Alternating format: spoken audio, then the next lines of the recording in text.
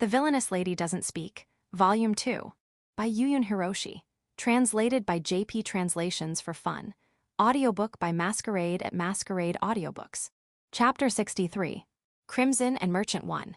In the dimly lit room, a man draped in a robe stood rigidly, his entire body drenched in cold sweat. The opulent interior was scented with incense, and a well-dressed man sat calmly on an elegant armchair.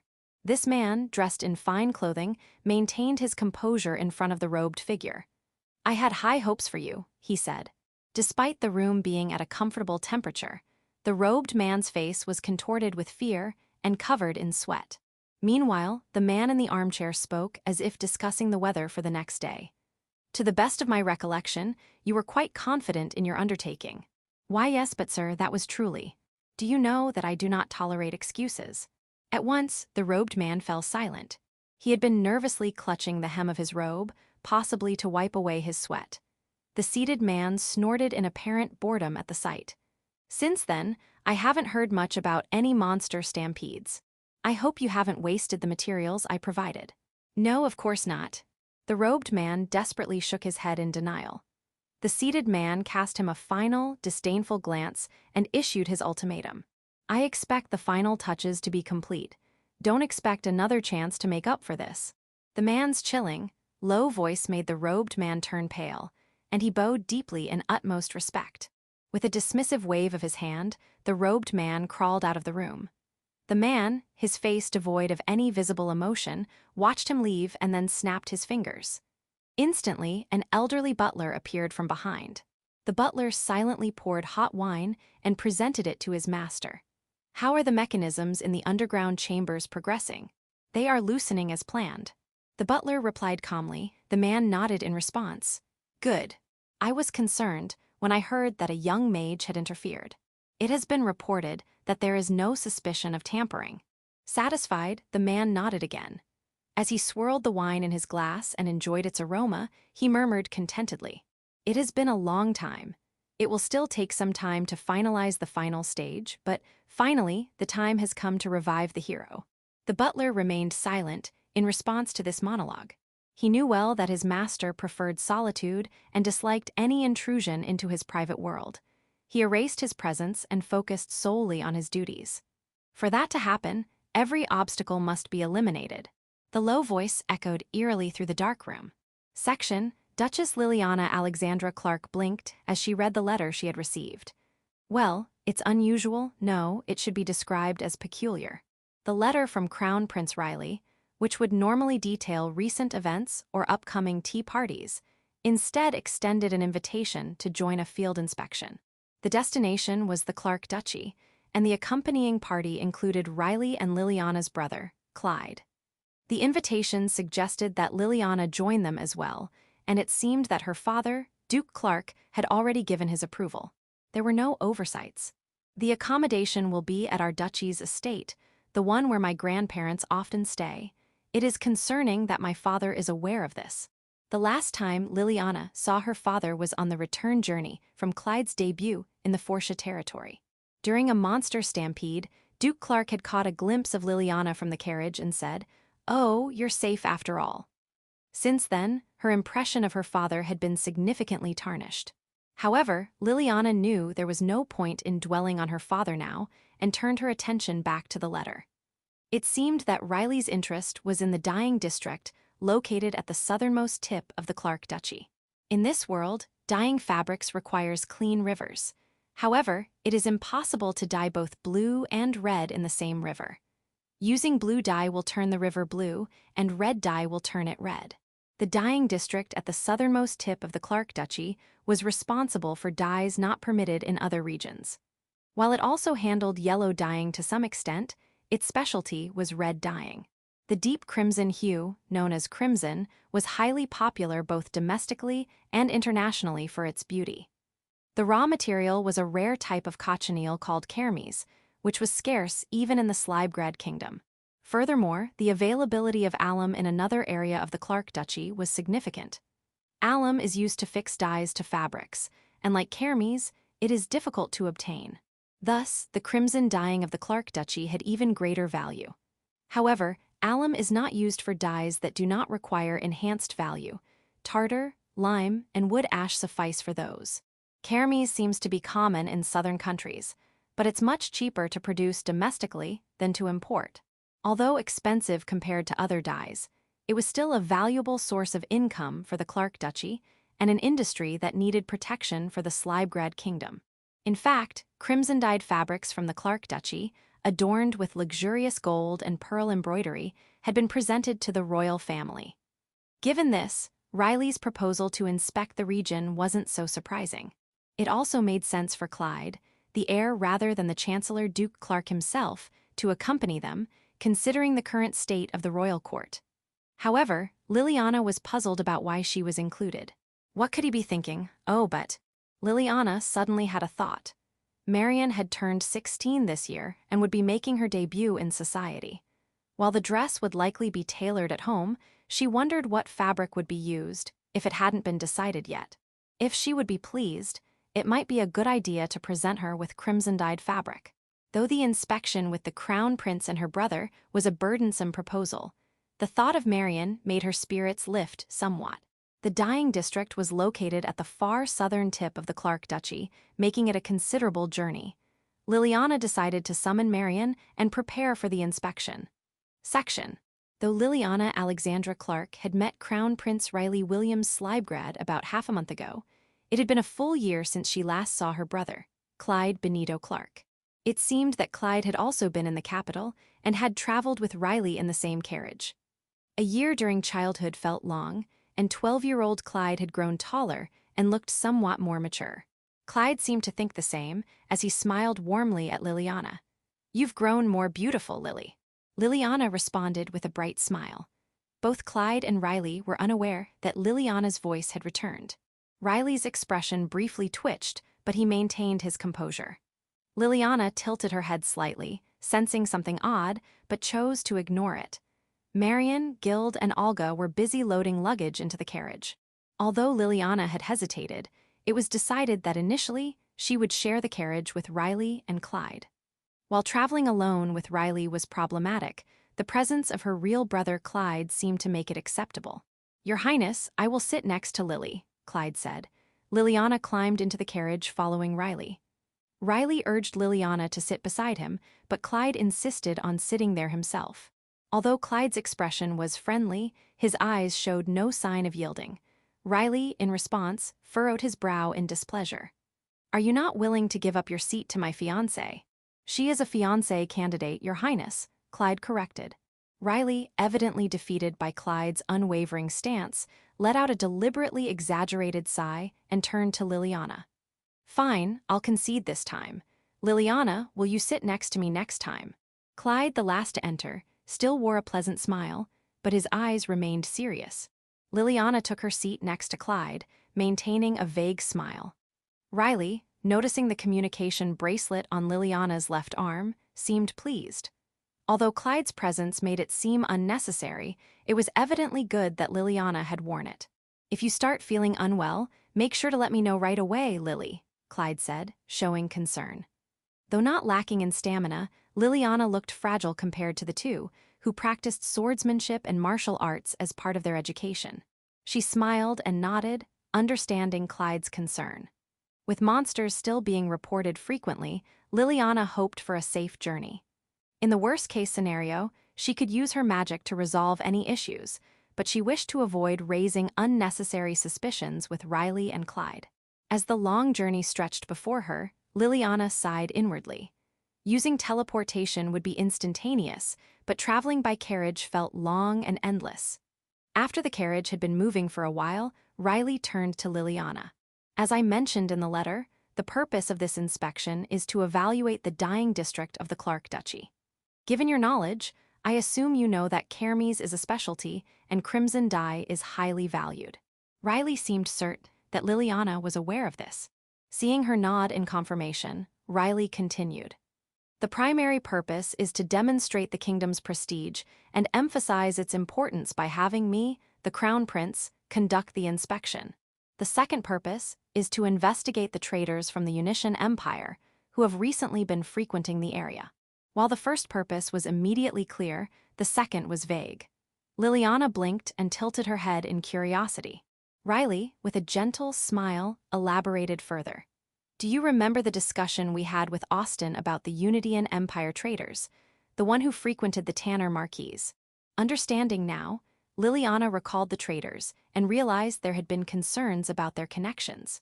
Unity and Empire traders had obtained permits to operate in the Slibegrad kingdom, but it was peculiar that they were primarily connected to neutral nobles.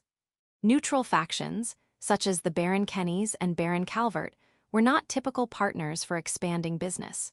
Other than that, there were no other unusual reports at present. Yes, I remember. Is this trader visiting our Clark Duchy's dying district? Does he have a permit? Liliana inquired through the bracelet, realizing that Clyde would not hear her question. Riley's eyes glinted with amusement, but he continued speaking as if nothing had happened. I heard that the trader is visiting the Clark Duchy's dying district. While he seems to have a permit, obtaining one is straightforward. Anyone can get one with a reliable sponsor or guarantor. Therefore, we need to verify this in person. Liliana understood Riley's concerns precisely from this explanation. Riley was worried about the potential leakage of dyeing techniques or even the smuggling of kermes itself. Given that crimson dyeing was unique, it was possible Riley was also concerned about the use of alum, which could have applications beyond dyeing, such as in extinguishing agents, tanning agents, and precipitating agents. By the way, Clyde spoke up. Liliana turned her face toward him. Clyde, now showing a touch of youthful mischief, smiled playfully. The second purpose is something even father does not know. You must not tell anyone, Lily. Liliana nodded firmly in response, understanding that both Riley and Clyde seemed to be diverging from the control of Duke Clark. Chapter 64. Crimson and Merchant 2. During the journey for this inspection, they would not be stopping at the Forsha territory. However, as the Crown Prince was accompanying them, they could not stay at just any nearby inn and instead chose well-guarded facilities like mansions and monasteries. Given the current situation with the king's poor health and the limited successors, it was crucial to ensure nothing happened to Riley. To be honest, even if all the guards Riley-sama brought along teamed up, they wouldn't stand a chance against Guild and Olga, and if it comes to using magic, I feel like I could handle things on my own. As the peaceful journey continued past the halfway point, Liliana reflected while listening to Riley and Clyde discuss policies. The topic at hand was issues concerning immigration. The northern immigrants often have high combat abilities, so they tend to join mercenary groups. However, only young and healthy men are recruited as mercenaries. While some women do become mercenaries, most do not. The real problem is employment, Riley said. Yes, Clyde agreed. Most of them have no means of earning money other than becoming mercenaries. If the local lord provides subsidies, it could provoke backlash from existing residents, and there are limited lords willing to offer such assistance. Riley crossed his arms. Specifically, the territories of Baron Kennys and Baron Calvert have implemented policies. The Ealdred Duchy has not done much. Rather, it is more accurate to say they have not been able to. It is regrettable, but our Clark Duchy is no exception, Clyde admitted, his cheeks slightly reddening in embarrassment. It was likely that he hoped to improve the acceptance of northern immigrants once he became Duke. However, the issues were numerous. Riley quietly pointed out. Their nature is different from ours. They seem to dislike engaging in agriculture or industry. One reason might be that few of them have learned Slibegrad. The commercial guilds are also reluctant to hire northern immigrants. Their nature is part of the reason, but the time required for training is another factor, Riley added. The Knight Orders are trying to recruit them, though, Clyde said. Knight Orders exist in each territory. Unlike mercenaries who are contracted as needed, knights work under the Lord's command. However, not all territories have abundant personnel. Except for some fertile regions, most knights are farmers by trade. This is why some lords have taken an interest in the combat abilities of northern immigrants. Yet, the most capable among them refuse to join, as they likely feel it would restrict their cherished freedom. Those who do join the Knight Orders are usually less combat effective or younger members, while adults with established combat skills prefer to become mercenaries. Mercenaries have income directly tied to their achievements. there are also conflicts with other knights. Therefore, the real issue is how to handle the employment of those immigrants who cannot fight, Clyde said. It might be worth considering measures to prevent guild monopolies, Riley suggested. A guild monopoly would greatly increase the income of its members, but would make it difficult for new entrants, which could be a life-or-death issue for the northern immigrants. On the other hand, restricting guild rights would provoke backlash from existing guilds. I suppose it would be best to broadly establish regulations against private monopolies and unfair trade restrictions, and to set up a committee within the guilds for self-management. Of course, that committee should be monitored by a central authority. Though Liliana did not intend to share her thoughts, she drew upon her knowledge from her previous life. Market monopolies do not benefit consumers, but the concept of consumers does not exist in this world. History changes gradually, and rapid transformations often lead to backlash, as demonstrated in the history of her past life. Wise individuals should learn from history. Unaware of Liliana's internal musings, Riley and Clyde continued their conversation. Riley's expression showed a hint of wryness. Honestly, I would like to expand the knight orders in the capital as well. Though incomparable, both the quality and quantity of the capital's knights lag behind those of the Kennys and Calvert baronies. If possible, I would like to actively recruit northern immigrants. Their combat abilities are quite appealing. However, gathering them from across the land would require the cooperation of various lords.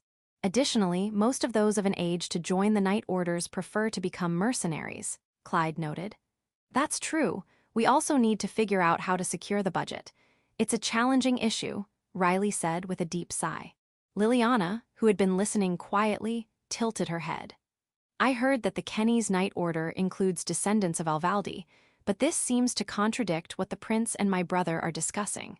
The image that came to mind was the boy known as Yuri. The northern immigrants with high combat abilities were most likely descendants of Alvaldi. Indeed, looking at Guild, it was clear why they preferred being mercenaries. They disliked power and authority and only followed those they acknowledged or trusted. Is there something in the Kennys' border barony? It was puzzling why the descendants of Alvaldi, who preferred being mercenaries, would join a knight order in the Kennys' border barony, sacrificing their freedom. Liliana couldn't imagine the reason. Soon, the landscape, once covered in grassy plains, began to change with more rolling hills. The carriage proceeded smoothly along the narrow roads connecting the villages nestled in the valleys.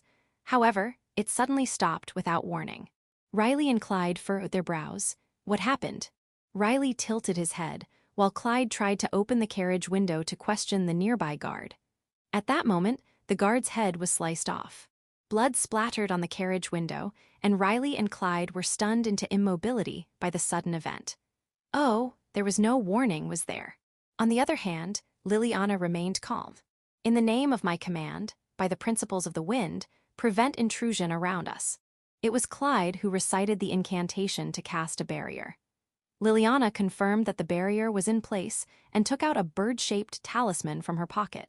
Tracking, a transparent bird appeared and flew towards Guild, Olga, and Marion at the rear. She planned to cast a barrier near Marion remotely and simultaneously determine the number and positions of the attackers. Detection. This took only a few seconds. Guild's training with Kamaki, a former assassin, focused not only on skill acquisition, but also on improving emergency response speed. Additionally, Liliana always devised countermeasures for all possible attacks. Riley and Clyde quickly regained their composure and drew their swords. It seemed they intended to fight by themselves if necessary. Outside, shouts and the clashing of swords echoed. An ambush. Doesn't seem like thieves. The attackers' relentless and fierce assault made it clear they were not ordinary thieves. Few thieves could match the strength of the guards. An arrow shot from afar flew towards the carriage window. Riley's reflexes were impressive, but the barrier had already been erected around the carriage. The arrow was deflected and fell to the ground without breaking the window. A distant scream was heard. Perhaps someone had fallen off a cliff. Liliana analyzed the local terrain and the positions and movements of the people. There were many enemies. Although the guards brought by Riley were strong, the enemies were more skilled.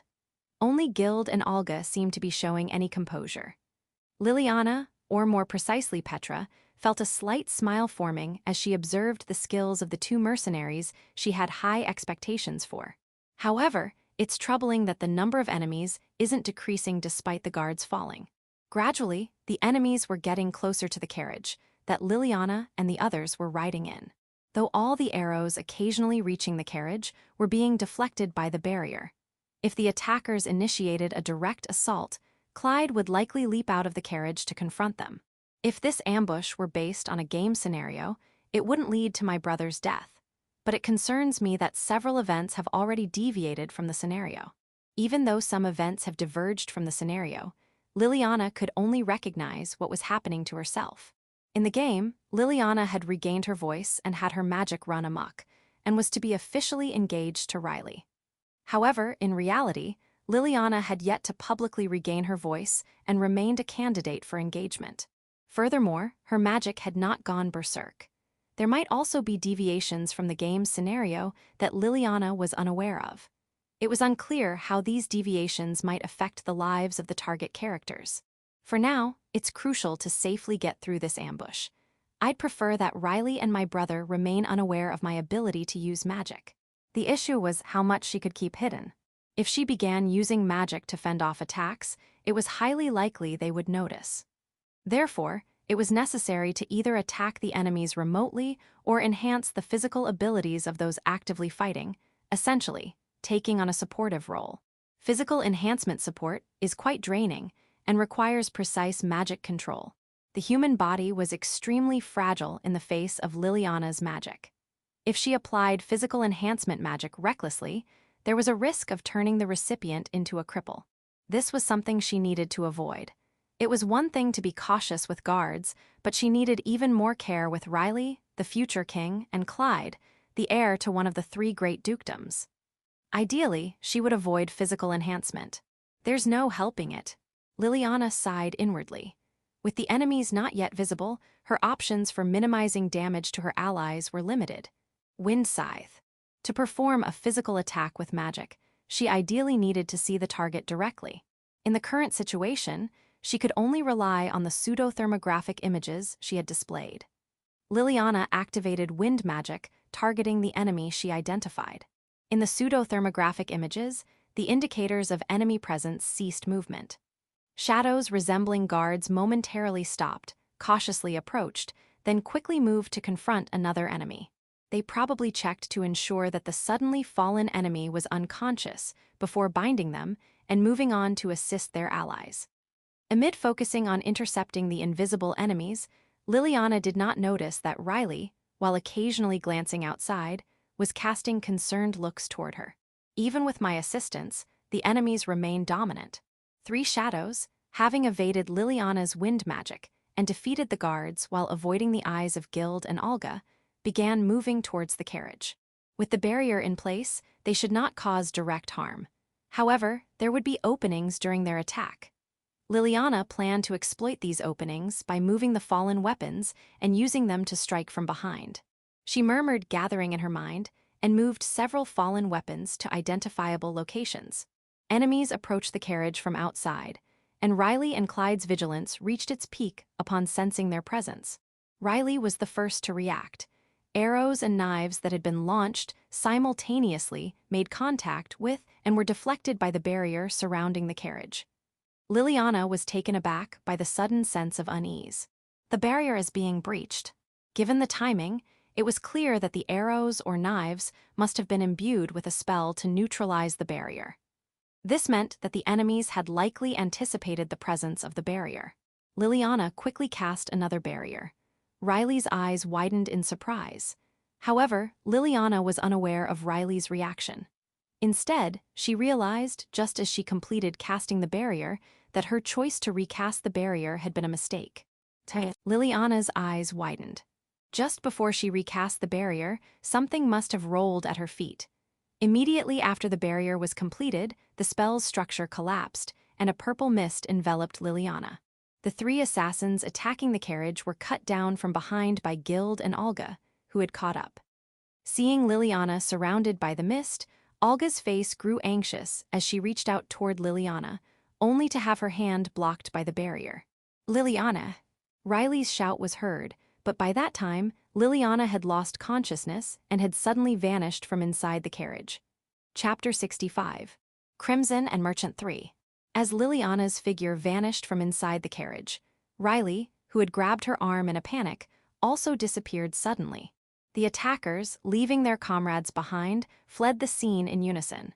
The guards, whose duty was to repel the enemies, did not pursue them. Especially since there were still enemies left behind, there would be ample opportunity for investigation. However, Clyde, left alone in the carriage, stared blankly at the seat where his sister had been sitting. The disappearance of the crown prince was a serious issue, but what hit Clyde even harder was the shock of his beloved sister's sudden vanishing. The seat he awkwardly touched was still warm, and he couldn't grasp the reality of his dear sister Liliana being gone. "Lily." A hoarse voice escaped his lips. "Will I forever be unable to rescue my beloved sister Liliana?"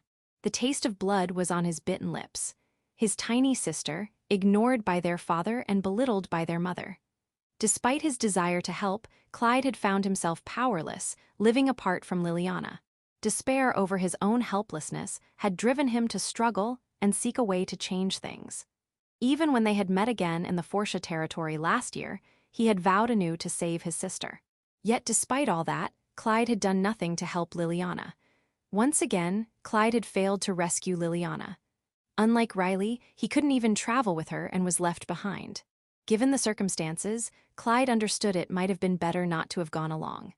He knew he had to stay behind, handle the aftermath, and request support from the nearby Quarrod Viscountcy. He couldn't stay despondent forever, so he clenched his fists and tried to motivate himself. But his emotions were another matter. If only the barrier I had set was strong enough not to be breached. If he had been able to subdue the enemies before Liliana was taken away by the transfer. A storm of regret and anger assailed Clyde. Perhaps he had exerted too much force, his head throbbed painfully, and his vision turned red.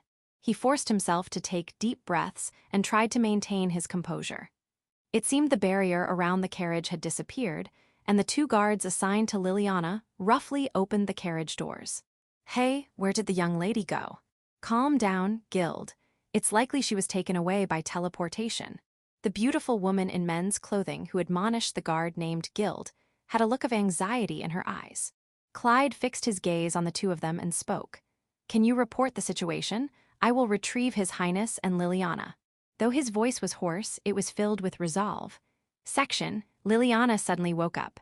The surroundings were dark and her body ached. She furrowed her brow and strained her eyes. Gradually, her vision adjusted and she began to understand where she was. "This place is a hut, I suppose." The smell indicated that there was a nearby stable. Straw and firewood were piled up in the corner of the hut, and tools used for dairy farming were haphazardly left around. The location of the attack was near the Quarrod territory.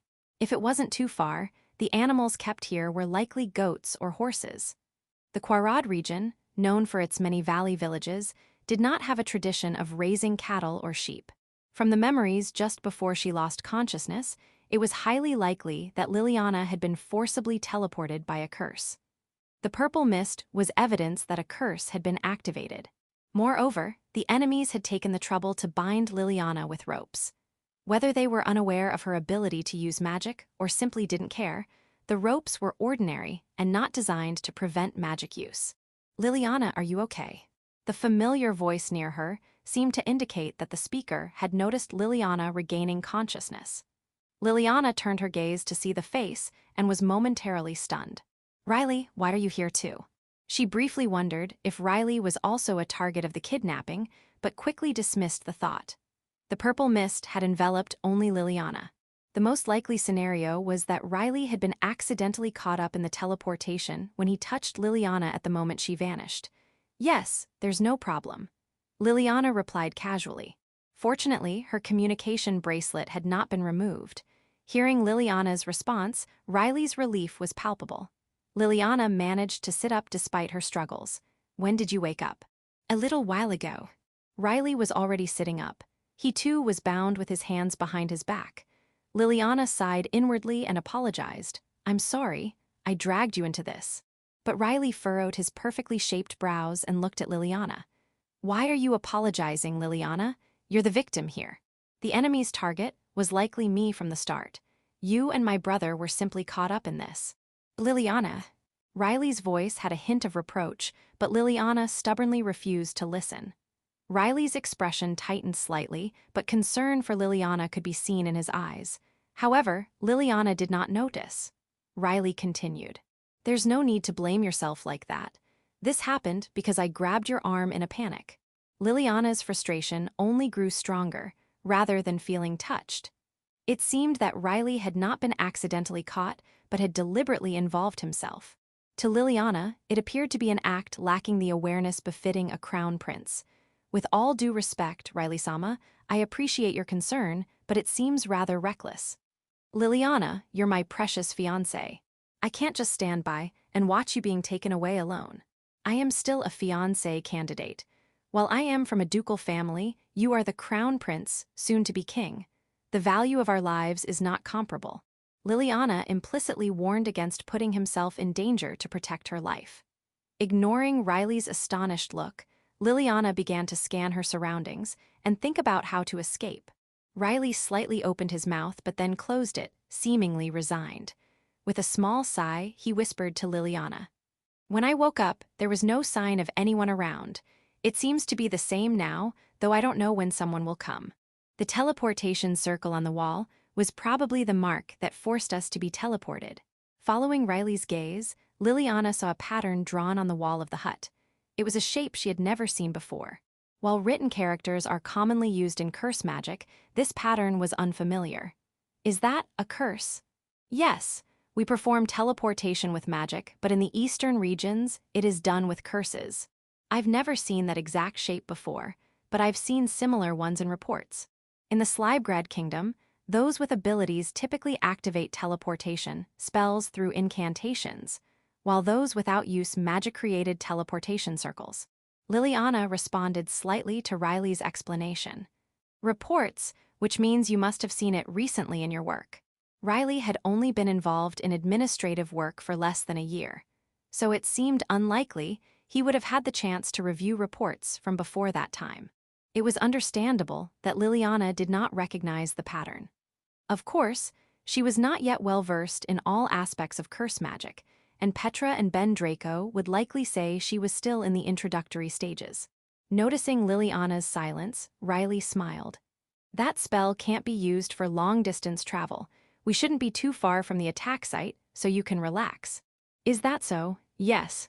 There's a stable nearby, and it seems there are horses, so once we get out, we can ride one back. Riley's casual tone made it seem as if he did not fully grasp their predicament. Liliana hesitated. Using magic would make escaping possible, but she could not use magic in front of Riley. It's unpleasant because it strains my joints, but it can't be helped. During the special training with Kamakiri, the former assassin brought by Guild, there had been lessons on escaping from ropes. Liliana knew how to dislocate her joints to slip out of ropes, but it always caused her discomfort. Although magic would be more comfortable, she considered as she prepared to use her strength. Riley moved out of the corner of her vision. What? Liliana blinked. Riley had somehow freed himself. The ropes binding his hands and feet had fallen to the floor. Riley smiled reassuringly at Liliana, stood up, and quickly untied her. I've learned a few tricks for dealing with captivity. Thanks to Riley's help, Liliana was soon free as well. She took his outstretched hand and stood up, but her legs wobbled from poor circulation. Riley supported her with his steady, muscular frame despite only being 2 years older. Let's go. Encouraged by Riley, Liliana began to walk on her own.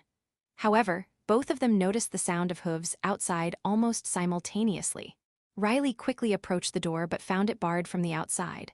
With no other option, Riley listened at the wall, and Liliana silently used magic. Search. Outside the hut were 3 people, all on horseback. They were definitely headed towards the hut where Liliana and Riley were. It was highly likely they were related to the group that had kidnapped Liliana.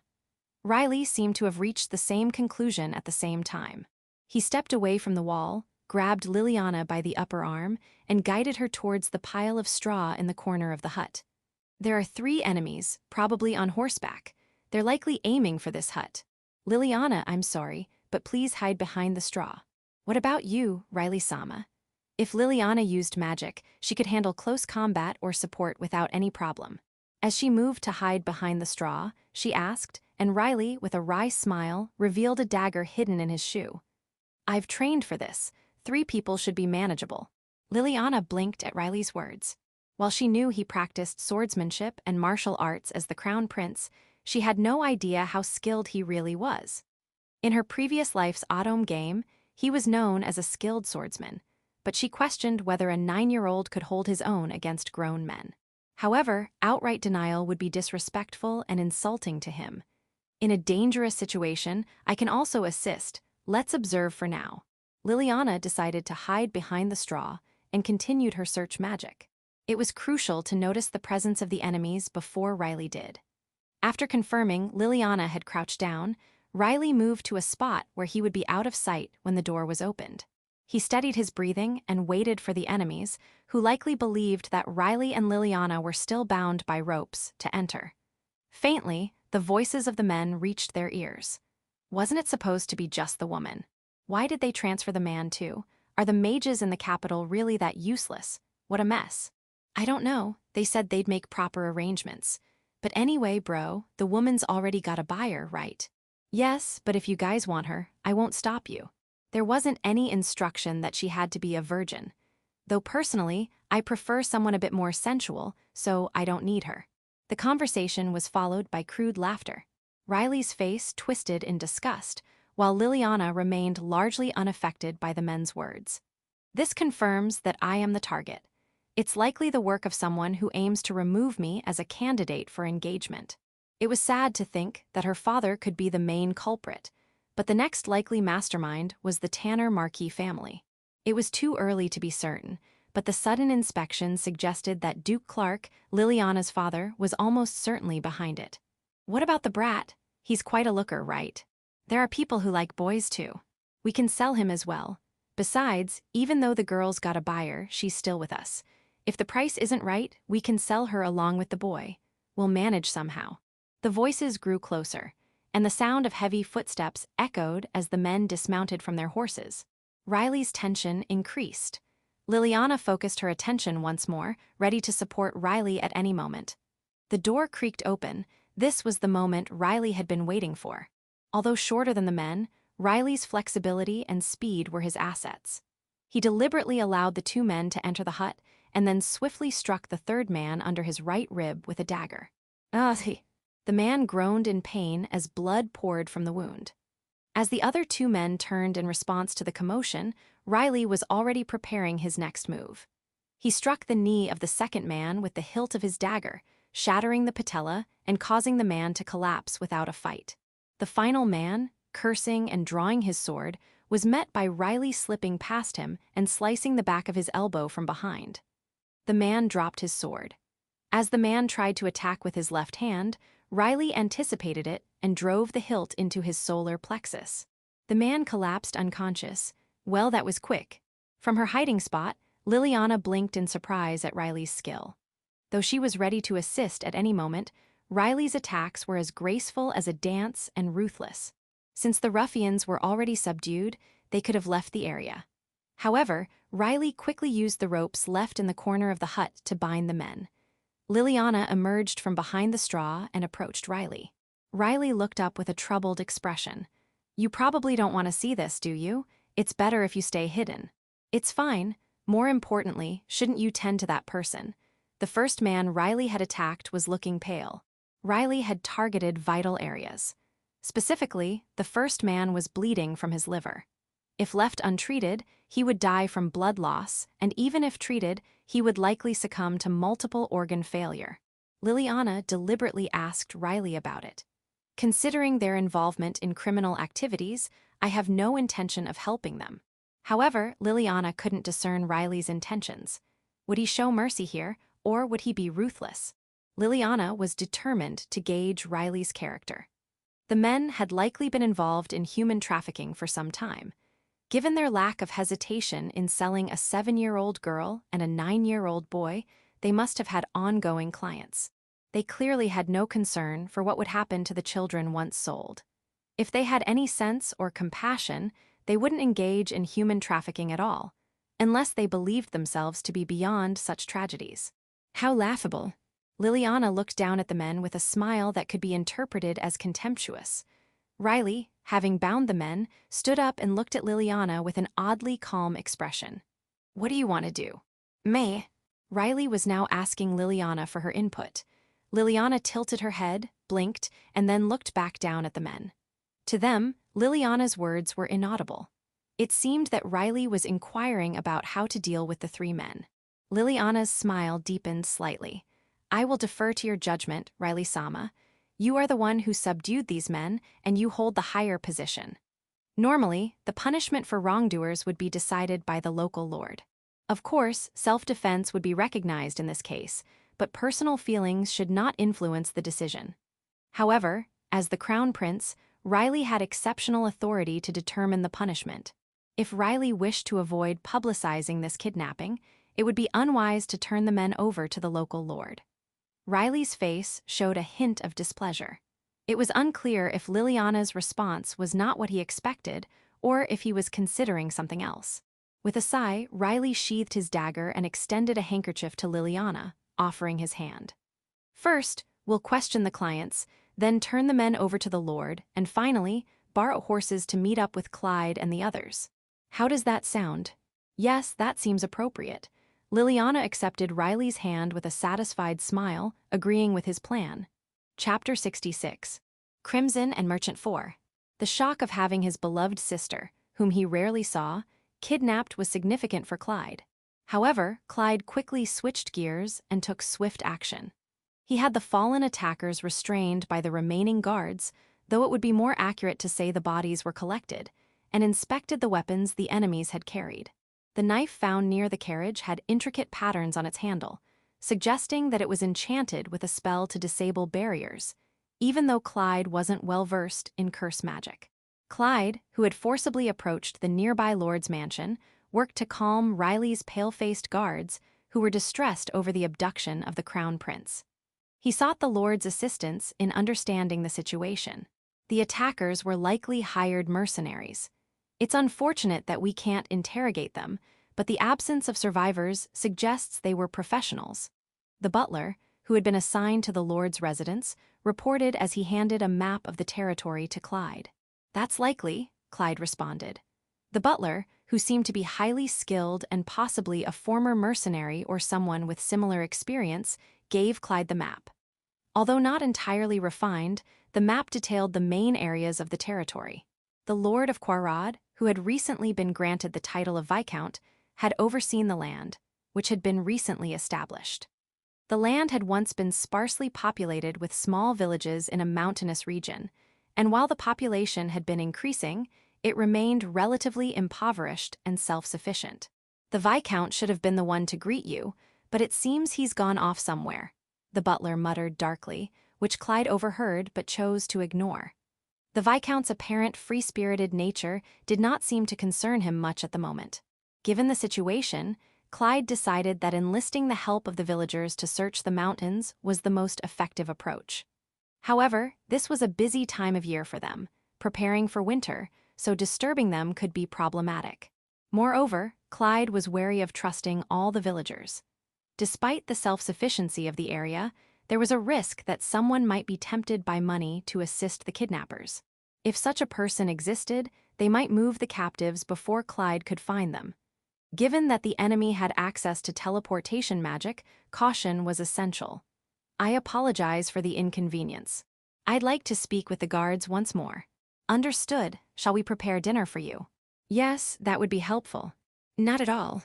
After thanking the butler, Clyde summoned the two guards Liliana had brought. Despite noticing the difference from the previous guards, he could tell from their movements during the attack that they were at least as capable as Riley's guards, if not more. It was evident from their demeanor that they were not knights trained in the conventional sense. The two guards, Olga and Gild, presented themselves in stark contrast. Olga greeted Clyde with a knightly formality, while Gild frowned and glared at Clyde with visible displeasure. Olga remained calm, whereas Gild seemed on the verge of storming out of the mansion. Suppressing a smile at the contrast between the mad dog and the loyal dog, Clyde handed the map he had received from the butler to the two guards. Olga took the map, while Gild peered over her shoulder with interest. This is the map of the nearby area. Olga was the first to speak. Perhaps aware of the impoliteness of his words, Gild only spoke to Clyde when directly addressed, as he found Clyde, despite being Liliana's real brother, to be a detestable noble. Yes, it seems that Liliana-sama was taken using teleportation magic. The crown prince was apparently caught up in it as well. However, the range of teleportation is limited. It's likely that they are still within this territory, Olga explained. Clyde nodded in agreement with Olga's assessment. That makes sense. The most probable locations would be an unused mountain cabin or one currently in use by their accomplices, Olga continued.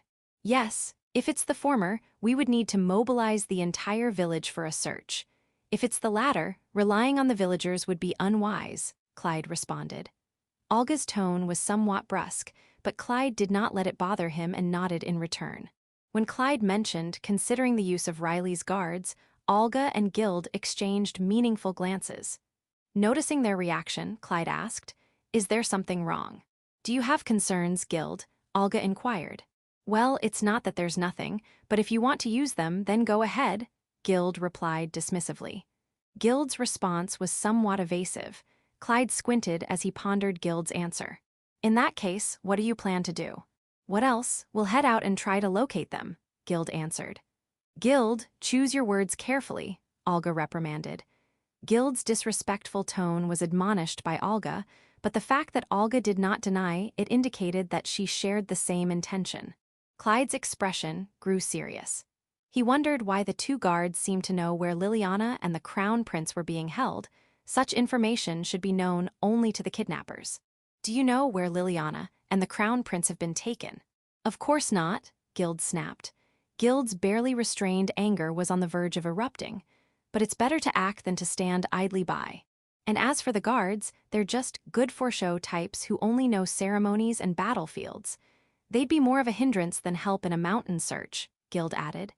Gild's observation was valid. Riley's guards were primarily from the first squad, trained mainly for ceremonial duties and battlefield protection. Searching for people was not their specialty. Moreover, many of them had never even played in the mountains, and Clyde himself lacked such experience. "If that's the case, I'd like your opinion." "Unfortunately, I have no experience in such cases. Should we go with a select few elite members, involve the guards, or rely on the villagers? What do you think is the best option?" Gild scowled and turned away, and it was Olga who responded. "In this situation, we need to consider the strength of our forces. Myself and Gild, along with a few of the guards.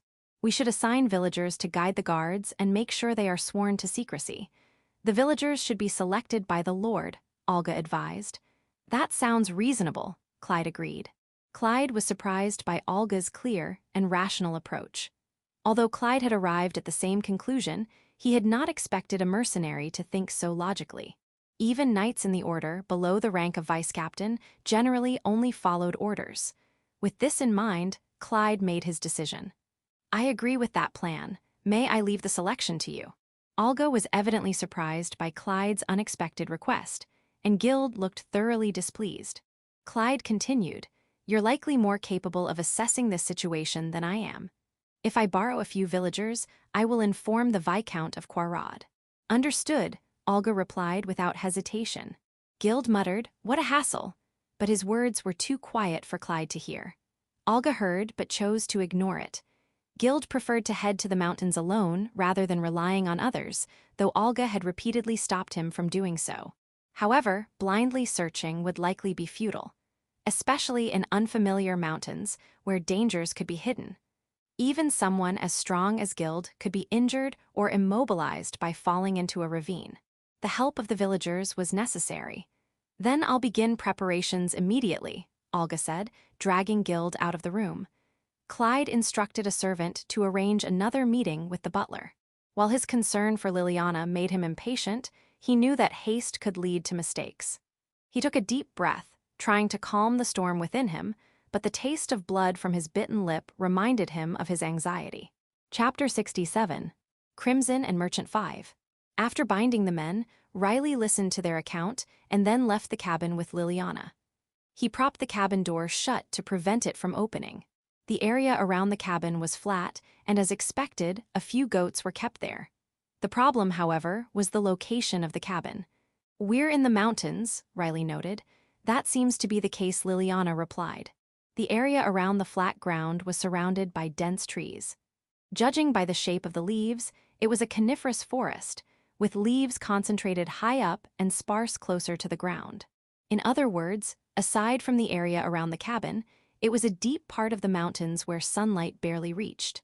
However, since the men had arrived on horseback, there must be a path wide enough for horses. Riley quickly turned his attention to the horses tied outside the cabin. "Liliana, can you ride a horse?"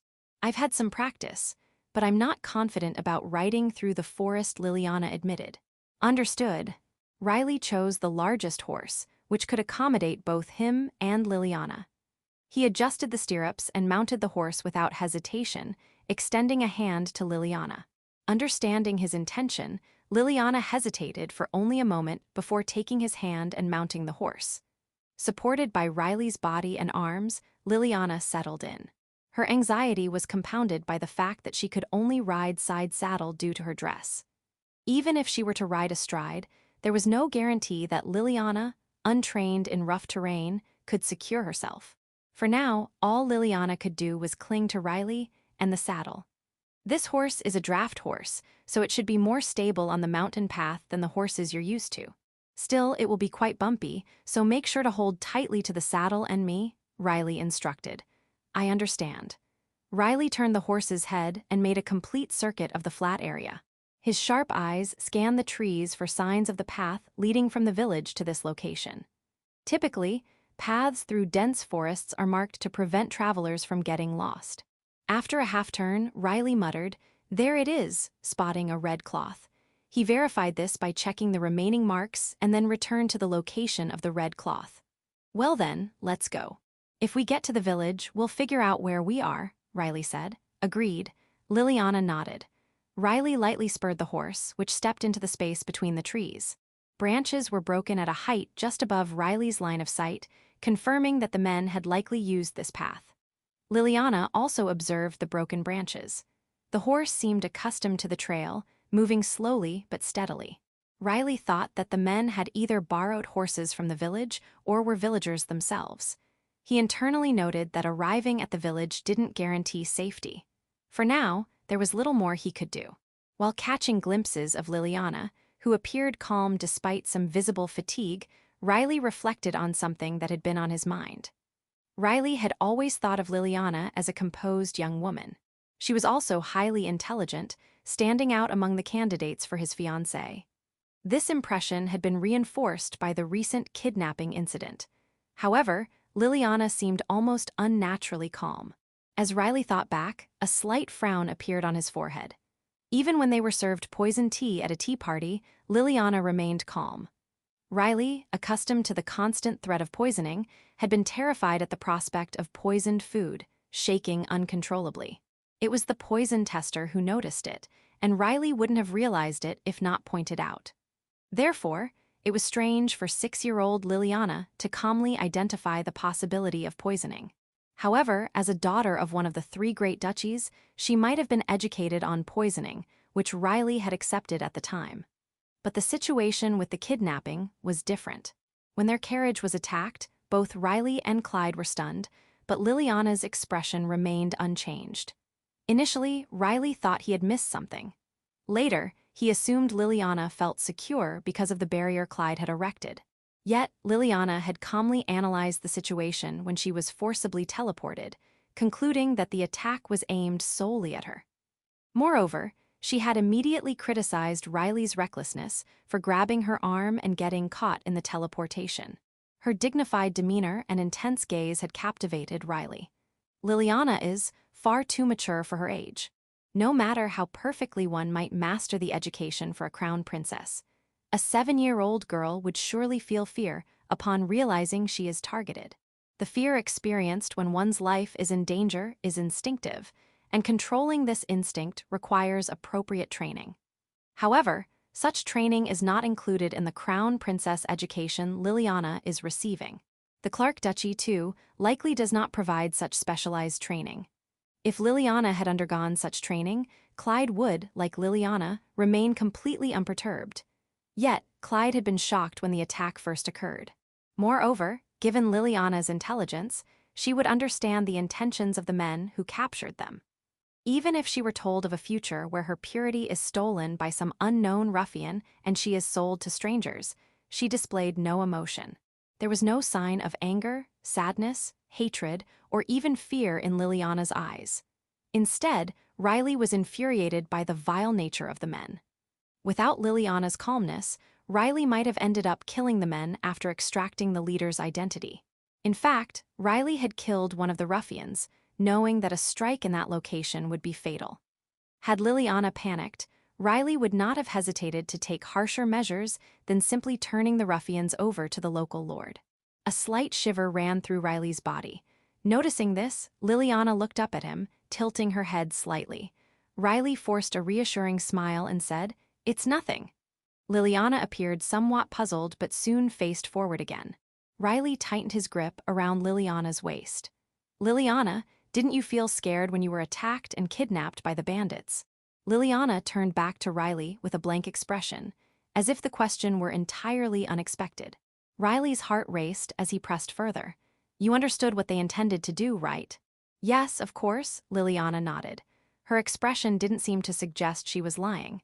It seemed that Liliana genuinely felt no fear. Riley's conviction that his assessment was correct was accompanied by a nasty bitterness rising in his throat. Riley had always admired his grandfather, who had taught him what it meant to be a king. A king should never be swayed or distracted by any one person. Yet, here he was. Faced with men who intended to harm Liliana, Riley felt a seething emotion for the first time in his life. Despite the danger to himself, he was troubled by Liliana's calm demeanor, which remained as composed as when she enjoyed tea and cakes. When Riley had asked if he could call her Liliana, his motives were calculated.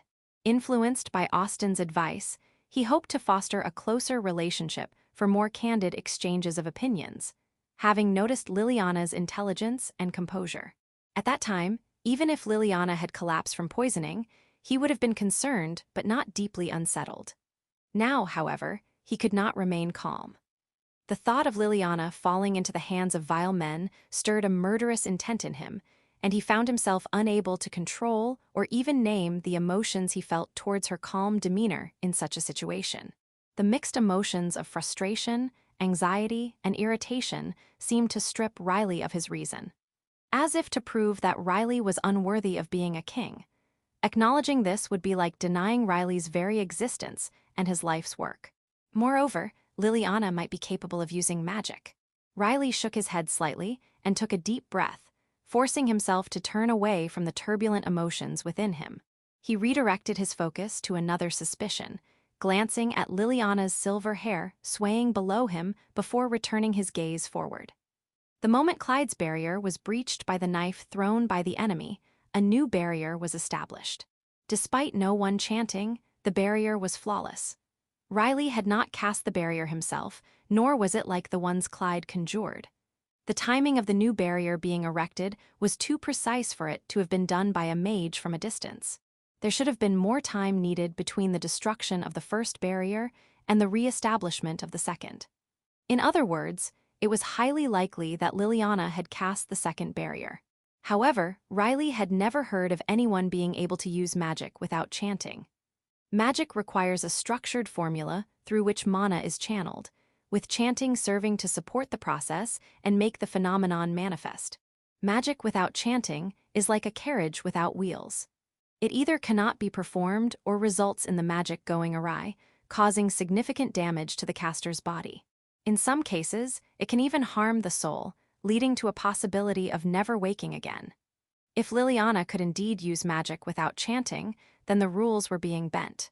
Could this be related to the kidnapping incident? The most likely motive for the kidnapping was to remove Liliana from the list of fiancés. However, if there were people who suspected Liliana could use magic and were aware of the impossibility of casting magic without chanting, then Liliana would be exposed to even greater danger. Able to use magic without any incantation could become the ultimate weapon. If someone invited to the throne room could use magic without chanting and aim for the king's life, the only defense would be to maintain barriers in advance. Yet, it's not feasible to keep barriers up all the time.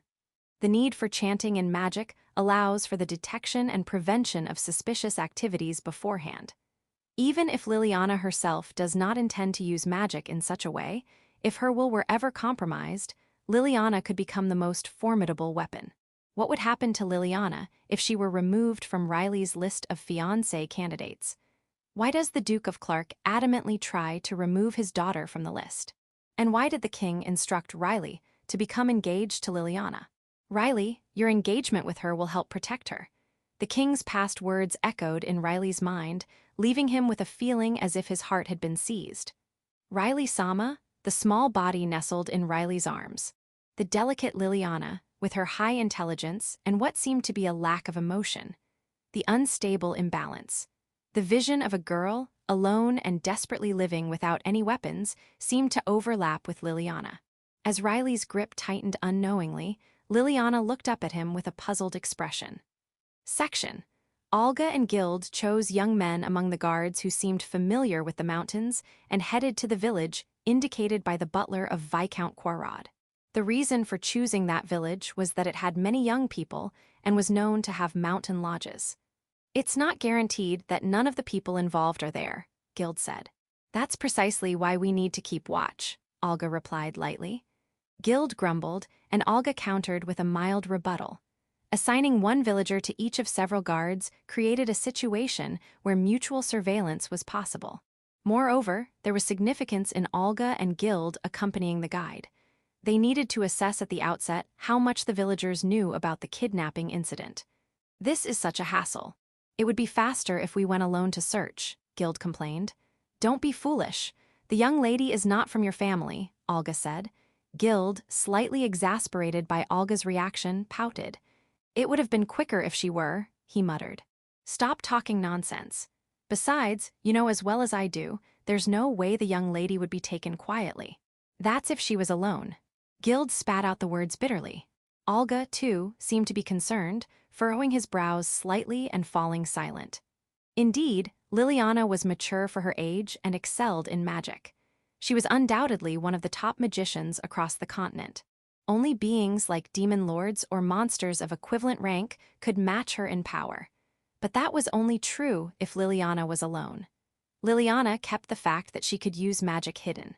Neither Olga nor Gild doubted her judgment in that regard, but it meant that, in the presence of the crown prince, Liliana would refrain from using magic. Even if her freedom of movement were restricted, Liliana could escape restraints, repel enemies, and return on her own. However, if those around her did not know she could use magic, Liliana would try to handle situations without resorting to magic as much as possible. Consequently, if faced with ruthless bandits, Liliana would be powerless. Gild's concerns were valid, given the many tragic outcomes he had witnessed during his mercenary life. All we can do is hope that the Crown Prince's judgment and abilities are up to the task. If I recall correctly, he's only 9 years old. I can't expect much from a kid that age. Olga, hearing Gild's dismissive words, couldn't help but smile slightly and looked at him sideways. How about you when you were 9? Hi. Gild raised an eyebrow suspiciously as Olga continued. In situations like this, could you handle them? Hey, don't compare us with the people of this country. Right, my apologies for that. Olga shrugged and apologized casually. Gild snorted, scratching his head irritably. However, in the next moment, his gaze toward Olga showed a hint of concern. Still, Gild said nothing more and asked, Are we almost there? Olga nodded. The village they were aiming for was close. Chapter 68. Crimson and Merchant 6. The village where Olga, Gild, and several guards arrived was modest compared to the lord's estate. However, judging by the location of the fields, huts, and houses, it seemed to have been recently settled.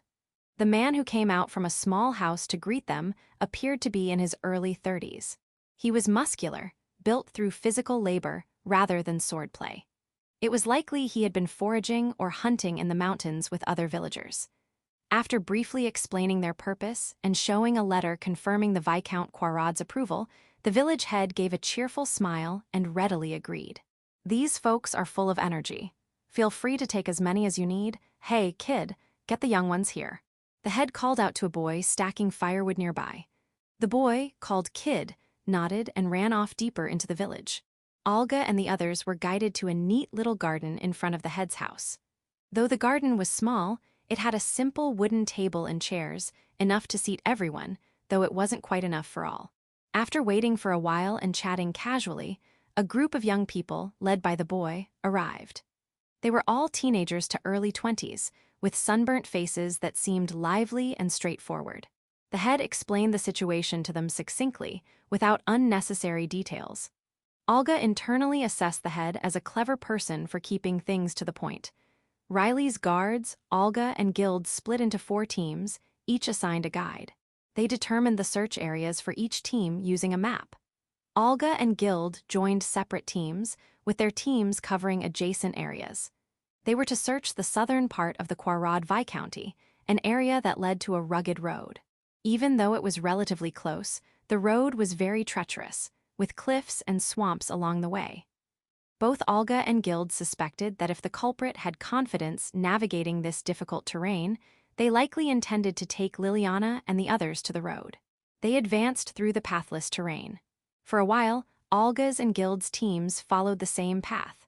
What might be manageable for those used to the mountains was quite difficult for those unfamiliar. Olga and Guild kept pace with the villagers, but the guards began to fall behind.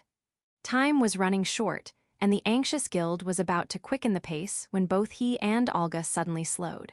"I hear something. Something." The 2 villagers guiding them tilted their heads in confusion. The guards, who had caught up slightly behind, looked puzzled but relieved. Guild and Olga heightened their alertness, positioning themselves to shield the leading villager from whatever was coming. As they assessed the situation, the source of the sound finally came into view, causing them to ease their caution. "Young lady." Olga exhaled in relief. The figures that emerged were Riley and Liliana, riding a horse. Their clothes and hair were disheveled and dirty, likely from catching on branches, but both appeared well. Liliana, in particular, was noticeably cleaner compared to Riley, suggesting Riley had shielded her from the worst of it. Riley's expression brightened upon seeing Olga and Guild. Liliana's eyes widened slightly, and she offered a faint smile. "I'm sorry, did you come searching for us?" Riley addressed Olga and the others. One of the guards, who had been catching his breath behind the villagers, rushed forward and pushed past them, breathlessly asking, "Your Highness, are you unharmed?" "Yes, no injuries. I captured some of the culprits at a cabin, but then we shall escort you back."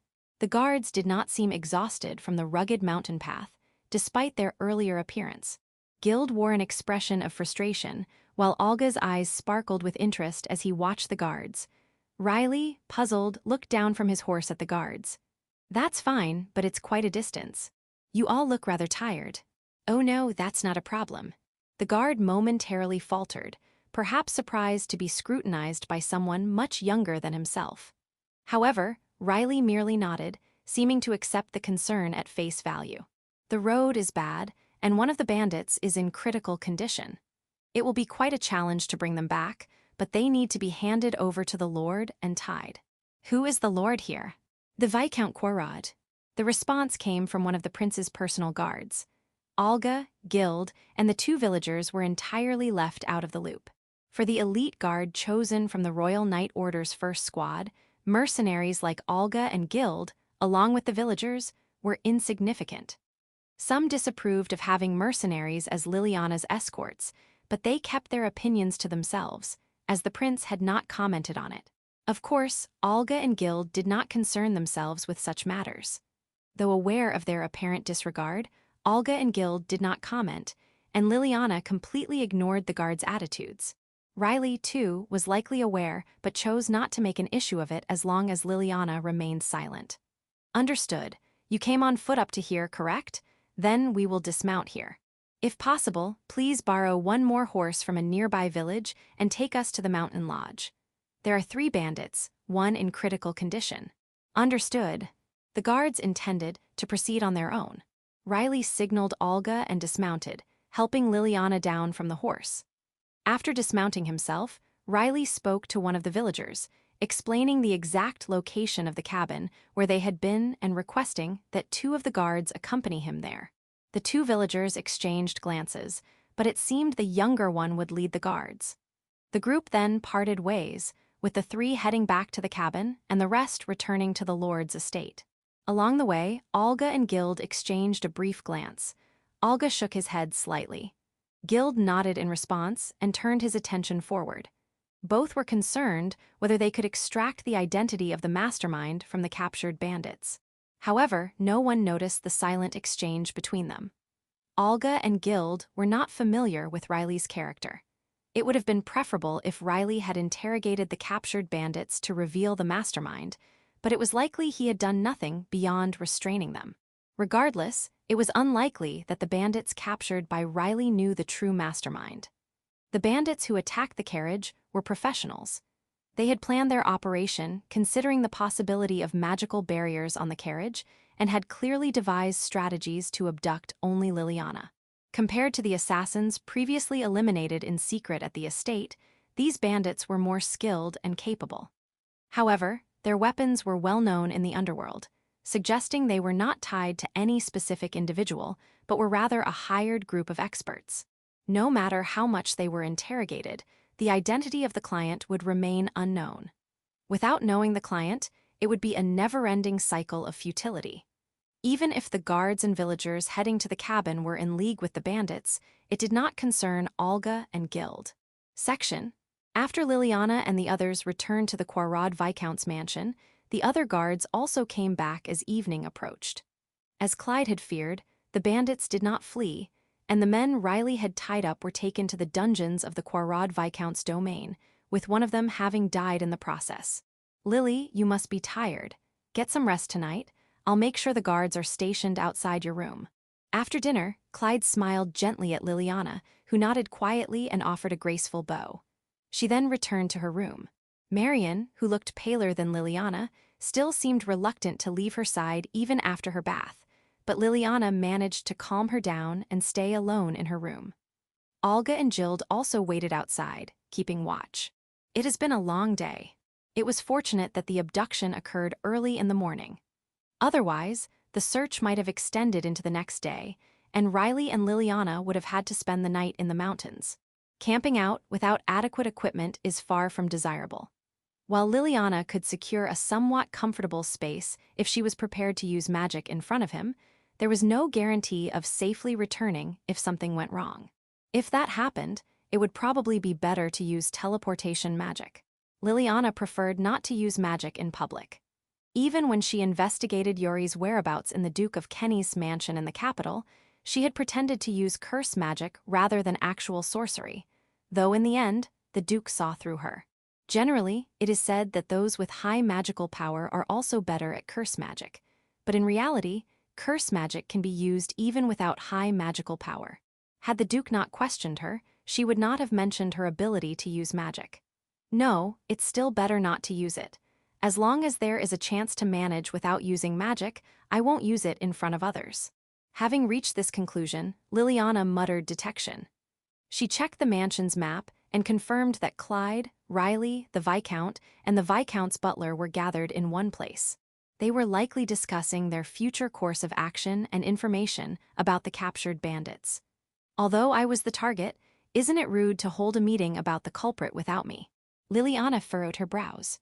She understood rationally that her young age was why she was being considered. However, she needed information to avoid future disasters that might befall her. Since she was not called, she could not make a grand entrance. Therefore, she decided to use teleportation to disappear and blend in with the group by masking her presence. Liliana quickly made her decision, vanished, and successfully teleported to the office where Riley and the others were.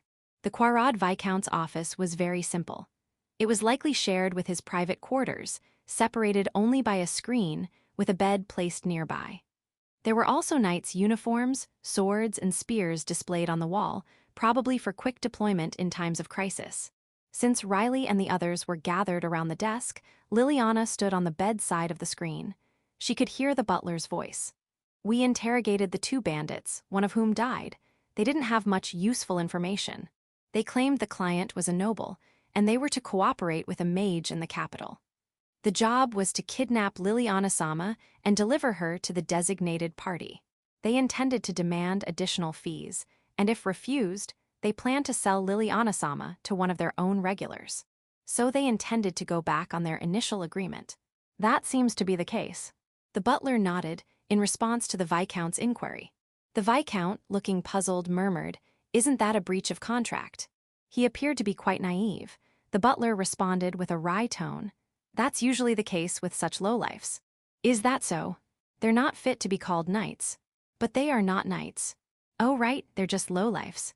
The Viscount seemed to accept this explanation and fell silent. Riley was the next to speak. "Do you think the men who attacked the mountain cabin were connected to those who ambushed the carriage?" The atmosphere seemed quite different. Clyde agreed with this observation. Indeed, the men who attacked the carriage appeared to be professionals. Although their weapons were different from those of knights, their movements were quite refined. That's right. However, the men who appeared at the mountain cabin were mere lowlifes.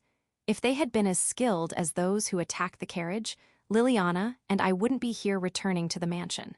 If the attackers at the cabin had been the same ones who ambushed the carriage, it was highly unlikely that Riley could have handled all three by himself.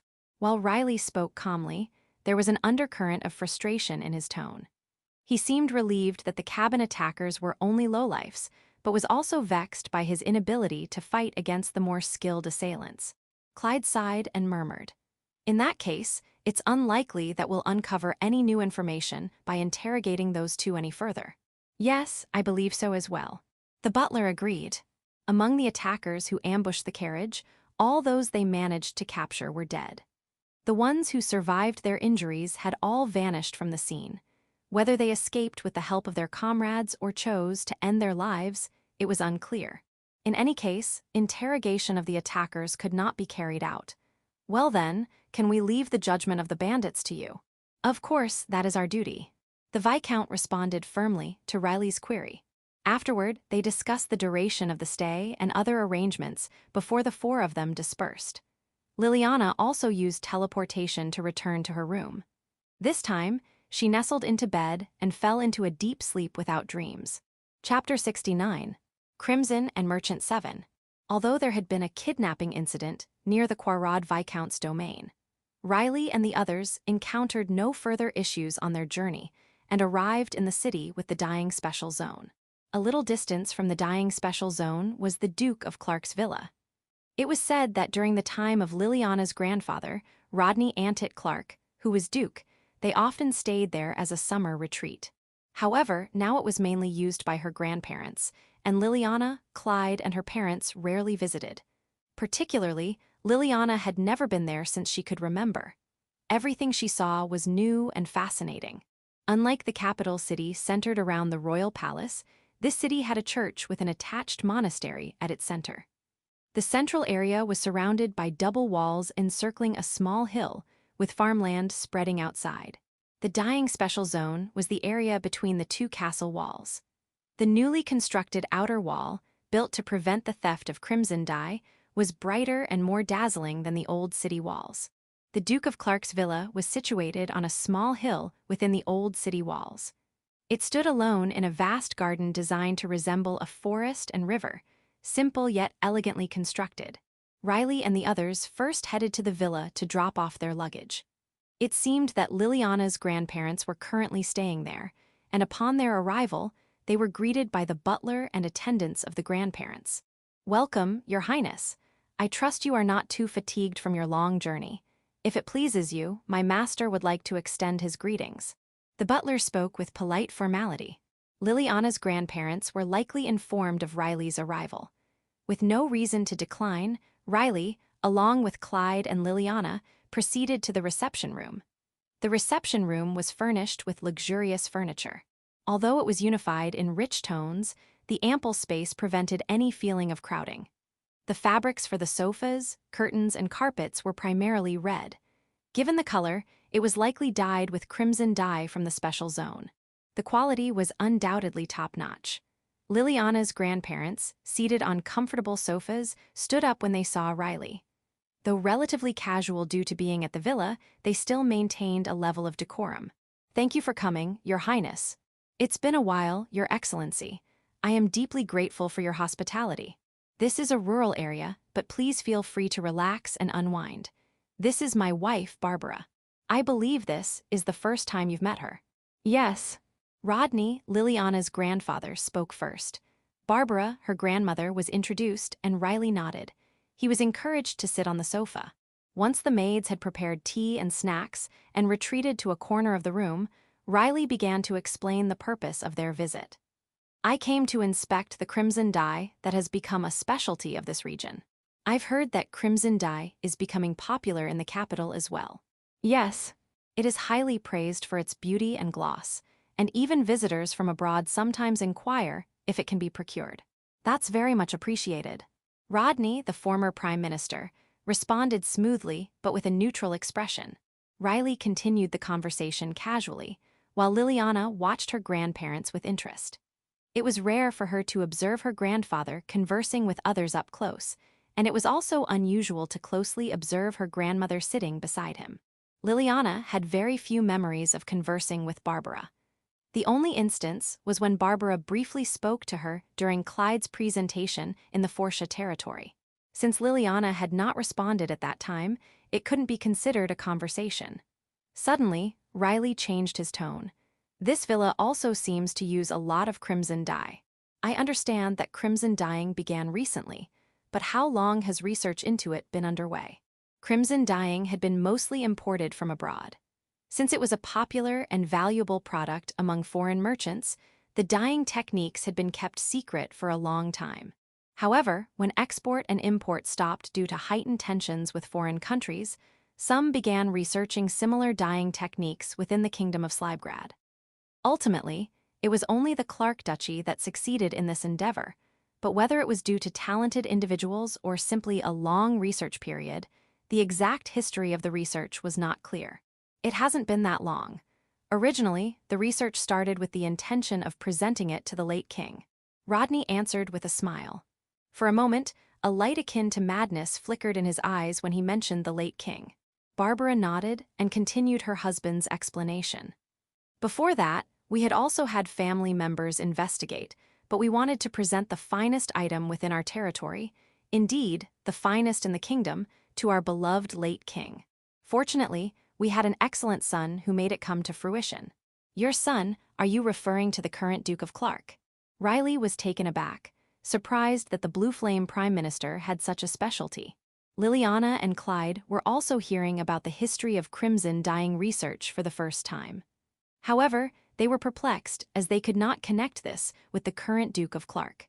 He seemed more the type to delegate research to capable individuals rather than conduct it himself. As expected, Barbara denied Riley's assumption. Oh, no. Abram has a younger brother named Samuel. He was very scholarly by nature. Samuel admired Abram greatly and was desperate to please his older brother, who was interested in crimson dyeing. He collected Eastern books from a young age and spoke with merchants dealing in Southern goods. He traveled far and wide to establish the dyeing techniques. When the research was finally emerged, he was the first to report it to Abram. Barbara spoke nostalgically about Samuel's deep admiration for his older brother, Abram. Rodney, who had been listening silently, clearly nodded when Barbara sought his agreement, and then spoke with satisfaction. Our sons in the Clark family are educated from a young age to dedicate themselves to a single master in their lifetime. Since Samuel was the second son, it is natural that he chose his elder brother Abram as his sole master. Samuel was Liliana's uncle, who had collected books for the library of the estate where Liliana lived. Although he had passed away before Liliana was born, the books he left behind made him feel closer to her than her own father. Liliana could not immediately recall that her father's name was Abram. To her, her father was simply the Duke of Clark and nothing more. The sense of him being her father was faint, making it hard for her to reconcile him as her blood relative. Clyde, who glanced over, also had a subtle expression of discomfort, indicating he too felt a disconnect with the human side of his father as described by his grandparents. A single master for a lifetime, Riley echoed thoughtfully. Indeed, of course, this does not imply any disloyalty to the royal family. The eldest son's sole master is the king, We are a stubborn bloodline, and that will never change. Rodney firmly stated that the Clark family's absolute loyalty to the royal family was unquestionable. From his expression and tone, there was no hint of deception. However, as a skilled prime minister, Rodney was certainly capable of duplicity. Riley, facing him, seemed unsure how much to trust this assertion. Moreover, Liliana pondered inwardly. If one must dedicate themselves solely to the king, then surely her grandfather Rodney pledged his sole loyalty to the previous king. But if that is the case, to whom does the current Duke of Clark, Abram, pledge his sole allegiance? Riley's eyes narrowed slightly for a moment. He quickly resumed smiling, but Liliana noticed the change in his expression and felt something was amiss. Riley, like Liliana, had a sharp mind and likely shared her concerns. However, Rodney and Barbara did not notice Riley's fleeting expression. Rodney then suggested, "If you wish to learn more about the history of crimson dyeing, there is a museum near the special zone. Although it is not open to the public, it holds research materials. If you are interested, I can inform the curator to show it to you." "A museum, you say?" "Yes, it's a collection of foreign cultures. It's a mansion that gathers rare items. Recently, it seems that similar exhibitions, sometimes called the Room of Wonders, are spreading in our country. We expanded its scale and focused the theme on a single subject." According to Barbara, it was Samuel's idea. The materials and tools collected for crimson dyeing research were vast. Initially stored in the mansion, where Riley and the others were staying for convenience, they began to encroach on the living space. Consequently, a separate house was acquired just for storage. Although it was not intended to be open to the public, it was thought that having a thematic focus, rather than a haphazard collection, would attract more interest. Although it is open only to nobles, the mansion still conducts research. So, I believe you will be able to enjoy it without any worries. Barbara smiled gracefully, saying, "Oh ho ho." Riley nodded in response. "That sounds very interesting." It was not mere flattery. Riley seemed genuinely intrigued. After further casual conversation, Rodney instructed the butler to inform the museum that the Crown Prince would be visiting the following day. Given the fatigue from the day's journey, the inspection was scheduled for the next day. Riley and Clyde headed to the study to discuss matters with Rodney, while Liliana, accompanied by Marion, went to their assigned family quarters. Since it was Liliana's first time at the villa, she had brought all her personal belongings with her. As she watched Marion quickly organizing their luggage, Liliana handed Marion a note. "I'm sorry for the sudden request, but this season marks your debut in high society, right?" Liliana's sudden question surprised Marion. Her eyes widened as she nodded and said, "Yes, that's correct," though her expression was one of confusion. Undeterred, Liliana continued, "Have you finished preparing your dress? You will need it for both the debutante ball and the subsequent evening parties." On the debutante day, all women were required to wear white evening gowns with white long gloves up to the elbows.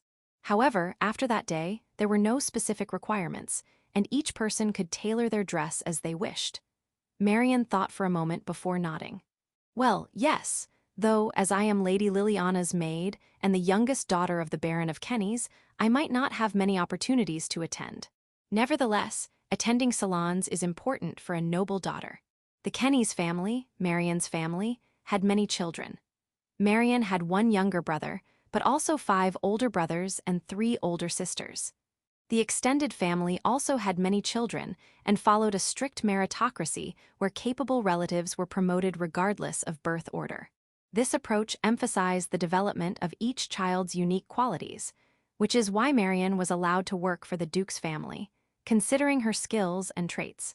Marion knew her strengths and weaknesses well and intended to avoid attending salons as much as possible after her debut.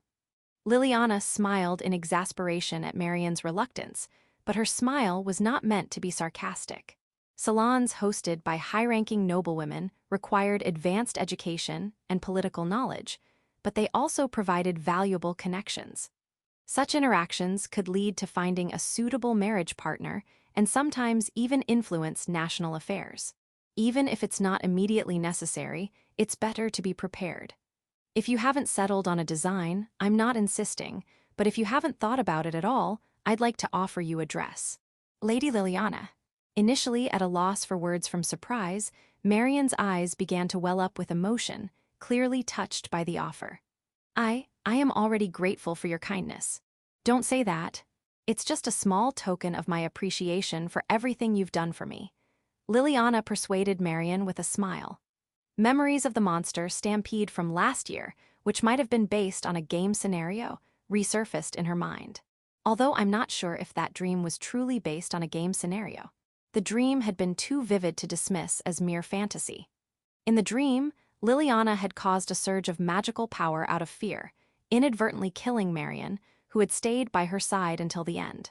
The two guards were killed by monsters, and the accompanying mage, presumably Petra, had disappeared without helping Liliana or Marian. Marian had devoted herself completely to Liliana, who had become withdrawn and isolated, never opening up to others. In the game scenario, Marian had not appeared and had died before reaching her debut. Is this what sentiment feels like?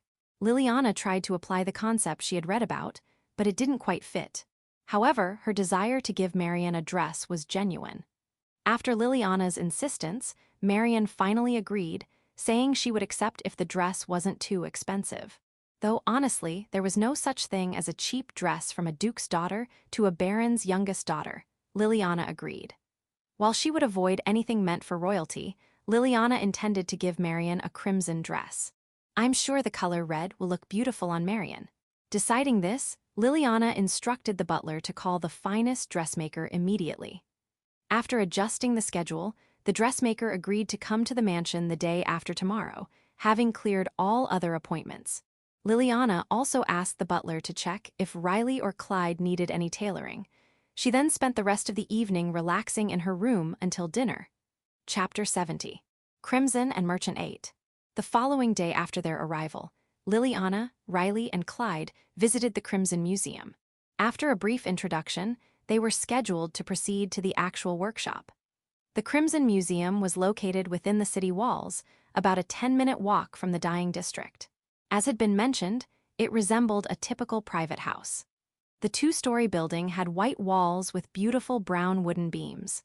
The curator, who had spent most of his life within the Clark Duchy and had rarely ventured outside the territory except for research, stood nervously at the gate. To him, nobility outside the Clark Duchy was an absolute rarity, and Riley, as a royal, was considered a priceless and noble rarity, almost a national treasure. The curator looked as though he might faint, eliciting sympathetic glances from Marian and others. The curator is of commoner origin, and he doesn't hold a title. His Highness interacts with everyone regardless of their status, so it's understandable that he feels this way. Some people appreciated Riley's approachable attitude, while others, like the curator, felt even more frightened. The curator, who had lived a life devoted to research and avoided social interactions, was instinctively fearful and tense around those of higher status. For him, this visit was a veritable nightmare. He would have preferred to delegate the task if possible, but with only 3 staff members at the museum, including himself and one on leave, he had no choice but to greet the Crown Prince himself.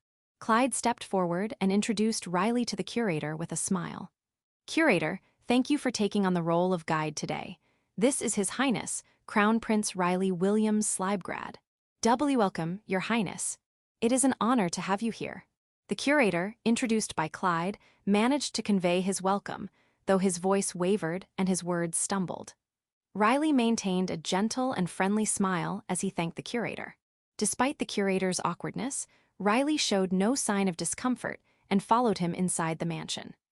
Clyde and Liliana followed Riley, with a few of Riley's guards accompanying them inside while the majority waited outside. The inside of the museum was more orderly than expected. Although there was a distinctive smell from dyes, it wasn't too overwhelming thanks to numerous small windows for ventilation. The ground floor was designated as the exhibition room, the second floor housed the research lab, and the basement contained storage for materials. Riley and his party were first shown the exhibition room on the ground floor. Tethys is the Kermes scale insect, which is used to make crimson dye. It lives on oak trees and prefers hot climates, so we used to import it, but we've successfully bred it now. The breeding technique is a closely guarded secret, so I'm afraid I can't disclose it.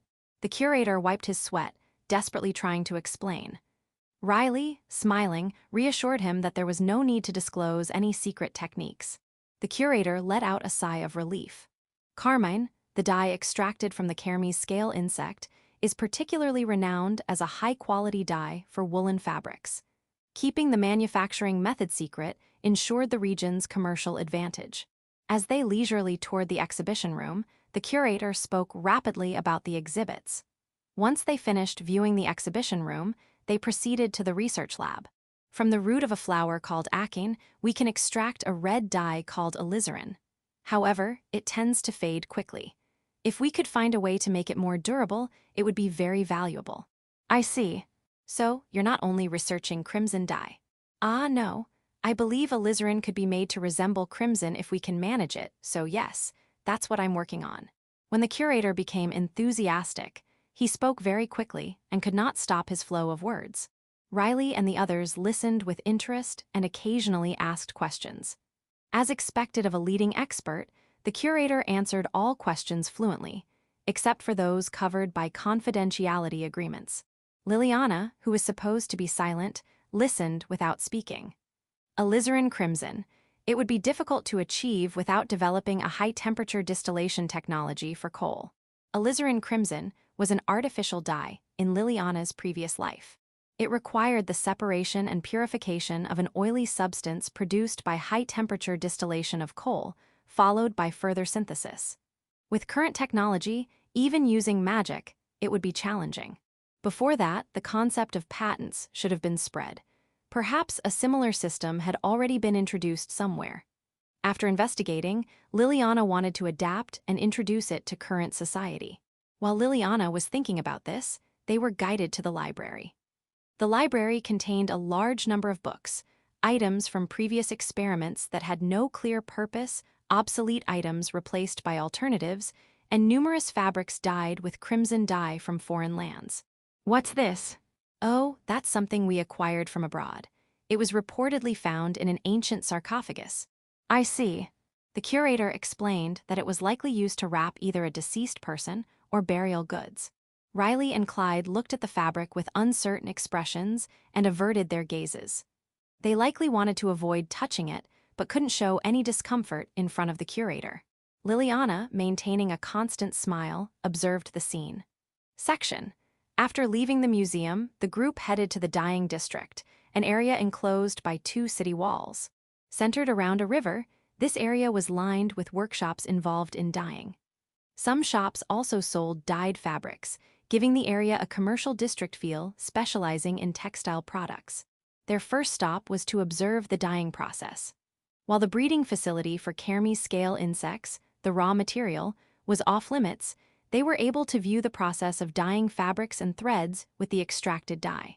The entire process was highly organized, with efficiency being the primary focus. They toured the various stages of the process and finally arrived at a shop handling dyed fabrics. It seemed that ready-made products were available for purchase here as well. The shop primarily sold to clothing workshops, but occasionally offered retail sales, as the shopkeeper explained. Riley blinked in interest. That sounds fascinating. If it's not too much trouble, could we see the products? Of course, Your Highness. The shopkeeper, accustomed to dealing with nobility, responded smoothly despite his nervousness in the presence of the crown prince. He instructed an apprentice to bring out fabrics dyed with crimson, along with others in different shades of red and yellow.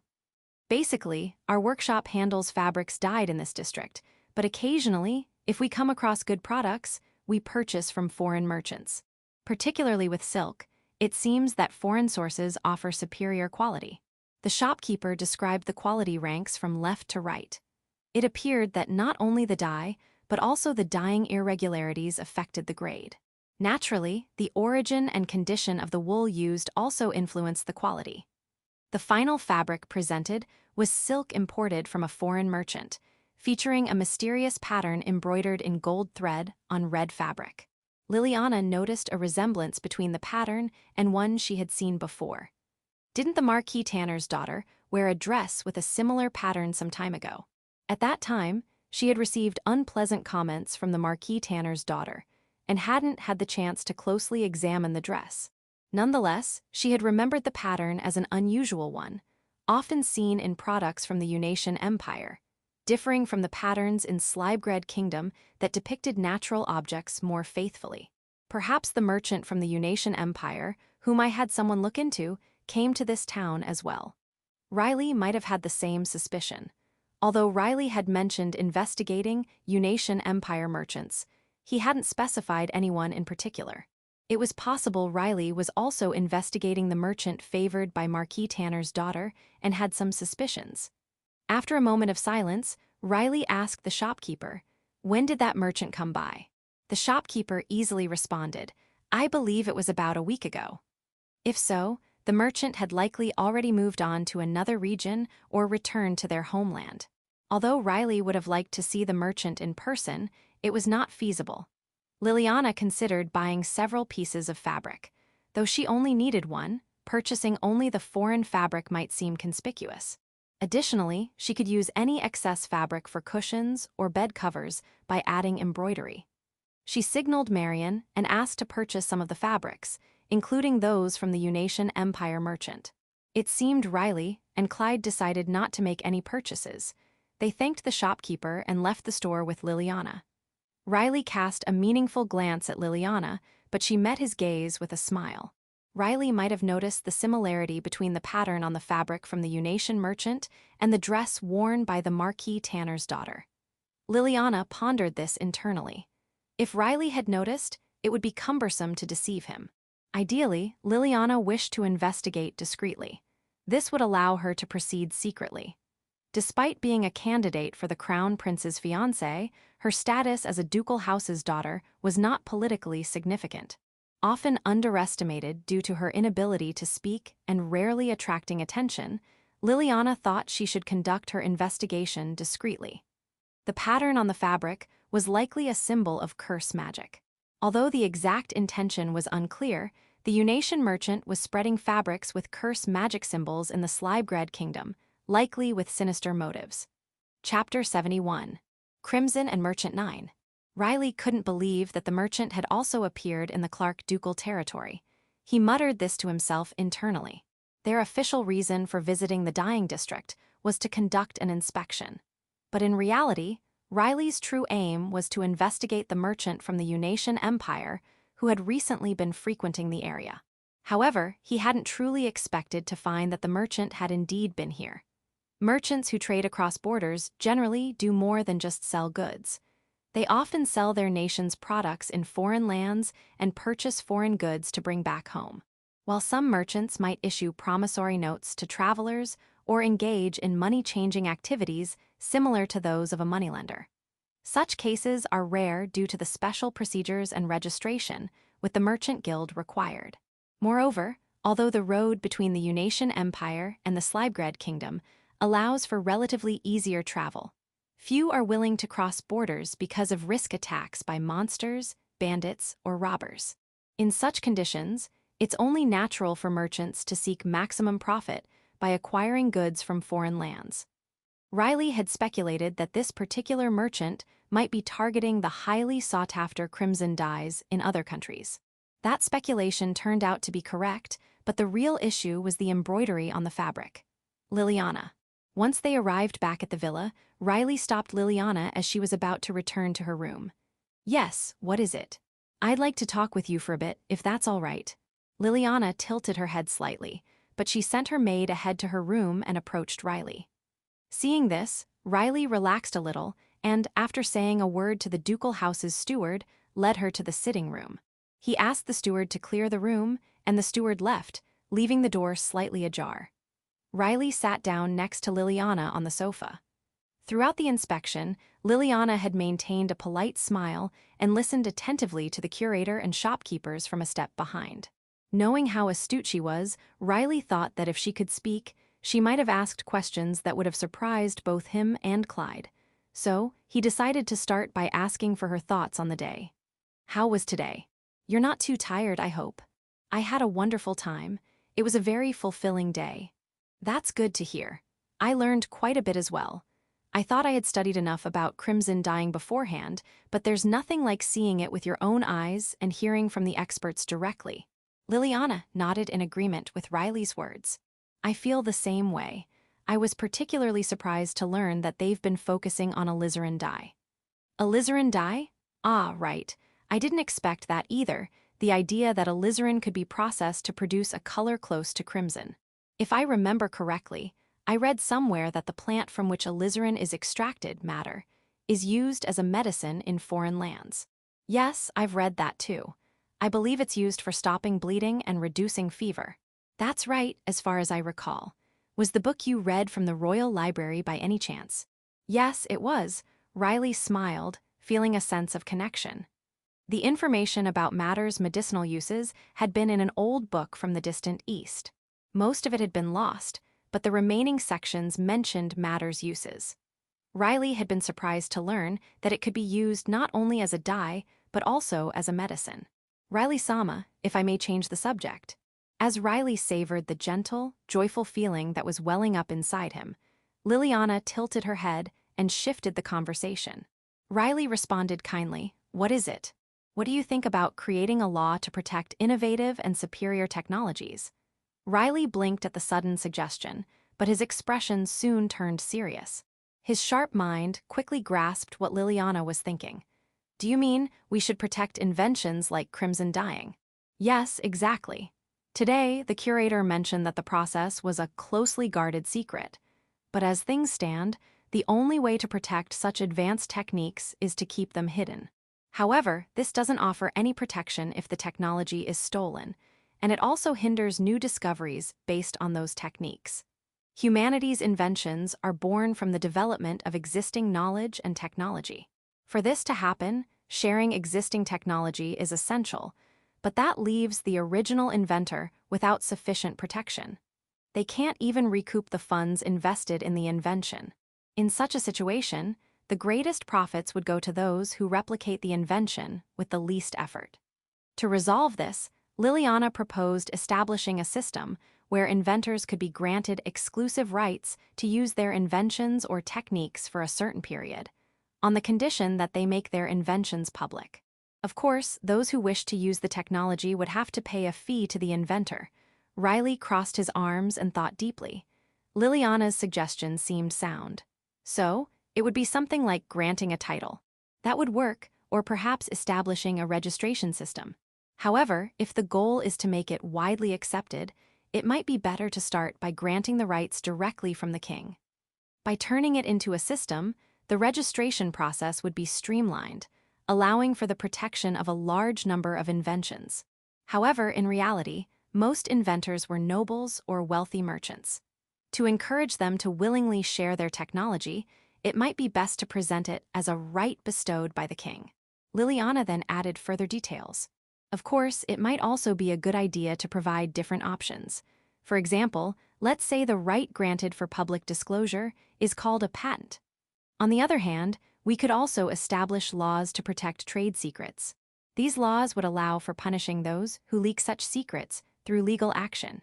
Liliana continued, explaining that in order to implement such laws, it would be necessary to clearly define what constitutes a trade secret worthy of protection. For instance, it might be necessary for a document detailing a manufacturing process to explicitly state that the information is confidential and to ensure that only certain individuals can access that information. Moreover, when a lawsuit is filed, the legitimacy of the information being classified as a trade secret would also need to be assessed. As she spoke calmly and steadily, Liliana finally looked up at Riley after finishing her explanation. Having listened to Liliana's full explanation, Riley let out a low hum. He took a deep breath and shook his head slightly. When he looked up again, his expression was calm, but there was a clear sense of admiration in his eyes. Honestly, just like before, you keep surprising me. I can't imagine how you come up with these ideas. As he spoke, Riley gently reached out and touched Liliana's delicate hand. Despite being 2 years younger, she was not only graceful in appearance, but also possessed a noble spirit and an astonishingly sharp mind. It's an incredibly attractive proposal. We'll need to examine the details, but I'd like to bring this back to discuss with the Advisory Council. It might also be a good idea to have each territory consider it individually. The specifics they need might vary depending on their local specialties. I think so as well. Depending on how the discussions go, I may need your advice. Would you be willing to help? Of course, I would be happy to assist if I can. Liliana readily agreed to Riley's request, which made him smile even more. He couldn't help but feel it was a miracle that someone like Liliana was a candidate for his betrothed. Among all the potential fiancés, she was the one he interacted with the most. But even aside from that, Liliana was the only one with whom Riley felt he could exchange ideas as equals, or even as her inferior. The other young ladies weren't bad, but to be honest, Riley often found them dull. Sweet words and discussions about the latest arts and fashions had their charm, but eventually, the conversation would run dry. Occasionally, they would discuss politics or international affairs, but it was always superficial.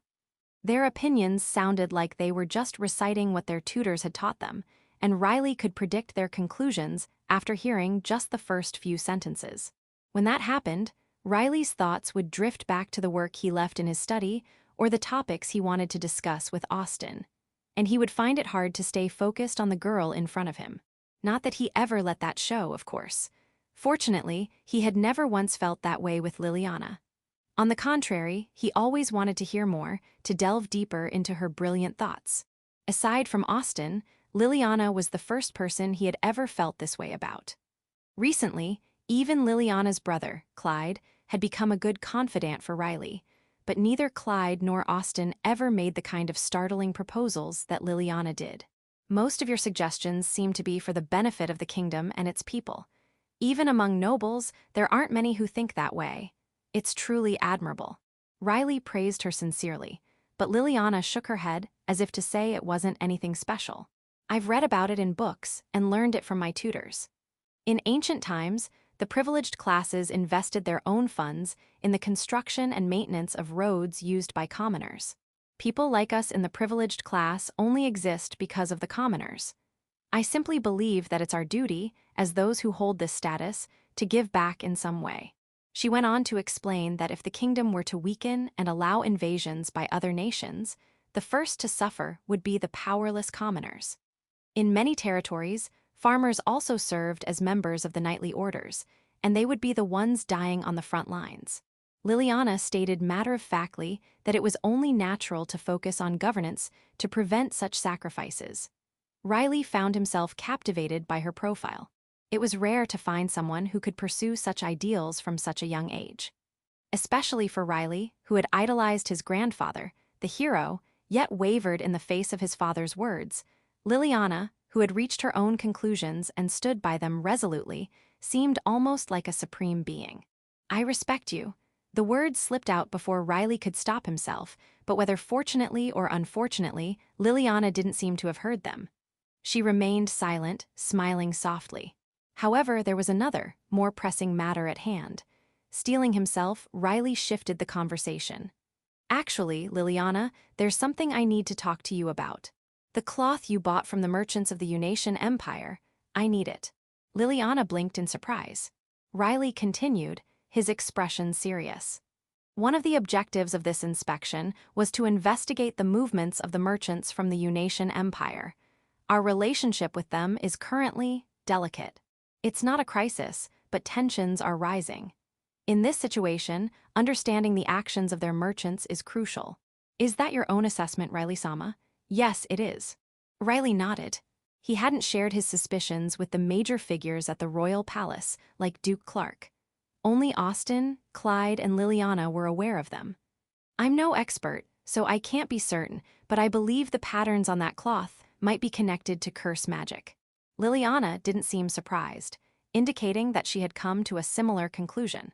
She quietly waited for Riley to continue, her smile gone, replaced by a focused gaze. The intensity of her eyes unsettled Riley, but he managed to push through and make his case. If it's curse magic, we don't know what effects it might have. I don't want you to keep it. I'll pay you back, so once the cloth arrives, could you please send it to me immediately? Riley briefly worried that Liliana might be frightened, but quickly dismissed the thought. After all, she hadn't been fazed even when she was kidnapped. There was no way she would be scared of something like curse magic now. True to form, Liliana remained calm. Instead, she asked a question that Riley hadn't anticipated. If I were to hand it over, who would you ask to analyze it? There aren't many people who can analyze curse magic. As it stands, only the director and vice director of the magic ministry, as well as a few of their sorcerers, are capable of doing so. I'd most likely ask the director. To Riley, this was the obvious choice. Of the 3 individuals qualified to handle such matters, the only one Riley was familiar with was Nicholas Bergson, the director. He intended to request the analysis in strict confidence without revealing the cloth's origin. However, Liliana shook her head and refused. In that case, I'm afraid I can't hand it over. I'll make my own arrangements. After that I'll report the results to you, so I ask for your understanding. Liliana, no, please just let me handle this. I'm sorry, but I cannot comply. Liliana remained surprisingly steadfast in her refusal, which worried Riley. He couldn't stay calm at the thought of something happening to her if the curse magic were to activate. Without analyzing it, there was no way to know what effects it might have. In the worst case, it could be lethal. Riley had felt a surge of rage when he heard the words of the kidnappers who intended to harm her. The mere thought of her possibly dying was unbearable.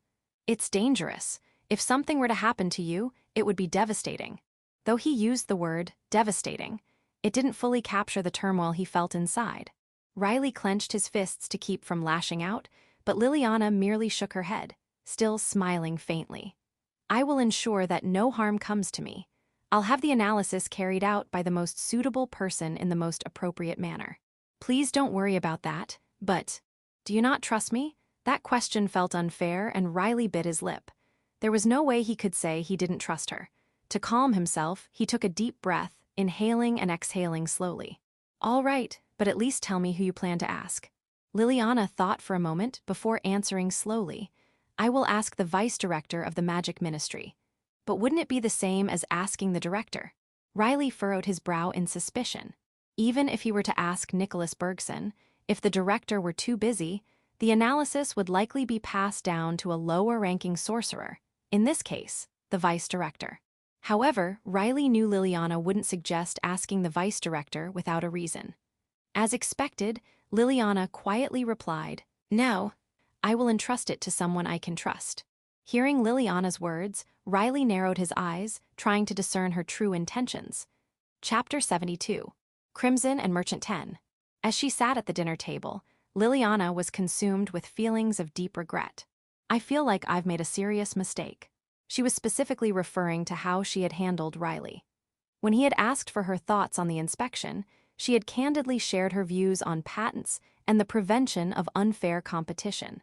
Of course, this perspective was heavily influenced by her previous life's knowledge, so she had adjusted her comments to fit the current reality. While some points were changed significantly, her fundamental principles remained the same. Though she had engaged in various discussions at tea parties before, this conversation felt different, decisive, even. Riley's attitude towards her had unmistakably changed. He had always been a respectful young man, but now, Liliana couldn't help but feel that he regarded her with even more admiration. This was probably not just her imagination, and it meant she had moved one step closer to becoming the crown princess. I resonate with and understand the concept of noblesse oblige, the duty of the nobility, and have tried to follow that principle. However, I forgot that in this world, noblesse oblige isn't yet a widely accepted idea. If she showcased qualities befitting a crown princess, she would no longer be able to avoid being chosen as a fiancée candidate. If she didn't moderate herself, she would undoubtedly outshine the other candidates. Yet, she couldn't just stand by and ignore situations that might harm the country or its people. The fact that she couldn't speak should be a significant flaw for a fiancé candidate, but Liliana pondered whether that alone would be enough. Perhaps she needed to present another shortcoming. However, it couldn't be too serious of a flaw. It should be a delicate balance, but with some thought, she was sure she could come up with something. Moreover, at this point, Riley didn't have any real power. Even if he wanted her as his fiancée, it would be difficult without the support of the influential nobles. As Liliana reminded herself not to lose sight of her original intentions, she heard the voice of her grandmother, Barbara. You might find this hard to believe now, but even Abram married for love. The Prime Minister did. Riley's voice was filled with surprise, prompting Liliana to look up. Clyde, too, had widened his eyes in astonishment. Their grandfather's face was flushed, perhaps from the alcohol, and her grandmother was smiling pleasantly. Yes, that's right. Abram was adamant that he only wanted Belinda, no one else. Belinda wasn't interested at first, but Abram proposed multiple times, and eventually they became engaged. Belinda was Liliana's mother. It was an unexpected story. There was nothing less suited to her father than words like love or passion. Besides, her parents hardly spoke now. They spent almost no time together, and her mother seemed to avoid her father as much as possible, while her father paid her little attention. The regret that had been gnawing at Liliana was swept away by this shocking revelation, and her hand holding the cutlery froze. Was he really so passionately in love? Yes, Abram was quite taken with her. And though she resisted at first, I believe Belinda was not entirely indifferent. However, it seemed Riley had a question on his mind. He tilted his head and hesitantly spoke. You mentioned yesterday that the heir to the Clark dukedom considers one person to be there, only, with the Duke dedicating that to the king. But if he loves his wife, wouldn't that make her his only, causing a contradiction? Oh my! Barbara laughed, as though she had just heard an adorable question from a small child who had only just begun to walk. She answered without hesitation. That only is undoubtedly dedicated to the king.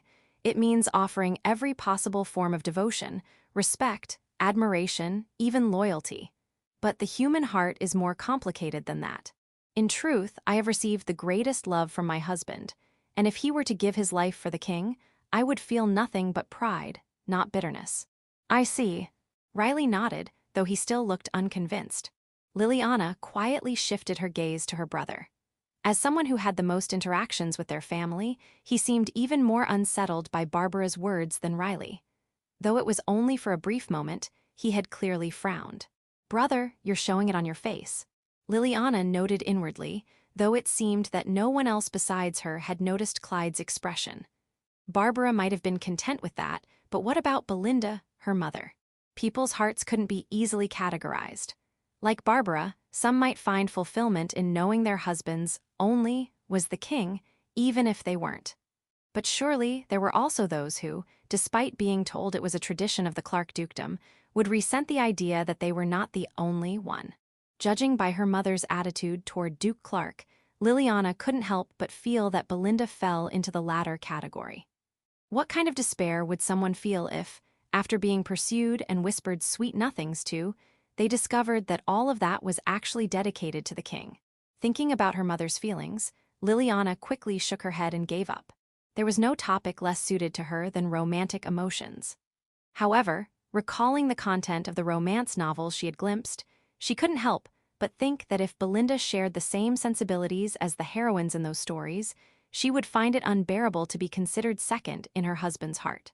For her grandparents and father, this was probably an obvious and natural arrangement, and they likely didn't even realize they were placing Belinda in second place. But if Belinda did see it that way, the discord between her parents would make sense. However, they couldn't dwell on the topic of the Duke and Duchess of Clark forever. The conversation soon shifted to the management of the territory, and Riley brought up a question that had been on his mind during the inspection. I noticed some immigrants during the inspection. Has there been an increase in immigrants to the Clark Duchy? The northern immigrants, you mean? Her grandfather, Rodney, responded, narrowing his eyes in displeasure. It seems my son is intent on employing these immigrants, but who knows how useful they'll actually be. He tried to involve them in the dyeing district, but they're not allowed to work in any positions that handle sensitive information. Not that it matters, they wouldn't understand anything important even if they tried. Honestly, I think they'd be better off in the fur industry. Rodney's last words were practically spat out. Working in fur production was seen as undesirable, with even fewer job opportunities than in dyeing. It was clear that Rodney was unhappy with the influx of northern immigrants into the Clark Duchy. How much has the immigrant population increased? I've told them to limit the number of new arrivals. If you want specific figures, you should ask my son or Philip. They'll have the details.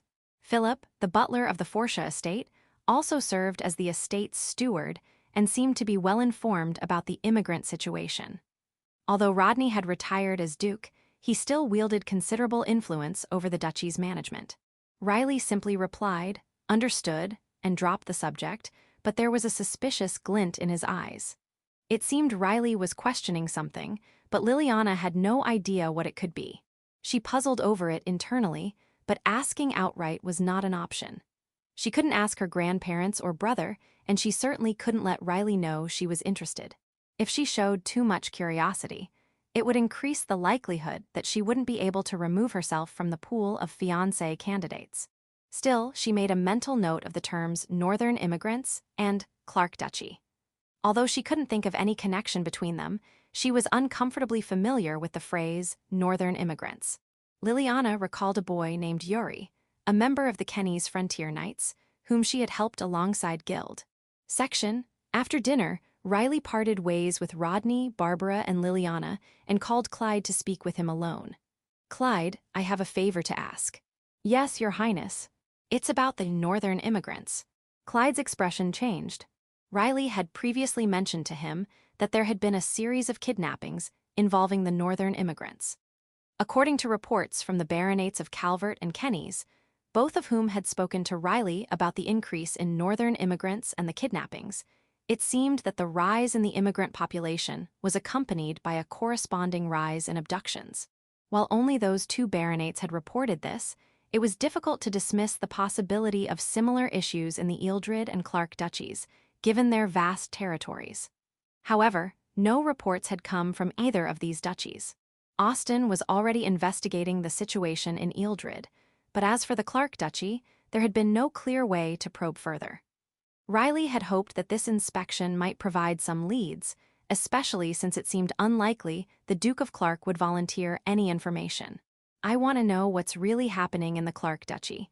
If I ask the Duke himself, I'm sure he'll just evade the question. Are you close to this man, Philip? Philip, he's in the Forsha estate. He's my father's butler, and he also serves as the steward. He likely knows about it, but I can't say that he fully recognizes me yet. Clyde hesitated, but answered clearly. The butler, loyal to Clyde's father, who was renowned as the Blue Flame Chancellor, still considered Clyde too inexperienced to take seriously. Though Clyde was destined to become Philip's superior one day, it seemed this meant little to the butler. Riley, grasping the implications of Clyde's words, couldn't help but grimace, recognizing a parallel with his own treatment in the royal court. Both he and Clyde were looked down upon by the seasoned aristocrats who viewed them as mere novices. It wasn't just a matter of lacking trust. Being underestimated meant they weren't privy to critical information related to the governance of the kingdom at the appropriate time, which was both damaging to their self-esteem and deeply frustrating. I see. I assumed that if the immigrant population wasn't growing, there would naturally be no report. But from the way Rodney spoke, it seems like their numbers are indeed increasing. It makes sense that they wouldn't report anything if there were no kidnappings.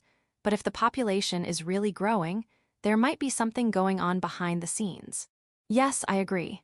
Unfortunately, I'm not yet involved in the core management of the territory, but I believe the records might be in the Forsha estate. I'll try requesting access. Don't push yourself too hard. It wouldn't do to draw unwanted attention by acting rashly. I understand. Your Highness as well, please take care not to overextend yourself. Clyde nodded sincerely to Riley's words, even expressing concern for him. Feeling a bit self-conscious, Riley bid him farewell. As he walked away, he rubbed his cheek with his hand, realizing that his fatigue had shown enough for Clyde to notice. Taking Austen's advice to heart, Riley had been gathering a few boys among his growing circle who were both capable and trustworthy. Clyde was one of them. As Riley had hoped, Clyde had the rare ability to grasp the bigger picture with just a few hints, and his knowledge was extensive enough to engage in meaningful conversation as an equal. But above all, Clyde's most attractive quality was his kindness. Despite being the son of a duke known for his stern and unflinching judgments, Clyde had a remarkable ability to empathize with others, something Liliana doesn't possess. Riley murmured this to himself. Both Clyde and Liliana gave off the impression of being delicate and refined, but a conversation with Clyde quickly revealed that he had a warmth in his demeanor and expressions. Liliana, on the other hand, always smiled gently and wistfully, but her expression never really changed. Whether she was happy or afraid, there was no visible difference.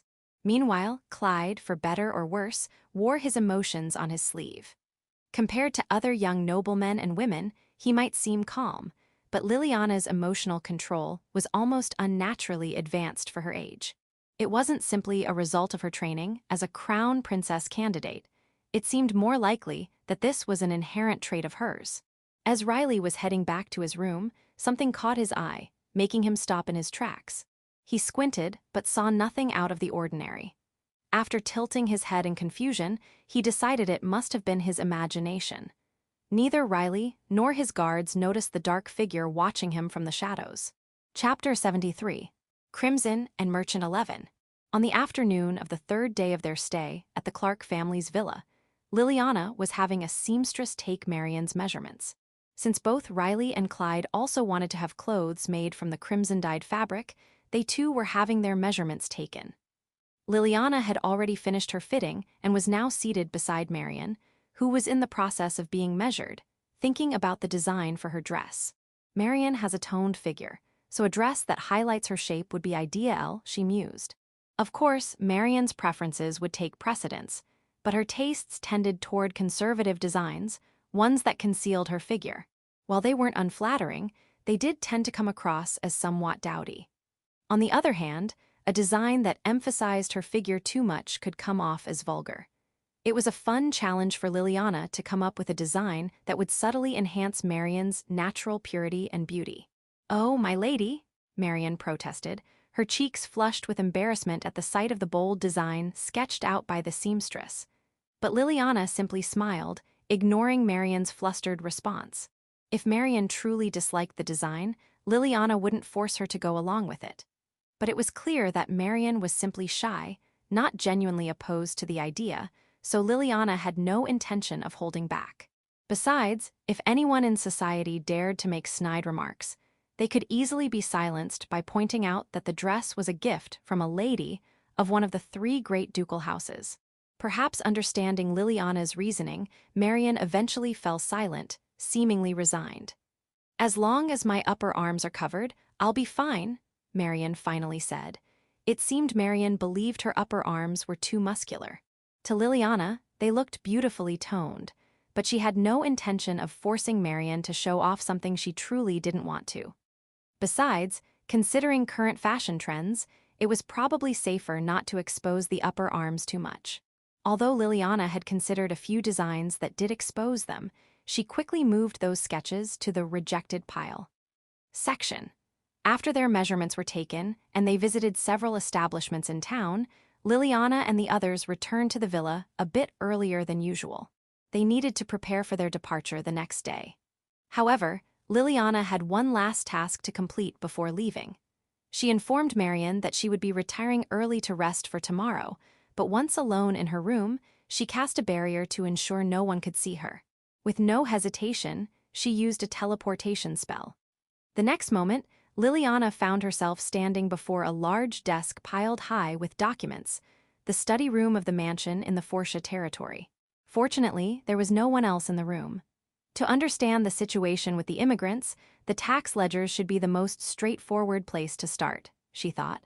The tax ledgers were kept on a shelf. Despite their considerable thickness, Liliana didn't hesitate to take one down. The beginning pages contained an overview of the ducal territory and a concise summary of changes over the past 3 years. From what she could see, there didn't seem to be any significant population fluctuations. There was no particular mention of the northern immigrants, either. However, there was a marked increase in the area of farmland and residential zones. This is strange. There hasn't been much progress in agrarian reform over the past 3 years, she mused. When the kingdom of Slibegrad was founded, a 3-field system dividing the year into 3 seasons had already been established. Barley, oats, and rye were cultivated in summer and winter, while the remaining period was used for grazing. It was only in recent years that farm tools drawn by livestock were equipped with large iron-plated wheels. The Clark Duchy had adopted these innovations earlier than other territories, thanks to the increased number of craftsmen capable of using magic, which allowed for the mass production of more durable iron wheels. However, that effort had concluded nearly a decade ago, along with the expansion of farmland. Even with tools, if there aren't enough people to work the land, it's impossible to manage an increased amount of farmland. Puzzled, Liliana picked up a financial report. Upon review, she noted that the revenue from crops exported outside the territory had only slightly increased. Though the figures were rough estimates, the growth in farmland compared to the export sales and population increase didn't add up. What could this mean? Could it be tax evasion? She wondered. Logically, she should suspect financial falsification. Taxes consisted of two components: a poll tax levied per person and a land tax based on land units. To evade taxes, it was common practice to falsify both revenue reports. However, if the books were indeed cooked, the records Liliana was reviewing only indicated evasion of the poll tax. In fact, the land tax had actually increased. Assuming the yield of the new farmland was similar to that of the existing farmland, even after deductions, the profits would only increase slightly. It was hardly worth the risk of committing tax evasion. And even if they are evading taxes, where is that money going? The Clark family's lifestyle didn't seem excessively extravagant. Although the Forsha estate employed an unusually large number of servants, there were no signs of unnecessary spending in other areas. The same could be said for the villa where Liliana and the others were staying. As Liliana furrowed her brow in thought, she suddenly heard the sound of a key turning in the door. Hastily, she returned the documents to the shelf. Grateful that she had used a concealment spell just in case, she quietly hid in the shadow of the bookshelf. The person who entered the room was Philip, the butler, followed by another man. Liliana's eyes widened in surprise when she saw who it was. The man following Philip was the very attendant who was supposed to be at the villa. How could he be here in the Fosha mansion? Unless he had also used a teleportation spell like Liliana, there was no other explanation. Philip closed the door behind him and murmured, "So, His Highness is interested in the northern immigrants, is he? What a troublesome matter to get involved in." "Yes, Lord Clyde suggested he ask you about it, Sir Philip." "Me, you say?" Philip sighed with irritation at the attendant's report, clearly finding Riley's actions bothersome. However, he didn't comment further and instead narrowed his eyes, asking, "Anything else?" "It seems they plan to depart tomorrow morning." The inspection went smoothly, and Lady Liliana purchased several bolts of cloth and had a dress made for her maid. His Highness and Lord Clyde also had clothes tailored. "Cloth, you say?" "Yes, they purchased it at a shop in the dyeing district." "If that's the case, there should be no problem." Liliana couldn't quite grasp what wasn't a problem, but Philip nodded to himself thoughtfully. "Is there anything they might take back with them from the villa?" "No, I don't believe so." "Then that's fine." The attendant concluded his report with "that is all," and Philip showed a satisfied expression. He dismissed the attendant with a remark to continue in the same manner. Once alone in the room, Philip sighed deeply. His expression had shifted from earlier contentment to one of displeasure. He clicked his tongue and muttered in a low voice, "How troublesome. If it gets any worse, I will have to report it to His Excellency," he said. Philip walked over to the bookshelf where Liliana was hiding. He adjusted the hands of a clock placed on the shelf, which glowed green in response to his magic.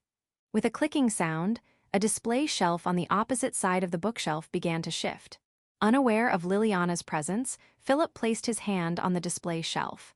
As he slowly moved his arm, the shelf shifted, revealing a dark space behind it. It seemed that the display shelf was a hidden door.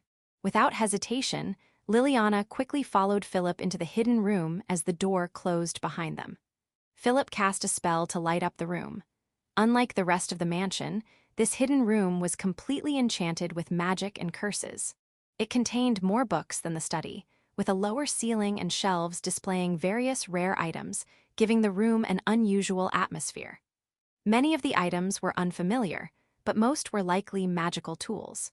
While Liliana hid in the shadows and observed the room with curiosity, she noticed Philip's serious demeanor as he took out a notebook from a pile of documents and began writing. However, from her position, she couldn't see what he was writing. She could move closer, but if she were to be detected, it could be problematic. Instead, Liliana examined the magical tools on display. As she was still learning about curses, many of them were new to her. I wonder if these are collected by my father.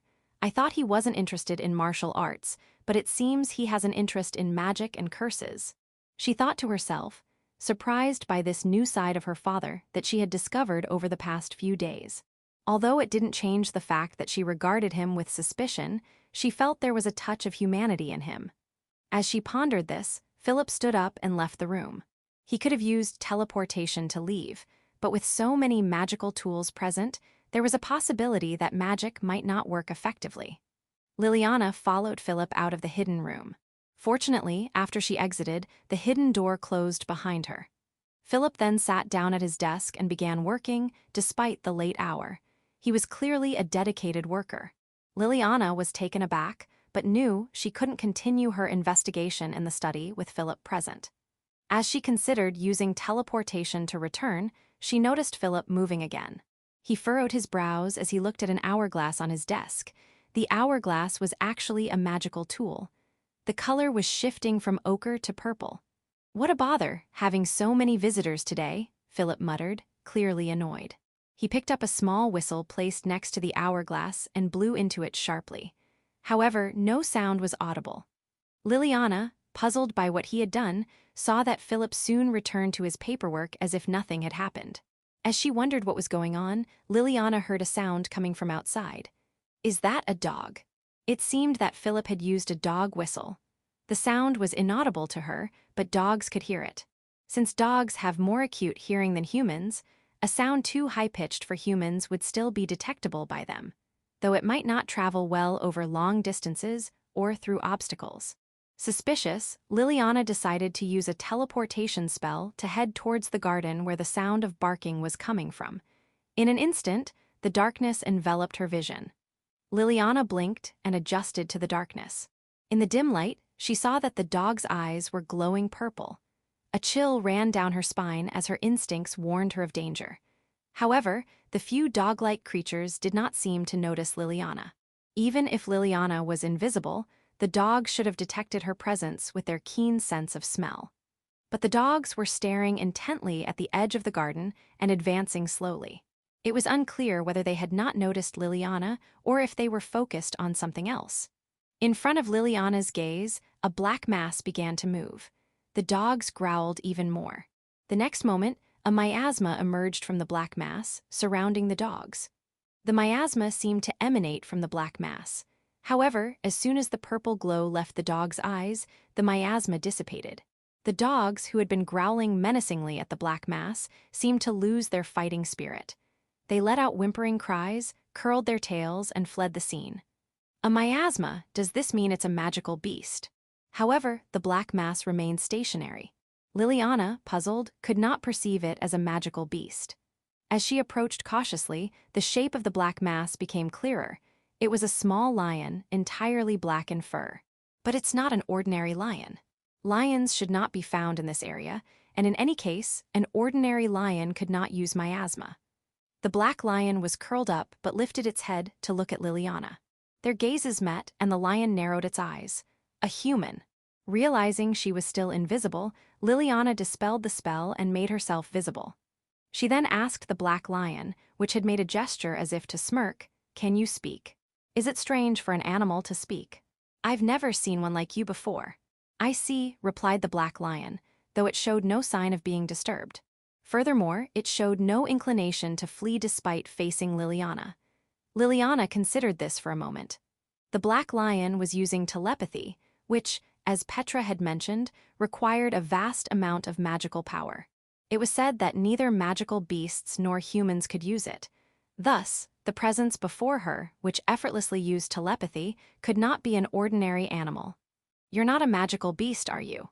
Animals that deviate from the general definition might be magical beasts. However, magical beasts typically could not converse with humans. Although some highly intelligent magical beasts had recently been reported, there had been no reports of magical beasts capable of human communication. Moreover, this creature did not resemble the spirits from fairy tales. There were no accounts of spirits on this continent, where the kingdom of Slibegrad was located. Thus, by process of elimination, the enigmatic creature before her was a magical beast. However, the black lion seemed affronted by Liliana's question and frowned deeply. "Don't lump me with such lowly creatures." "I apologize, I've never seen a lion like you before." Liliana's sincere apology seemed to somewhat improve the black lion's mood, though it still appeared displeased. It muttered, "Not something you see every day," but then looked up and asked Liliana, "Are you a resident of this mansion?" "That could be said, but it could also be said I'm not." "Hem." Suddenly losing interest, the black lion snorted. Liliana took a step closer.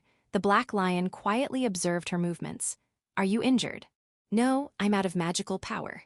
Surprised by this unexpected response, Liliana tilted her head. The black lion added, "Would it be clearer if I said I'm exhausted?" According to the black lion, if it lacked magical power, it could not move. Thus, it was resting here due to insufficient magical power. "If you can use telepathy, shouldn't your magical power be sufficient?" Liliana voiced her doubt without thinking. Using telepathy should not consume excessive magical power. However, the black lion looked up at Liliana with a tone of incredulity. "Telepathy is not that demanding." "Human, do you expend a lot of energy when speaking?" "Not under normal circumstances." "That's exactly it." Liliana tilted her head. She did not counter the argument, understanding that the creature before her lived by a different set of norms from humans. Additionally, Liliana also did not consume large amounts of magical power using telepathy. It was as simple as regular conversation for her. Considering this, Liliana realized that she too was somewhat outside the bounds of human norms, though she had overlooked the fact that humans typically could not use telepathy. The lion snorted. "The dogs earlier were controlled by curse magic. I used a bit of poison to wake them up, but with my current stamina, that's all I could manage." The black lion, with a sour expression, added that this action had further depleted its magical power. Despite its face not being very expressive, Liliana could clearly see the change in its demeanor. She couldn't help but let out a small smile. Although it should have been a cause for concern, she oddly felt no desire to eliminate the creature. The black lion scrutinized Liliana as if assessing her, then slightly curved its lips upwards. "I see you have quite an abundant amount of magical power." "Oh, does it appear that way?" "Yes. It seems you have as much magical power as I originally possessed. No, perhaps even more." After nodding in response to Liliana's puzzled look, the black lion added, almost as an afterthought, "More, perhaps." "More? What kind of excess was it referring to?" Liliana frowned, but the black lion showed no inclination to elaborate. It observed her with an air of curiosity, as if it had found something interesting. "If you have such magical power, it shouldn't be a problem. How about sharing some of it with me?" "Share my magical power?" The black lion's request was completely unexpected. Liliana blinked in surprise at the unusual demand. Although she didn't immediately understand, she quickly grasped what the black lion meant. Fortunately, she had plenty of magical power and could afford to spare some. As long as she left enough for teleportation and her magical power would recover with rest, it might help restore the black lion's stamina. However, she had never transferred her magical power to another before. She recalled the descriptions from magic texts she had read. It's not impossible, but there are side effects. Healing magic, which involves transferring magical power from the healer to the subject, is different from transferring magical power directly. In healing magic, the transferred power dissipates once the healing is complete. However, when transferring magical power, it continues to reside in the recipient's body, creating a kind of connection between the two. "If I do that, I would be able to know your whereabouts at any time." The reverse is true as well. Liliana pointed this out, but the black lion seemed unconcerned. It appeared to have been aware of this possibility when making the request. Liliana was taken aback. "Are you in such a desperate situation?" "I'd prefer not to stay here." The bitter tone did not sound like a lie. Liliana wondered why, but the black lion remained tight-lipped. After some thought, Liliana decided to give it a try. She shaped her hands as if scooping water and gathered magical power in her palms. She concentrated the power into a ball and gently floated it towards the black lion's mouth. The black lion, who had been watching the process expressionlessly, opened its mouth wide when the ball of magical power was in front of it. It swallowed the ball in one gulp. As Liliana observed, the black lion floated up gracefully. That was good. You're impressive for a human. Call me again if you need anything in the future. I'll return the favor. With a grin, the black lion shivered. Then, dragon wings sprouted from its back. Before Liliana's astonished eyes, the black lion flapped its wings and soared into the sky, quickly becoming a small dot until it vanished from view. Standing there, stunned by the black lion's departure, Liliana took a moment to regain her composure before hastily becoming invisible again. Call you? I don't even know your name. Feeling as if she had been tricked, she used teleportation magic to return to the Clark Duke's villa near the dying district. Chapter 74. Birthday Trap 1. On the night of the new moon, as preparations were underway throughout the capital city to celebrate the 10th birthday of the Crown Prince of the Slibegrad Kingdom, the man listened irritably to a report from his subordinate. It's been a year already. Why can't we make contact? Unfortunately, our collaborator recently had a writing accident, the subordinate said. The man let out a sharp click of his tongue. No one was foolish enough to take the accident at face value. In other words, the collaborator had been killed under the guise of an accident. There's no way the deathworm hasn't been found after all this time, especially with our clan involved. Couldn't we attract it with something, like a dangling apple? Well, if we mention Lord Tenor's name, there might be a chance of flushing it out. I don't want to take such a risky move. The man dismissed the subordinate's cautious suggestion with a frown. He welcomed lucrative work with open arms, but avoided tasks that put his own safety at risk. That was why he worked as an information broker. His clients were mostly from the underworld. Nobles familiar with the underworld would listen to him, while those who were not had no place in his clientele.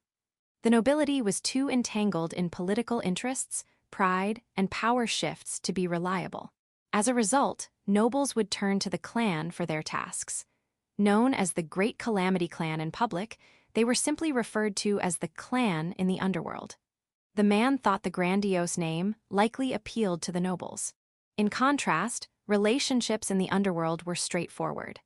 Despite its complexities, the reasoning and thinking of the underworld fit well with his own. There was no condescension, and working on an equal footing was much easier for him. The current client was a regular and generous payer, often paying the asking price without hesitation. Although this client was posing as someone else, the man suspected they were a noble based on their mannerisms. Although there was no set deadline for the task, he knew from experience that results would soon be demanded. Let's give up on the deathworm. What about Kakofuki? As for Kakofuki, we have tracked its whereabouts up to a month ago. That meant contact could be established soon. The man nodded. The client had requested the best assassin with exceptional skills. While the deathworm was the top assassin he knew, Kakofuki was also a good choice. Though not on par with the deathworm, Kakofuki would handle most tasks efficiently and was easier to manage than the deathworm. The subordinate seemed to have had the same thought and nodded slightly. There seems to be about a year left of work, but there are no other appointments after that. It might be a good idea to book now. Very well. We'll arrange for an extension with advance payment, and the contract will be for 2 years. The subordinate nodded in acknowledgement, but wore a puzzled expression. The man found this understandable. A 2-year contract with an assassin implied an exclusive arrangement. It was rare for someone to hire an assassin for such a lengthy period. The cost would be enormous, and it was unwise to secure an assassin for an extended period, given the unpredictable nature of their profession. Is the client planning to deal with them themselves? Exactly. That's why they're interested in either the deathworm or Kakofuki. The man confirmed the subordinate's concern with a dismissive tone. The subordinate nodded in understanding. Typically, advance payment was only a portion of the total amount, with the remainder paid upon completion of the contract. However, a regular client insisted on full advance payment, implying that the assassin might be silenced to prevent any loose ends. The client's payment was essentially a covert threat not to interfere with the assassin's fate. Ordinary assassins might face a fatal end due to such circumstances. However, the deathworm or Kakofuki could likely escape on their own.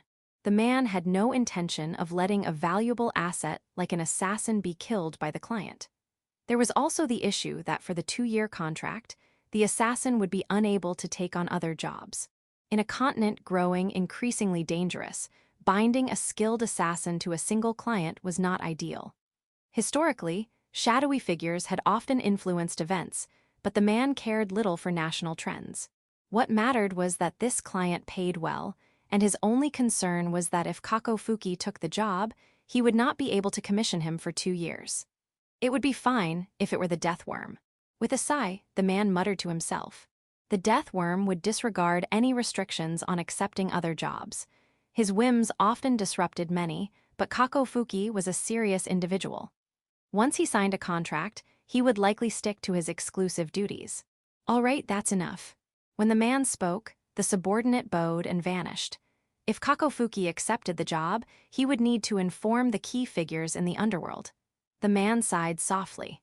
I suppose I should do some groundwork. It was a hassle, but better than being overwhelmed with the aftermath. The man calculated the required amount for payment and added the figures to the contract he would send to the client. Section. Riley would be turning 10.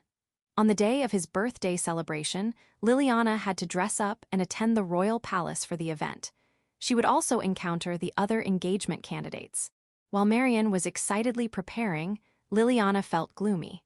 Not only was it troublesome to go to the palace and participate in the birthday celebration, but staying at the Duke of Clark's residence in the capital also added to her unease. Despite the birthday celebration lasting all day, the mansion, which she rarely visited, felt uncomfortable. The only relief was that her father was not present. Furthermore, the king's condition had not improved, and time continued to pass. Liliana thought it was quite inappropriate to hold a birthday celebration under such circumstances, but most of the powerful nobles apparently supported it. Riley, whom she had met a few days ago at the palace, had revealed this with an unmistakable expression of frustration. Since Riley's visit to the Duke of Clark's domain, his attitude towards Liliana had become more familiar, but she had been unable to ask him to stop, leading to the current situation. You look stunning, young lady, Marion exclaimed. In Marion's delighted gaze, Liliana must have appeared in her dress, which combined elegance with a delicate charm. According to Marion, the theme for this event was mystical fairy. Liliana's dress, a pale green matching her eyes, was adorned with frills at the neckline and scattered with colorful small flowers from the bust through the waist and down to the hem. The dress flared out as it reached the bottom, with layered lace creating a light and airy effect. You look every bit as beautiful as Princess Fiancée, Marion declared. That seems a bit exaggerated. At Marion's emotional praise, Liliana tilted her head in discomfort. Fiancée was the most famous fairy in fairy tales. Though sometimes called a spirit in other stories, her beauty was said to be unparalleled on both Earth and in the heavens. Fiancée was more than just a fairy tale character. She appeared in various stories, always portrayed as a tragic fairy princess. Fiancée was loved by the king of the heavens, but her life was cut short by a demon. The king mourned deeply, the skies darkened and became murky, and he continued to wander in search of his beloved princess. The fairy tales and operas typically end there. However, some historical texts recorded what happened next. The king's sorrow over losing Fiancée led to the world losing the sun. Evil spread across the earth, people and creatures suffered from plagues, and plants withered. The era of despair lasted for 300 years, known as the 300 Years of Darkness by historians. Following the story of the heroes who ended the 300 Years of Darkness, Fiancée was a famous figure in the Slibegrad kingdom. I've heard that women often admire such figures. Although the tales and operas depicting Fiancée were always tragic, her pure love with the aloof king was appealing to women. Fiancée-themed outfits were frequently seen at social gatherings. However, for Liliana, the villainous, Fiancée was the exact opposite. At that moment, there was a timely knock on the door. It seemed that her brother Clyde had come to fetch her for their departure. Marion answered the query for permission to enter, and Clyde opened the door and stepped in. You've changed so much. Clyde's eyes widened in surprise, and he smiled. Approaching Liliana, he took her right hand and gently kissed the back of it. Looking at Liliana with a warm smile, Clyde said happily, You look beautiful, Lily. It suits you perfectly. I'm proud as your brother to be able to escort such a lovely person. Instead of thanking him, Liliana smiled and gave a slight bow. Clyde, who had undoubtedly understood Liliana's intent, smiled even more and asked Marion, "It's almost time, but are we ready?" Marion nodded firmly and declared, "Everything is perfect." Liliana was escorted by Clyde and entered the Duke's carriage waiting in front of the mansion. Even though they were only traveling within the capital, the number of escorts was substantial. Recently, the number of monsters appearing had increased, and their appearance locations had expanded beyond just the main roads. Consequently, many nobles in the capital were becoming more cautious. For Liliana, who could handle a stampede of monsters on her own, this level of protection felt excessively restrictive, but she accepted it quietly without complaining. "Do you know the schedule for today?" Clyde asked. "Yes, I understand it's going to be a standing buffet," Liliana responded. "Correct. Initially, you'll be greeting the royal family, but due to His Majesty's condition, you'll only be meeting the prince and the Grand Duke. After that, it will be a standing buffet for mingling. With a sizable number of guests, you probably won't have a chance to speak with the prince during the party. Although, it seems the prince would like to talk to you." At Clyde's words, Liliana's smile turned into a wry expression. It seemed Riley wanted to talk to her. But then again, they frequently engaged in lively discussions at tea parties. His interest in speaking with her at this birthday celebration was likely an attempt to showcase her as a prominent candidate for the prince's fiancée to the nobles. However, this was something Duke Clark would never permit. Liliana's father still hoped she would be removed from consideration as the prince's fiancée. The private agreement that if Liliana's voice did not return by the age of 10, she would be removed from the list of candidates was still in effect. Moreover, Liliana wanted to avoid any actions that would publicly confirm her status as a fiancée. Unconsciously, Liliana touched the bracelet on her wrist. It was a communication device given to her by Riley. Riley had asked her to wear it for the birthday celebration. But this bracelet was meant to transmit Liliana's voice to Riley and could not be used the other way around. Unless Riley came close to her, Liliana could not hear his voice, but if she did, those around her would surely notice how Liliana was responding to Riley. Riley seemed to want to keep the existence of the magical device a secret. What could Riley be thinking? Liliana still had no idea. Chapter 75. Birthday Trap 2. Upon arriving at the palace, Liliana and Clyde headed straight for the venue of the birthday celebration. Nobles had already gathered, conversing in various groups around the room. The grand hall where the event was held boasted a particularly splendid view within the palace, and the doors were already open. However, the food had not yet been served. The colonnade surrounding the courtyard offered a pleasant view, and guests were enjoying welcome drinks and engaging in casual conversation. "We have a stop to make first. Let's go together," Clyde whispered in Liliana's ear. Nodding in agreement, Liliana followed Clyde as he guided her away from the main venue. They proceeded through the colonnade and ascended the stairs to a room labeled as a waiting room. "Excuse us, it's Clyde Benito Clark," Clyde announced as they entered. "Come in." As Clyde spoke and entered, he found Riley and Austin already seated inside. Both men's eyes widened as they took in Liliana's attire. Riley's face broke into a broad smile as he stood up and extended his hand to Liliana. "It's been a while. You look wonderful, Liliana. You resemble the fairy Princess Fiondi." "Why, that's too kind of you, Your Highness. You look quite fitting as well." Riley was dressed in formal attire for a prince, with a base of white fabric adorned with gold and silver threads, and his red cloak was decorated with colorful gemstones.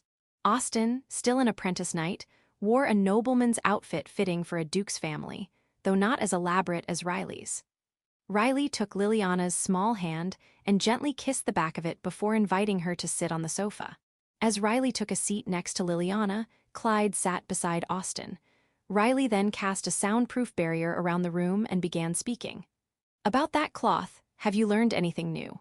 Riley was referring to the cloth obtained from a merchant of the Unatian Empire, which had been passed to Petra for analysis.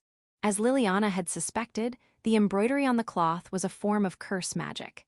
It was of the Eastern type, which made analysis difficult, and while they could not determine the details, it was identified as a spell intended to search for something. Although it was certain that specific conditions were involved, the exact details remained unclear. Petra's assessment was that it was a spell for searching for not a particular thing, but something that met certain conditions.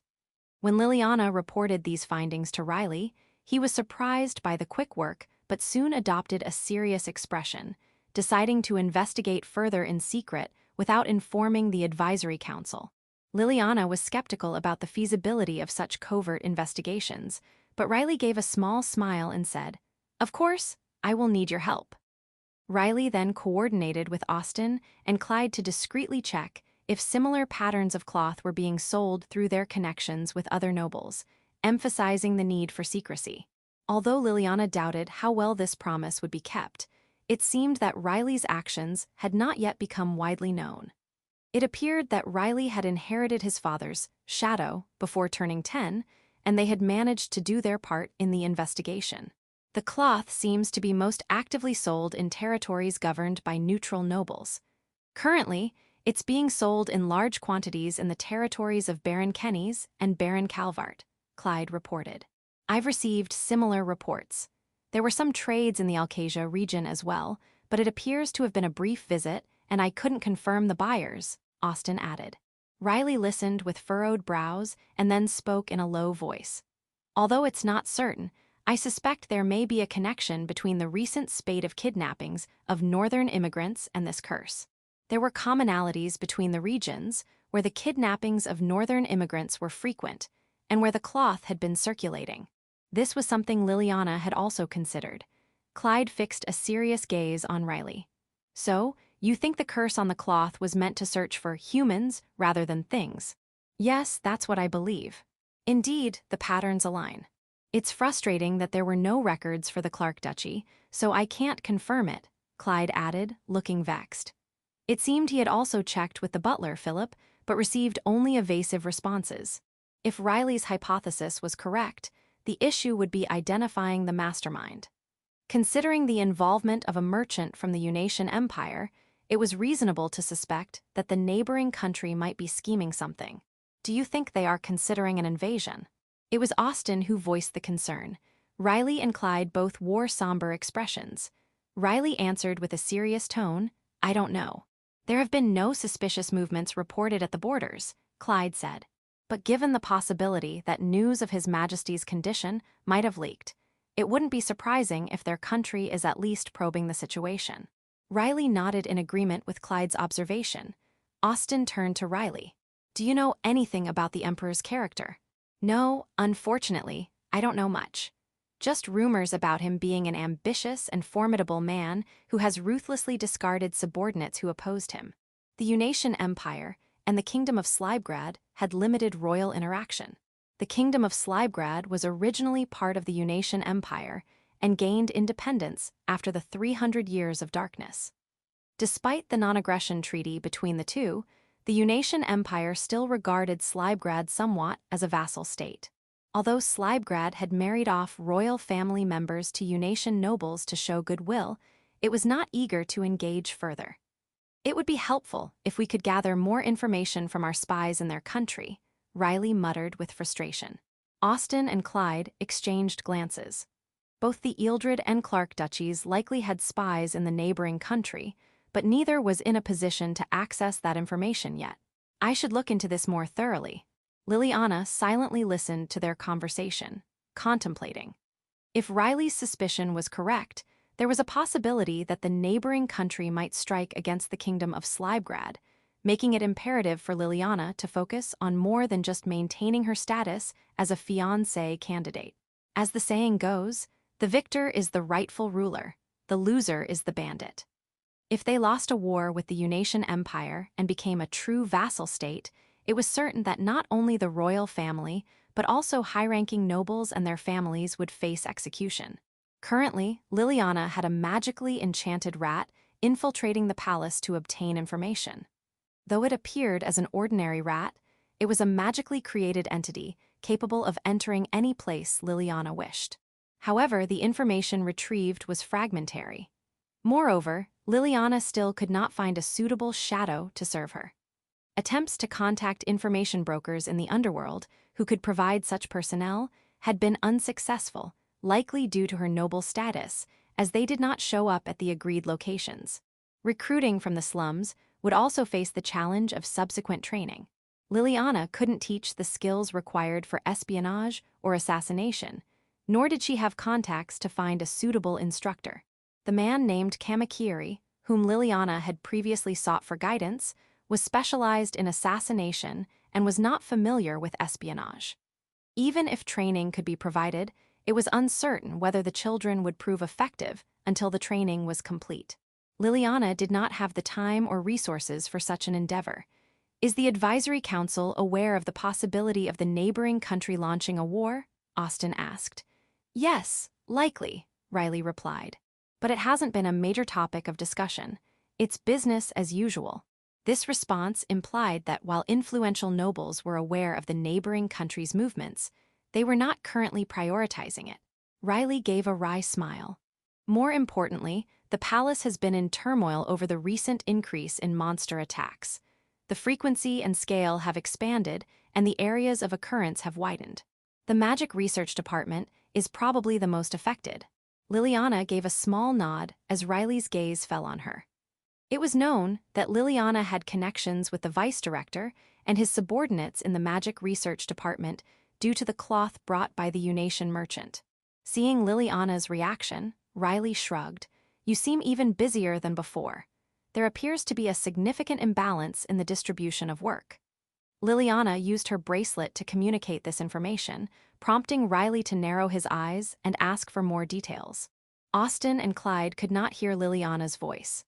Indeed, the Magic Research Department seems very busy, Austin agreed.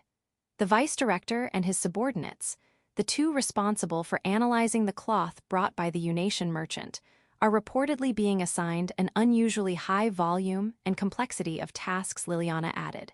This was a gripe Liliana had heard from Petra. Nicholas Bergson, the director of the Magic Research Department, had been vehemently cursing the impossible tasks he was being assigned. His schedule was tightly packed, with travel distances requiring teleportation spells. It seemed as though the intention was to drain not only their stamina, but also their magical power.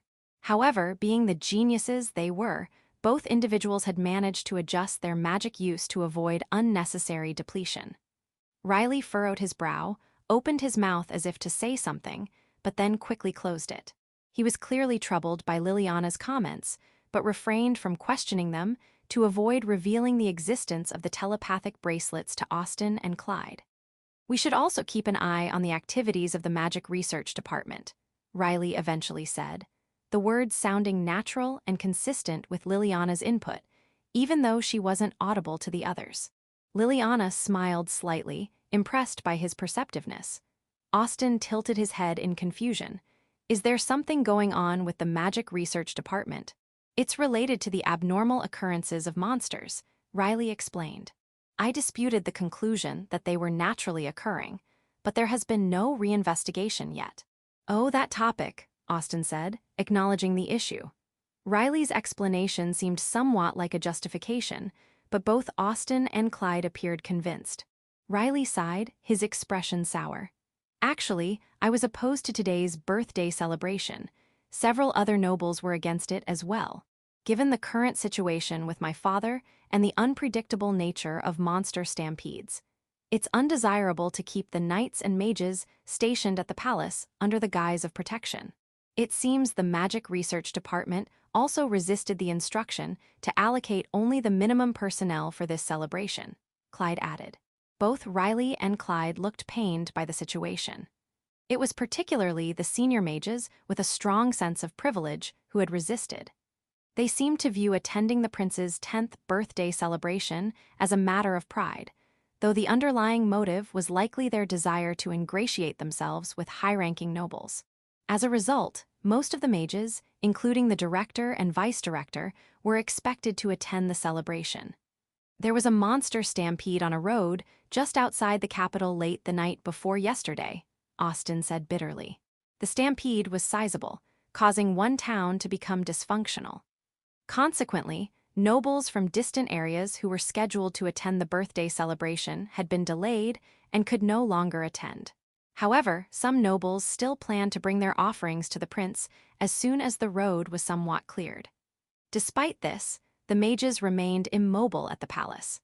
The knights had received no orders from above and could not attend to the scene due to the critical nature of their duty to guard the royalty and nobility. This likely meant that the town's recovery would be delayed. A heavy silence fell over the room. "I see, so that's what's happening." Liliana suddenly recalled a scenario from the game. The heroine, Emilia Navy, lived in the distant Navy baronial territory. According to the game, she should have been attending the prince's 10th birthday celebration. However, the scenario indicated that when Emilia was 13, she would first meet the targeted characters. It seemed Emilia had been unable to attend the celebration due to the monster stampede that occurred the night before. Although Liliana understood that reality and the game were different, she felt an unavoidable sense of determinism, causing her to shiver slightly. Chapter 76. Birthday Trap 3. The prince's 10th birthday celebration began without incident. Liliana was engaged in conversation with Clyde, using written notes, but once Clyde started talking with a familiar acquaintance who approached, she moved to a corner by the wall to enjoy her lemonade while gazing out the window. Outside the venue, knights were stationed for security. The mages, however, were not assigned to security duties and were engaged in conversation, all wearing new robes and badges that seemed to have been specially prepared for the occasion. The designs varied slightly among individuals, but all featured gemstones prominently in the center. The cost of such attire was undoubtedly substantial. Liliana recalled the face of the vice director of the Magic Research Department, who had been preoccupied with investigating embezzlement due to unclear expenses. Despite being burdened with a multitude of tasks, he had been assigned additional work, which had made him quite disgruntled. It was curious to her that the director was still living comfortably. As her gaze wandered, she spotted Nicholas Bergson, the director of the Magic Research Department, chatting cheerfully with Marchioness Finch near the center of the hall. This is an ideal opportunity for gathering information. Unfortunately, with so many mages present, using the Ear of Far Sight spell to eavesdrop felt risky. There was a chance they might notice the use of magic. Thus, Liliana listened in on the conversations of nearby nobles. Recently, it seems that Marquis Tanner is nearing retirement. His son is actively participating in social circles with his daughter, one noble remarked. The Tanner family's daughter was a candidate for the prince's fiancée, wasn't she? Look, she's right over there. She's about 14 years younger than her brother. Though she's the daughter of the second wife, they seem quite close. She's a charming young lady. I believe she's debuting in high society today. If that's the case, she'll probably only attend the early part of the event and leave. Her brother will be present for the later part, so we might have a chance to speak with him then. Liliana glanced in their direction. The three nobles were all earls. They had not achieved any notable accomplishments during the previous king's reign. They seemed ambitious, approaching higher-ranking nobles with obsequiousness. However, many nobles detested such behavior. Those who were scorned by these prominent figures often targeted naive young nobles for their gossip. Clyde also seemed to be keeping them at a distance. Had Liliana been able to speak, she might have fallen prey to them as well, but fortunately, she was still perceived as mute. Though they were aware of her presence, they avoided approaching a silent noblewoman, even if she was a candidate for the prince's fiancée. Even if they are ambitious, they lack talent in managing estates or foresight in business. It was well known in high society that their attempts to increase income from their lands had been unsuccessful. One of them, notably tall, was rumored to be deep in debt and likely to soon return his title and estate. Their only skill seemed to be flattering high-ranking nobles. While discerning nobles ignored them, many were deceived by their smooth talk despite knowing the rumors. It appeared that their latest target for parasitism was the next head of the Tanner family. This information was not something Liliana had heard directly, but was brought back by the mice she had sent to infiltrate the palace and various evening parties. Without having obtained a reliable shadow, these magically enchanted mice were a crucial source of information for Liliana. Moreover, since they were magical constructs, they did not incur additional costs or carry the risk of double agents. To ensure security, the spell on them was designed to trigger self-destruction if discovered, minimizing the chance of identifying Liliana as the sorcerer. Since I've already deployed the mice today, there's no need to use the Ear of Farsight spell now. As she pondered this, Liliana noticed a change in the atmosphere around her. Looking up, she saw a man in a robe approaching. He emitted no magical presence, likely using magic to conceal his presence. Liliana blinked and immediately recognized him. She smiled slightly and turned her back to the room to keep her face hidden. The man stopped at a distance, sending his voice to Liliana through a small wind magic spell. It's unusual for the prince's fiancée candidate to be a wallflower alone. Is that all right? Liliana responded with a wind magic spell of her own. Well, Lord Ben Draco, aren't you supposed to be working at the moment? I'm being worked to the bone, so I'm entitled to a little break without complaints, came the reply. The voice that reached Liliana was tinged with fatigue, causing her to inwardly smile wryly. It seemed the vice director of the magic research department had been working harder than she had imagined. Is Petra not at the palace today? She asked. Yeah, she's been sent out to handle the aftermath of the monster stampede from the other night. We really wanted to allocate more people, but he replied with an irritated tone, it's far too dangerous with such a small group. Recent trends showed that monsters appeared in the area before and after a monster stampede. There had been suggestions from both the Knights and the Magic Research Department that the same area might experience multiple stampedes in succession. Ultimately, however, the Magic Research Department decided to prioritize the birthday celebration. While this made sense in terms of providing security for the nobles gathered, monster stampedes were disasters. Sending insufficient personnel and equipment could exacerbate the damage. The ones who went along, they're so weak that it's almost like Muirulinen has to handle everything on her own. In fact, they might end up being more of a hindrance than a help, Ben Draco said with evident displeasure. Well, it's not surprising. I can't help but feel that there's some ulterior motive behind it, Liliana admitted. Yeah, probably, Ben responded vaguely, his tone bitter. He seemed to be deliberately being vague, likely considering Liliana's age, but she had a good idea of what he was implying. The Magic Research Department seems to want Petra out of the way. Otherwise, they wouldn't keep sending her on such dangerous missions. She had been relegated to less risky assignments in the past, but recently her tasks had all been perilous. Ben often had to supply her with emergency aid, though he couldn't always be there to help. It seemed that he, too, was burdened with tasks beyond what was typical for a vice director. This situation was likely part of the same strategy. While keeping Ben as a palace guard, sending Petra to deal with the aftermath of a monster stampede was clearly not an indication of trust in her abilities. The higher-up seemed to judge that it wouldn't matter if she perished. Ideally, either the director or the vice director should be present at the birthday celebration. Lord Ben Draco, do you think the celebration will end without incident? What do you mean? Ben asked, puzzled by her question. Liliana's uneasy feelings had made her question this. She had a sense of foreboding, but she didn't feel any particular intent to harm. It was more a sense of imminent danger. Unable to explain it clearly, Liliana simply said, I have a bad feeling about this. Ben fell silent and then nodded. I'll take another look around the venue. I might find something useful. Yes, please let me know if there's anything I can do. I've brought the magical stone you gave me. That's helpful. I often can't move freely, so it's good to have. Liliana had indeed brought the magical stone Ben had given her previously. It would allow her to communicate with him even from a distance.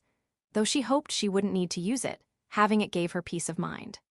After Ben casually left the area, the sound of bells rang out, and the hall erupted in excitement as Prince Riley Williams Slibegrad and the Duke Franklin Slibegrad, acting as the king's representative, made their entrance. Section, Prince Riley, having received greetings from the nobles in turn, appeared fatigued. Liliana, alongside Clyde, approached to offer her own greeting. Since her father, Duke Clark, was hosting the event, he was not in the line for greetings. Despite being under her father's cold gaze, Liliana maintained a constant smile. In her stead, Clyde delivered the congratulatory words. His profile showed clear signs of nervousness, and Liliana had to suppress a smile as she looked away. Clyde's anxiety was clearly directed not at Prince Riley, but at their father, Duke Clark. Prince Riley treated Duke Clark's siblings with the same demeanor as the other nobles, allowing the siblings to quickly step out of the greeting line. Once Clyde was away from his father's gaze, he exhaled with relief. Noticing Liliana's gaze, he glanced down at her with a slight, rueful smile. "I'm hopeless, aren't I? I just get so nervous in front of father," he admitted. Liliana gave a small, understanding smile and shook her head gently. Clyde seemed to understand her unspoken words, his brow furrowing. "I know I should be more composed," he said, though it was evident he was struggling with the pressure. Unable to offer a verbal response, Liliana could only sense her brother's despondency. Riley had once commented that Clyde was kind-hearted, a far cry from the malicious Clyde Benito Clark from the game. He was a considerate young man who cared about others. Liliana, thinking about this, gently patted Clyde's arm in encouragement. Clyde, taken aback by this gesture, looked up in surprise before breaking into a joyful smile. "Thank you." Liliana shook her head, but noticed out of the corner of her eye that several young ladies were admiring Clyde's smile, which was rather bothersome for her, as she preferred to avoid the limelight. Despite her appearance, Liliana was skilled at concealing her presence. This ability, developed for using magic and curses discreetly, made the attention of others especially irritating. Ideally, she would have preferred to distance herself from Clyde, but he had already mingled with acquaintances before the party began and had no intention of leaving her side. "Have you eaten?" Clyde asked. Not noticing the gazes directed at him, Clyde turned towards the food laid out in the back. Liliana shook her head. She generally didn't eat much and thought a light sandwich would suffice for the evening. However, Clyde, unfamiliar with her habits, pulled her towards the food. The spread was extravagant. Although some dishes had already been touched by the nobles, Clyde swiftly helped himself and served Liliana. He also inquired about her preferences. The plate he prepared for her was more than she usually ate, but she accepted it with gratitude. Clyde served himself and looked down at Liliana with a pleased expression.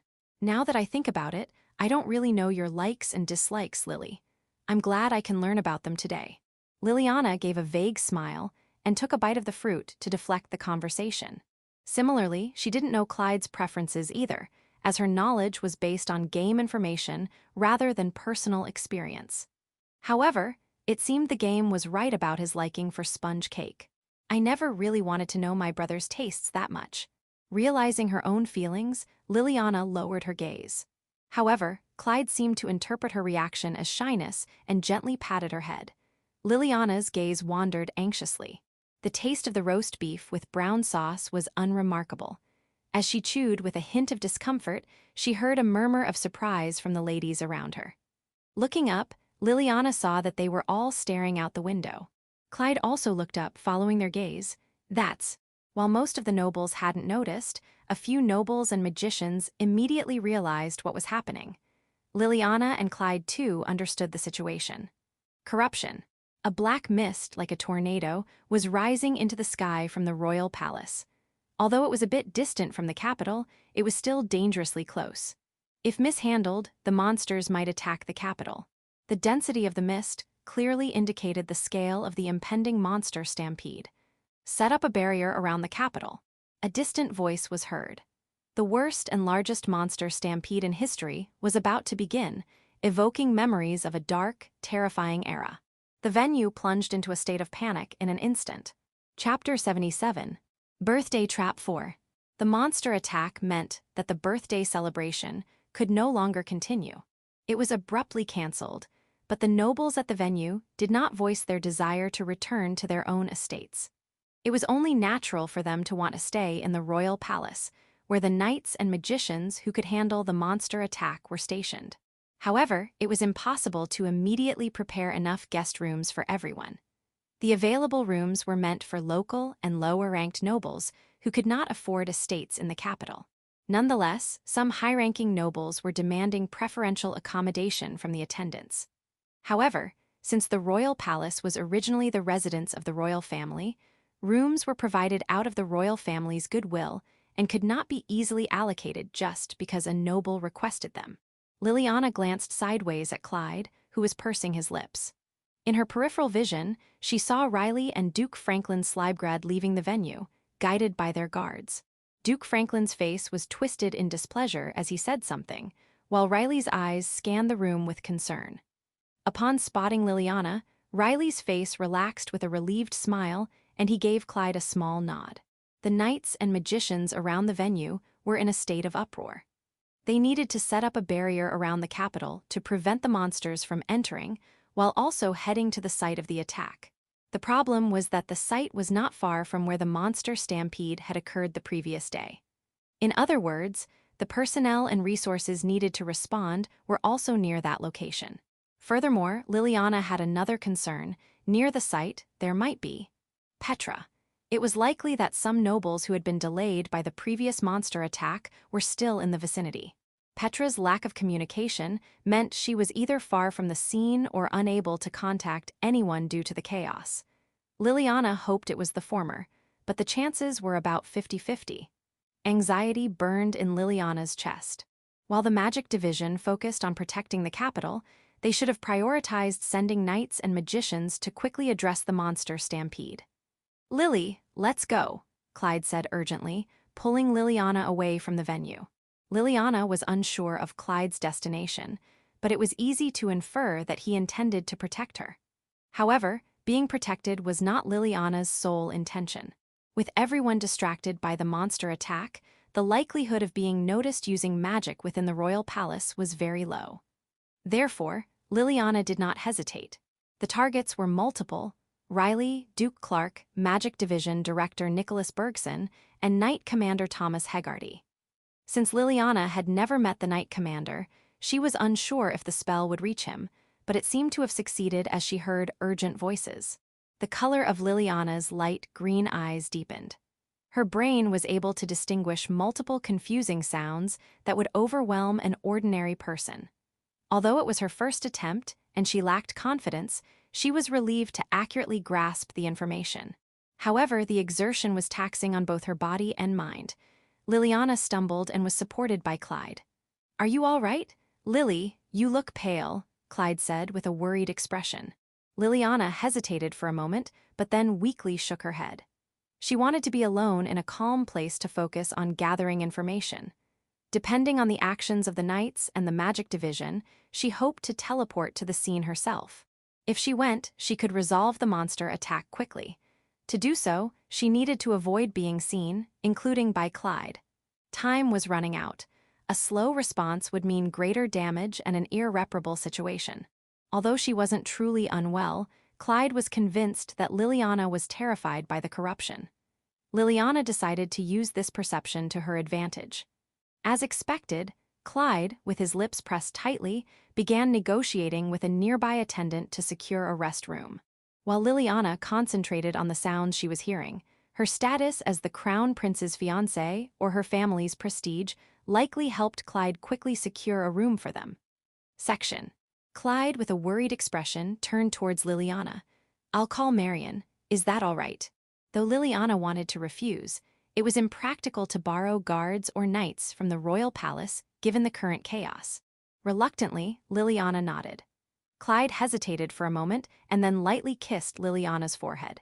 Even though she knew it was an act of sibling affection, Liliana was momentarily so surprised that the voices she had been hearing seemed to vanish. "Your Highness has called for me. I would stay by your side if I could, but there's a chance I might not be able to return until things settle down. I've arranged for this room to be available until tomorrow afternoon, so please rest comfortably." Liliana shook her head in response to Clyde's words, signaling that she did not want him to worry. Clyde's expression grew slightly sad, but without saying anything more, he said, "Well then," and left the room. As he closed the door, he instructed a knight to guard the door until Marion arrived. Marion, who was likely waiting at the estate in the capital, would probably come rushing over. Liliana sighed softly and focused on the voices she was hearing. The noise was overwhelming, almost as if her head were splitting open. Lying on the bed with vacant eyes, Liliana strained her senses to pick up the various voices. "Knights must be dispatched immediately. The damage is worsening by the moment.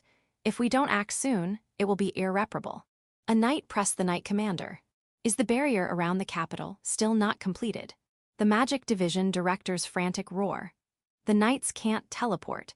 Once the barrier is set, they can't move unless there's a teleportation array at the destination. However, the people who could bring the arrays are currently on other missions. A subordinate reported to the Knight Commander. If the barrier isn't established soon, the nobles will become fearful and lose trust in the royal family. The Chancellor advised the Crown Prince, but we can't abandon the citizens. Among them, a still youthful voice firmly argued, the teleportation array isn't functioning. Confusion breeding more confusion. Then, a cold voice echoed, Your Highness, if you try to save everyone, you will end up losing everything.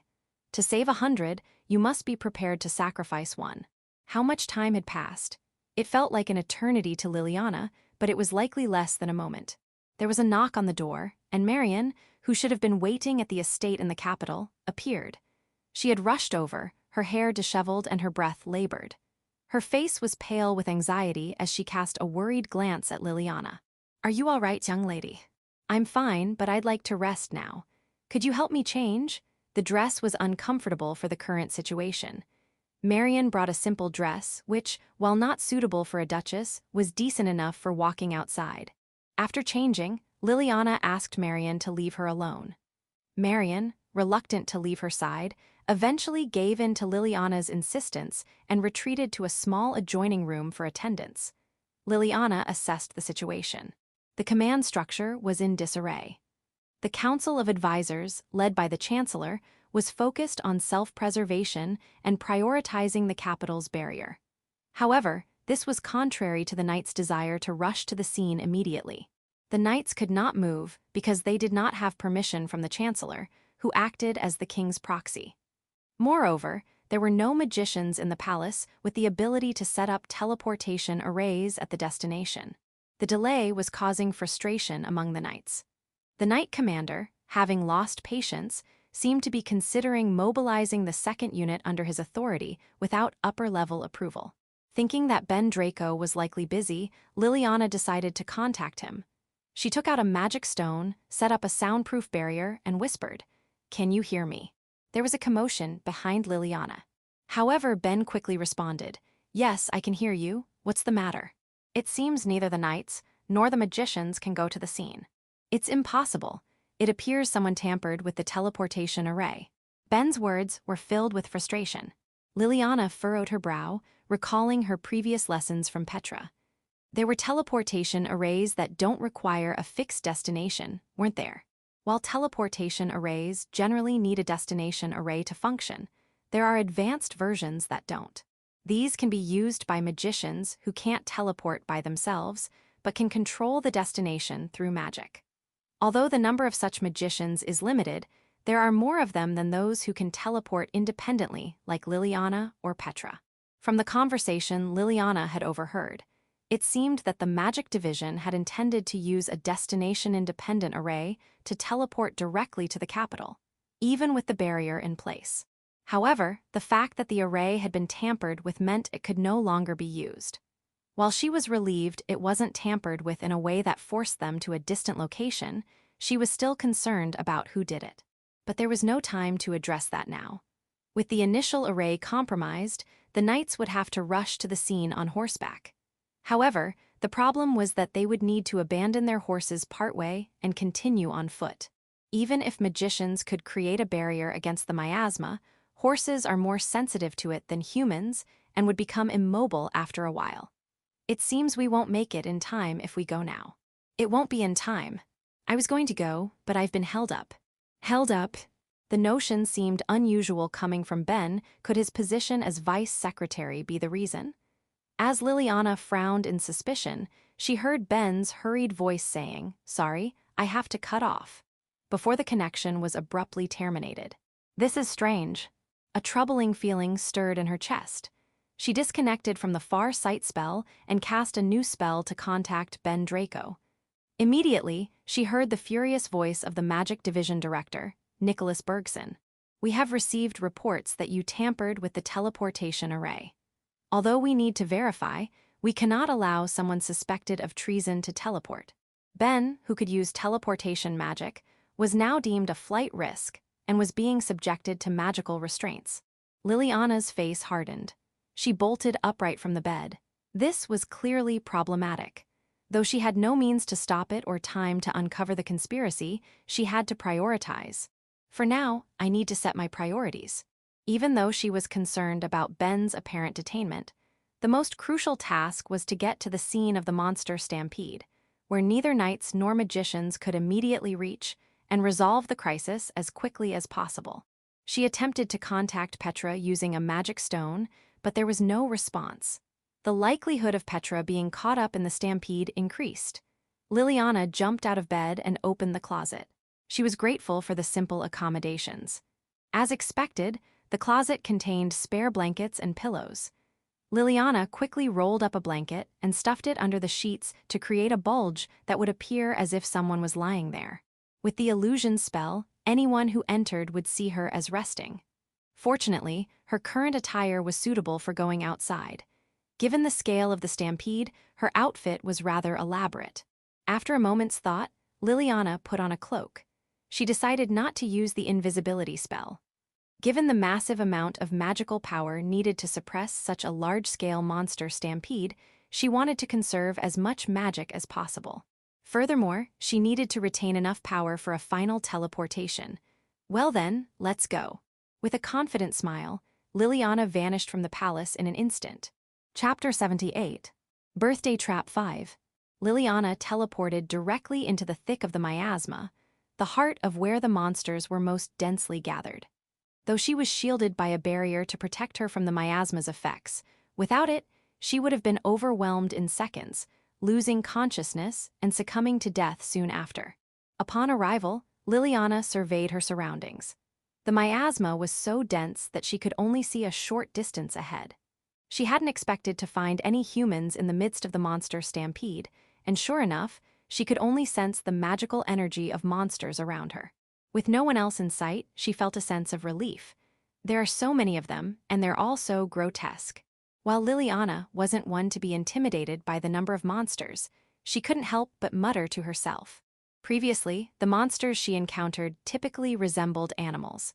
But now, the creatures surrounding her looked nothing like anything that belonged in this world. They had the forms of demons or monsters straight out of a book of horrors. Even the most battle-hardened knights and magicians might have been paralyzed with fear at the sight, but Liliana was intrigued. However, she didn't have time to study them closely. The monsters noticed Liliana, focusing their gazes on her. As they prepared to attack, they exhaled clouds of miasma from their mouths. Gale Sickle. The moment she chanted the spell, a massive windstorm erupted from her center, tearing the monsters to shreds in an instant. She quickly followed up with Purification Lightning, Dispel Wind. The miasma in the immediate vicinity thinned slightly, but it quickly returned to its original density. Realizing that relying on her sight would be futile, Liliana decided to detect the monsters' locations by sensing their magical energy instead. Although her wind magic could be too destructive, harming not just the monsters, but also the surrounding vegetation, she was determined to avoid unnecessary deforestation. Trees take time to grow. After some consideration, Liliana decided to trap the surrounding monsters in a barrier and use her wind magic within that contained area to minimize collateral damage. During her first encounter with a monster stampede, she had relied on light magic from the start. However, to conserve her magical energy, it was more efficient to methodically defeat the monsters using her specialty, wind magic. If she were to use the highest level light magic right away, her magic would be depleted before she could end this stampede. Last time, she ran out of magic after 3 uses of such spells. Though that had been enough then, this time the scale was larger, and 3 uses wouldn't suffice. Still, she calculated that she should have enough magic if she focused on purifying the miasma after defeating the monsters. Still, I wonder if Petra is here. She had tried contacting Petra with the magic stone, but there had been no response. It was too difficult to pinpoint Petra's location using a detection spell in such thick miasma, with so many monsters obscuring the reading of magical energy and body heat. As she swiftly moved through the miasma-filled forest, Liliana trapped monsters within barriers, obliterating them with wind magic and repeating the process of purification and destruction. Yet, the miasma didn't thin. It likely still lingered, reaching up to the heavens. It would have been best if I could have reached her through the magic stone. Liliana muttered in frustration when a possibility suddenly occurred to her. She continued to effortlessly execute a series of spells, slaying, purifying, and destroying the monsters in her path, while she retrieved the magic stone from a hidden pocket. She attempted to connect with Petra and directed a stronger flow of her magic through the stone. Imagining a thread of magic linking her to Petra's magic stone, she gauged the distance and direction. This was an application of a teleportation array using the magic stone as a medium. It was a spur-of-the-moment idea, without any guarantee of success. Liliana, her face uncharacteristically tense with nervousness, soon felt a connection. She's close. Her bad feeling was confirmed. Petra was indeed in the midst of the miasma. However, she could sense Petra's magical pulse, meaning her magic wasn't completely depleted. Keeping a tight grip on the magical remnants she traced through the magic stone, Liliana teleported to Petra's location. Liliana's entire body was gripped by an overwhelming sense of dread, alarms blaring in her mind that she needed to escape. She found herself directly above the remains of an inn on the outskirts of town, but the entire area reeked of death. The miasma here was even thicker than where she had just been. The surroundings were so thoroughly destroyed that it was impossible to imagine how they originally looked. Severed body parts were buried among the rubble. Though the visibility was poor, once the miasma cleared, this place would no doubt resemble a scene straight out of hell. The stench of blood mixed with the foul odor of the miasma made her feel as if her insides were rotting away. Twisted, monstrous shapes writhed in the pitch-black darkness, relentlessly attacking any humans they could find. Yet, aside from Liliana, there were only 3 other human presences in the vicinity. On instinct, Liliana pulled her hood down low over her face. She wasn't alone here. Petra was there too. Petra, along with 2 children whom she was protecting within a barrier, noticed Liliana and looked up. The 2 children didn't seem to recognize Liliana's true identity, but Petra immediately realized who she was. Young. She was about to say, young lady, but hastily swallowed her words. Then, she started coughing, blood spilling from her mouth. Petra was gravely injured. Her face was pale, and she was bleeding heavily from her abdomen and left arm. It was taking everything she had just to maintain the barrier.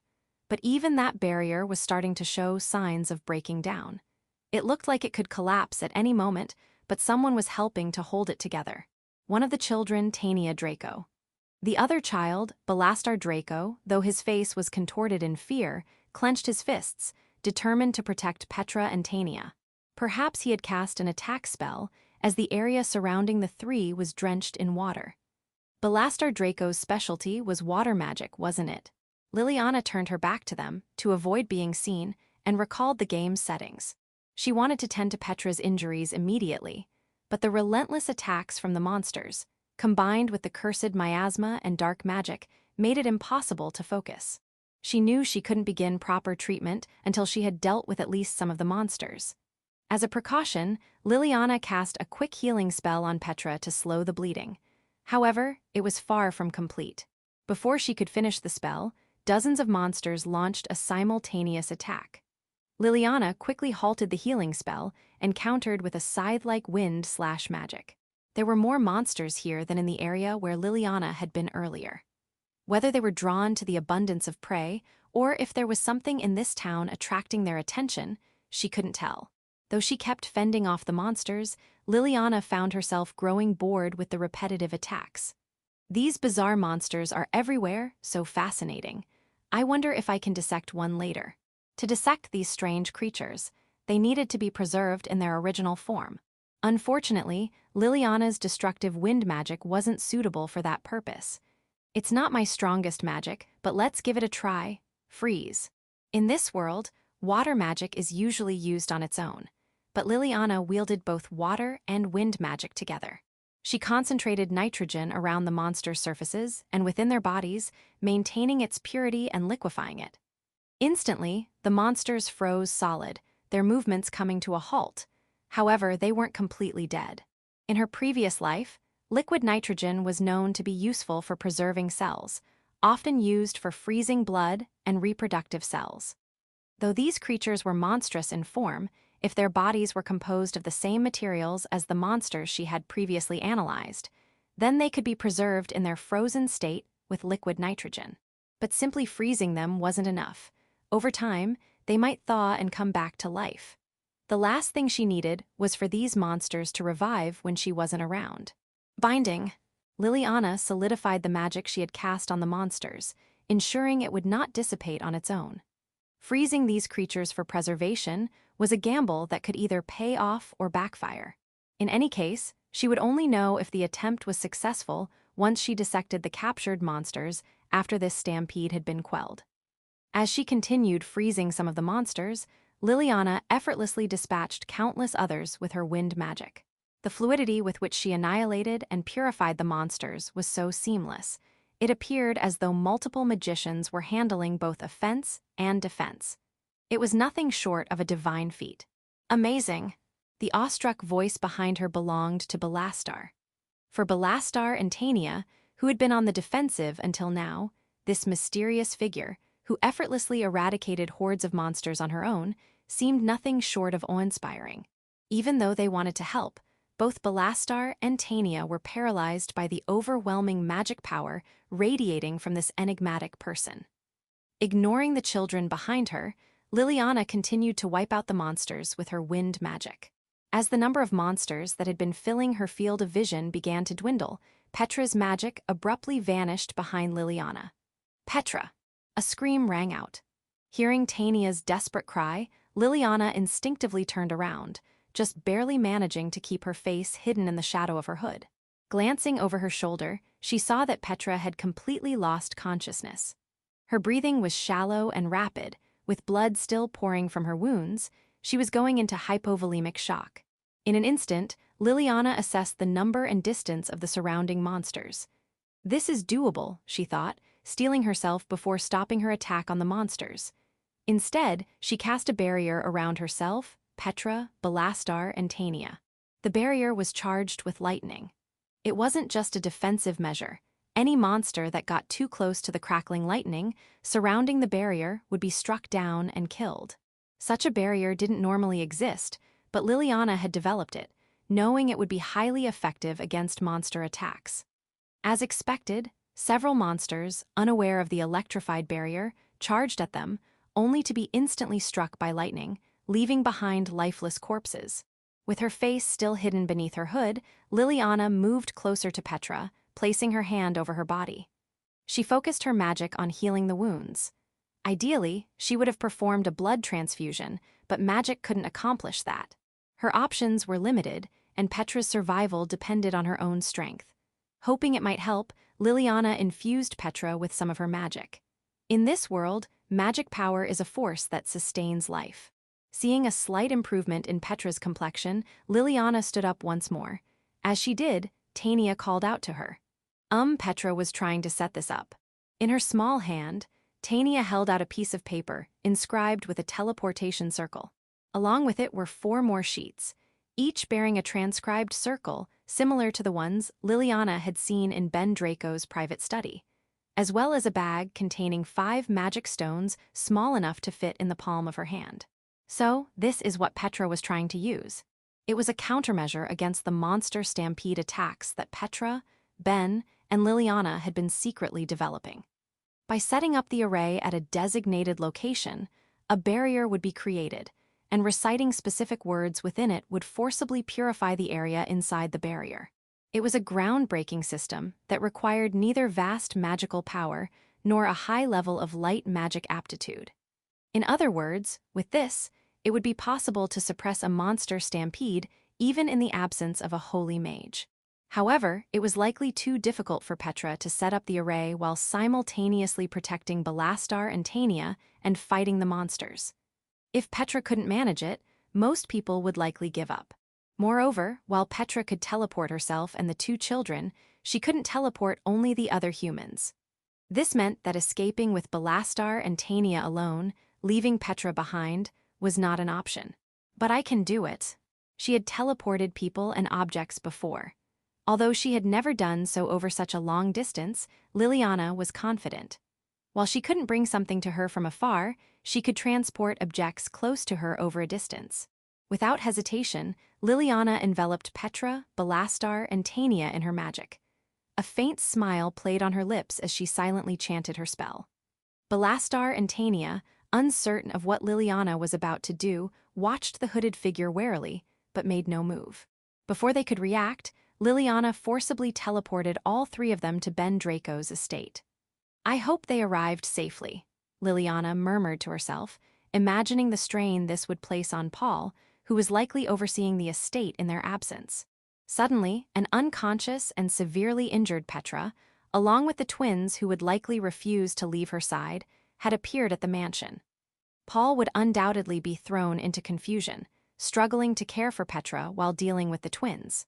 Liliana could only hope that the Draco family's discreet physician would handle Petra's treatment. But Paul's challenges wouldn't end there. From what she had heard at the palace, Ben was likely under house arrest or detained on suspicion of treason. Liliana cast her gaze around the area. As expected, the monsters in this stampede seemed to possess a certain level of intelligence. Only a few had died around the barrier, while the rest observed her cautiously from outside the lightning's reach. Liliana allowed herself a faint smile. "It's pointless to lay down a teleportation circle now, the knights won't use it. Let's not waste time on unnecessary efforts." There was no way to alert anyone that a teleportation circle had been placed at the site of the stampede. Instead, Liliana knew her task was to deploy the purification circles Petra had intended to set up. Petra had likely planned to use teleportation magic to place them, but Liliana didn't need to teleport herself. The 4 circles were almost identical, but each bore a different character representing one of the 4 elements: fire, water, wind, and earth. Ordinarily, there would be 5 circles, but Petra had likely already placed the first one, representing light. Without hesitation, Liliana used teleportation magic to send the remaining 4. The order in which they were placed was crucial. She concentrated a small orb of magic in her palm and sent it soaring into the sky. Through this sphere, Liliana surveyed the land from above, pinpointing the locations where the circles needed to be placed to enclose the miasma within a massive pentagram. As the last circle was placed, the spell was completed and a barrier was erected. Neither the monsters nor the miasma could spread any further. This spell wasn't designed to protect what was inside, but to seal it away. The moment she teleported the last circle, a tense sound reached Liliana's ears. The spell had been successfully completed. She couldn't help but smile. She then teleported the frozen monsters into the underground prison beneath her mansion on the outskirts of the royal capital, casting a spell to conceal them before transporting them. With that done, she prepared the final touch, both inside her personal barrier and within the large barrier created by the pentagram. Blessings of the stars from time immemorial, clarity of the moon's light, judgment of the sun's flame. Her vision turned completely white. It was almost identical to what had happened when she previously used the highest level of light magic during the stampede. Seeing this, Liliana smiled. As the white light faded, the miasma had cleared and the monsters had vanished. It was her first time using the circles in a real battle, but it seemed the system she, Petra, and Ben had developed worked as intended. Given Ben's uncertain future, it was unclear if this method would become widely used, but it would undoubtedly be invaluable in the field. The circles will disappear automatically, so there's no need to retrieve them. They had considered making the circles reusable, but out of concern that someone might tamper with them, they had designed the spell so that the circles would vanish after a single use.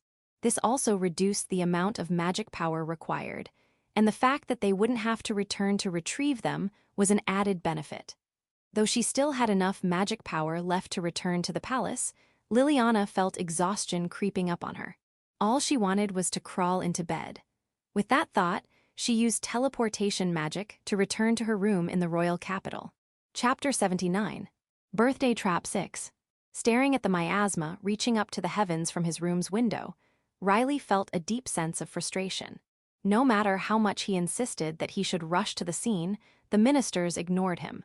Instead, they cast him disdainful glances as if to say, "Don't disrupt the situation with your unnecessary remarks." Since he could remember, Riley had been subjected to rigorous crown prince training. When his mother died when he was 4, his father, Horatio, who had no intention of taking a new wife or concubine, secretly conducted the selection of a tutor with his grandfather. Both his speech and behavior were held to uncompromising standards, despite his youth.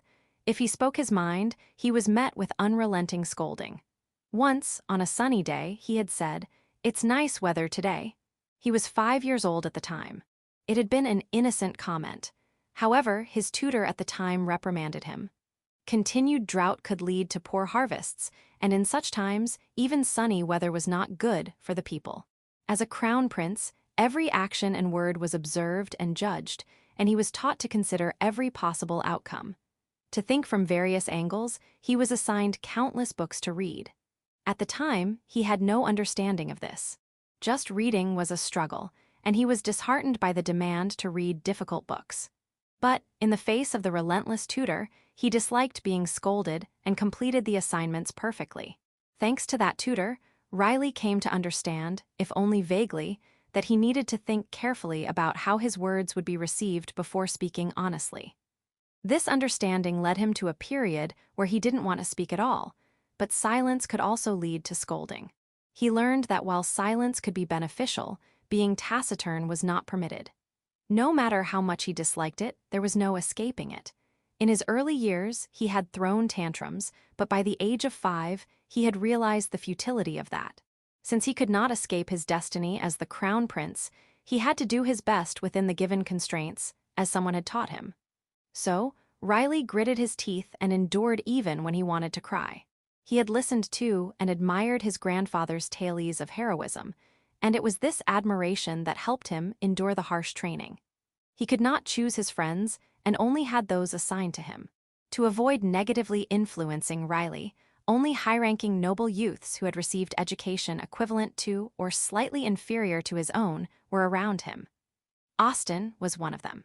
However, due to not being of royal blood, Austin had a broader circle of friends than Riley. When Riley turned 8, he was shocked to learn that some children of lower nobility still threw tantrums and acted selfishly at that age. He also heard that some commoner boys enjoyed bullying girls who were reluctant.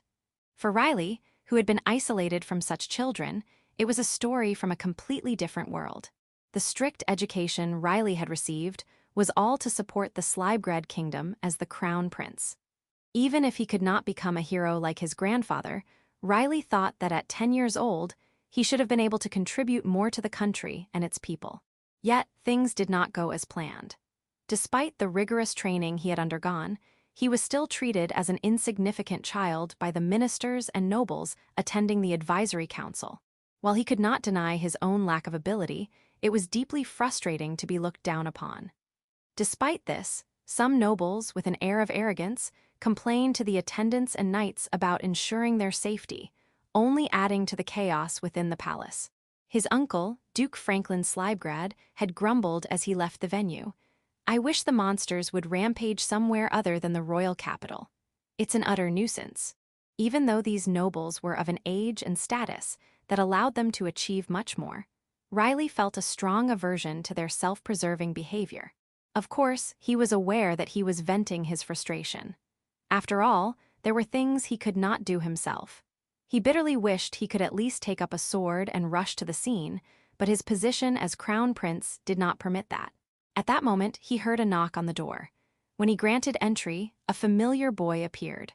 Riley couldn't help but smile upon seeing him, who bore a resemblance to his closest fiancé candidate. "Clyde, is it?" "Yes, Your Highness."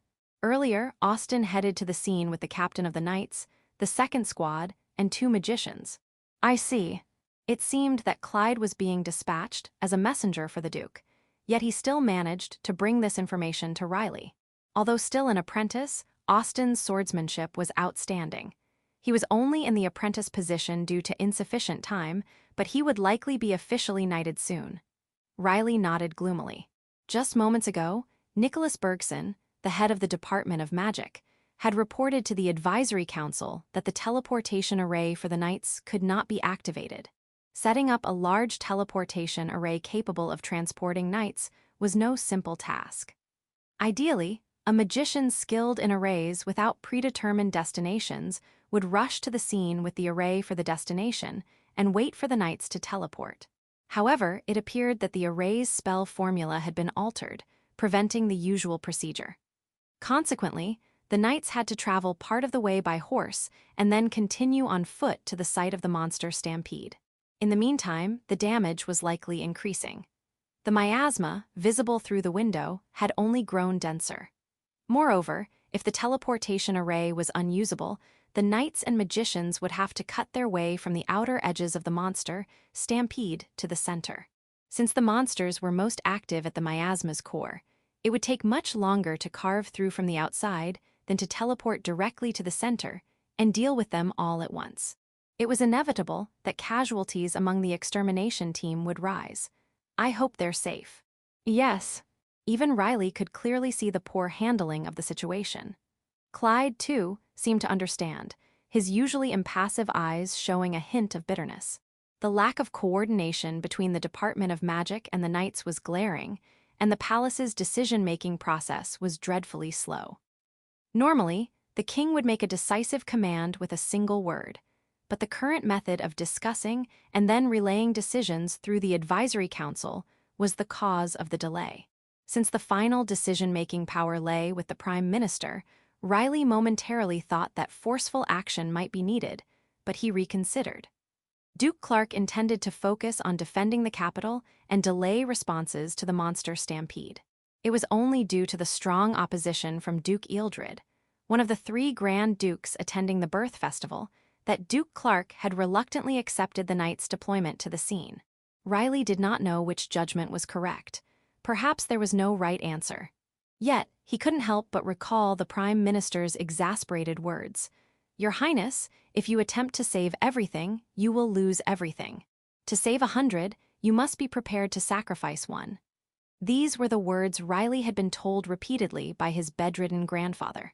For about 2 years, since he had heard of his grandfather's burden of legacy from his father, Riley still had not found his path. He furrowed his brow and looked down, even forgetting that Clyde was standing before him. "Your Highness, I am summoned by my father, so if you will excuse me." Clyde's words brought Riley back to his senses. He forced a semblance of a smile and answered calmly, "Ah, that's fine, I won't keep you." "Thank you, please call for me if needed again." Clyde bowed and began to leave, but before departing he added, "Just one more thing, though this is a bit of a tangent." Riley, watching Clyde leave, raised an eyebrow and asked, "What is it?" Clyde lowered his voice slightly. "My sister has fallen ill, and I am currently renting a room for her." "Liliana." Riley's eyes widened. When the report of the monster stampede had come in, Liliana had appeared to be in good health. It must have been after that incident that her condition worsened. Suddenly feeling anxious, Riley asked in a low voice, "Where is she?" Clyde quietly provided the location of the guest room and mentioned that a maid was attending to her. Riley nodded, "I understand, thank you." "Your words are too kind," Clyde replied quietly and finally left the room. Riley suppressed his restless heart and headed towards the room where Liliana was staying. The palace was still in an unsettled state. Most of the nobles who had attended the birth festival had returned to their respective places, bringing some degree of calm, but the ongoing emergency remained unchanged. The room where Liliana was staying was a guest room relatively close to the royal family's private quarters. Riley frowned when he noticed there were no guards outside the door, but he reconsidered, thinking it was likely that they had been dismissed due to the emergency. Originally, neither Liliana nor Clyde was scheduled to stay at the palace, and since the Duke of Clark's residence was not too far from the capital, they probably left their guards there. I would like to stay with her, but it was unfortunate to ask the busy knights engaged in monster extermination for such a favor, and it would be highly inappropriate for Riley himself to stay there as a guard. Moreover, Riley was concerned about Duke Clark, who wanted to exclude Liliana from the list of potential fiancés. Riley himself was still uncertain and could not afford to make any mistakes.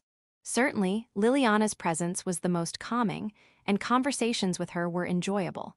She was also the person he respected the most.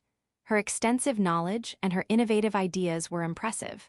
Particularly, during their recent visit to the dying special zone in the Duke of Clark's territory, her concept of patents was revolutionary. However, as the Crown Prince, he could not decide on a marriage partner based on momentary emotions. Riley knocked on the door to Liliana's room. When there was no response, he thought for a moment and knocked on the door of the adjacent small room. He expected to find a maid there, and indeed, he quickly received a reply. He had met Marion, the maid attending Liliana, a few times, but this was the first occasion they had spoken.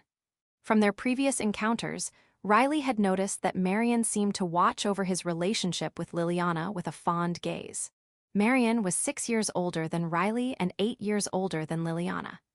She often looked at them with a loving gaze, as if she were watching over beloved younger siblings, even though she usually maintained a perfectly composed demeanor. However, the more time they spent together, the more likely it was for her facade to slip.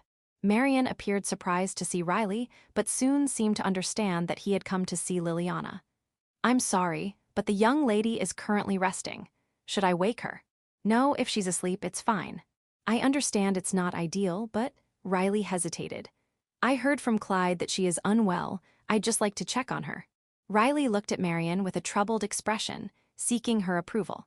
Marion, after some hesitation and observing Riley's pale face, sighed and reluctantly agreed. "If it's only for a short while." Riley verified that there were no onlookers and entered the room. "This is..." Riley gasped involuntarily. Marion, unaware of this, had not noticed the soundproof barrier that had been set up. It was extremely well crafted, making it difficult to detect its presence. Such a high level of skill was impressive. Unaware of Riley's surprise, Marion spoke toward the bulge in the bedding. "Young lady, His Highness is here." However, the silver-haired head peeking from under the covers remained still. Marion glanced apologetically at Riley, her eyes reflecting concern for her unresponsive mistress. Having recovered from the shock of the soundproof barrier, Riley smiled reassuringly and nodded. "I'm only here to see her face." "Understood." Marion, having nodded in agreement, moved to the edge of the room. Riley gently lifted the sheets, carefully revealing the face hidden beneath.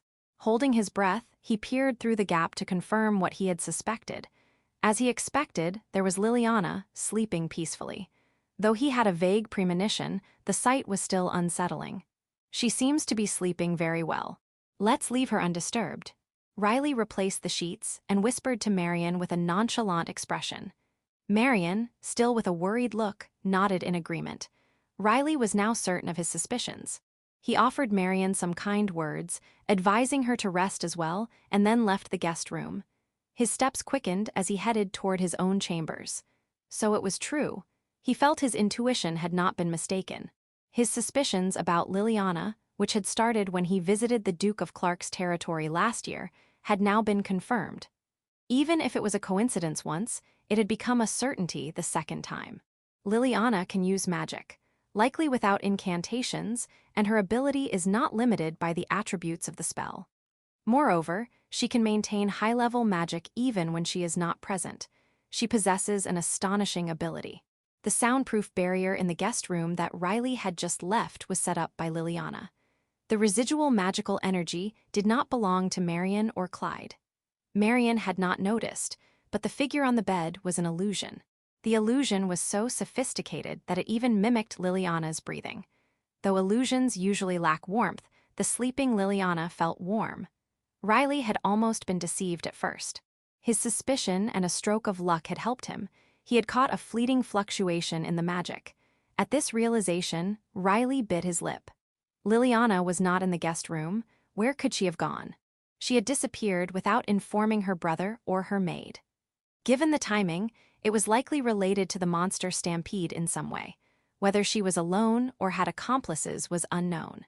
He felt he should have been informed, yet he couldn't help but self-mockingly wonder why he thought he would be told, given the lack of opportunity or relationship.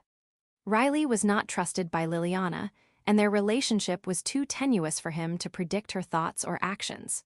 While he suspected she was an excellent mage, he had no idea of the extent of her abilities. This only fueled his anxiety and concern further. As time passed and his realization deepened, Riley felt as if he might fall into a state of utter bewilderment. His eyes stung, but he gritted his teeth and endured.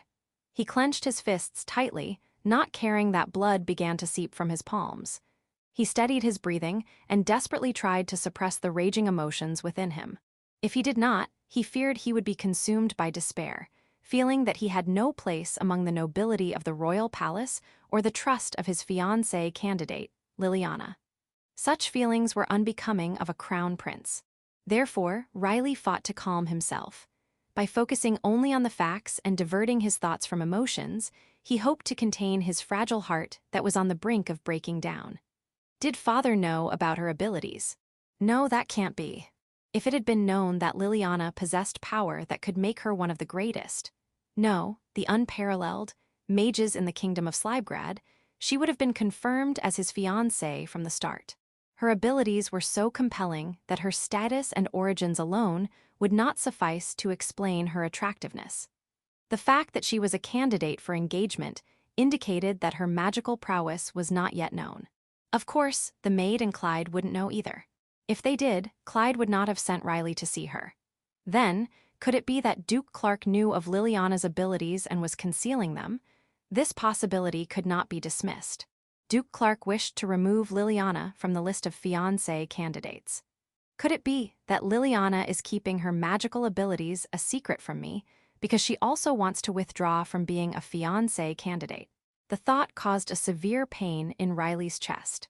The time spent engaging in candid discussions with Liliana was invaluable to him.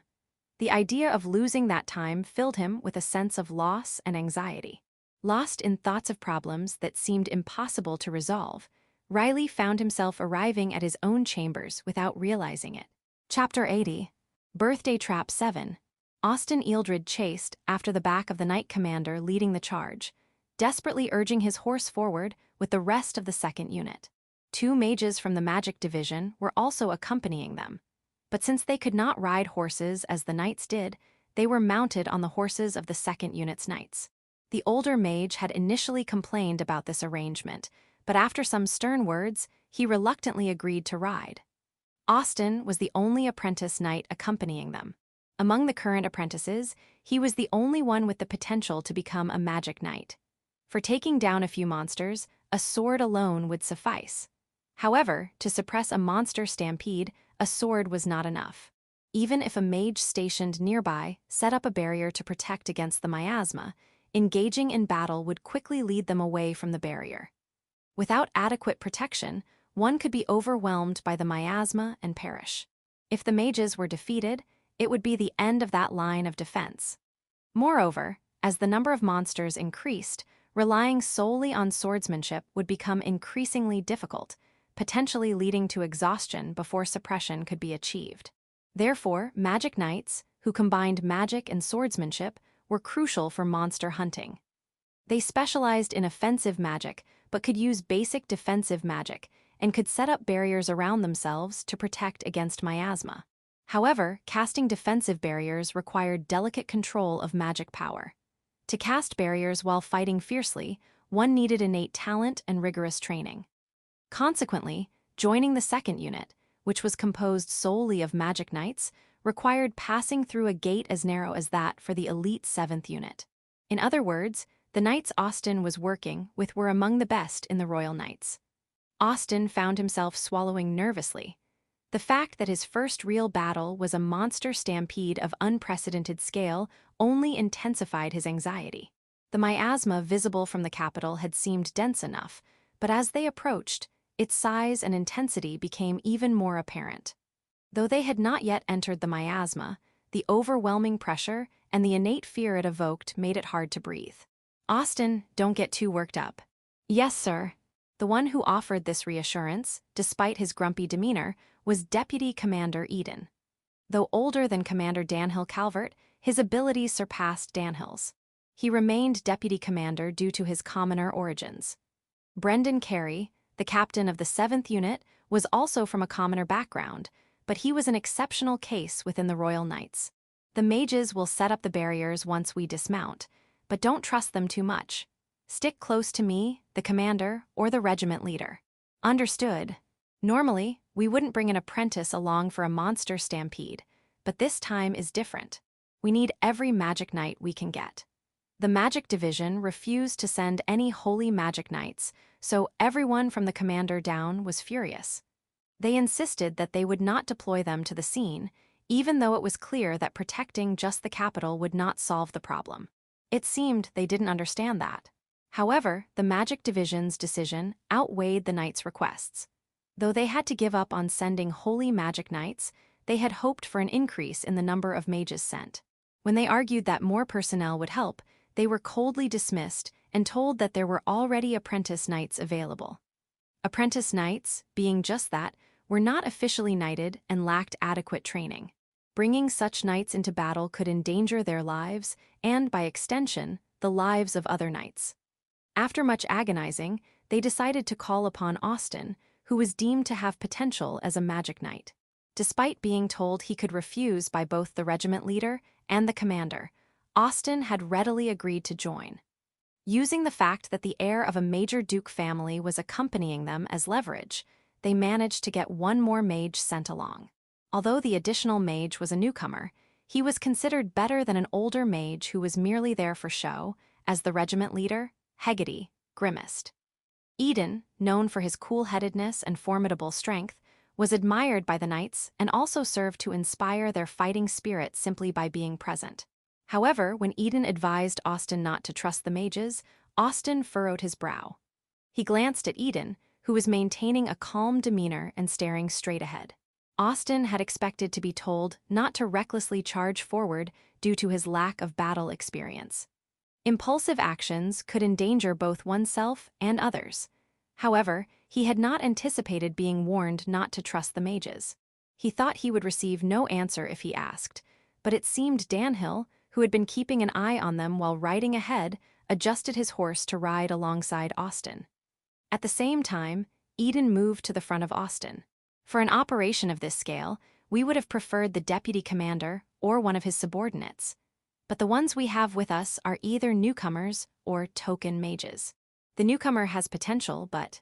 token mages, meaning those with less magical ability but who were there for appearances, Danhill said without hesitation. To Austin's wide-eyed surprise, Danhill wore a wry smile. That's why the regiment leader came. When it comes to magical skill alone, he's among the top in the knights. It seemed that the top 3 of this hunting party did not trust the mages at all. Of course, the other knights in the second unit were likely aware of this fact as well. Realizing this, Austin stifled a sigh and tried to push through his aching head. Danhill muttered, "I knew Dragokun was here, so I expected him to come." Did something happen? The selection of the mages accompanying this hunting party was made by the Magic Division. The delay in response and the confusion in the chain of command following the report of the monster stampede had aroused Austin's suspicion and discomfort. However, Austin shook his head, deciding that now was not the time for such concerns. He had to focus on the enemy in front of him, or he would surely be the first to fall in this field. They left the capital and raced down the highway. As they neared the miasma, their horses' speed decreased. Eventually, Commander Hegedy pulled on the reins. "Dismount." "Yes, sir." The knights quickly dismounted and entered the forest along the highway. They tied their horses to trees, and the mages set up barriers to prevent theft. Then, everyone set off running.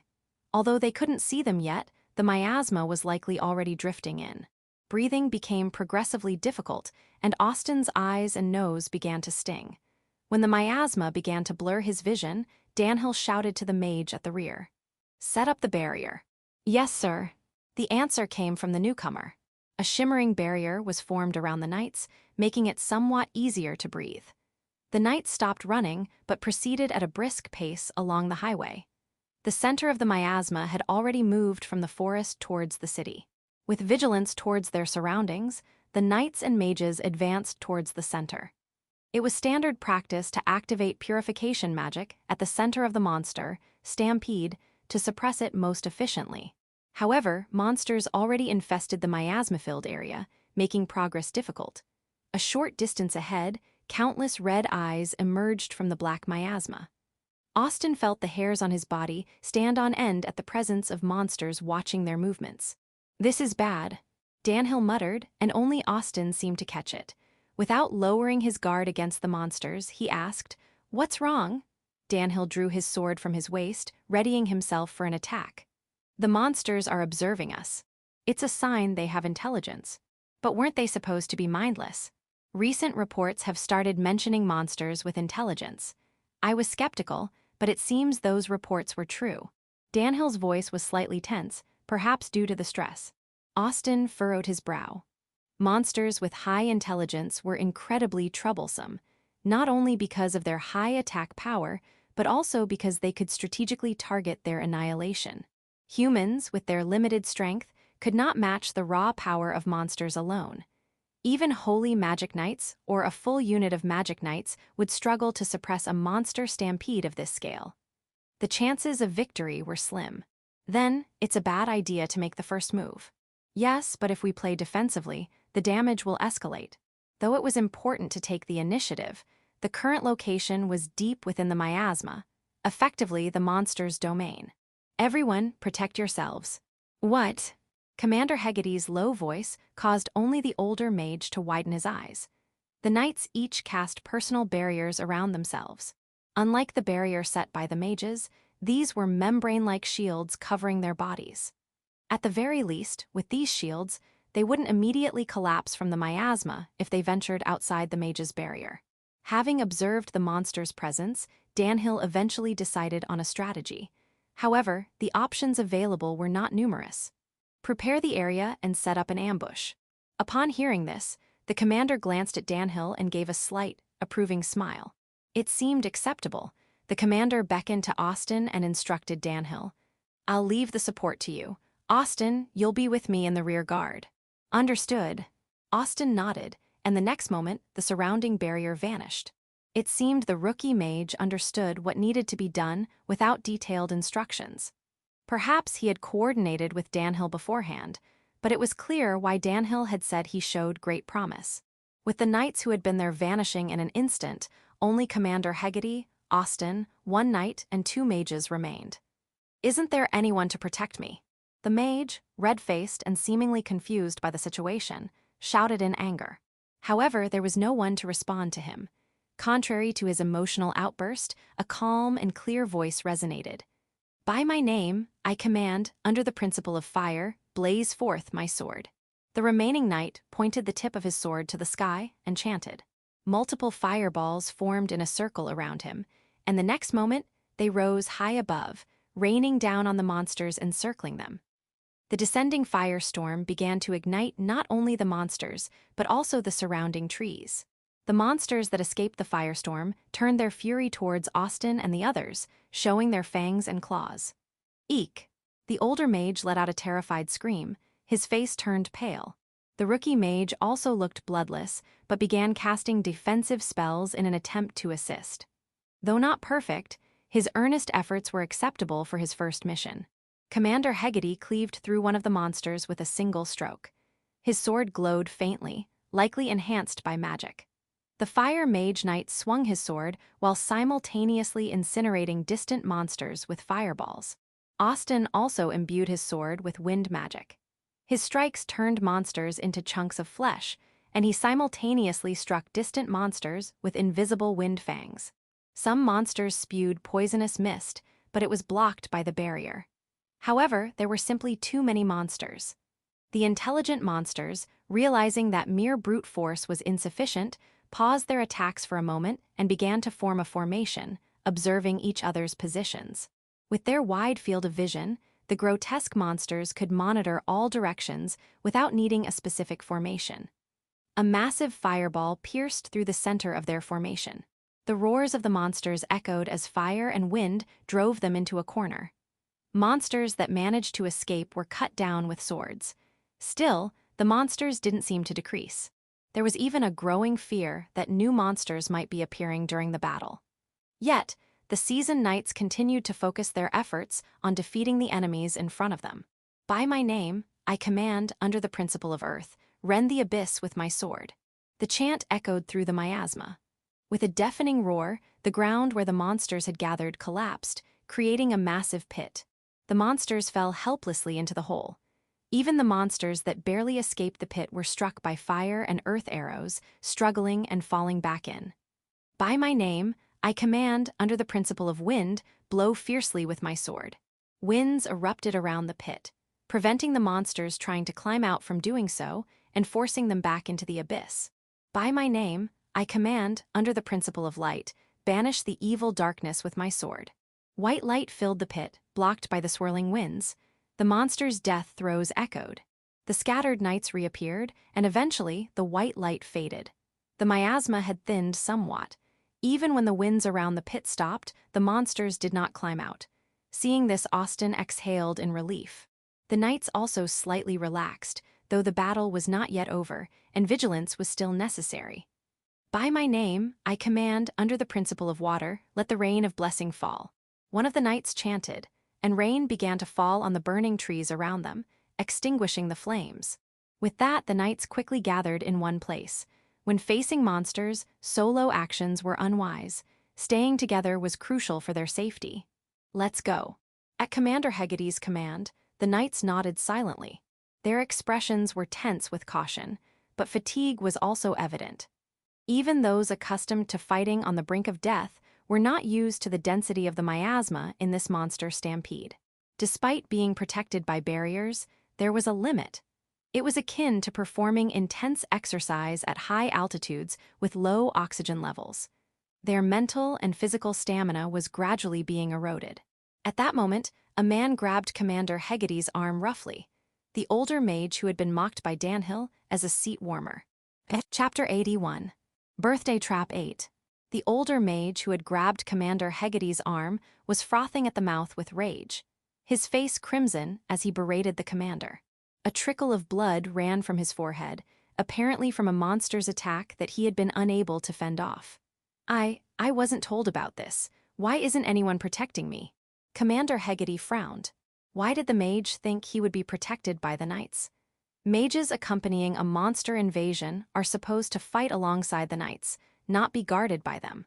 They should at least avoid hindering the team if they can't be of help, but the seat warmer, mage clearly had no understanding of his role. His self-centered attitude was too much to deal with. The mage, intimidated by the icy gaze of the commander, took a step back, reluctantly releasing his grip. However, the mage's pride seemed wounded by this, and he pointed a trembling finger at the commander. I will report this disgrace to my superiors. Expect a follow-up. With those parting words, the mage turned on his heel and walked away from the knight squad. But perhaps due to the anxiety of returning alone through the miasma, he suddenly stopped and looked back over his shoulder, veins bulging on his forehead. "Isn't anyone coming with me?" he shouted. Of course, no one moved. The knights gave him a cold glance, and the rookie mage, perhaps not wanting to be called by name, quietly hid in the shadow of one of the knights. "I am so sorry." The young mage apologized in a voice as faint as a mosquito's buzz. Clearly distressed, one of the knights, feeling sorry for him, patted his shoulder in encouragement.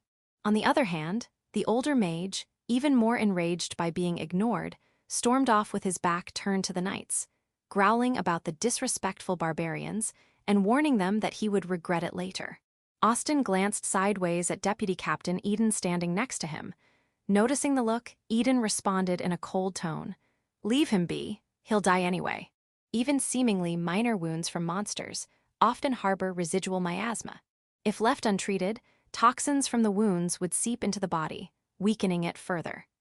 This meant that even if the mage managed to find his way back alone, he would likely collapse midway and be devoured by monsters. If by some chance the wound didn't have lingering miasma, a capable mage might be able to protect themselves and drive off the monsters. But a seat-warmer mage wouldn't have the capability. If he could do that, he wouldn't have been left behind in the first place. It was unclear who in the Mage Bureau had sent him to accompany the knights. However, it was evident that they likely saw him as replaceable, a fact confirmed by his lack of ability and networking within the Bureau. Everyone present shared the same sentiment. It was a pity for the young mage who had been assigned to this task. The knights, silent, began to walk towards the heart of the monster stampede. The closer they got to the center, the thicker the miasma became. Even without direct exposure, the miasma affected humans. Even with a barrier, those unaccustomed or psychologically vulnerable would struggle to endure the presence of miasma. Especially now, as they moved from areas of lighter miasma to heavier ones, the situation was grueling. Facing such peril and needing to constantly remain alert to potential attacks drained their stamina. As expected, the rookie mage trailing at the back grew increasingly pale.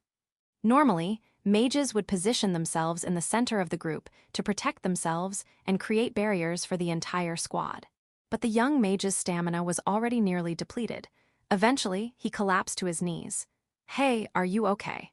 A knight, noticing his condition, asked, though he suspected the answer. The mage tried to respond, but was unable to do so, instead covering his mouth and vomiting through the gap. The knights glanced at the young mage with indifference. They would not expect him to create barriers around them. If he tried, he would quickly exhaust himself and fall. Collapsing here meant certain death. If he can cast healing magic on a serious injury, that would be a bonus. One of the knights muttered sympathetically, so the mage wouldn't hear. It was clear to everyone that the young mage had been selected as a sacrificial pawn by the Mage Bureau. Although earnest and perceptive, his magical skills were lacking. Unlike the older mage who blindly believed in his own value, the rookie mage seemed to have realized his unfortunate position. His timid demeanor underscored his lack of confidence. Thus, no one reproached him. While the mission was not suited for a rookie, this was one of the most grueling tasks they had faced. Therefore, no one held any hope that he would be able to perform healing magic. In his current state of extreme fatigue and vomiting, he could barely protect himself, let alone use the purification spells needed to subdue the monster stampede. In other words, this extermination squad was effectively a sacrificial unit. They had been discarded by the Mage Bureau and the noble class that governs the realm. Everyone present understood this. However, that didn't mean they could call off the mission. Canceling the extermination out of spite for the higher-ups would not affect those comfortably protected in the palace. The ones who would suffer are the innocent civilians. Abandoning the people was a direct affront to their spirit and honor. Yet, the knights were losing their composure. As they advanced, monsters appeared sporadically. Sometimes there was only one, other times there were swarms. Normally, a monster stampede consists of a single swarm. However, recent stampedes had shown multiple swarms occurring simultaneously, giving the impression of a single stampede. This situation was no different. Commander Hegarty, the second squad, and Austin steadily fought off the monsters, but the miasma remained unrelenting. The endless extermination wore down their already taxed mental fortitude. Yet, the seasoned knights did not complain. Despite their valiant efforts, the squad, sent out with insufficient forces, neared their limit. They managed to press on and reach the edge of the forest. It seemed they were on the brink of reaching the center. Just then, the air shuddered with unease. A flood of monsters emerged from the thick, black miasma, far greater in number than before. These monsters relentlessly hurled raw magical power, far purer than the magic humans used. The knights' expressions shifted in alarm. The power of these monsters far surpassed what they had faced before. The attacks from these monsters held overwhelming destructive force. Full defensive measures. Commander Hegarty shouted. Instantly, everyone used their full strength to cast defensive barriers. Whether these barriers would be enough to block the monsters' attacks was uncertain. The mages also scrambled to protect the knights with their spells, but their incantations were too slow. A mage's scream echoed. Moments later, the sound of bones cracking was followed by the mage's decapitated body collapsing to the ground, leaving a fresh bloodstain on the earth.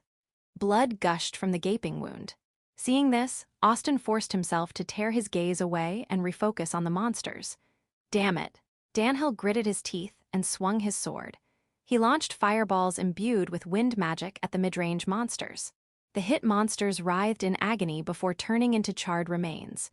Meanwhile, monsters that teleported in close were cut down by his sword.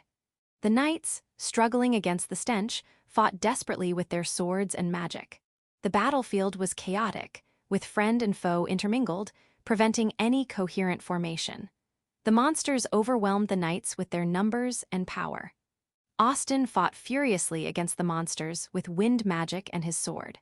However, attacking ground-based monsters with wind magic risked harming his allies due to his current skill level. Reluctantly, he targeted the monsters attacking from the air. Deputy Captain Eden, dispatching the ground-based monsters, gave Austin a brief nod as if to signal that it was acceptable. But Austin was too consumed by the battle to notice. Commander Hegarty clicked his tongue and drove his sword into the ground. The next moment, the soil beneath the monster's feet erupted with force. The upthrust carried the monsters into the air, and they collided with others, exploding into fragments. Simultaneously, the gusts of wind, carefully controlled to avoid injuring the knights, sliced through the monsters, cutting them in two. As rumored, Commander Hegady's magic was noted for its precise manipulation of magical power. But that was exactly the trap set by the monsters. As the knights dealt with the surrounding monsters, their response to the true threat was delayed. Countless tiny monsters, too small to be seen clearly, swarmed their field of vision like a locust plague. There were simply too many to handle, whether by fire or wind. Using magic recklessly risked injuring their own comrades engaged with the monsters. Despite this, they did not give up. Giving up was not an option. If they faltered, the devastation wrought by this massive monster stampede on the kingdom was unimaginable. Gah! Eden! Hearing the deputy captain's groans from behind, Danhill, who was incinerating countless monsters with fire magic, shouted. Eden had faced and cut down the monster attacking Danhill from behind. But in that brief moment, another monster had bitten through his left thigh, causing him to collapse to the ground. The miasma's toxins seemed to have entered his wound, turning not only his face but also his limbs pale. Even though the wound appeared ordinary, it was far from it. The toxins that seeped from the wound rapidly spread throughout his body, quickly claiming his life. The deeper the wound, the more severe the effects. There was a chance of survival if the wound could be purified immediately, but if purification was delayed, there was no hope. And now, there was no one who could purify Eden's wound. Cold sweat dripped from Eden's forehead, and his eyes wandered vacantly. The rapid change in his condition sent a chill through Danhill's heart. Eden, stay with me. Danhill called out, but he knew. Eden was beyond saving. In this situation, it was even impossible to carry Eden back. Within minutes, Eden's breathing would cease. Eden would not have been injured if he had not protected Danhill. Eden had always been by Danhill's side. Although he was the legitimate son of the Earl of Calvert and came from a commoner background, their relationship went beyond that of a mere captain and deputy. They were comrades.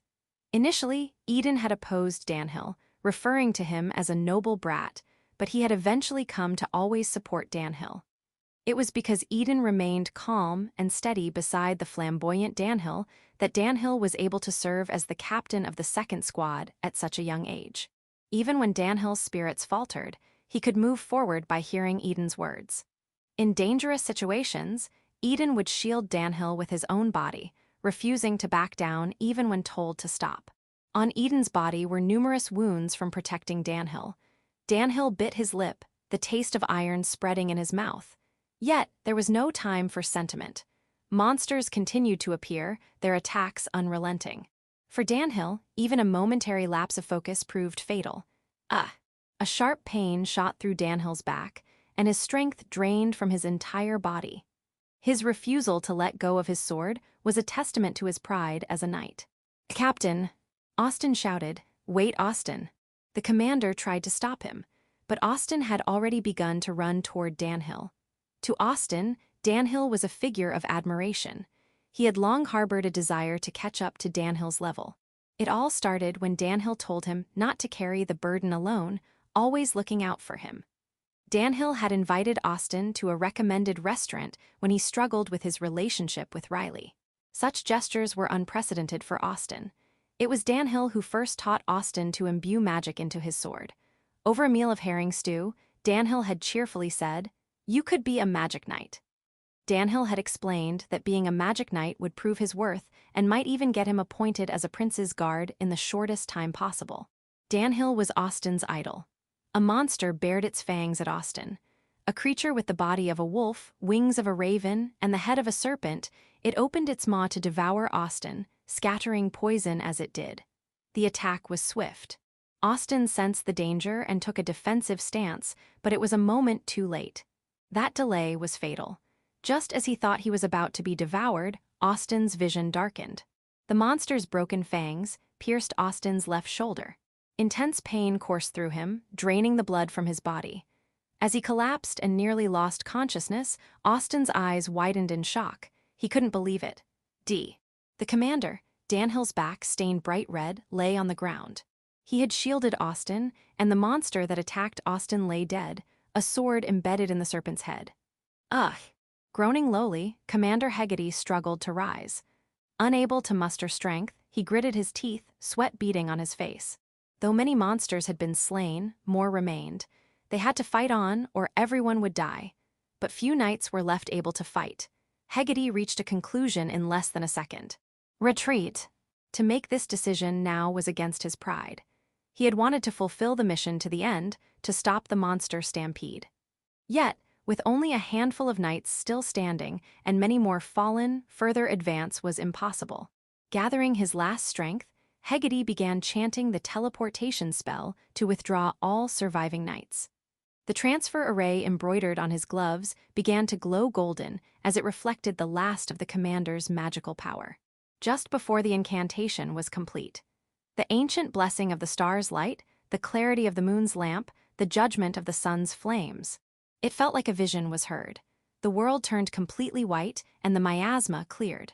The spell to purify the miasma also cleansed the toxins from the knight's wounds. Those whose breathing had nearly stopped, and who should have been excluded from the retreat, regained their breath. However, no one had time to recognize the fleeting twist of fate. Even the commander, who was chanting the teleportation spell, had no time to sense the anomaly. In an instant, the teleportation spell ensnared the revived knights in an invisible web. At that moment, the figures of the knights who had gone out to exterminate the monsters vanished from the scene. Chapter 82. Birthday Trap 9. In the private residence of Ben Draco in the royal capital, Paul, the burly steward, was fervently baking a type of cake known as baba, dressed in a frilly apron. Recently, he had procured some excellent rum. To make baba, one must first prepare the bread. Using wheat instead of rye, he made brioche, which was then soaked in tea-flavored syrup and stored in a magic crystal refrigerator. Once chilled, the baba was topped with rum, whipped cream, and fruit to complete it. Will the amount I've prepared be enough for the twins? The apple pies are ready, and I've also made nougat and macarons. Now it's just Petra, but I still don't quite know her preferences, Paul mused, crossing his arms. With the royal prince's birthday festival approaching, the capital was in a festive state. Various shops were selling limited-time items, and the square was filled with people dancing. Outdoor stalls were set up everywhere, creating a lively atmosphere. The twins born to the Draco family, Belastar and Tania, were scheduled to come to the capital to join the festival. However, they had been delayed due to a recent monster stampede along the highway, and it was now expected that they would arrive after the birthday festival. Those two, especially Tania, were not the type to give up on coming to the capital just because of a delay. Even if they couldn't participate in the festival, they still wanted to see their beloved older brother. I believe Petra managed to catch up with them, so it should be all right, Paul said, although he was concerned. While a Draco family servant was assigned as a guardian, they wouldn't be able to control the twins if they went wild.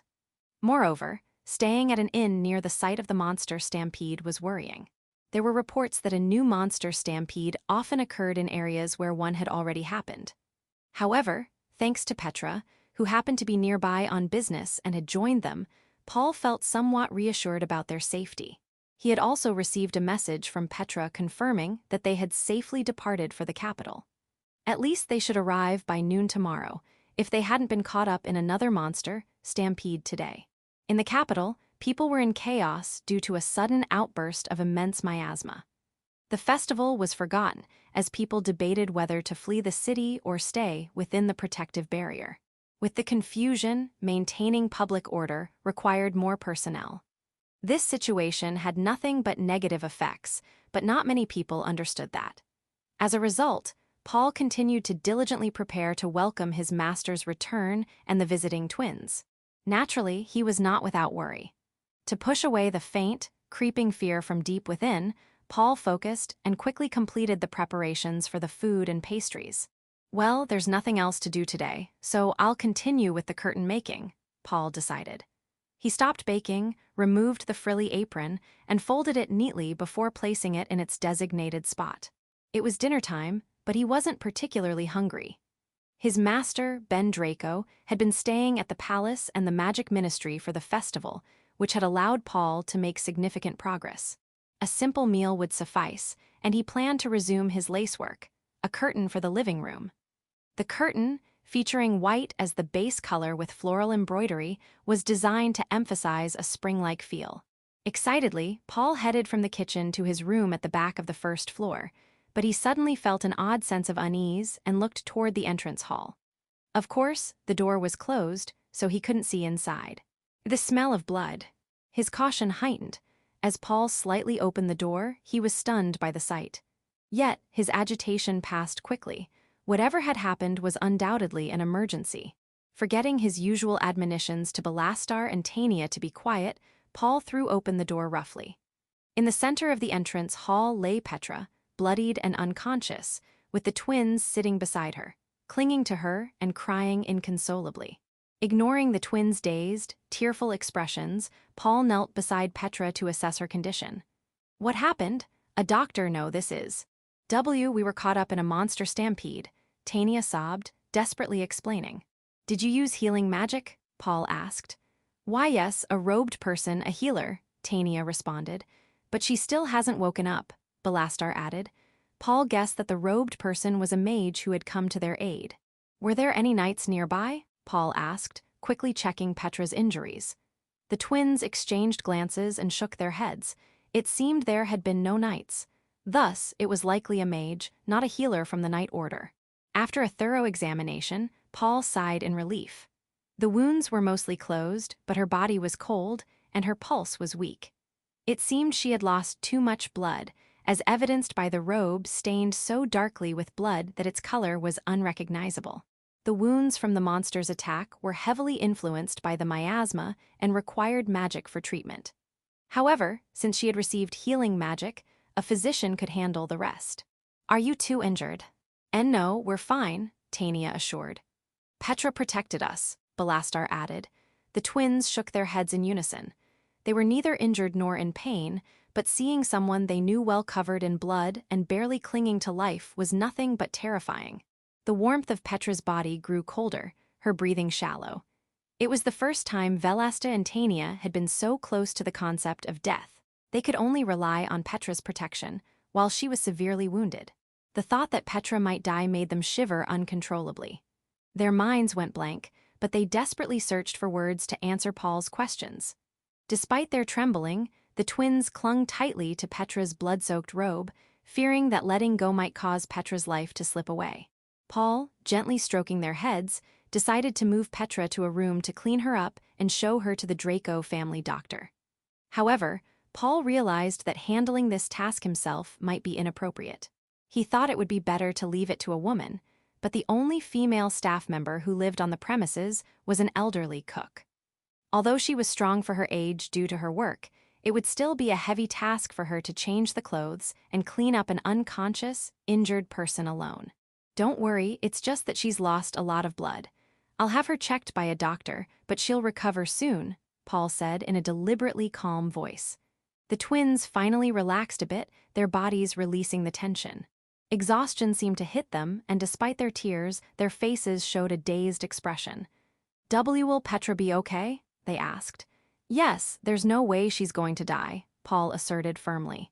At Paul's clear reassurance, Tania and Belastar burst into tears of relief. Paul, narrowing his eyes at the sobbing twins, refrained from offering further comfort and instead asked Tania, "Tania, can you help?" "Why yes, I'll help," Tania stammered.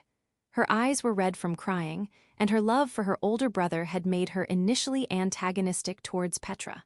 It seemed she didn't like Ben paying attention to anyone other than herself. However, after Petra had saved her from a monster attack caused by Tania's recklessness, her attitude had softened somewhat. The current situation seemed to have shocked Tania deeply. While she might have previously protested with "Why me?" now she nodded sincerely. Belastar Draco, the other twin, tugged urgently at Paul's sleeve. I want to help too," Belastar said, desperately trying to be of assistance. Paul responded, "Of course." To protect the twins, Petra had endured such severe injuries. She could have defended herself even during a large-scale monster stampede if it had been only her. Regardless of whether they understood that or not, Belastar and Tania fully grasped that Petra had been injured while shielding them. Paul knew well that to alleviate even a fraction of the regret, remorse, helplessness, and despair felt by someone in such a situation, it was essential to do something, anything. Section. The royal palace was in chaos. The miasma has disappeared. Everyone was stunned, staring at the direction where the miasma had been just moments ago. The once darkened sky, covered completely by the miasma, had vanished in an instant. People stared at the direction where the miasma had been, questioning whether they were seeing an illusion. But there, only a beautiful sunset sky stretched out. Understanding came slowly. The monster stampede had been suppressed. The disappearance of the miasma and the beautiful sunset sky were taken as proof that the terrifying monsters had all been slain. Before any official reports could arrive, Crown Prince Riley William Slibegrad had already noticed the miasma's disappearance. A sigh of relief escaped him, and the tension left his shoulders. He assumed that the knights accompanying along Austin had defeated the monsters and suppressed the stampede. If that were the case, they would likely return safely, though not all might make it back. The immediate crisis had passed. Now, the focus shifted to assessing the damage and providing swift support for recovery. Additionally, there needed to be an investigation into the confusion in the instructions and the delay in response. However, Riley's influence in national affairs was practically non-existent. He knew all too well that merely making a claim would be futile. In that case, there's no need for me to speak, Riley muttered to himself. He had long thought about this, but had never acted upon it. To make his opinions heard in national politics, he would need to cultivate strong connections with influential nobles and have them relay his thoughts to the advisory council. Simply put, Riley needed powerful backing. Given the current situation, most nobles likely believed that Duke Clark was Riley's primary supporter. Riley had relied on him almost entirely when presenting his opinions or gathering information. However, it became clear during the monster stampede that Duke Clark's decisions were in direct opposition to Riley's. Their priorities were completely different. Riley pondered Duke Clark's words. To save 100, one must be prepared to sacrifice one. These were also the words of his renowned grandfather. To protect the country as a king, it might be necessary to make such sacrifices. But that couldn't be the whole story. If it were possible to save all 100, that would be ideal. Moreover, Riley narrowed his eyes, as if enduring fear and anxiety. Can I truly say that I am willing to sacrifice my friends, Austin, Clyde, and Liliana to save others? During the monster stampede, there was a significant chance that Austin might have fallen victim to the monsters. While Riley felt relieved that the miasma had dissipated and the situation seemed to be under control, he couldn't shake the lingering fear until he confirmed Austin's safety. Candidates: Duke Ealdred, Baron Kennys, Baron Calvert. At present, Riley had contact with entrusted 3 influential nobles. However, Barons Kennys and Calvert were neutral and had not expressed support for any future king. Duke Ealdred had not stated his position either, but his attitude indicated some level of recognition of Riley. Nevertheless, if it appeared that Riley had chosen Duke Ealdred as his supporter, Riley would likely lose the backing of Duke Clark. He wanted to avoid losing the support of the Chancellor. Still, Riley desperately needed the assistance of Duke Ealdred and the others. As he was pondering what to do, he heard a knock on the door. "Enter." "Excuse me." Riley diverted his gaze from the window and looked at the newcomer. Clyde Benito Clark appeared, with a hint of relief showing on his face. Riley offered him a smile. "It seems the suppression is complete."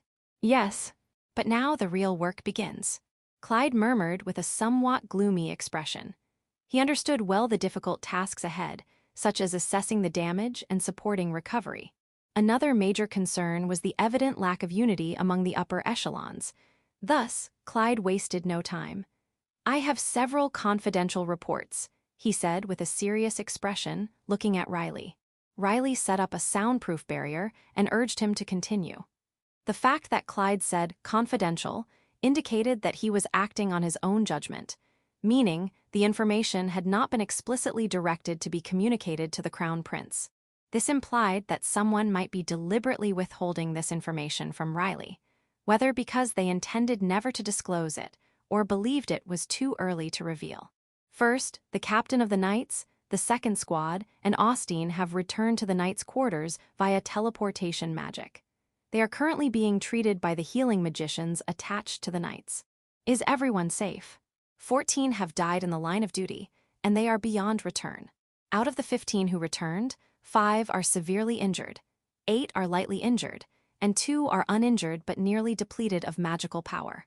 The extent of the damage made Riley groan softly. Even the uninjured 2 being nearly depleted of magical power suggested a critical situation. It was unstated, but other knights were likely in similar or worse conditions. In other words, the second squad was nearly annihilated. What about Commander Hegarty and Captain Danhill? Both are severely injured. The most critical is Deputy Captain Eden. Austin has injured his left shoulder, but it should heal with rest. Riley gritted his teeth. Despite his efforts to remain calm, a low growl escaped him. Clyde whispered in an attempt to offer comfort.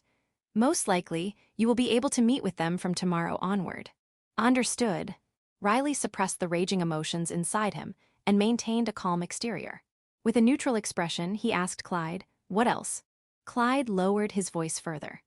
Regarding the tampering with the teleportation array, there are suspicions about Vice Director Ben Draco's involvement. Vice Director Draco. Riley's eyes widened at the news. Ben Draco was someone he had met through Liliana. Highly dedicated and intelligent, he was a rare figure who challenged the natural occurrence theory, accepted by the Advisory Council concerning the monster stampede. Riley had admired Draco's rapid rise to the position of Deputy Director of the Magic Division. He knew Draco's character well enough to find it hard to believe he would tamper with the teleportation array. Tampering with the teleportation array, that could be punishable as high treason. Deputy Director Draco has a history of investigating embezzlement within the Magic Division and punishing those involved. It is possible he made enemies somewhere along the way. Clyde nodded with a bitter expression.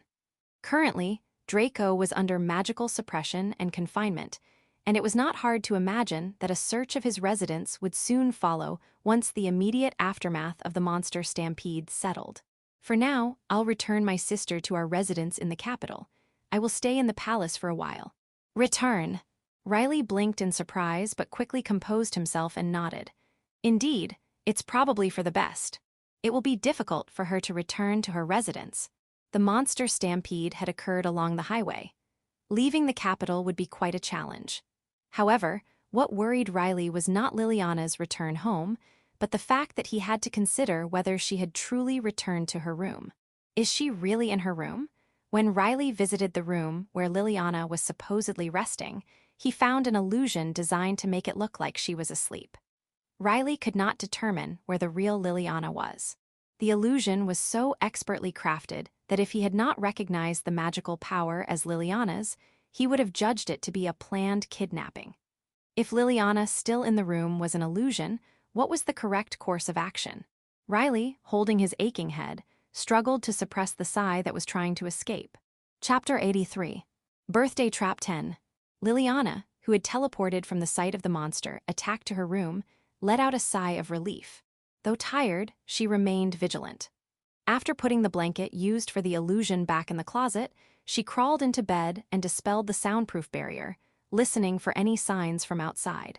It seemed that people had finally realized that the miasma had dissipated. What started as a small commotion quickly turned into cheers. Though the voices were somewhat distant, Liliana propped herself up. Fatigue made it difficult for her to fall asleep, even when lying down. With the monster stampede's impact, I won't be able to return home for a while. I'll have to stay in the capital's residence. It can't be helped, but it's quite disheartening. A sigh escaped her. With the miasma gone, staying in the palace felt uncomfortable. At the very least, she should return to the capital's residence. However, the capital's residence felt strongly associated with her father and was hard for her to feel at home in. The residence in Forsha territory felt much more comforting. Though she would prefer not to stay at either residence if possible, she had no luxury to be picky. At least, the fact that Duke Clark would be too occupied with post-incident matters to return home was a small comfort. Suddenly, she sensed a presence in the hallway. Listening carefully, she heard Marian handling something. After waiting for a while, Marian appeared from the small room. "Oh, young lady, you're awake." Marian's face relaxed into a relieved smile. Liliana returned the smile and nodded. Marian said with relief that Riley and Clyde had arrived. While it was understandable that her brother would come, the reason for the crown prince's visit was unclear. Liliana tilted her head in confusion but had no reason to refuse. She got up from her bed to greet them. Marian opened the door leading to the hallway and welcomed the two visitors. Clyde's face softened in relief, and Riley looked momentarily surprised. "I'm glad to see you, Lily. You seem to be looking a bit better." "Indeed, thanks to you." Liliana expressed her gratitude in response to Clyde's words. Riley also said, "I'm relieved, but don't push yourself too hard." Noticing Liliana's slight confusion, Riley offered a wry smile. "I heard you weren't feeling well, so I was concerned. The monster stampede has been suppressed. It will take time to recover, but for now, the immediate danger has passed. Rest easy." "That is good to hear." Though she could not admit it openly, Liliana conveyed her thoughts through her telepathic bracelet while maintaining a gentle smile. Riley's expression remained unchanged, but there was a searching look in his eyes. Liliana tilted her head inwardly, unable to read Riley's thoughts. Unaware of the two's exchange, Clyde spoke up. "Since you're feeling better, could you and Marian return to the capital's residence? I have to stay here at the palace for a while to assist father." "Understood." Liliana nodded quietly. It was as expected, and she had no reason to refuse. Clyde smiled, saying, "That's good." Clyde's genuine relief showed how much he cared for his sister.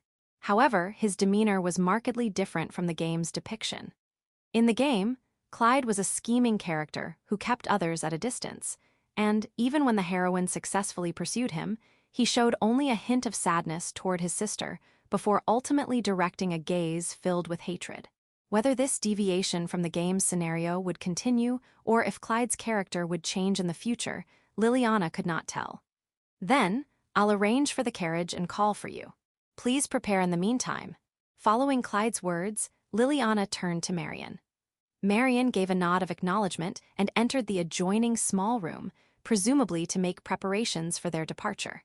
Since staying was not originally planned, it should not take much time. Liliana remained in place to see off Riley and Clyde, but only Clyde left the room. Riley, after making sure the door was slightly ajar, approached Liliana. He reached out and touched her cheek as if checking something. Liliana, puzzled by his actions, tilted her head. Riley then offered a faint smile. "Actually, I came once while you were sleeping. Since you seemed to be sleeping soundly, I didn't wake you." Liliana blinked in surprise.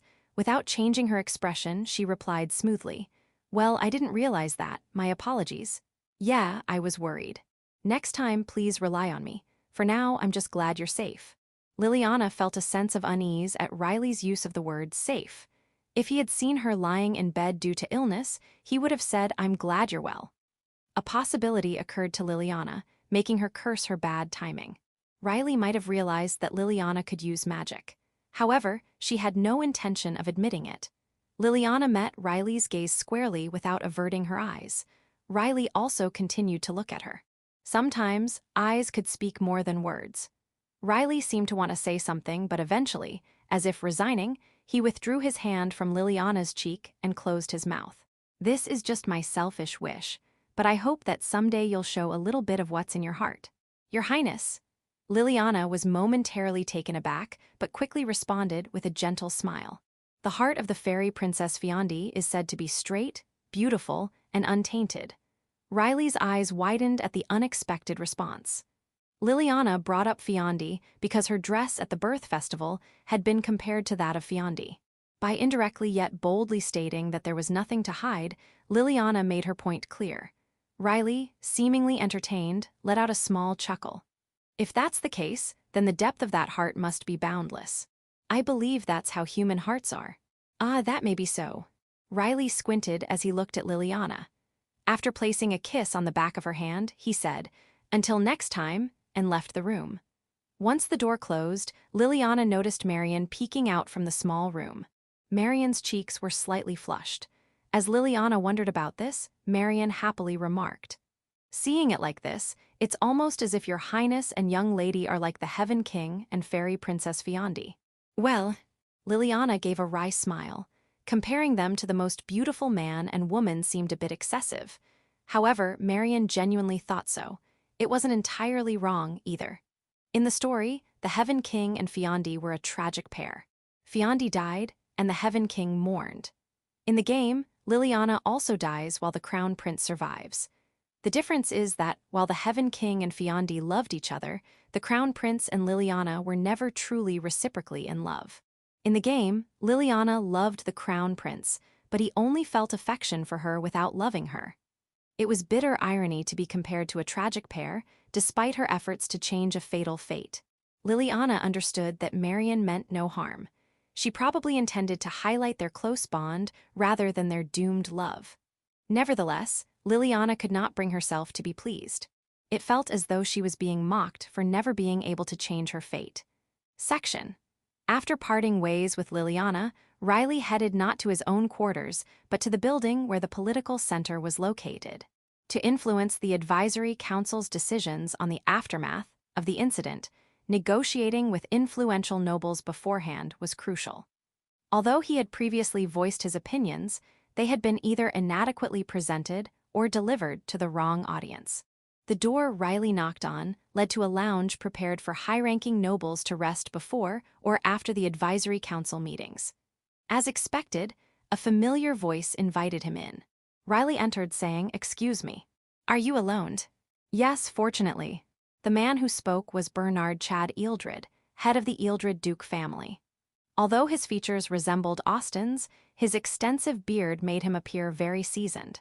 His demeanor was flawless and as sharp as a drawn sword. His calm expression concealed a piercing gaze that exuded a sense of severity. His always composed and restrained tone made it difficult to discern his true feelings. It was unclear whether his words were genuine or fabricated to assert control over the situation. Though he rarely spoke at the advisory council, whenever Ealdred did, other nobles tensed. Even Duke Clark, who always remained unflappable and in control, seemed to show some wariness when Ealdred spoke. "I've heard your son has returned safely." As Ealdred motioned for him to sit, Riley took a seat across from him. Ealdred's expression softened slightly at Riley's words. "Austin, I see, your ears are quite keen. Have you met him?" Riley asked. Although he had been told that meetings would be permitted from the following day, family members could usually meet sooner. However, Ealdred shook his head. "I've heard there are no life-threatening injuries. Austin has become a knight. No parent checks on their child every time they get injured on duty. For a knight, getting injured on a mission was normal. There was a possibility of dying without even being able to retrieve the body." Ealdred's words hinted that such an outcome was anticipated. Riley's eyes reddened, and he lowered his gaze. "I was too forward. No, you should prepare yourself for such realities." Though his tone was gentle, a chill seemed to linger beneath it. "So," he continued, "are you here because you have a matter for me?" "Yes. I have concerns about the aftermath and the recent monster stampede." "I'm listening." Ealdred narrowed his eyes. Under his piercing gaze, Riley swallowed nervously. There were two major concerns regarding the aftermath. First was the potential delay in recovery. The site had suffered unprecedented damage from two monster stampedes within a short period. Given the chaos at the scene, there was concern that plans might arise which could impose a burden on the people in securing reconstruction funds. The second was the handling of Ben Draco, the deputy minister of the Magic Ministry. He had been accused of tampering with the teleportation array and was currently detained with magic sealing devices.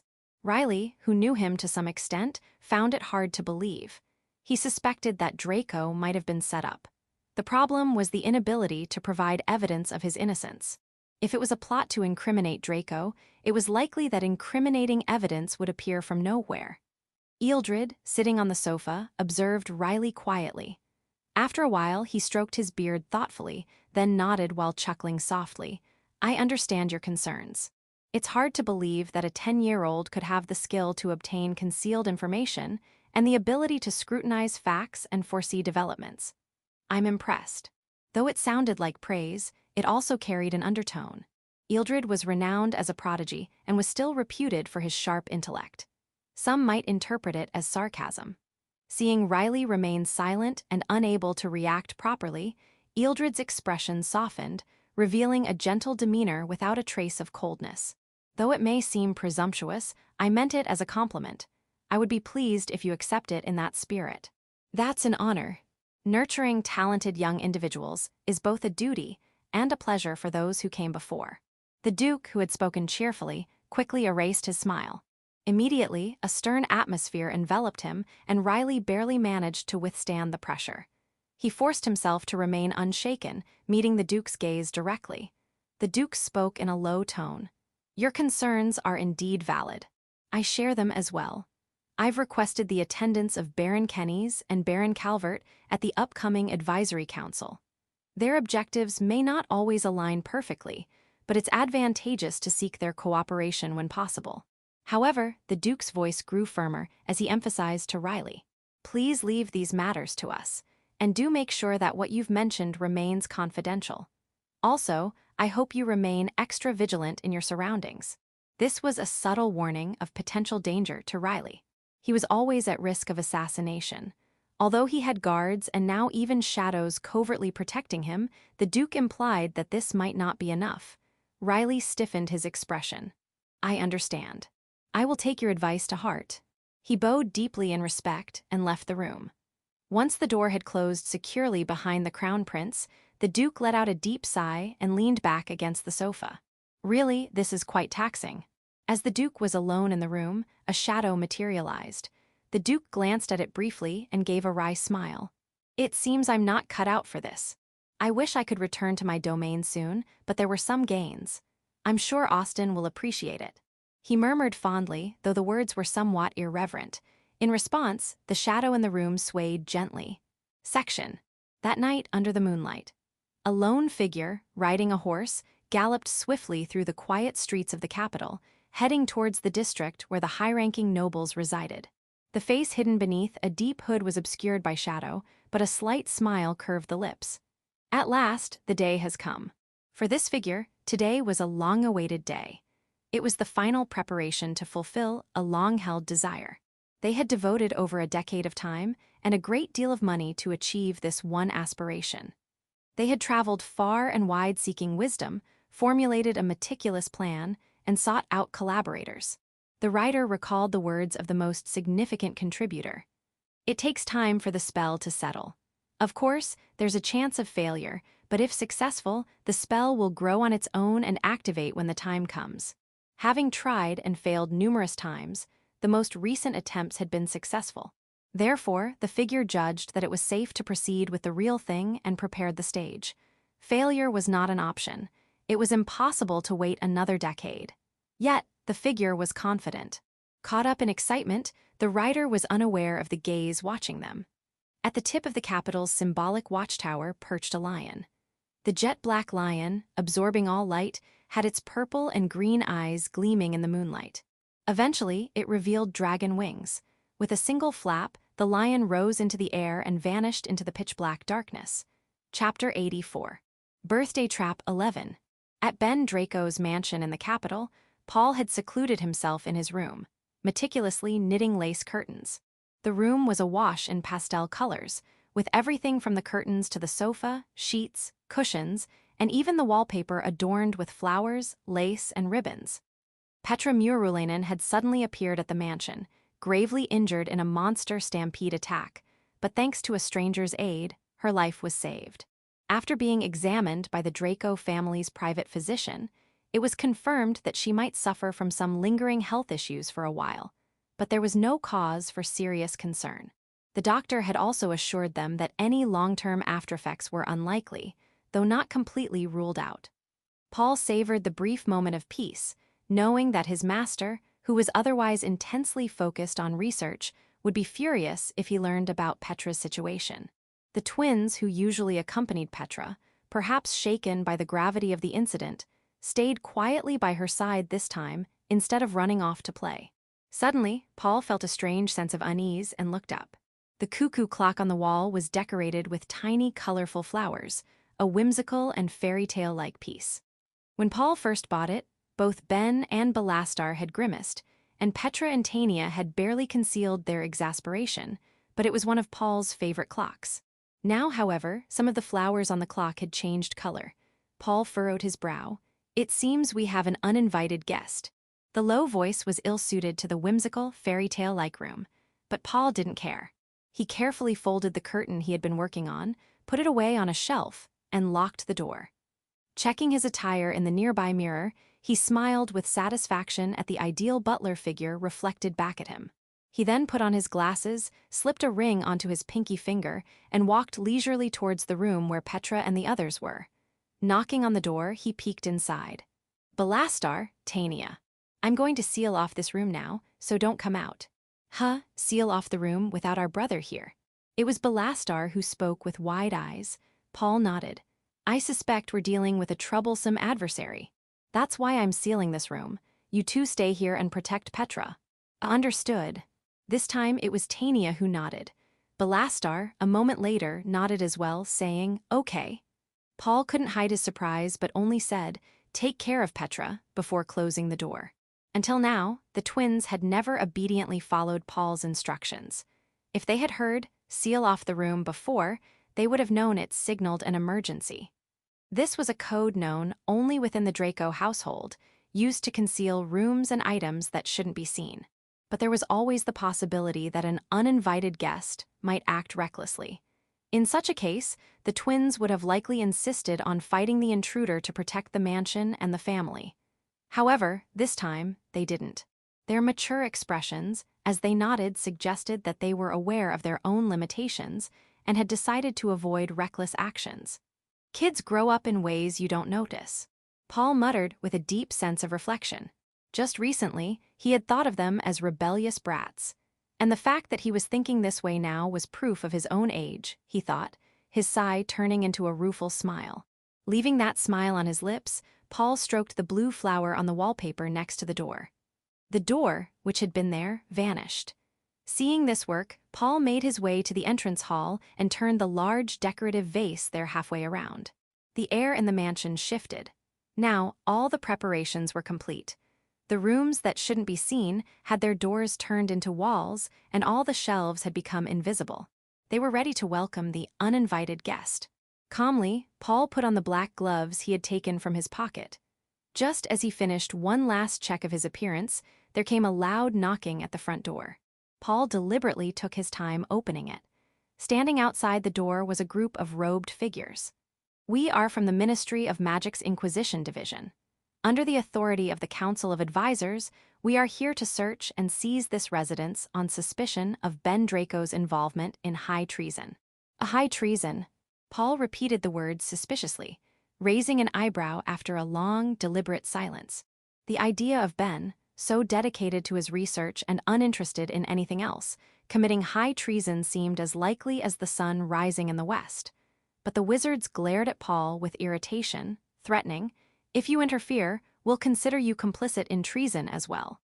Yet Paul wasn't the type to be rattled by such things. With a genial smile, he stepped back and graciously invited the wizards into the mansion. "You should have cooperated from the beginning."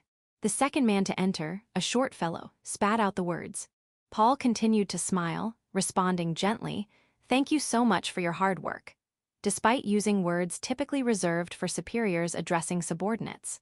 The wizards, perhaps due to Paul's gentle demeanor and soft tone, didn't seem to notice the subtle insult. Paul quickly took stock of the wizards, all similarly robed and devoid of individual features. There were 4 in total, not many for a house search. It might have been enough for a commoner's home, but not for a noble's mansion, especially one as large as this. At least double the number would be required, which means there must be a reason they couldn't bring more. As Paul locked the door after the last person entered, he considered the situation. Ben rarely talked about the Ministry of Magic, but from piecing together information from other sources, it was unlikely the ministry had sent many wizards to deal with the monster stampede. Especially since the Crown Prince's birthday celebration had just occurred yesterday. Most wizards would have been gathered at the royal palace. Under these circumstances, it didn't make sense that only 4 members of the ministry's inquisitorial division would be assigned to this task. It was clear they intended to frame Ben Draco for treason, a crime he would never commit. "I told him over and over, He needed to deal with the political maneuvering, not just focus on his research. Paul silently cursed his foster brother. Ben had always been more concerned with his research, but the ministry was entangled with politics and vested interests. Paul had often warned him that he could be caught off guard if he wasn't careful. While Ben had made some efforts, investigating the embezzlement of wizards in his spare time and looking into the use of forbidden magic during his discussions with Petra, he had never fully committed. And now, he was being accused of treason. The wizards who entered the hall seemed stunned by the fantastical decor. Though less extravagant than Paul's room, the brightly colored decorations were still unusual for a mansion without a mistress. The two younger wizards at the back exchanged quick glances. Does the vice director have a wife? I don't think so, but these decorations definitely look like a woman's touch. They whispered to each other, neither sounding confident. Paul remained silently behind them, answering only in his mind, "This is my taste." He wasn't embarrassed, but he had no intention of providing extra information to people trying to frame Ben for treason. Besides, it didn't matter to Paul if these wizards believed Ben had a penchant for girly things. Even research-obsessed Ben wouldn't care.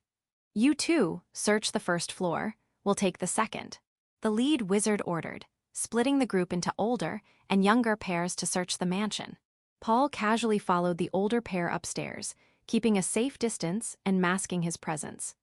The two headed straight for Ben's bedroom at the far end of the hall, tearing off the bed sheets and rifling through the shelves.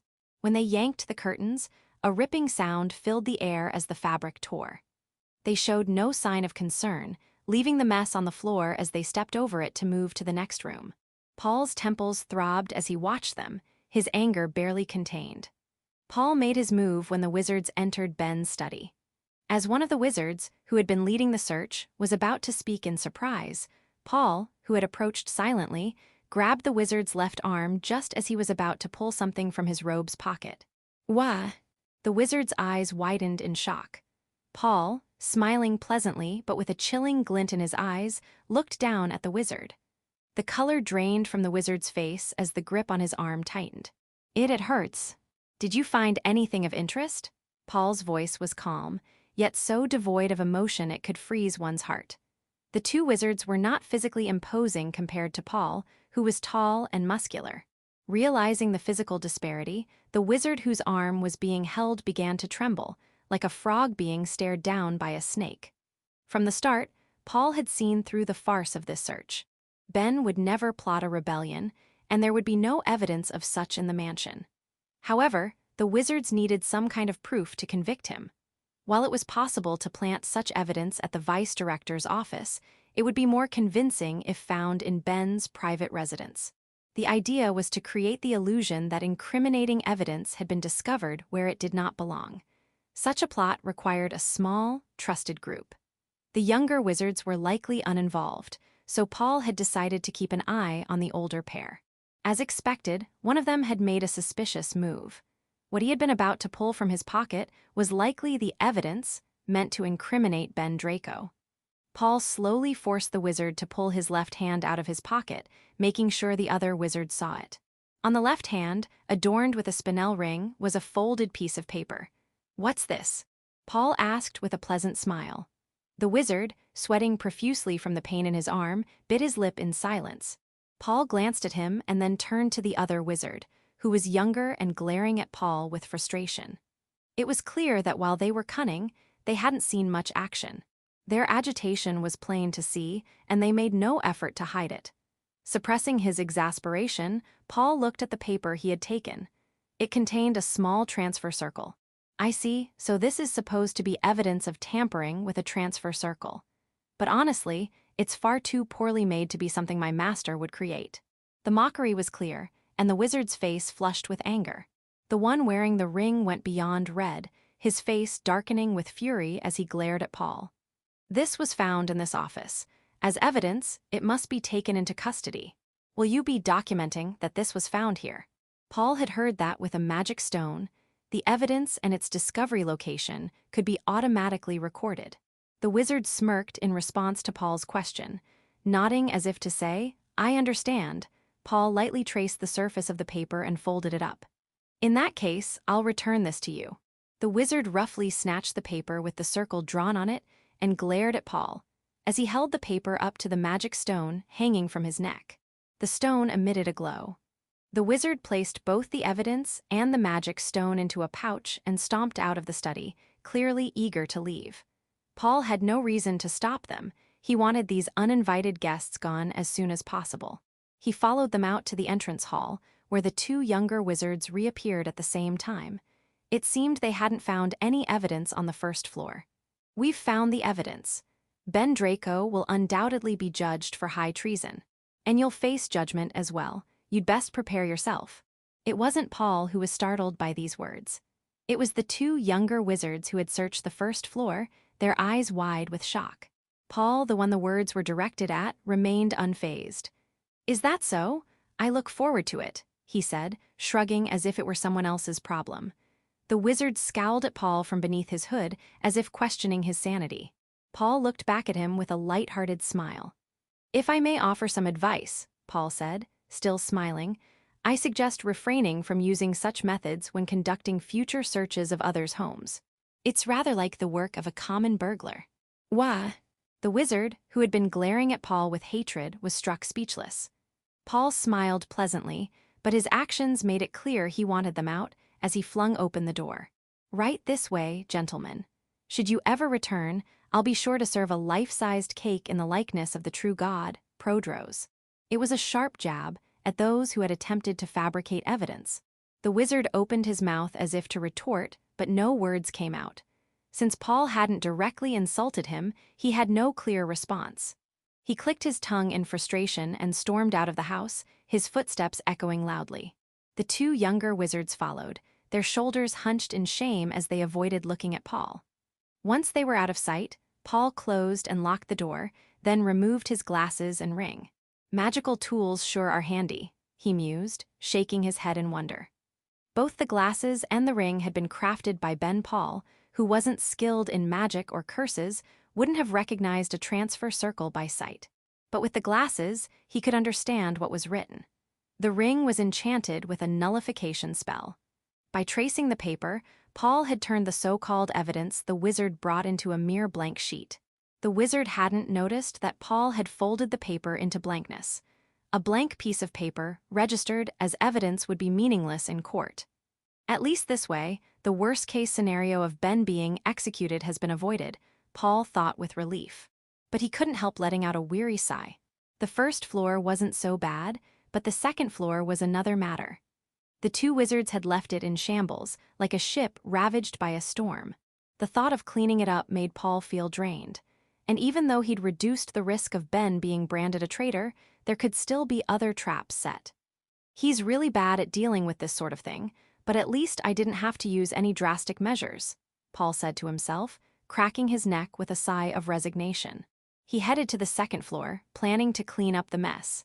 Afterward, he would undo the room seal. Asking the twins to help would probably just make the mess worse, so it was better to do it alone. Once everything was done, Paul allowed himself a brief moment of escapism, standing in the wrecked room and considering whether he should try making a 6-layer cake. Chapter 85. Birthday Trap 12. The Duke Clark's residence in the royal capital is located in one of the most refined districts, where high-ranking nobles gather.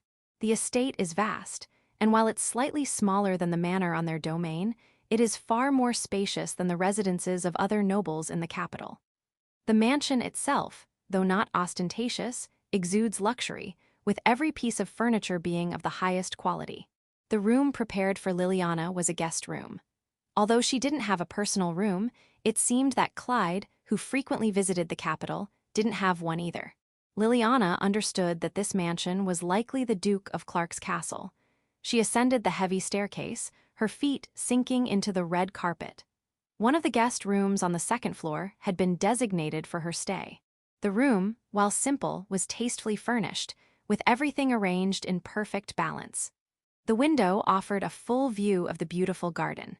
Though smaller than the estate where Liliana lived on the outskirts of the capital or the Forsha domain mansion, it was meticulously maintained. The garden, centered around a fountain, was symmetrically designed, likely to the Duke's taste. Around the fountain stood 3 statues of men, with a statue of a woman at the center.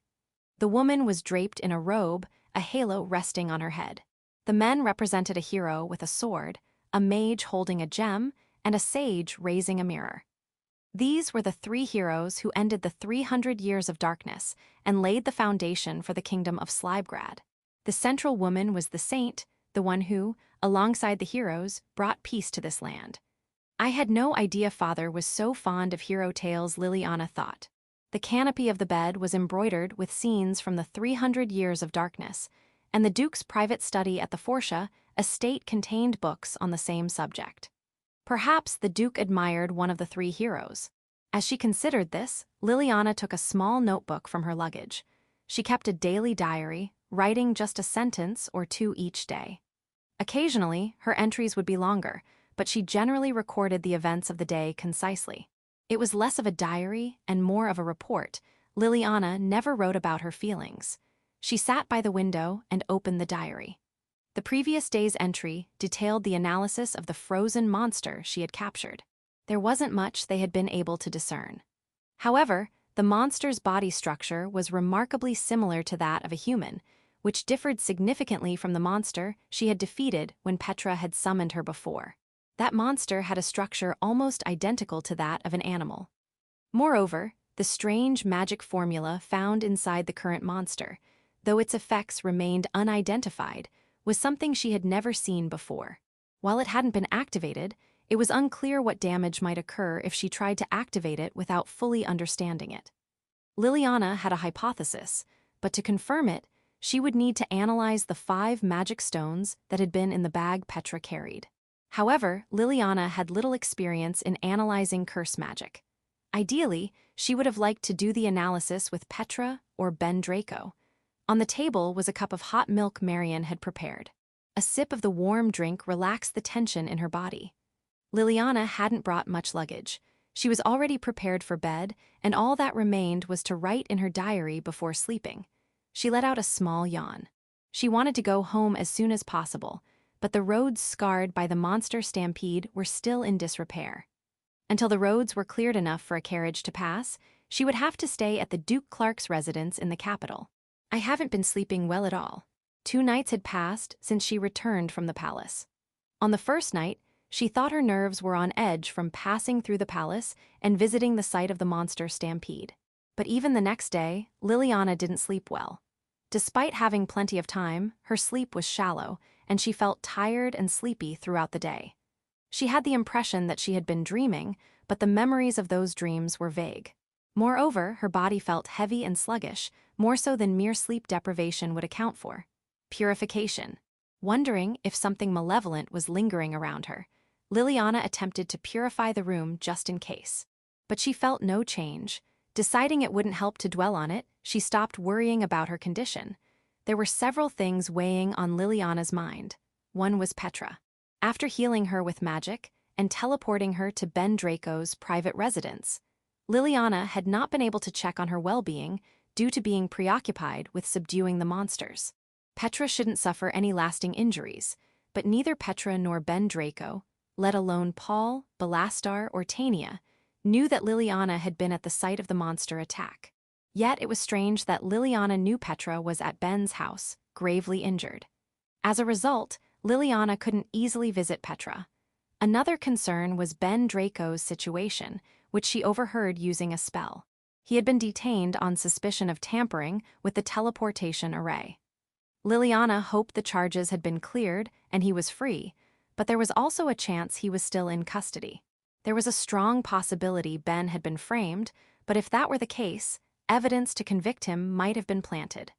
Liliana wished she could do something, but she didn't even know where Ben was at the moment. She could teleport to him if she knew his location, but without that knowledge, she couldn't act recklessly.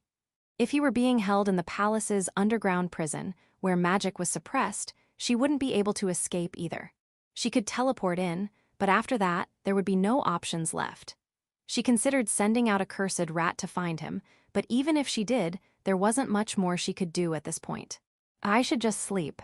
Worrying endlessly wouldn't solve anything. Though it was a little early, Liliana slipped into bed. Despite the luxurious bedding, it wasn't very comfortable. Nevertheless, she closed her eyes. Even if she couldn't sleep, simply resting her body would make a significant difference in her fatigue. Gradually, her consciousness began to drift toward the edge of sleep, unaware that her body was being enveloped by a purple haze. The purple haze that surrounded her emitted an eerie glow as it began etching complex patterns onto the bed. It traced a circle around Liliana, within which fluid, shifting symbols and ancient characters appeared. As this occurred, Liliana's face twisted in a grimace, and cold sweat poured from her forehead. Her body felt like it was burning, but her tightly shut eyes remained closed. This purple haze had appeared over Liliana's bed every night since she returned from the palace. Section. Knight Commander Thomas Hegarty and 2nd Squad Captain Danhill Calvert entered a room in the royal palace, a summons in hand. They had been called to attend a meeting concerning the recent monster attack and stampede, but neither of them had a good feeling about it. As expected, the sight of the people inside made them want to grimace, though Hegarty managed to keep his expression perfectly neutral, while Danhill's cheek twitched slightly. Knight Commander Thomas Hegarty and 2nd Squad Captain Danhill Culvert, reporting as summoned, Hegarty announced curtly. Waiting for them were Crown Prince Riley Williams Slybgrad, the Chancellor, several members of the Advisory Council, and the head of the Ministry of Magic. The two knights were not offered seats, and the meeting's facilitator, Count Mellors, began speaking without preamble. The reason you were summoned today is that we need to confirm the facts regarding the monster attack and stampede. Neither Hegarty nor Danhill responded, silently waiting for him to continue.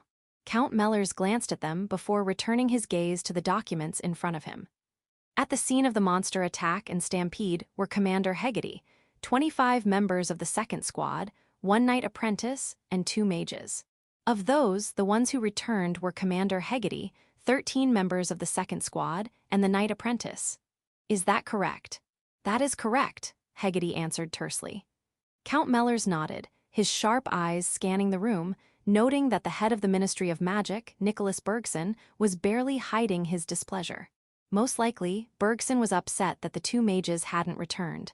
However, Count Mellors remained unfazed and continued his questioning. The monsters were subdued and then purified.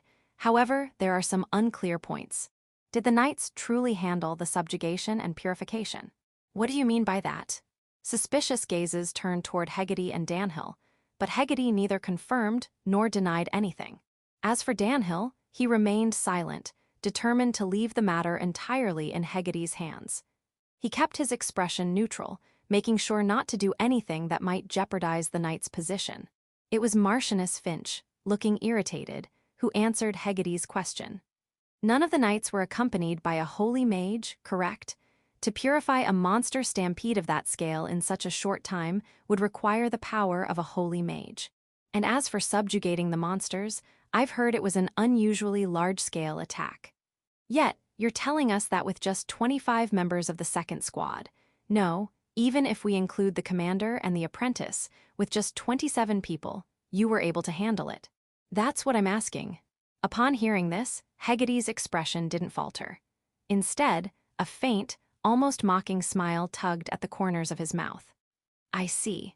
So what you're saying is that you believe we either failed to perform our duties or resorted to methods we were not supposed to use in order to fulfill them.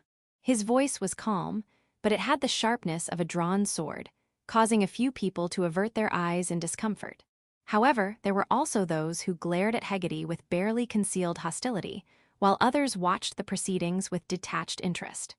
The one who finally raised his voice was Minister Bergson. Don't try to wriggle your way out of this, Thomas Hegarty. It's obvious that you couldn't have handled a monster stampede of that magnitude on your own, and the 2 exceptional mages the ministry dispatched have not returned. Did you abandon them to silence them?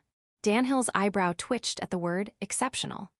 One of them had been a novice, while the other had been a placeholder mage who had refused to use any magic despite being on the battlefield. The novice had fought bravely until the end, but the placeholder had abandoned the fight halfway through.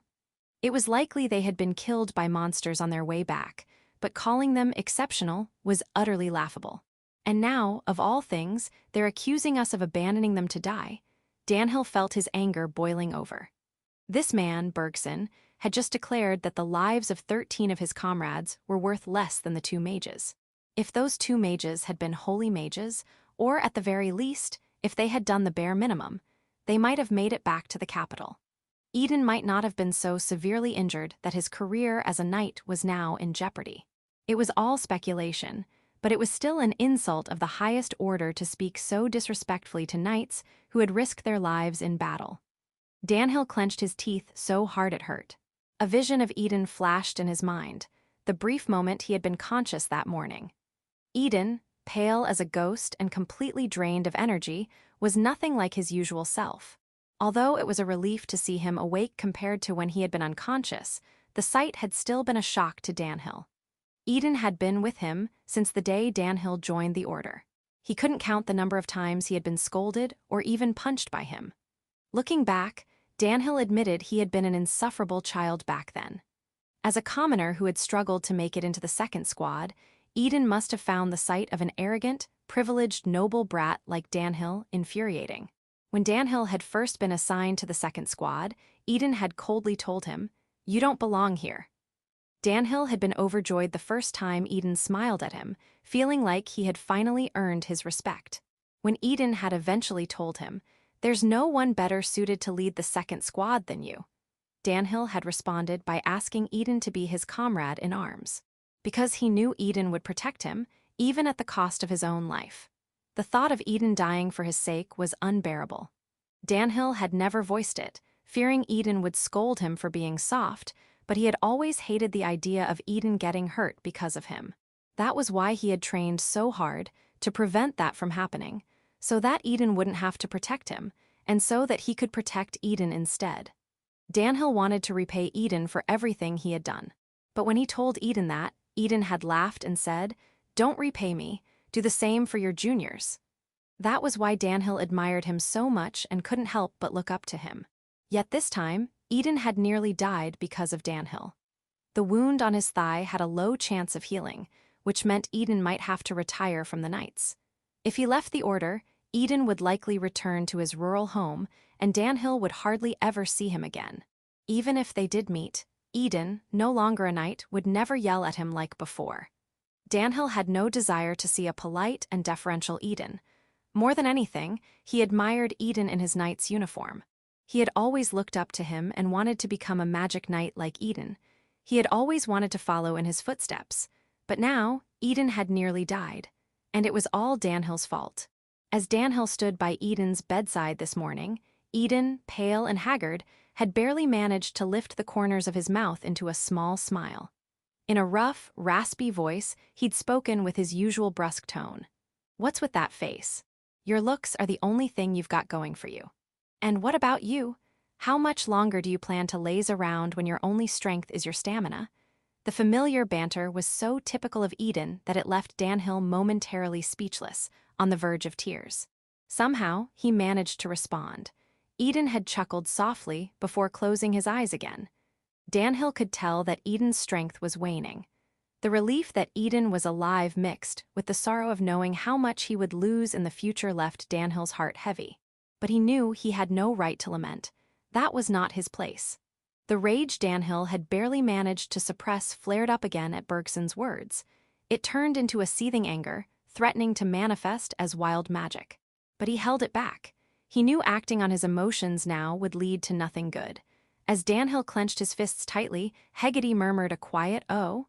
The coldness in his voice helped to cool Danhill's head. Hegedy's tone was one Danhill had rarely heard before, even within the Knight Order, stripped of all emotion, yet with a cruel and intense anger simmering beneath the surface. It is well known that knights often lose their lives during monster stampedes. Indeed, during this latest subjugation, approximately half of the second squad, 12 members, fell in battle. The remaining 15 returned, but none without injuries. Some are still in critical condition, with their recovery uncertain. I'm sure the esteemed minister is well aware of this, but just to be clear, the second squad's vice-captain, Eden, had barely clung to life. Though he briefly regained consciousness this morning, he remained unconscious for most of the time, his fever still high, with no clear timeline for recovery. The fact that he had survived it all was nothing short of a miracle, thanks solely to the purifying light that had enveloped them just before they teleported. Without that light, the miasma would have consumed his body, and Eden would have died before they even returned. Hegedy and Danhill, too, would not have recovered so quickly without that light. We knights risk our lives in every monster subjugation. We have no luxury to protect others. The bare minimum required to join a subjugation is the ability to protect oneself, as I'm sure the minister knows well. When you decided to keep the holy mages in the capital for its defense, we expected to be accompanied by experienced mages with the skill to match. And yet, Hegedy continued without pausing. His eyes were sharp, piercing through Bergson like a blade. Of the 2 mages dispatched to us, one was a feeble coward who could not even erect a barrier and sought only to have the knights protect him. The other was an inexperienced novice who couldn't even perform healing magic. If anyone abandoned them to die, it was you, not us. Furthermore, by assigning such mages to our unit, you reduced the chances of successfully subjugating the monsters and put our lives in danger.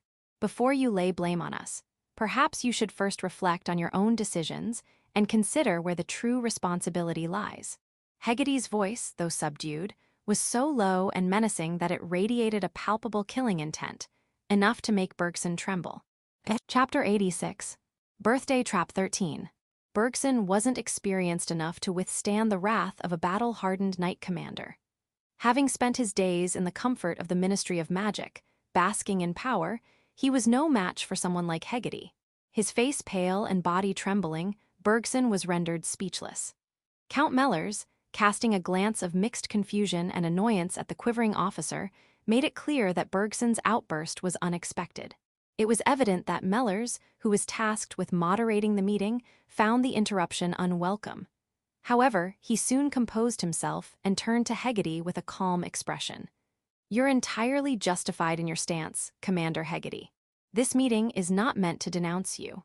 Our goal is to uncover the truth and decide on an appropriate course of action based on the facts." Hegedy listened silently to the Count. Unlike Bergson, Count Mellers was rational. However, it wasn't unusual for words and true intentions to differ. Both Hegedy and Danhill understood that this meeting was not convened solely to uncover the facts.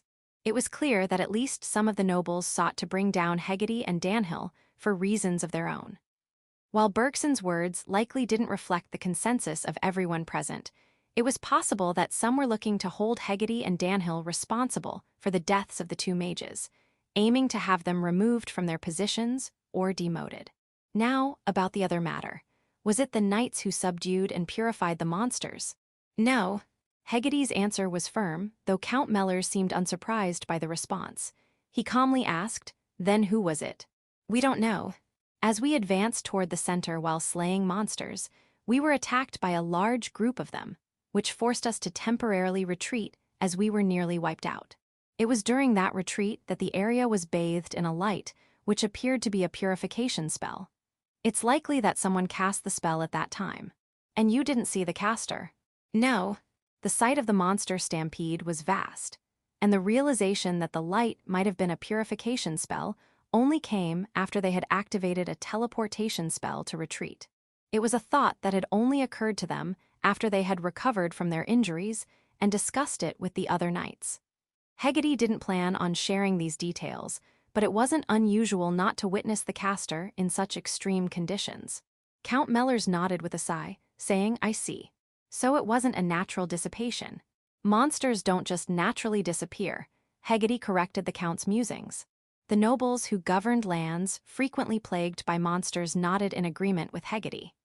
Bergson, who had been silent since being overwhelmed by Hegedy's words, muttered bitterly in a low voice, "How disgraceful to retreat. Knights who protect the kingdom should fight to the last." This time, not only Hegedy, but also Danhill turned a gaze as cold as ice toward Bergson. Some of the other nobles also directed chilly looks at the officer. Despite this, Bergson remained defiant, folding his arms with a sullen expression. Hegedy seemed ready to ignore him entirely, but Danhill spoke up instead. "It seems you're unaware of the rarity of magic knights." Bergson's face flushed red with anger at the mocking tone. Unlike his fear of Hegedy, he didn't seem intimidated by Danhill. However, Danhill continued speaking before Bergson could retort. Except for the holy mages, only magic knights can reliably defeat monsters.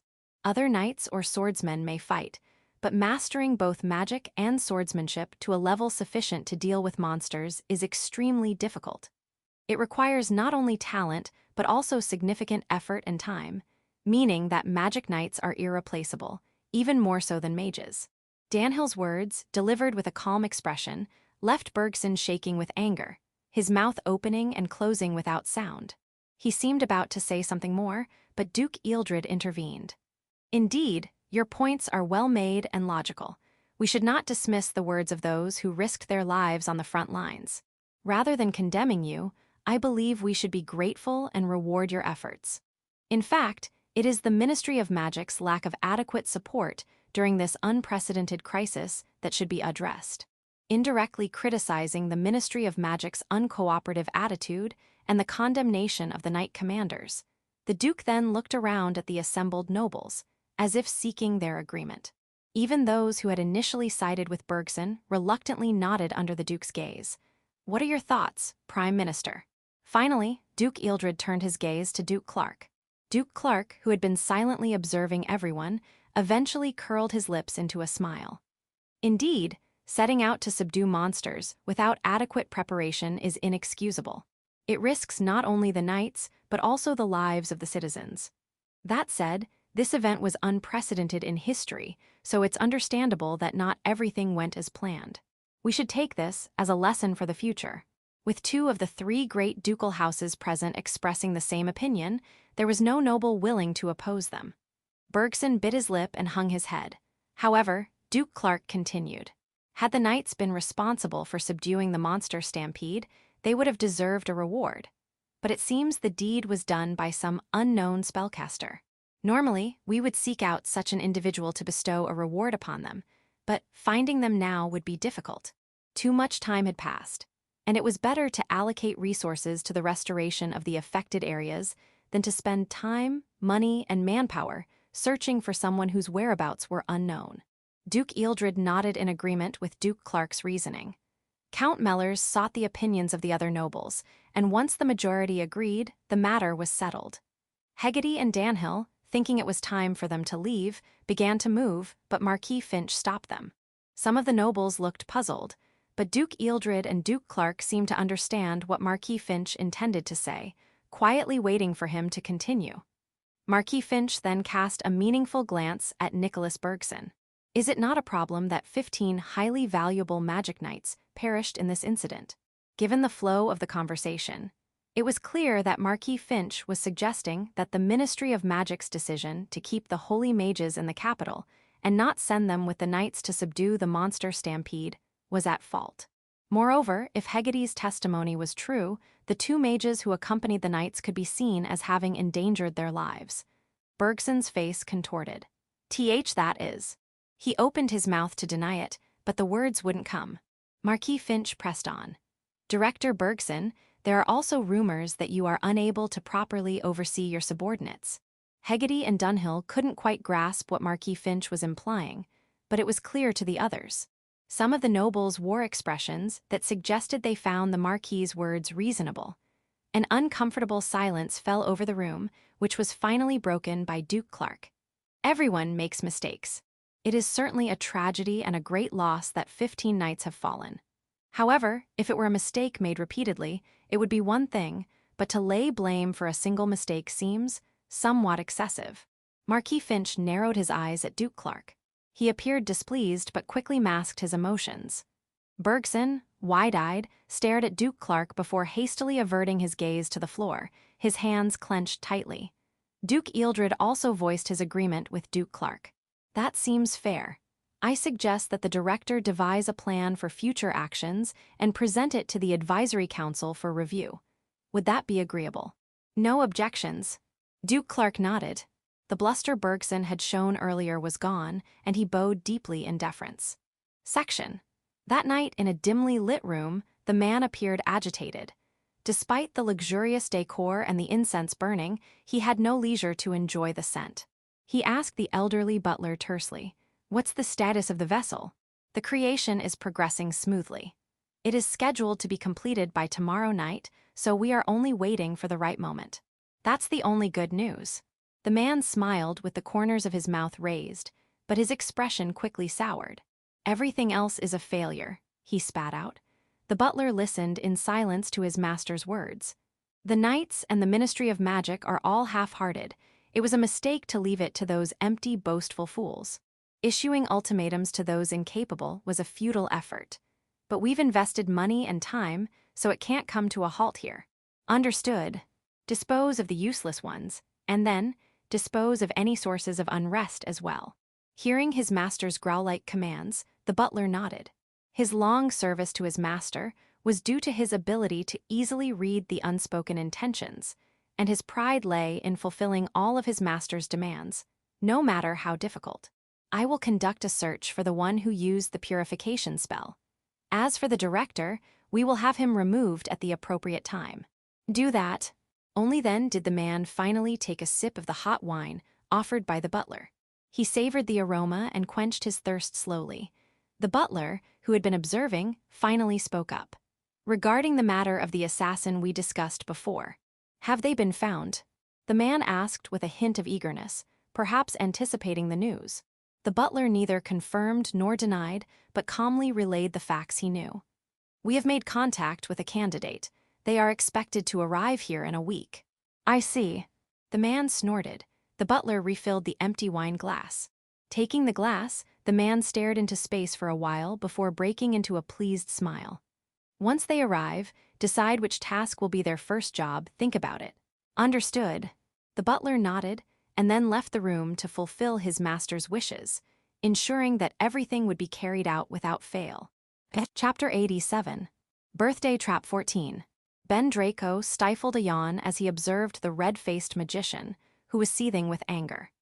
It seemed that the magician, who had confidently presented evidence of forbidden magic to the advisory meeting, had been thoroughly deceived by Paul's handiwork.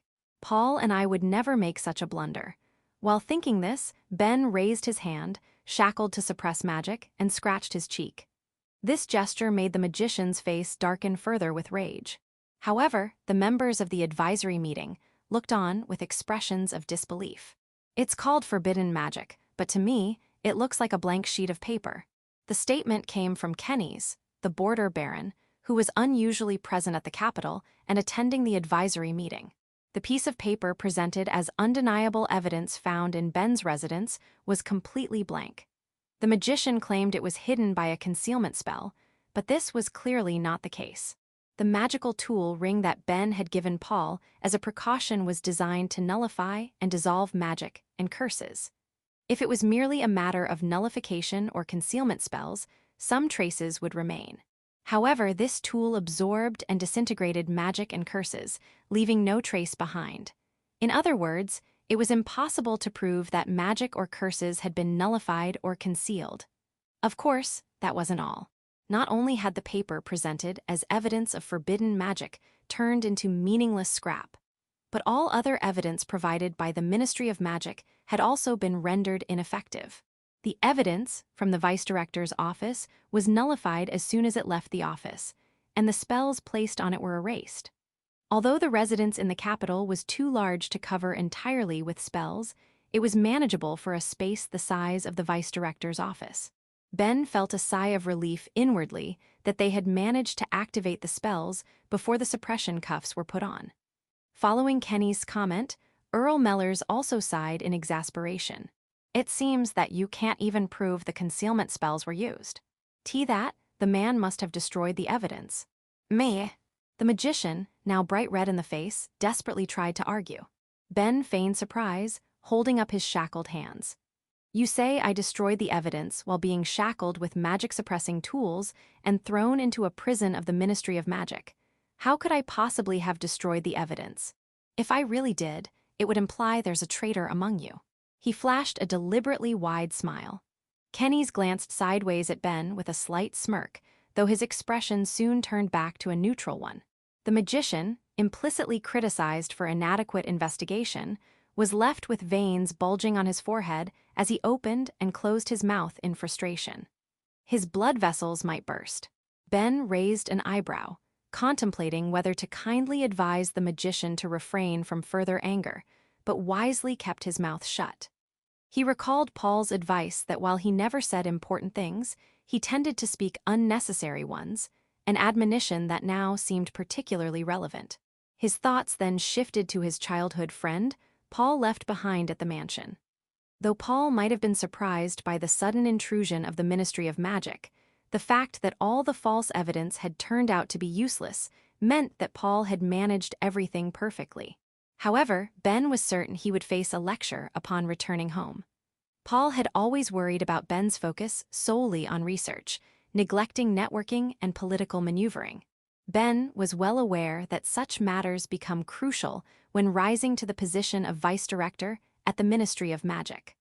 Although he would not be troubled if expelled from the ministry, he wanted to avoid causing trouble for his family. Ben sighed at the thought of the scolding he would face upon returning home, more so than the ongoing inquiry. However, he kept his internal concerns hidden. Despite the high stakes of the inquiry affecting his career, Ben maintained a calm demeanor.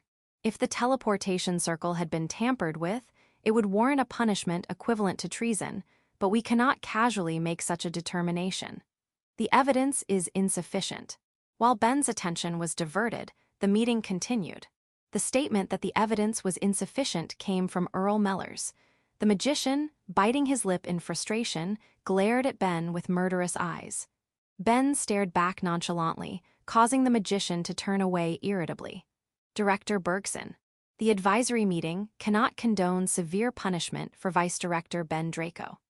Although we cannot intervene in internal measures, since it cannot be clearly established that Ben Draco is the one who tampered with the teleportation circle, no punishment will be imposed in this matter.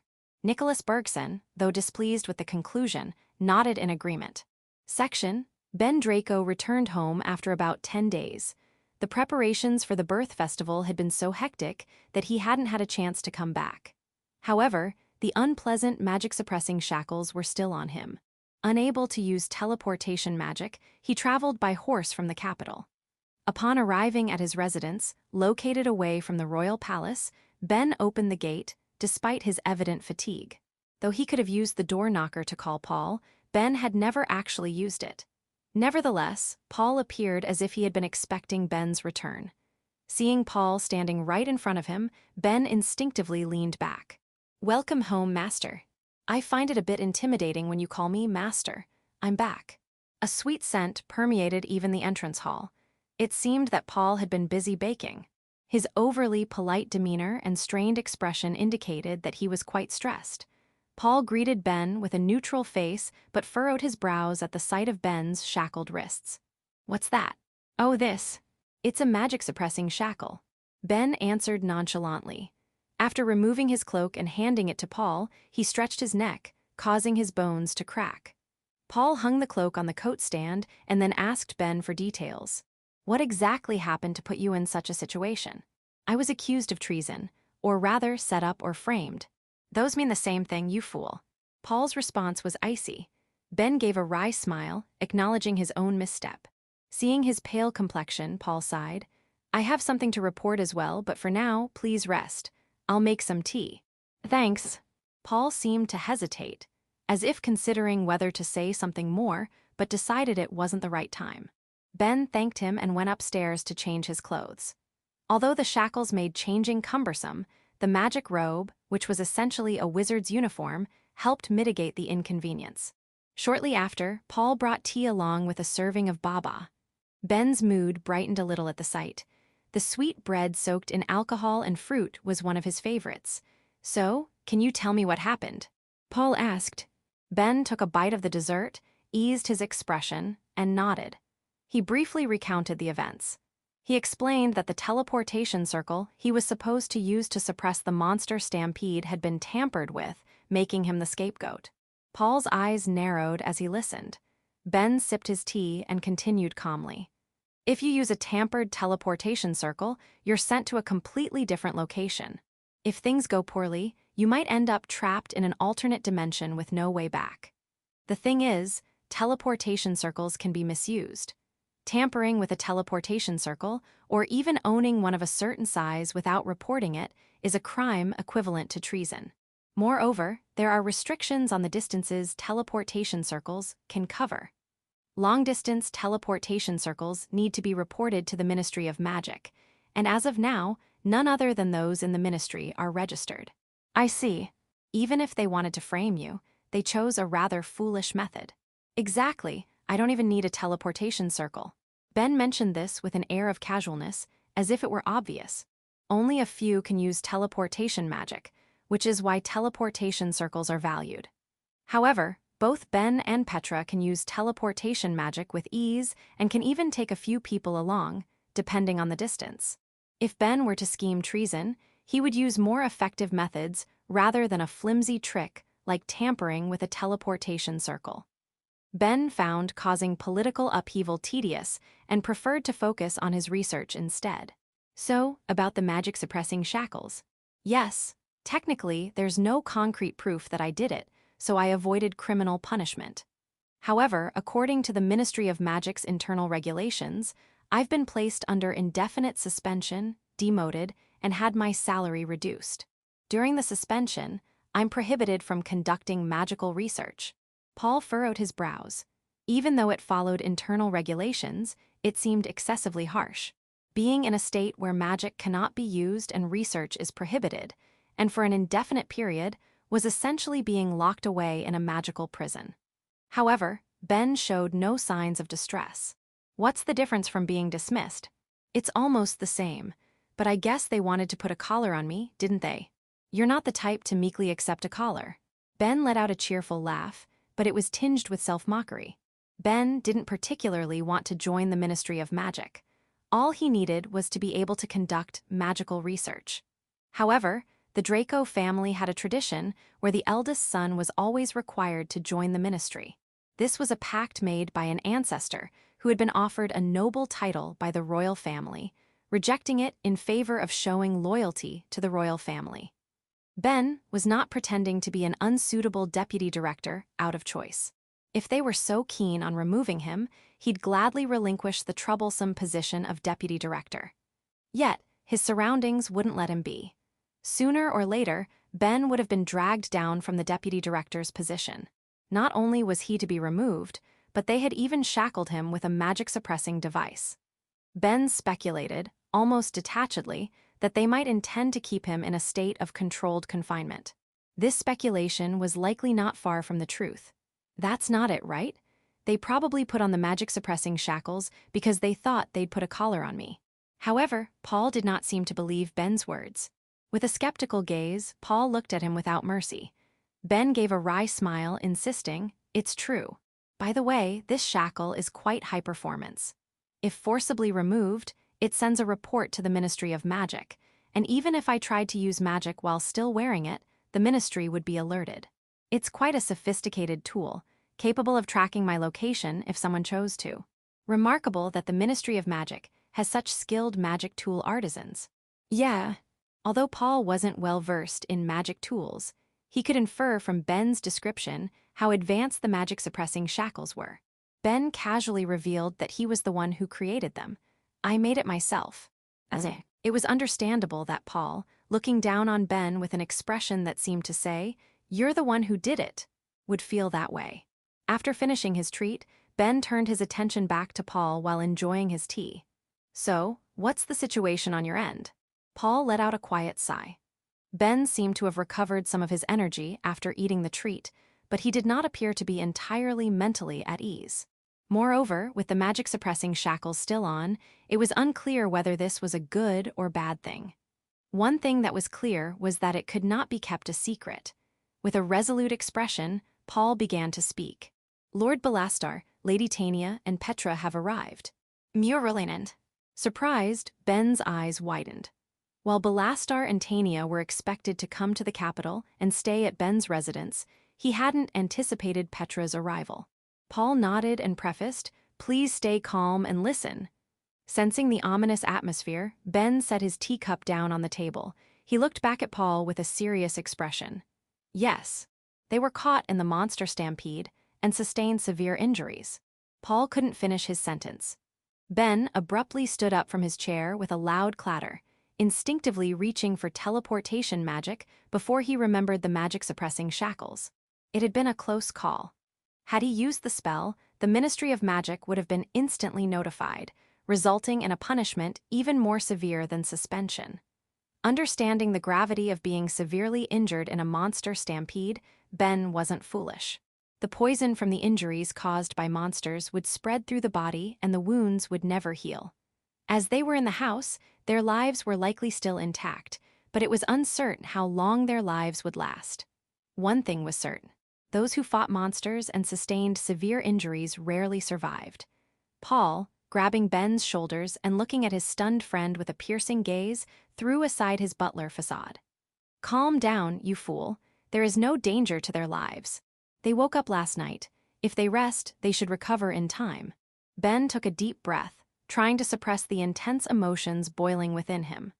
Though he had managed to recover from his dazed state, his eyes still pierced through Paul with a desperate intensity, as if he might destroy his surroundings. His clenched lips trembled white, and despite the blood seeping from his tightly clenched fists, Ben desperately tried to regain his composure. "Where are they?" "Over here." Paul lightly tapped Ben's shoulder and led him downstairs. In a secluded room, Petra lay sleeping. Beside her were Tania and Belastar. The twins looked up at Ben with bright faces. "Big brother Ben." "Welcome back." The twins, now somewhat more sincere than before, greeted Ben. However, Ben merely patted their heads absent-mindedly, his gaze fixed on Petra, who looked pale. Paul motioned for the twins to follow him. Tania, who had previously taken out her frustrations on Petra due to Ben's absence, approached Paul quietly, as if reflecting on things. Belastar, while keeping an eye on Petra and Ben, moved away from the bedside. Paul led the twins out of the room and closed the door behind them. Unable to endure any longer, Ben knelt beside the bed. He reached out a trembling hand to Petra. Muralinen. Her cheek, possibly due to recent exhaustion, was rough. The coldness of her skin made him anxious about whether she was still alive. Checking her breathing, he found it weak but steady. He let out a sigh of relief. The words Paul had spoken, that there was no danger to her life, finally registered in his mind. A rational part of him deduced that she must have received healing magic early on. Even so, his anxiety did not dissipate. Ben knew all too well how fleeting life could be. A person who had been alive just moments ago could vanish in an instant. In a place filled with the stench of death, Ben, who had just reached puberty, found a girl. She introduced herself as Petra. Her mother, a sorceress, had died, and she spoke of it with a courageous demeanor, not shedding a single tear. In that gray place, awaiting death, she was the only one shining. Instinctively, Ben had reached out to her.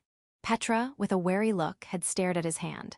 She wouldn't accept food or a place to sleep, but when he offered to teach her sorcery, she took his hand. To keep the girl who wanted to master the sorcery her mother had practiced from fading away, Ben gave her the surname Muralinen and a place to live. Being with her, who lived as vibrantly as life itself, brought him peace. Arguing with her was as enjoyable as working on magical research. A world without her would surely be filled with the stench of death. Ben had always called her Muralinen. Even when everyone else called her Petra, he refused to yield. Muralinen was the name Ben had first given her. Petra was the name her mother had first given her. But Muralinen was the name Ben had given her. "Please, please, don't die, Petra." For the first time, he spoke her name aloud. He had once wondered if she might have wanted him to call her by her name rather than Muralinen. Although he had often called her Muralinen in his heart, he had never spoken it aloud. Petra's mother had been killed by the kingdom of Slybgrad. Ben Draco was a descendant of a family that had pledged loyalty to Slybgrad. If not for the political upheaval 18 years ago, Petra's mother would likely have survived. Ben, who was only 7 at the time, could not have stopped the upheaval. Even so, the Draco family could have prevented the political turmoil that led to Petra's mother's death. Stay alive, Petra. This was the unspoken wish Ben had held since the day he first met her. Ben clasped Petra's hand with a praying intensity. Her slender hand, fitting perfectly within his, gradually began to regain warmth. Chapter 88. Secret Conversation between Duke Bernardo and Baron Kennys. Duke Bernard Chad of the Ealdred family gazed at the sleeping face of his second son, who had returned to their residence in the capital, and smiled faintly. His once pale complexion had regained some color. When he had heard that Austin was gravely injured in the monster stampede, his calm demeanor was a result of experience. Despite the doctors assuring him that there would be no lasting effects, anxiety lingered. Injuries inflicted by monsters could sometimes harm the body long after the wounds were forgotten. Moreover, many who first went to battle often suffered severe mental strain. Although the knights were experienced in handling such cases, Bernard had broken his own vow to only visit once, driven by his anxiety, and came to see his son. It was natural for knights to get injured on the battlefield and even lose their lives.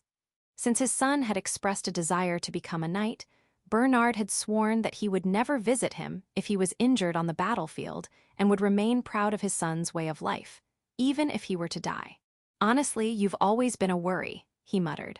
Austin, born later in Bernard's life, was especially dear to him. Compared to his more reserved eldest son, Austin was mischievous and loved pranks. However, he also displayed a strong sense of justice that often surprised Bernard. Though he had a rough edge, Austin never bullied the weak and never yielded to things that he found unacceptable or illogical.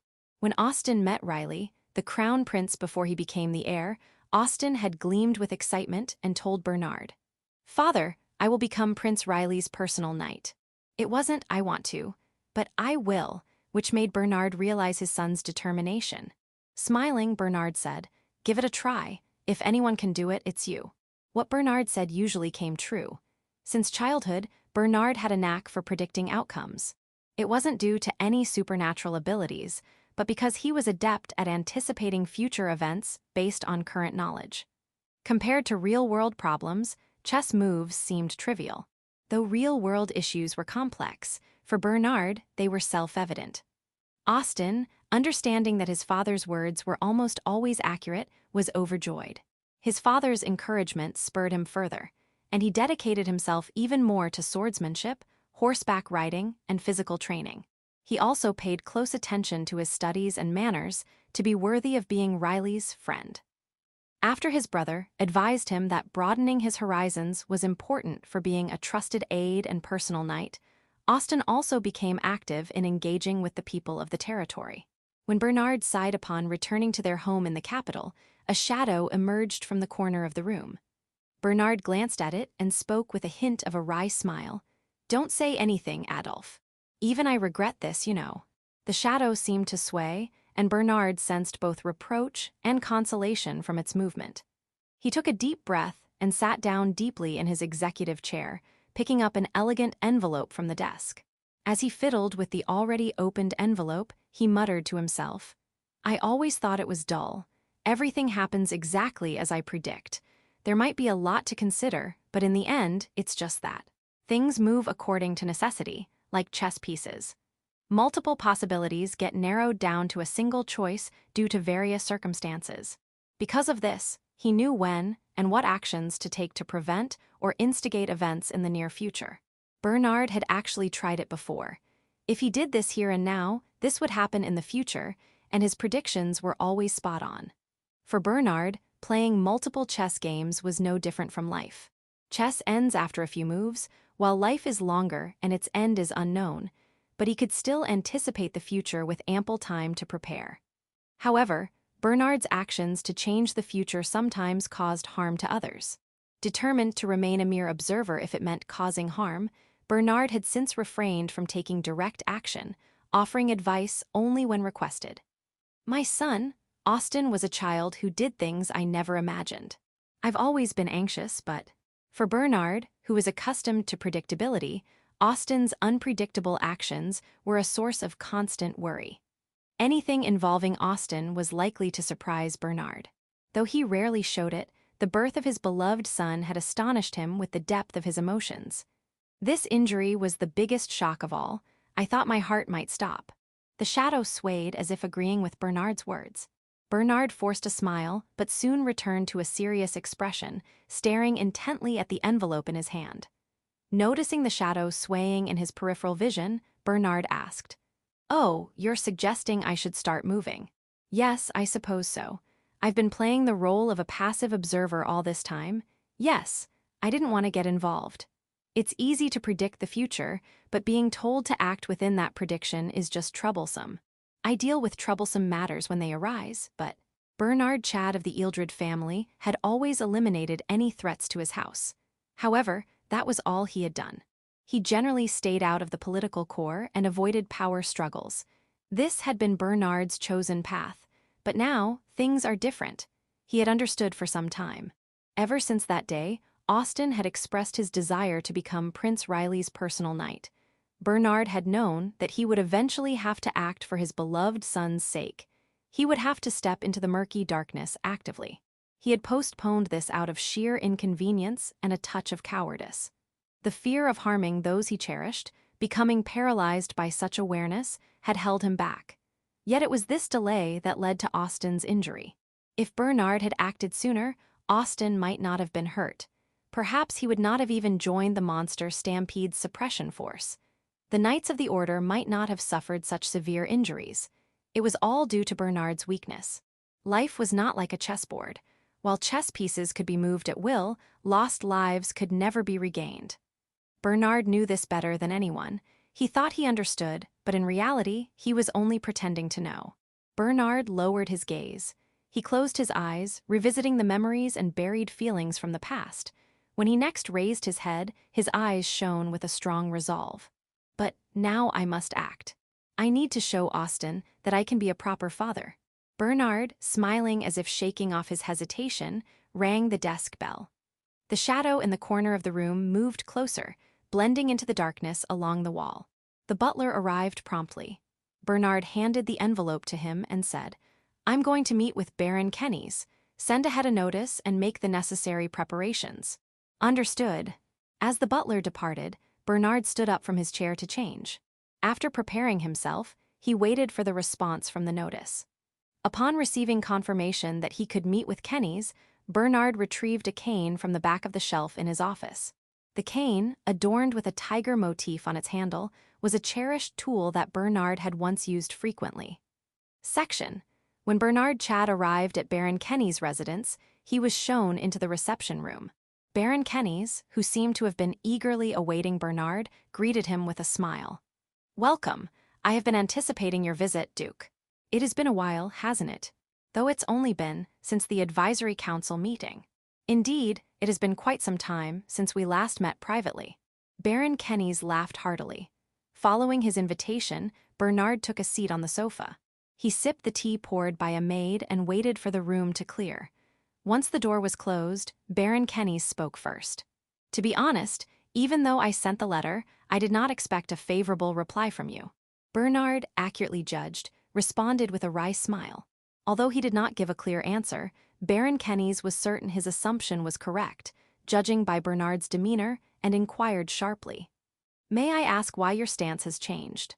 "Well, it's because my son, Austin, was injured during the monster stampede." "Do you regret it?" "Yes. It is the second time in my life I have felt regret." Upon hearing Bernard's reply, Baron Kennys squinted his eyes. Bernard responded with a slow smile. Although Bernard was younger than Baron Kennys, his composed demeanor made him seem like an equal. "You are aware of the circumstances surrounding my first wife, I presume." "Yes, my condolences for that time. It is all in the past now." Bernard's first wife had been 4 years older than him. She was a bright and cheerful woman, a childhood friend. Although she was the opposite of the quiet Bernard, they had been very close. Few people knew the true nature of her death. Only Bernard and his younger brother knew the full story. Nevertheless, rumors had spread, reaching even Baron Kennys' ears, suggesting that Bernard had been responsible for his first wife's death. Bernard had never denied these rumors, but Baron Kennys had obtained information closer to the truth through his shadow. "My wife took her own life. However, I was, in a way, the one who caused her death. My arrogance led to her demise. The couple had only one child, who was very young when the wife died." Bernard's memories of his wife remained vivid. He remembered her laughing joyfully, grieving in sorrow, and sometimes scolding him. The day before her death, she had come to see him with cookies and flowers after a quarrel. On the day of her death, She had looked at Bernard with anger and contempt. She had shouted that people are not chess pieces and that lives are not so trivial. Bernard, unable to respond, had dismissed it, thinking she would return the next day with cookies or a bouquet. Instead, the next morning, Bernard was met with the cold body of his wife, never to open her eyes again or speak to him. Baron Kenny's glanced at the cane leaning against the sofa. However, you have brought that cane with you. You have decided to return to the public stage, am I correct? Yes, otherwise I would once again be scolded by my wife in heaven. Besides, I must make amends to my current wife as well. At Bernard's response, Baron Kenny's smiled quietly. His eyes, filled with kindness, were fixed on Bernard, and his voice sounded as if encouraging a young person. You said you have regretted twice. The first time was indeed regret, but the second time is not over yet.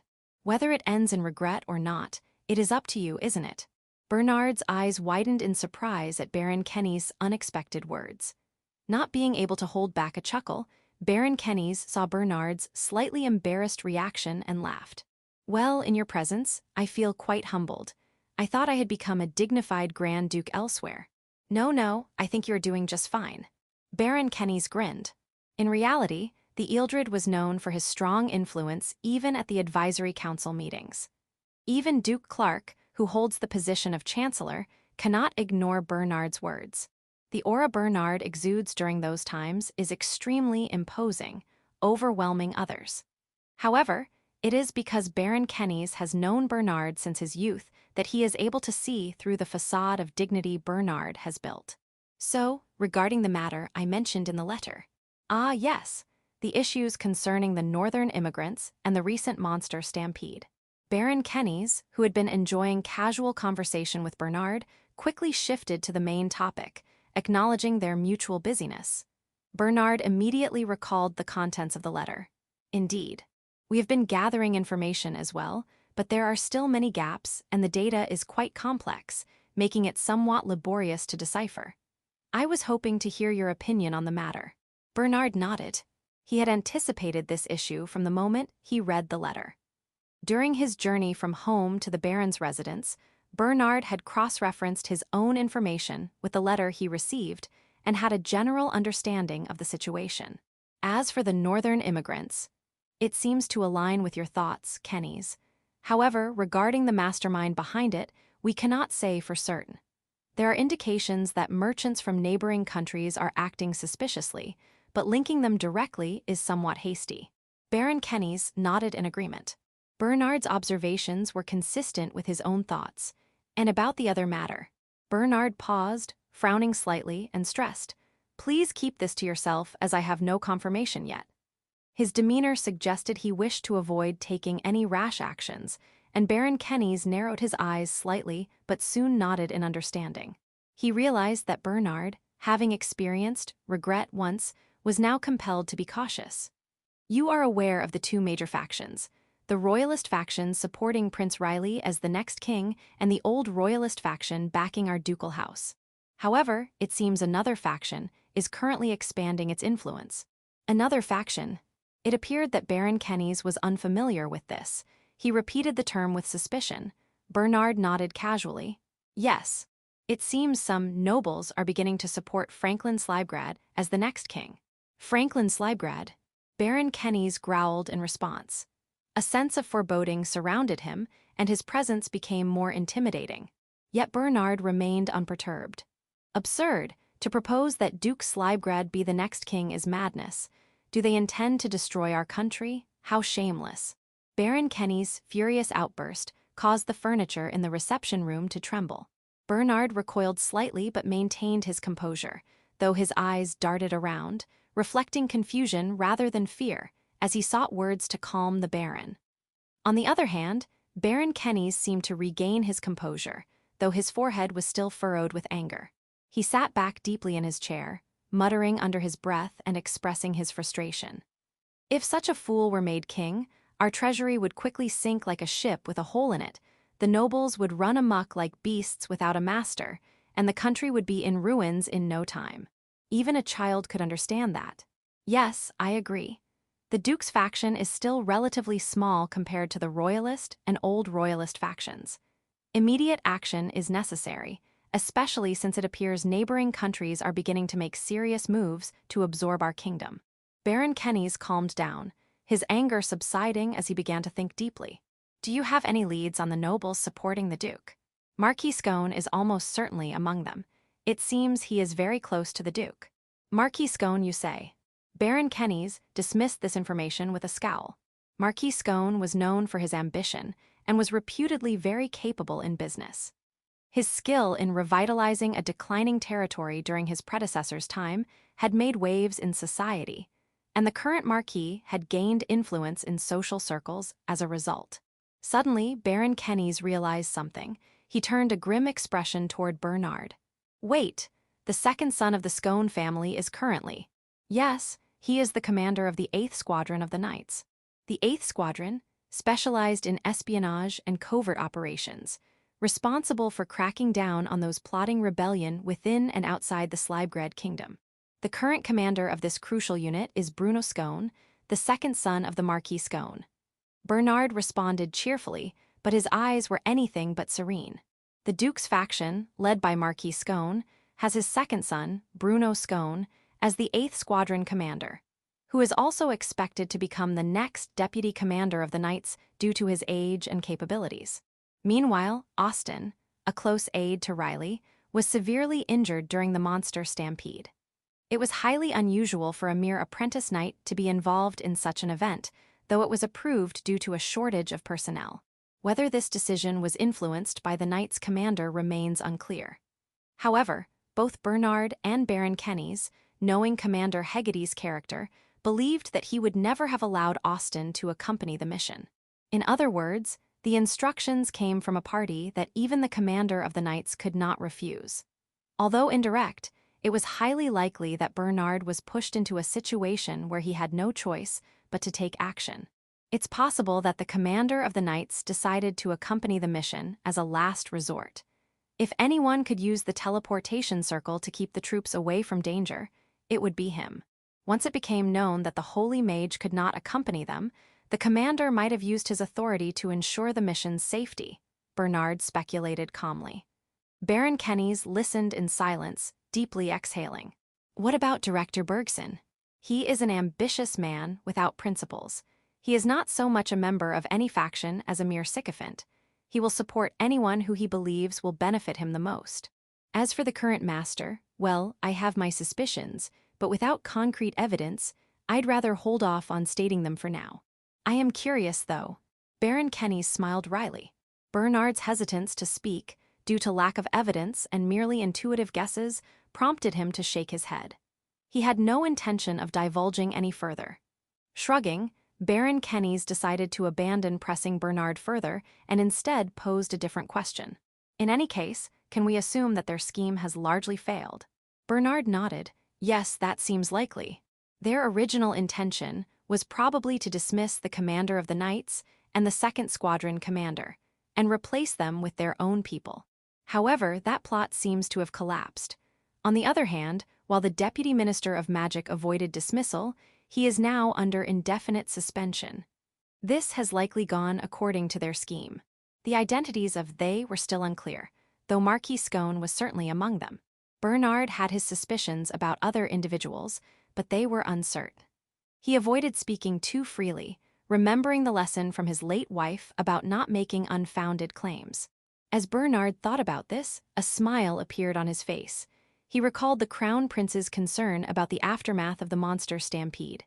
Is something wrong? Noticing Bernard's change, Baron Kenny's asked with curiosity. Bernard shook his head, but then reconsidered and replied. Actually, I was just reminded of the Crown Prince. The Crown Prince. Baron Kenny's appeared surprised. Bernard nodded and briefly explained Riley's concerns. Baron Kenny's eyes lit up with interest. The Crown Prince knows the Deputy Minister of Magic.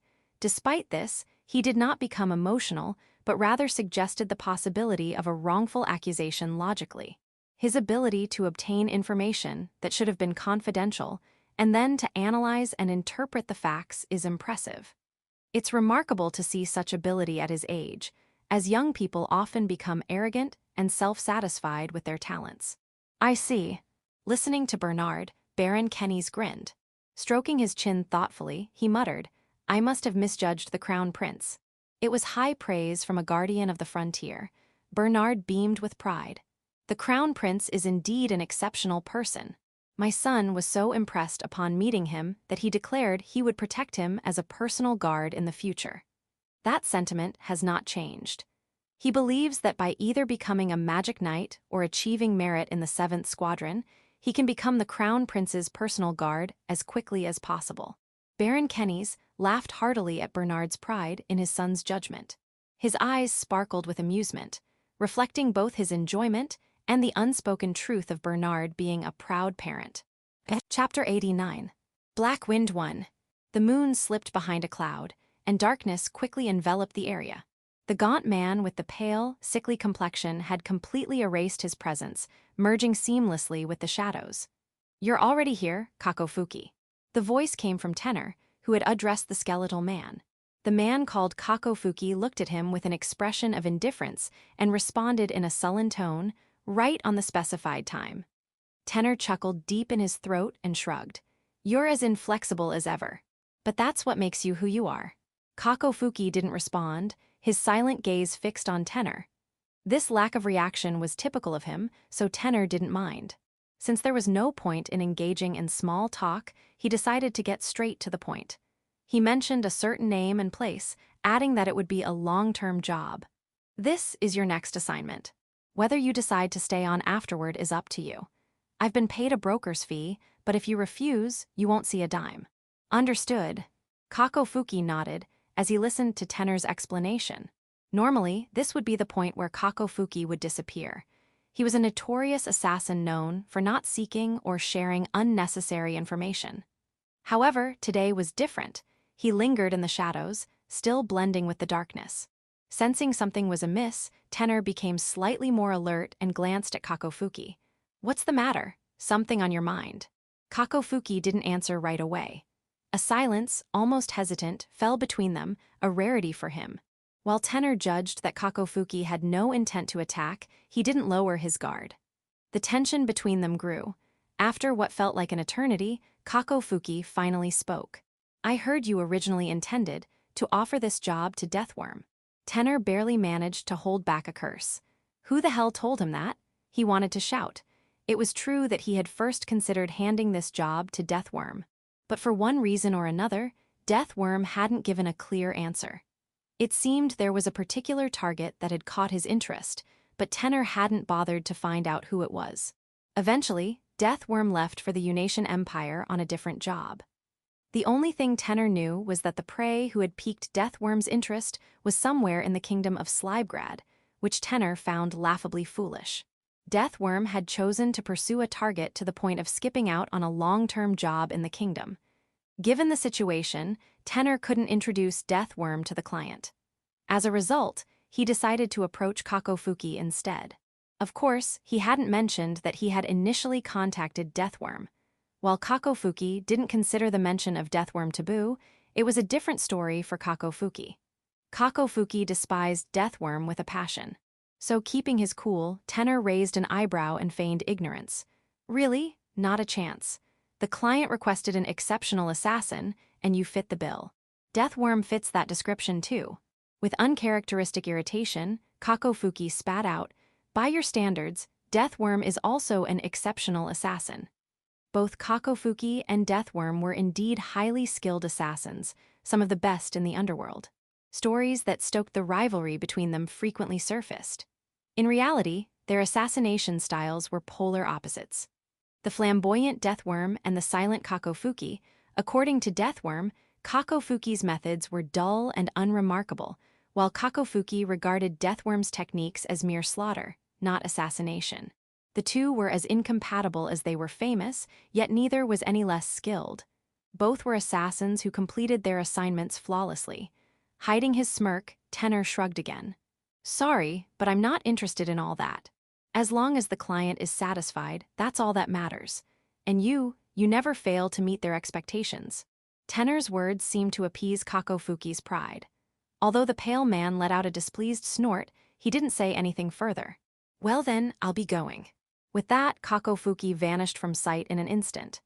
His speed, without the use of magic, made Tenor's expression finally show a hint of amazement. As quick as ever, Kakofuki's prowess as a top-tier assassin lay not only in his physical abilities, which didn't rely on magic or curses, but also in his knowledge of poisons, surpassing even his master, Kamakiri. Section. About a month had passed since the birth celebration of the crown prince of the kingdom of Slibegrad, and Liliana found herself visiting Ben Draco's private residence in the royal capital.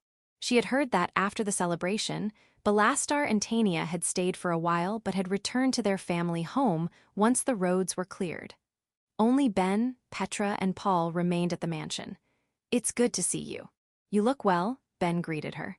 "It's been a while," Liliana replied with her usual politeness, taking advantage of Paul's absence to speak more freely. Although Petra had recovered from the injuries she sustained during the monster stampede, she still didn't seem to be back to full strength. In front of the three of them was a mountain of sweets, which Paul had apparently been baking in large quantities recently. It seemed he was dealing with a lot of stress. "Petra, have you recovered?" Liliana asked. "Yes, I'm feeling much better now," Petra responded. "No, she's not," Ben contradicted, speaking at the same time. Liliana couldn't help but smile at the conflicting responses. Ben was overly protective of Petra. During the monster stampede, Liliana had used healing magic on the unconscious Petra and transported her to this mansion.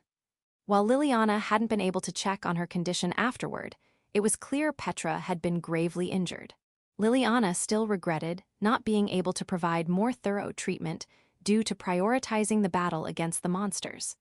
However, she was relieved to hear that Petra seemed to have no lasting aftereffects. "You used healing magic on Murulinen and brought her here, didn't you?" "Thank you.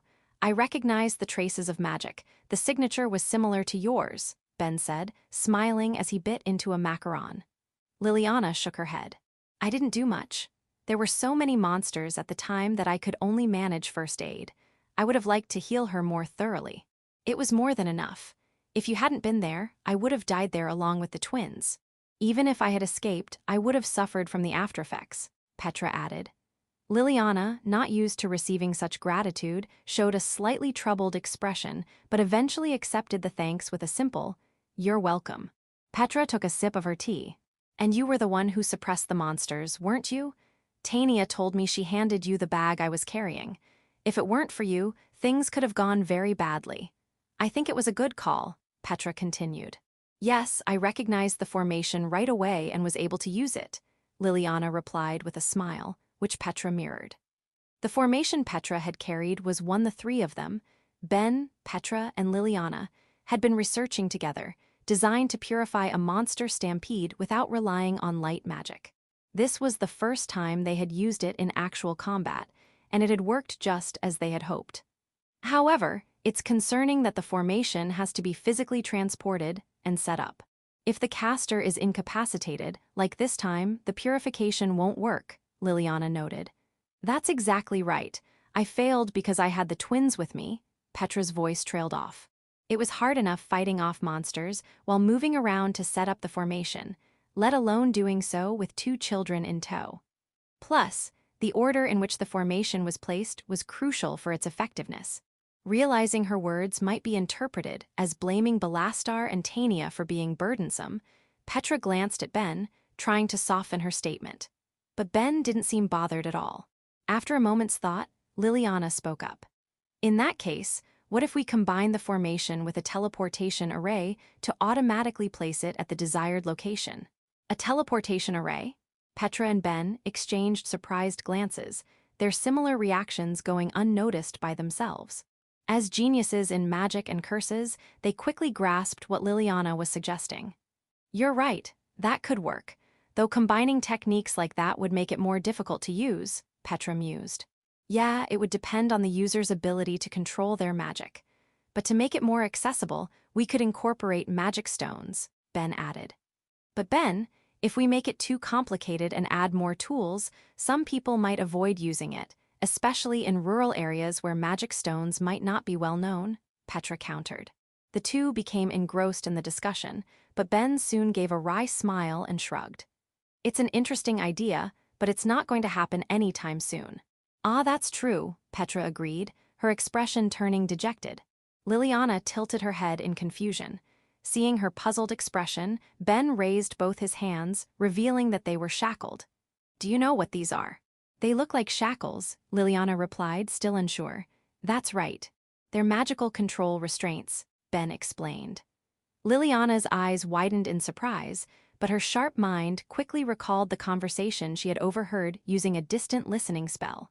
Indeed, right after the monster stampede had occurred, suspicions had arisen that Ben had tampered with the teleportation array, leading to orders for him to be fitted with magical control restraints. It seemed those restraints had not yet been removed.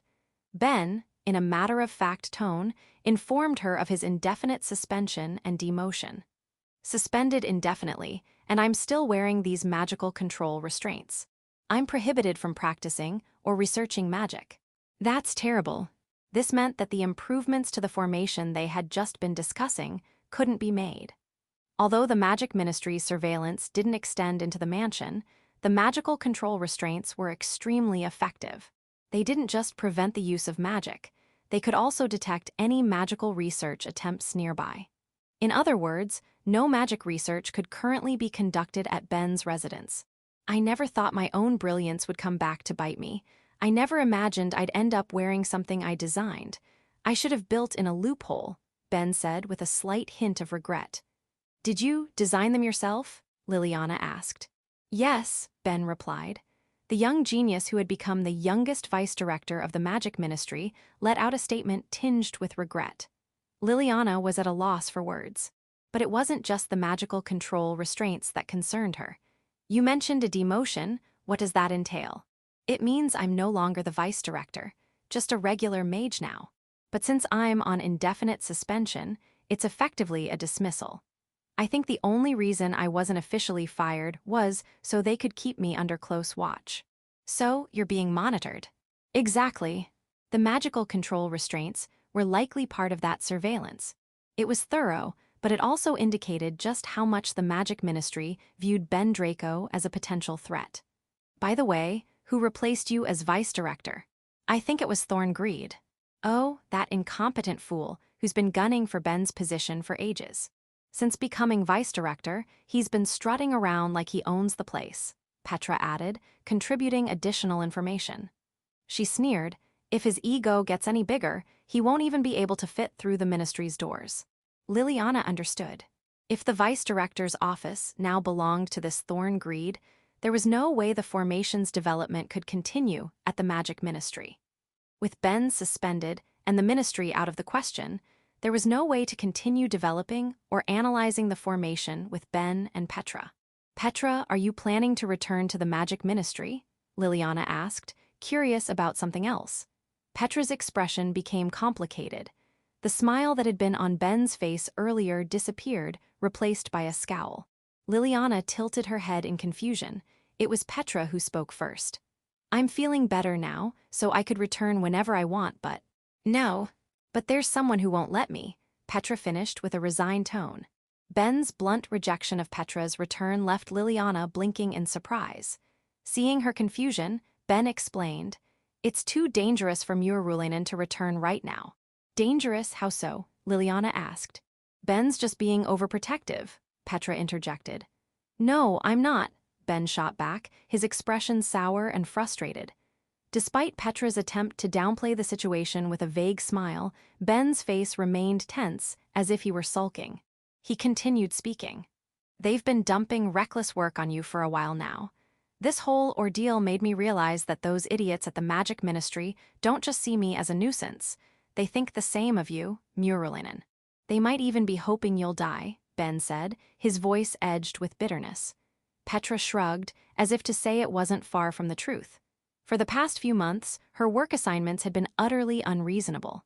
She had been sent to exterminate monsters with insufficient preparation, ordered to craft a large number of magical tools on impossibly tight deadlines, and forced to undertake tasks that drain not just her magical energy, but her very life force. It was no surprise that Petra had been seriously injured during the recent monster stampede, partly due to the exhaustion from her excessive workload. While Ben had been able to shield Petra from some of it as vice director, now that he was no longer at the magic ministry, her situation was likely to deteriorate further. I honestly think you'd be better off quitting. You could live here and continue your research without any of their interference. When Ben directed his question to Liliana, asking for her opinion, she nodded in agreement. While she believed Petra's wishes should be respected, there didn't seem to be any reason for her to stay at the magic ministry after all she had been put through. However, Petra simply shook her head, her expression ambiguous. "Why are you so against it, Murulainen? It's not like you have any attachment to the magic ministry," Ben pressed. "I don't, but that's beside the point," Petra replied firmly. Petra was unyielding. Though Ben seemed unconvinced, Liliana, observing from the side, felt she understood Petra's reasoning. Most likely, Petra wanted to be there when Ben's suspension was lifted and he returned to the ministry. Both Ben and Petra had few allies there, and even having a companion with little authority could be a source of comfort. Petra was probably trying to keep her position at the ministry for Ben's sake. On the other hand, Liliana also understood Ben's concerns. With no certainty of when he would return, he must have felt uneasy about leaving Petra alone in what had essentially become enemy territory for both of them. "Fine. I'll concede for now, but you have to take a leave of absence for a while. Going back immediately is out of the question. I'll get a doctor's note, and you'll take a year off." "A year? That's too long. If anything, it's too short." Seeing Petra's resolve, Ben made a concession. Petra pursed her lips, but now that the length of her leave was up for discussion, Liliana decided to change the subject. "That reminds me, I found 5 magic stones in the bag you lent me. I suspect they're what triggered the monster stampede. I thought we could analyze them together." "Oh, right. Those magic stones were something I found at the scene. They had a self-destruct spell on them, but I managed to dispel it," Ben explained. Liliana took the 5 magic stones out of her bag and showed them to Ben without touching them. Ben leaned in to examine the stones in her palm. He studied the engraved symbols carefully and nodded with a serious expression. "Yes, this is some kind of summoning spell. Not magic, but rather a curse magic, which means it falls under Murulainen area of expertise." "Exactly my specialty," Petra said with a grin, though she quickly shrugged. "I'd love to analyze them myself, but it's impossible to do that here or at the ministry. And besides," Petra trailed off, lowering her voice. It was likely that she, too, was now under the ministry's surveillance. Liliana blinked in surprise as Petra's bitter smile confirmed her suspicions. "The higher-ups have always seen Ben and me as a package deal. We've been working together for so long, and Ben's often stuck his neck out to protect me. So I wouldn't be surprised if they're watching me now, too." "Unfortunately, I can't argue with that," Ben agreed. Liliana held back a sigh. "So, inviting you to my estate is also out of the question." "That's right," Petra nodded. If Petra were to visit Liliana's estate, it would certainly arouse the ministry's suspicions, something Liliana wanted to avoid. The current magic ministry was almost entirely under the control of Director Nicholas Bergson, who was closely allied with Duke Clark, one of Liliana's adversaries. Even if mere suspicion wasn't a problem, an investigation into her activities would be troublesome. Considering this, it might be best for Liliana to make this her last visit to Ben's private residence as well. Seeing Liliana's troubled expression, Petra offered a reassuring smile. "Don't worry. I agree that the sooner we analyze the stones, the better, to prevent any further incidents. I'll teach you how, and I'll give you the necessary tools. You'll have to do it on your own, but I'm sure you can handle it." "I've never analyzed a spell before," Liliana confessed. "Everyone's a beginner at some point." With that, Petra laughed and stood up, heading towards a door that only those with magic and Ben's permission could see. Beyond it was a hidden room containing the necessary books and tools. Liliana followed Petra as she was called to the room. Chapter 90. Black Wind 2. In her mansion near the royal capital, Liliana frowned as she held the 5 magic stones Petra had entrusted to her. Originally, she had planned to analyze these stones together with Petra once she recovered. However, that plan had fallen through. Although Petra had taught her the analysis method and provided the necessary tools, Liliana couldn't hide her anxiety about the task ahead. Yet she knew that simply hesitating wouldn't yield any results. Resolving to steel herself, Liliana retrieved a bag from the shelf. The bag, concealed from others' view by a recognition-inhibiting spell, contained the books Petra had lent her, the paper with the necessary magic circle drawn on it, and other essential tools. While she could conduct the analysis in her room, there was a risk of being seen from outside. The most suitable place was the dungeon. With her mind made up, Liliana took the bag and headed for the underground cell. Liliana reached the dungeon without anyone noticing and began taking out the tools from the bag. She spread out a large sheet of paper on the floor. On the tips of the six-pointed star drawn on it, she placed the magic stones, then set the 5 magic stones to be analyzed in the center. There are several methods for dispelling a spell. Simple magic can be unraveled with incantations alone, and in Liliana's case, she could even do it without chanting. However, when the subject involves complex magic or curses, or when a long time has passed since the spell's activation, the required magic power increases. To compensate for this, the use of magical tools becomes necessary. Conversely, with enough magical tools at hand, it's possible to perform the dispelling without any inherent magic power. However, to ensure the dispelling is successful, it's best to combine the use of magical tools with an incantation. In my name, I command thee, reveal thy true form. As Liliana chanted and channeled her magic, the 6-pointed star and the various patterns drawn within it began to glow with a mysterious light. A haze of light, a mix of gold and purple, spread through the air. Liliana carefully followed the text formed by this haze with her eyes. The characters changed their form, color, and shape over time. As she deciphered the true nature of the spell, her complexion grew pale. Taking a deep breath to steady her trembling lips, Liliana watched as the magic stones revealed their true nature and finally shattered with a sharp crack. The spell was complete, and the haze of light vanished simultaneously. So, that's what it was, Liliana murmured. After escaping from the capital's mansion through teleportation the other day, Liliana had investigated the monster she had captured and frozen during the demonic beast stampede. The creature's body composition was strikingly similar to that of a human, but Liliana found it hard to believe. It couldn't be possible for a human to turn into a monster. After all, there had been no prior reports of such a transformation. However, the magic stones Petra had recovered supported Liliana's hypothesis. They captured humans, drove them to the brink of terror, and amplified that terror with magic, causing miasma to accumulate within them. Then, they used a curse to turn those humans into monsters. What a vile act. In other words, the demon beast stampede this summer was not a natural occurrence, but was artificially created by someone. The magic stones were designed to forcibly transform humans filled with miasma into monsters. During the forced transformation, the human body couldn't withstand the shock, resulting in a grotesque mutation.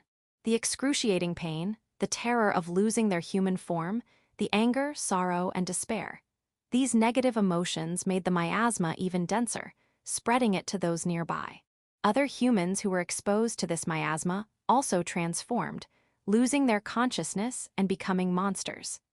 The reason they retained such high intelligence was undoubtedly because they were originally human. Though they lost their self-awareness, their ability to think logically remained intact. This was clearly a forbidden technique. The research alone would require immense time and resources, and to produce a stampede of monsters on such a large scale, the largest ever recorded, would require a vast number of victims. Liliana shuddered as she considered where they might have sourced the human sacrifices. An unsettling thought crossed her mind: the recent disappearances of the northern immigrants, which had already raised concerns in the Kenny's frontier territory. The Margrave had suspected human trafficking, but it was possible that the buyers were linked to this incident. While this was just a concern, it was also possible that there was a connection, and it was definitely worth investigating. Moreover, the monsters had been implanted with a specific spell that allowed them to be erased without a trace. Even if the knights sent on the mission failed to suppress the monsters, the creator of these creatures could simply cleanse the area, ensuring that the evidence of the forbidden technique would disappear. In doing so, the one responsible could become a hero for quelling the demon beast stampede. Liliana let out a sigh. It's unfortunate that those two are unable to act. No matter how talented she was compared to others of her age, Liliana knew her limitations. The assistance of Ben and Petra had been invaluable. They were more experienced, well-connected, and had access to information far beyond what Liliana could obtain. But now that they were unable to act, Liliana had to figure things out on her own. There was no one else she could turn to. If only I could identify the caster. It would have been convenient if the magic stones had retained traces of the caster. Unfortunately, all information related to the caster was thoroughly concealed. Even trying to deduce the culprit from circumstantial evidence proved difficult, as there were too many suspicious individuals. Those who benefited from the demon-beast stampede and those who suffered losses. Among those who suffered, there might still be some who gained in the long run. At the very least, Ben Draco, who had been shackled with magical restraints, and Petra, who had sustained serious injuries, could be excluded from the list of suspects. Liliana began tidying up the tools, including the magic stones and papers. She quickly packed everything back into the bag and, without being seen, returned leisurely to her room. Once there, she hid the bag deep in the shelf and sat down on the sofa, opening a book. However, her thoughts wandered, and her gaze drifted into space. She needed to identify the culprit who had orchestrated the demon-beast stampede and find a way to do so as quickly as possible. If another stampede of this scale were to occur, not only would the damage increase, but the royal family's prestige could be shaken. In the short term, the members of the Ministry of Magic stand to benefit, she mused. They had managed to sideline Ben Draco, a thorn in their side, and by keeping him under surveillance, they ensured he couldn't act against them.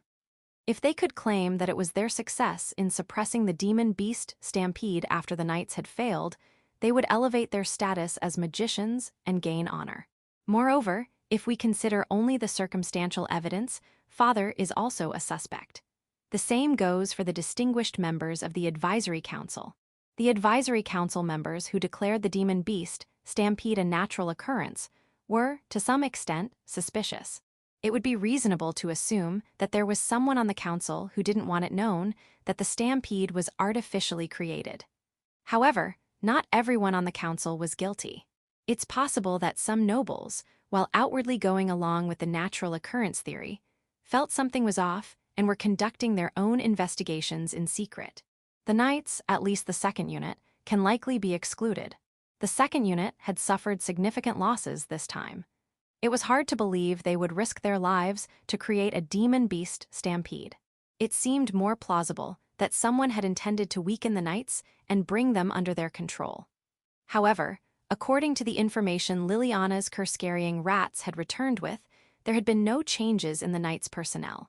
While Commander Thomas Hegarty and 2nd Unit Captain Danhill Calvert had been questioned at the inquiry, they were ultimately not held accountable and retained their positions.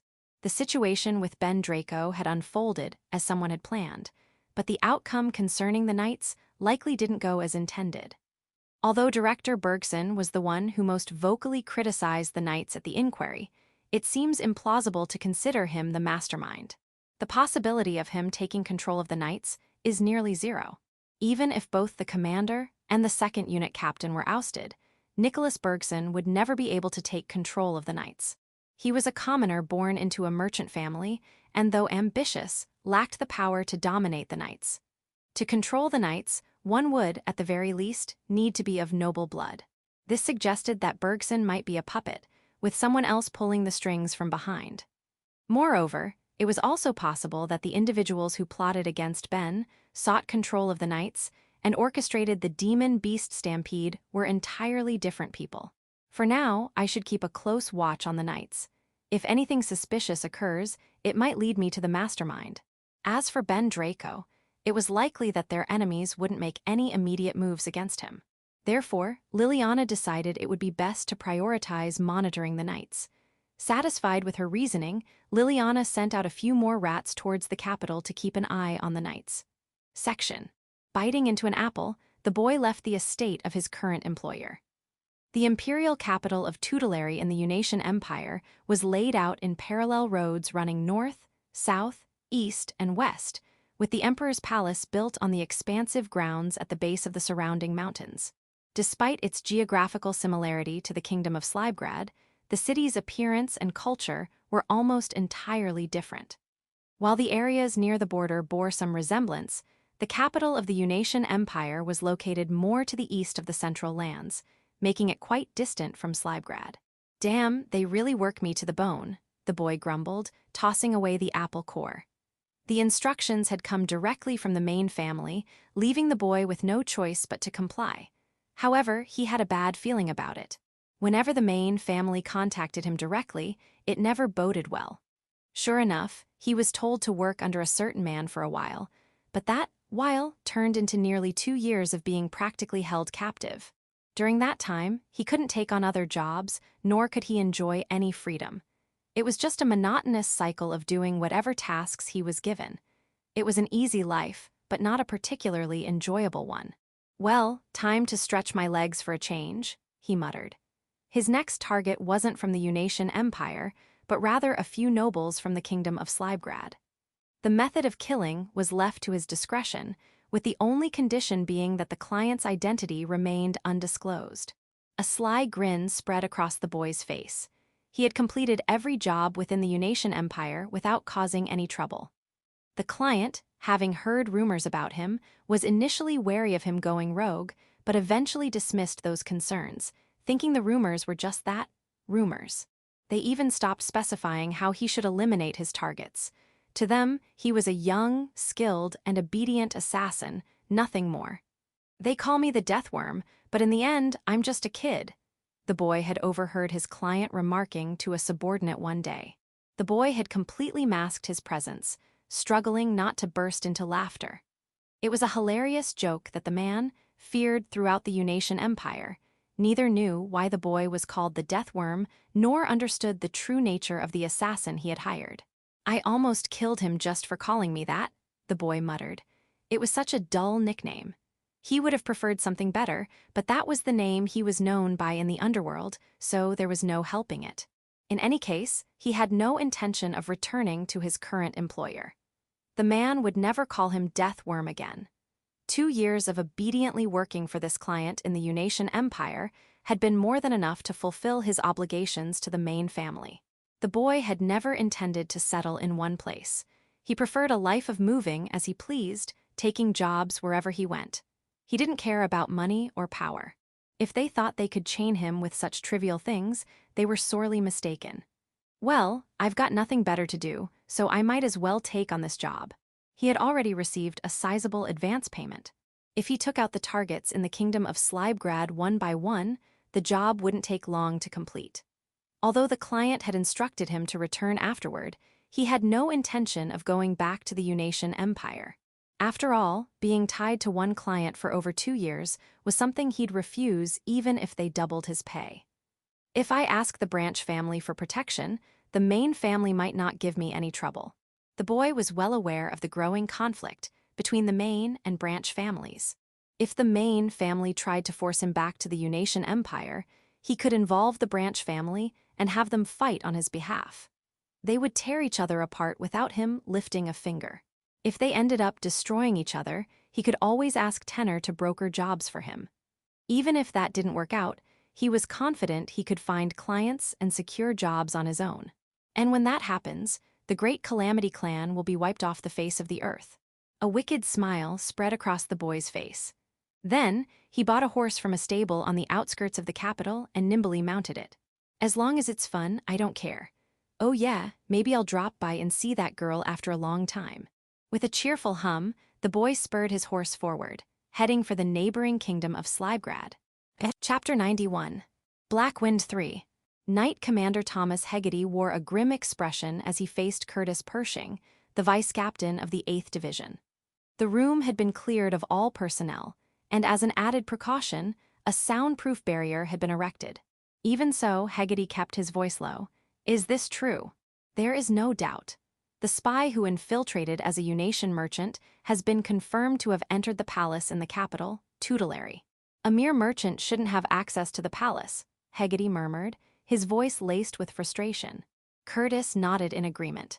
There weren't many merchants from the Unation Empire who traveled to the kingdom of Slybgrad.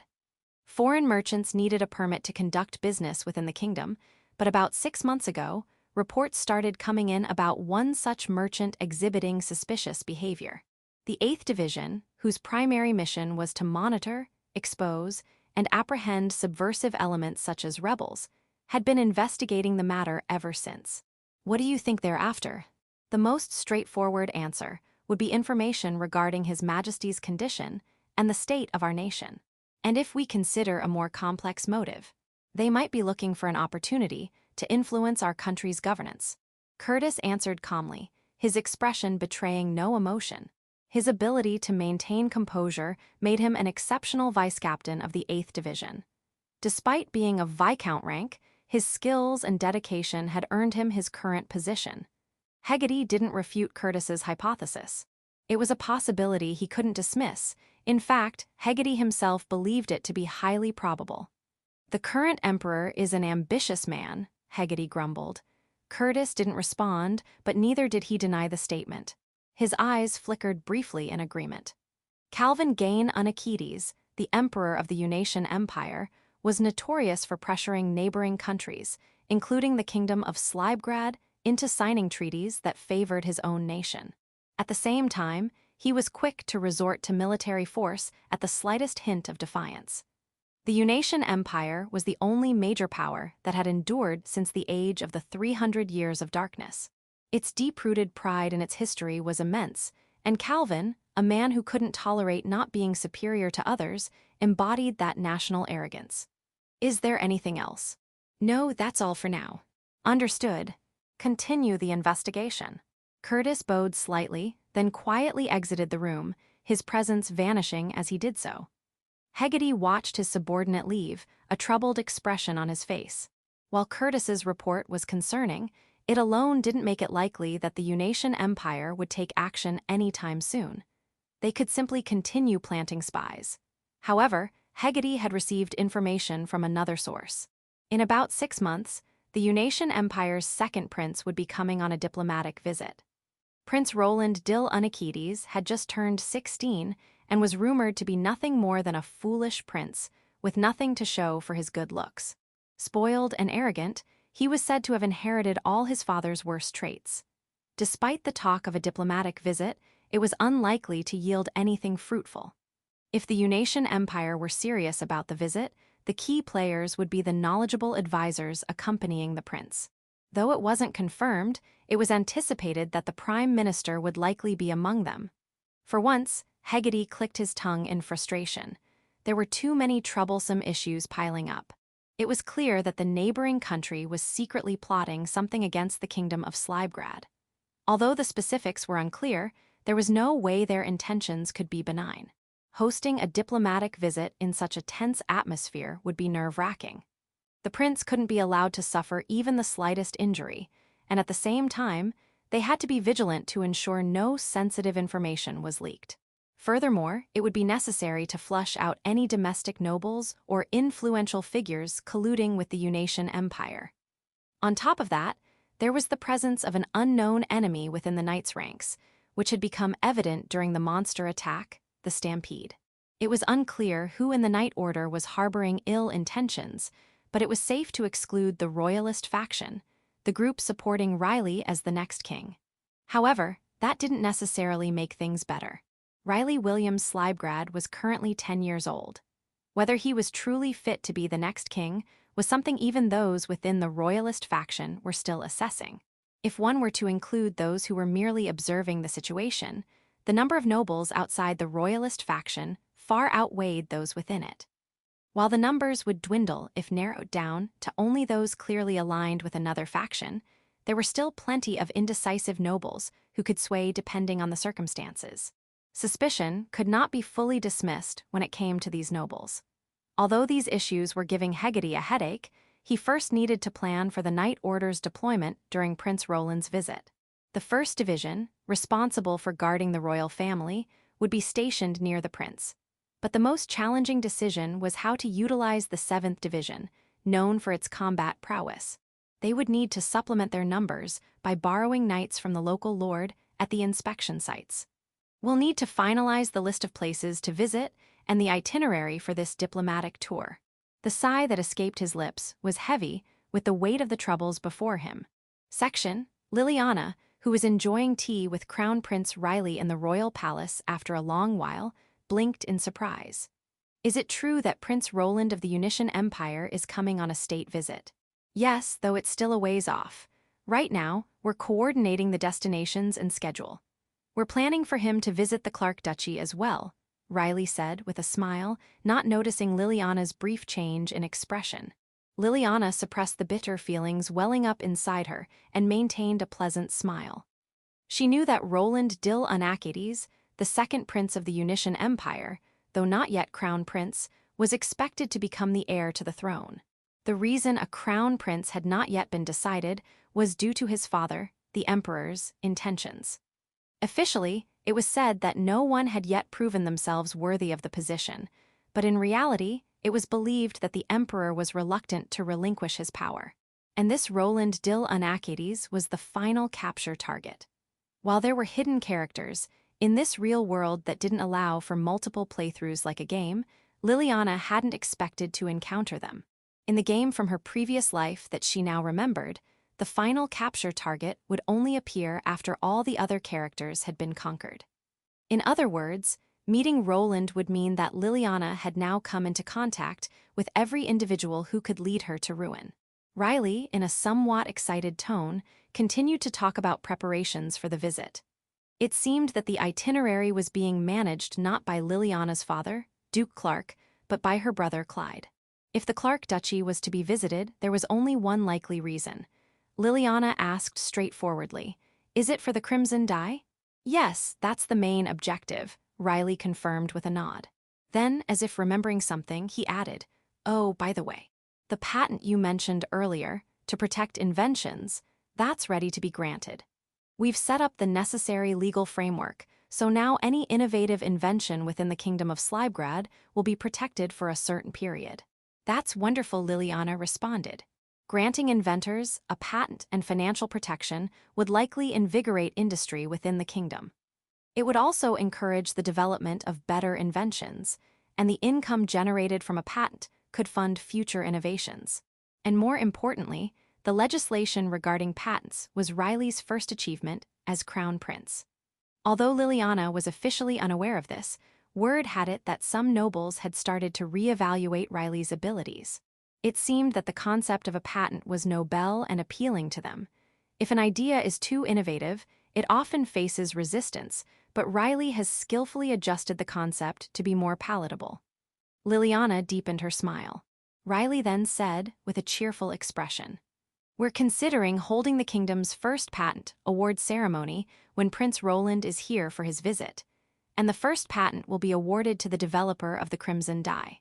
"Oh, do you mean the museum director?" "Yes, it's been decided he's the most suitable candidate." The director of the Crimson Museum was the researcher, who had explained the history and research of the Crimson Dye when Riley visited. Despite his commoner origins, his knowledge and enthusiasm were exceptional. As Riley said, he was indeed the right choice to receive the first patent. His achievement in enabling domestic production of the highly challenging Crimson Dye, as well as establishing it as an industry, was invaluable. He would no doubt continue to contribute to the development of Slybgrad's industries. Liliana nodded without hesitation. There was no reason to object. Riley then added, "I'd like you to attend the award ceremony as well." Liliana blinked in surprise at the unexpected request. If she were already Riley's fiancée or the crown princess, attending would not be unusual. However, since Liliana was only a candidate, her attendance alone, without the other candidates present, would certainly fuel rumors that she was the chosen one. Liliana hesitated and began to shake her head, but Riley gently interrupted her. "Not as my fiancé candidate, but as a member of the Clark family. I'd like you to attend alongside Clyde. The Crimson Dye is a specialty of the Clark Duchy, so it's not unusual for you to be there. And to be honest, it was you, Liliana, who first introduced me to the idea of patents. So, I want you to be present when we announce this new law." Riley's sincerity was palpable. It was clear that he was genuinely grateful to Liliana and earnestly wanted her to witness this important moment. Given his heartfelt request, Liliana thought she couldn't refuse. She exhaled softly and blinked once, then quietly returned Riley's gaze and slowly nodded. "It would be an honor, Your Highness." Riley, in response, smiled in a way that was rare for him, showing a boyish joy. Liliana hid her faint smile as she took a sip of her tea. Chapter 92. Black Wind 4. The story from Liliana's past life, which she remembers from playing an Otome game, contains very limited information.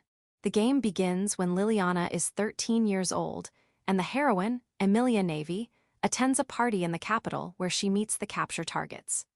The narrative then unfolds from Emilia's perspective, and any information or events unknown to her are not depicted in the game. While some information not covered in the game is included in setting books and strategy guides, these sources do not cover every event. Naturally, there is very little known about events before the start of the game. Moreover, details about the capture targets, rival character Tania Draco, and the villainous Liliana Alexandra Clark are only briefly mentioned, with limited information on these characters. There are even cases where other characters are not named at all. I'm meeting the capture targets sooner than I expected. Once Liliana realized she couldn't escape being a candidate for the Crown Prince's fiancé, she had more or less resigned herself to meeting the capture targets. Avoiding them was one method to prevent her own downfall. But considering her status and position, it was impossible to avoid encounters with royal or high-ranking noble capture targets. It would have been ideal if she could have been removed from the list of candidates before encountering them, but given her father Duke Clark's unclear intentions, she couldn't afford to make any missteps. Any action taken to avoid her own ruin could inadvertently hasten her demise. I wish my father had negotiated to remove me from the list of candidates earlier, rather than waiting until I turned 10. It was pointless to complain, but such grievances lingered in her mind. According to Riley, the king wanted Liliana to remain a candidate, and Duke Clark's compromise must have been the age 10 limit. As Liliana sipped the tea Marian had made, she traced the barely progressing lines of a book with her fingers. The book was an old tome found in the library, focusing solely on monsters from local fairy tales. While some content was hard to believe, there were also intriguing discoveries. Liliana was particularly interested in the possibility that some monsters might understand human speech. Monsters had long been thought to have low intelligence and could only destroy everything around them unless vanquished. They were deemed as harmful beasts and had been avoided for a long time. However, during the recent monster stampede that Liliana encountered, she had sensed a high level of intelligence in the monsters.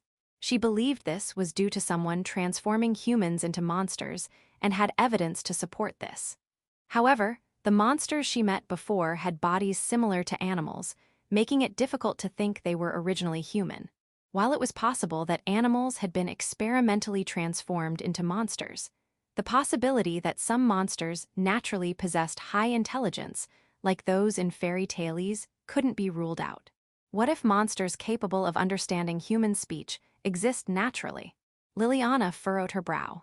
Even if such monsters existed, it wouldn't immediately change anything. However, it could provide a clue to prevent further damage from the monster stampede. Suddenly, Liliana looked up. The barrier set up around the estate had shifted. Normally, ordinary assassins could be dealt with by Guild and Olga, so the barrier would not usually react. Liliana had combined magic and curses, using magic stones to create a barrier around the estate. The barrier would only respond if something that Guild or Olga couldn't handle entered the premises. For example, someone using concealment magic to hide their presence. Guild and Olga were not accustomed to dealing with assassins using concealment magic. While they could sense and address such a presence, it was highly likely they would overlook it. Do they notice it? Liliana stood up and moved to the window to check. At this time, with the dusk fading and the moon beginning to rise, the view outside was not clear. Although she was concerned, the barrier had only shifted once with no other changes. Detection. She cast the spell, mapping the entire estate and pinpointing the positions of herself, the servants, Guild, and Olga. As expected, there was an unfamiliar presence within the grounds. However, the color of the magic seemed familiar. She tilted her head, but could not recall anyone matching it. The intruder was steadily approaching the estate, moving directly towards the room where Liliana was. Liliana considered the situation. Her room had a more elaborate and high-level barrier than the estate. Additionally, there were counterattack spells in place against any attackers. Since there was always the possibility of assassins being missed by Guild and Olga, she had taken these precautions to prepare for an attack while she was asleep. However, since she was awake now, she could retaliate without relying on the barrier. Liliana deliberately deactivated some of the spells in the room and waited for the intruder to approach. She kept the room's lights on, as an assassin would typically avoid entering a brightly lit room. The faint presence gradually drew closer. After a moment, the closed window slowly opened. Liliana turned her gaze toward the window and was surprised by the unexpected figure. "Well, sorry to intrude, oujo-sama." The figure revealed itself to be a black lion with dragon wings, the same being Liliana had saved in the Forsha territory. "I thought I recognized you, but yes, it seems my magic and yours have mixed. I'm grateful for your help back then." The black lion entered through the window and sat down on the floor. Liliana smiled. On that day, Liliana had shared her magic with the black lion, who was exhausted and unable to move. If that had been the only interaction, it would have been easy to recognize the same magic. However, the black lion's own magic had recovered afterward, and the two different magical energies had mixed within it. That's why, even though the magic felt familiar, she couldn't pinpoint the lion's identity. The black lion looked up at Liliana with eyes glowing purple and green. Liliana tilted her head. "I'm surprised by your sudden visit. What brings you here? I thought you would have sensed me and found me by now, but you showed no sign of searching. So, I came to see you." "Really?" Liliana chuckled lightly, clearly not fully believing the black lion's words. However, the lion did not seem offended. "You told me to call you if needed, but you didn't even tell me your name, so I was wondering what to do." The black lion blinked slightly at Liliana's words. With a wry smile, it shrugged its shoulders. "I don't have a name." "None at all." "Yeah, if you want to give me one, go ahead." This time, Liliana's eyes widened. The contents of an old book on Eastern magic came to her mind. It was very rare, but it had no practical use in the kingdom of Slibegrad, which had no spirits and only low-intelligence monsters, not the intelligent ones. The book described methods to summon and contract with otherworldly beings, including spirits and demon races, and one method was to give them a name. "If I give you a name, wouldn't that establish a contract between us?" The black lion seemed surprised by Liliana's question. It blinked its eyes, but quickly nodded as if understanding. "You're talking about summoning magic, right? Or maybe curses. Don't worry, I wasn't summoned by you, and even if you give me a name, there won't be any subordinate or servitude contract." "That's a relief." Liliana felt a genuine sense of relief upon hearing the black lion's answer. However, the black lion looked at her with a puzzled expression. Liliana tilted her head, and after a moment of hesitation, the black lion asked in a curious tone, "Why are you relieved? Don't humans usually want to contract with beings like me?" "If that's the case, I'm not a typical human." Liliana replied with a smile. "Contracts require a price, and the price must be balanced. If it's too little or too much, there will be consequences to pay later." The books Liliana had read indicated that when contracting with non-human entities, the contractor would have to offer their life or soul. Since the contract binds the entity's life, it's only natural that there would be such a price. A life for a life. A soul for a soul. Therefore, it was natural for Liliana to want to avoid unnecessary contracts. She believed that no one else she knew would share her view. The black lion listened to Liliana's simple explanation in silence and seemed to understand. It nodded and smiled cheerfully, showing its fangs, but Liliana was not scared. That's a reasonable way of thinking. I like it." Liliana was taken aback by this unexpected reaction. She stared at the black lion with wide eyes. The black lion looked at her with its strangely gleaming eyes and grinned, showing its teeth. "In that case, how about you give me a name? It's inconvenient being unnamed while I'm around you. You intend to stay by my side." "I'm just bored. Don't worry, I don't plan to be around you all the time, and when I am, I'll make sure others can't see me." The black lion's impudent words amused Liliana, making her smile widen. She playfully asked, like now. Even after entering Liliana's room, the black lion remained cloaked in magic to remain unseen by others. Liliana could see it because the lion had adjusted its magic so that it wouldn't affect her. Even the most skilled mages couldn't use concealment magic to appear only to a specific person. Liliana might be able to do something similar, but perfectly imitating it would be difficult. Having a form like mine can be troublesome if seen by humans. Indeed. Liliana nodded thoughtfully. People tend to react with rejection to things that are foreign or strange. While it is rare for them to revere gods or spirits, their usual response is negative. In the worst cases, they might even eliminate something they believe poses a threat, even if it has done nothing. That seems like a familiar reaction, the Black Lion said. I am also somewhat of an unusual being, Liliana replied. Even though she tried to keep it hidden, being able to use magic without incantations made her a potential object of aversion. If it became known that she had memories of a past life, she would likely be persecuted as a heretic. In both her past world and this one, beings considered heretical were often suppressed. Psychologically and politically, heretics were easily excluded. Although the Black Lion did not seem to read her mind, it nodded as if understanding. So, what will my name be? The Black Lion urged Liliana, who pondered over the name.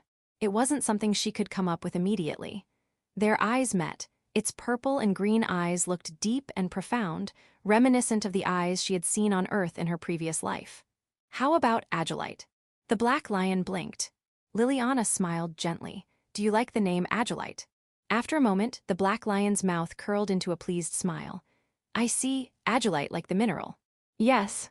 Your eyes are truly beautiful. The Black Lion looked away as if reminiscing about something long out of reach. However, it soon turned its gaze back to Liliana and nodded with satisfaction. It's a good name. Then, Agilite, my name is Liliana Alexandra Clark. I look forward to working with you from now on. With a smile, Liliana addressed the Black Lion, who had received the name Agilite. The Black Lion stood up and approached her. It licked the back of Liliana's left hand and responded, likewise. A small pattern appeared on the back of her hand. As Liliana looked at it, the pattern glowed briefly and then vanished. In the center of the pattern was the name Agilite written in ancient script. What did you do? I placed a spell so that I can immediately sense any danger to you. I won't use it for anything else, so you needn't worry. So, you're offering protection. Liliana was slightly amused by the unexpected action. Agilite nodded simply. Yes, you gave me a name. Being able to call each other by name means that we are friends, doesn't it? Liliana was taken aback. Agilite's notion of friendship was rather simplistic. She considered pointing this out but hesitated, as Agilite seemed to anticipate her thoughts. If you are human, simply calling each other by name may not make you friends, but according to my perspective, it's not so. Few humans give names to beings like me, and can call them by those names. So, you are my friend from now on, Agilite said with a smile. Liliana, who had been speechless for a while, eventually regained her composure and gave an unusually genuine smile.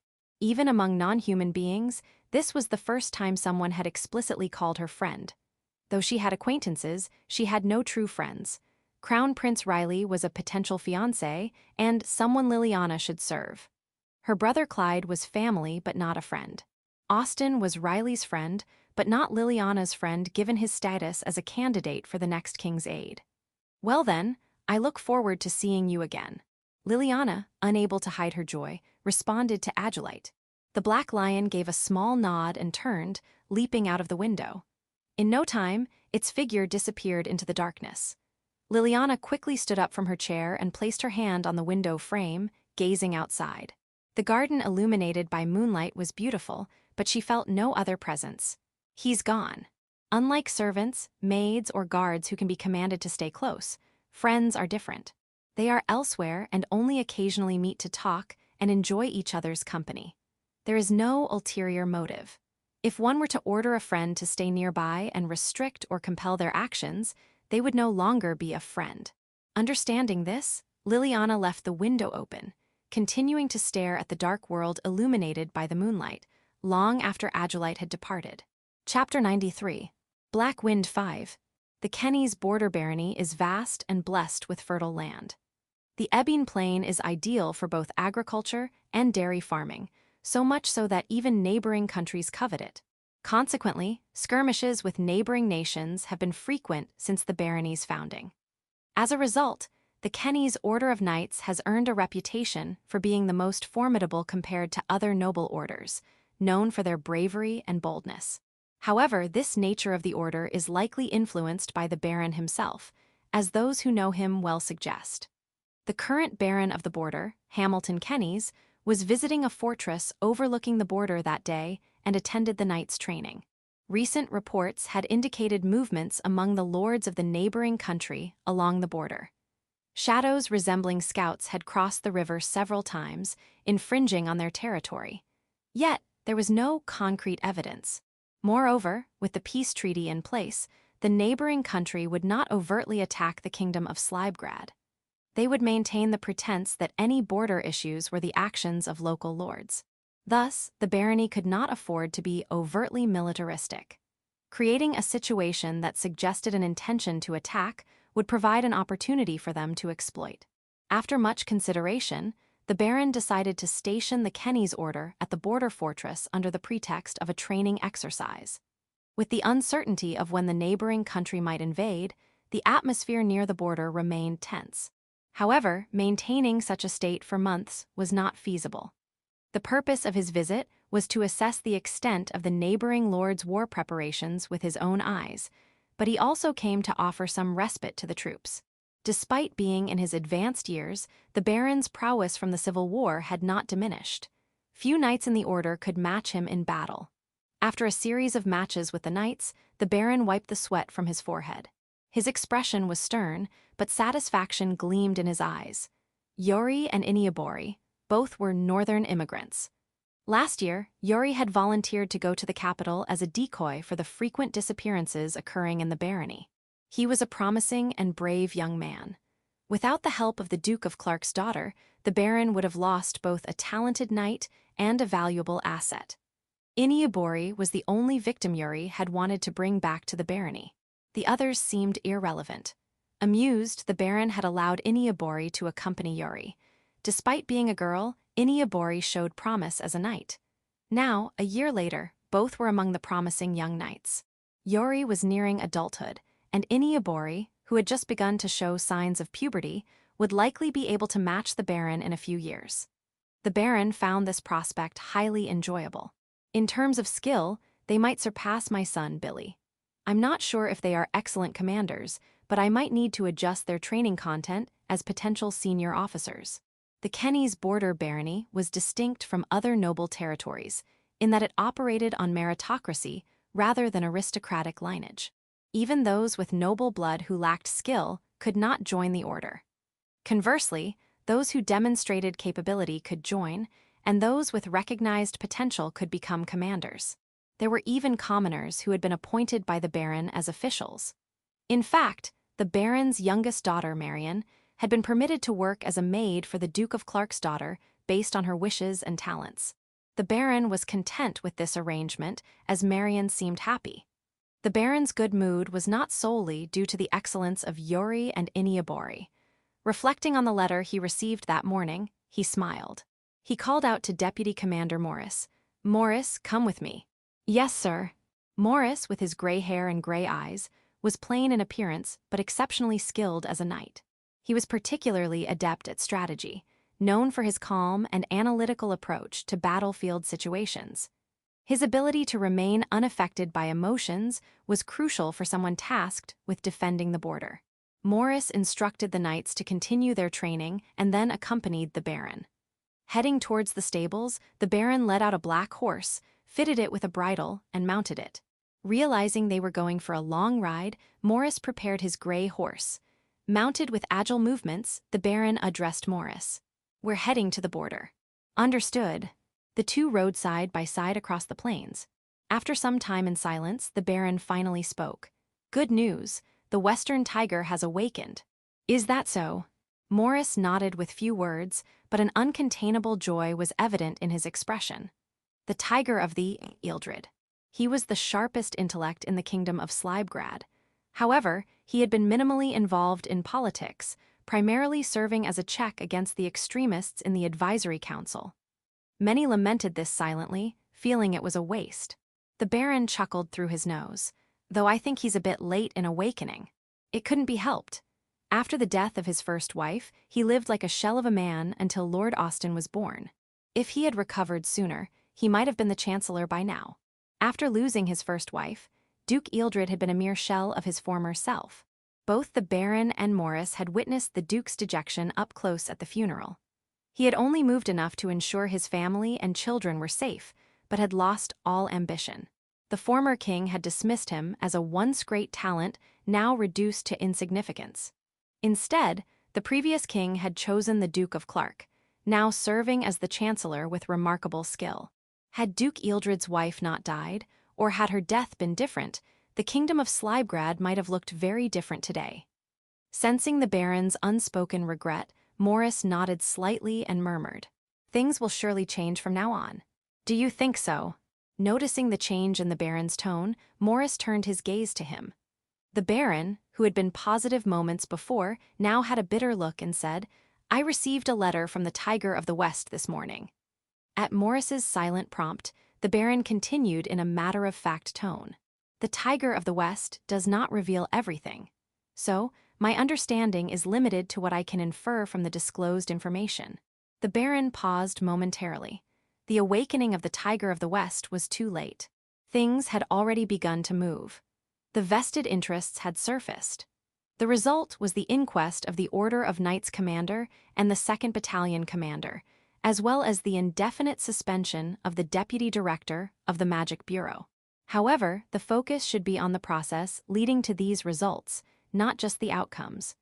There are lunatics trying to seize control of our country under the guise of the Emperor's passing.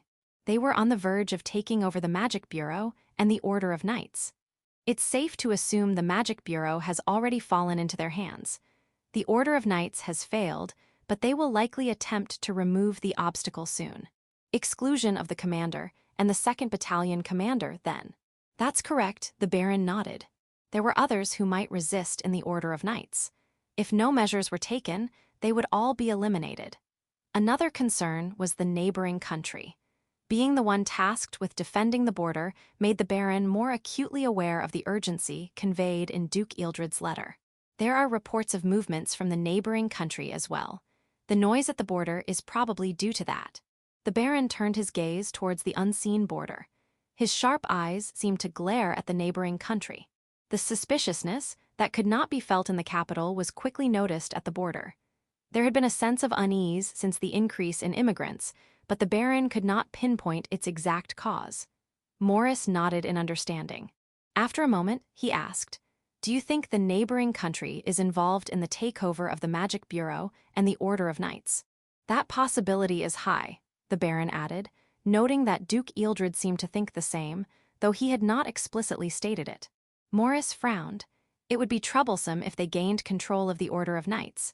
Yes, if they took control of the Royal Order of Knights. We would have to ally with Calvart and win over other lords. Even then, the odds of success are uncertain. Though the Baron's tone was light, the implications were grim. The Royal Order of Knights was not the strongest force, but was still a significant one. Particularly troublesome would be the 2nd Battalion, composed of magic knights, and the 7th Battalion, which prided itself on meritocracy. If the Royal Order of Knights were to be won over by the neighboring country, there would be nothing the lords could do. With the Royal Order of Knights and the Empire's forces, the kingdom of Slybgrad would be in jeopardy. The situation was worse than during the previous civil war. Back then, the neighboring country had not actively sought invasion, and more importantly, the kingdom of Slybgrad had had a hero. The previous king was not only a warrior of exceptional skill, but also had the talent to elevate capable individuals. Even 4 years after his death, many still revered him, though there were even more followers during his reign. This support had enabled the kingdom to amass overwhelming strength and secure victory. Even if the military forces had been evenly matched, having a charismatic hero could rally people and bring out performances beyond expectations, minimizing the damage. But now, what was present then is absent now. There are no heroes in this era. The Baron murmured bitterly. It was not necessary for there to be just one hero. The heroes who ended the 300 years of darkness were 3 in number. It didn't have to be a hero. It would have been enough if someone with the ability to unite people was among the royalists. That way, there would have been no division over who should be the next king. Moreover, the timing was poor. It would have been better if the current king was in good health and had influence over the nobles.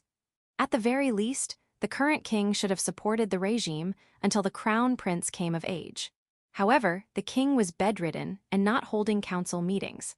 All policies were decided in advisory councils.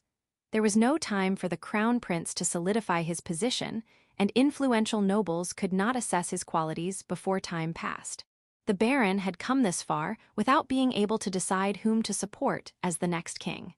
The border river came into view.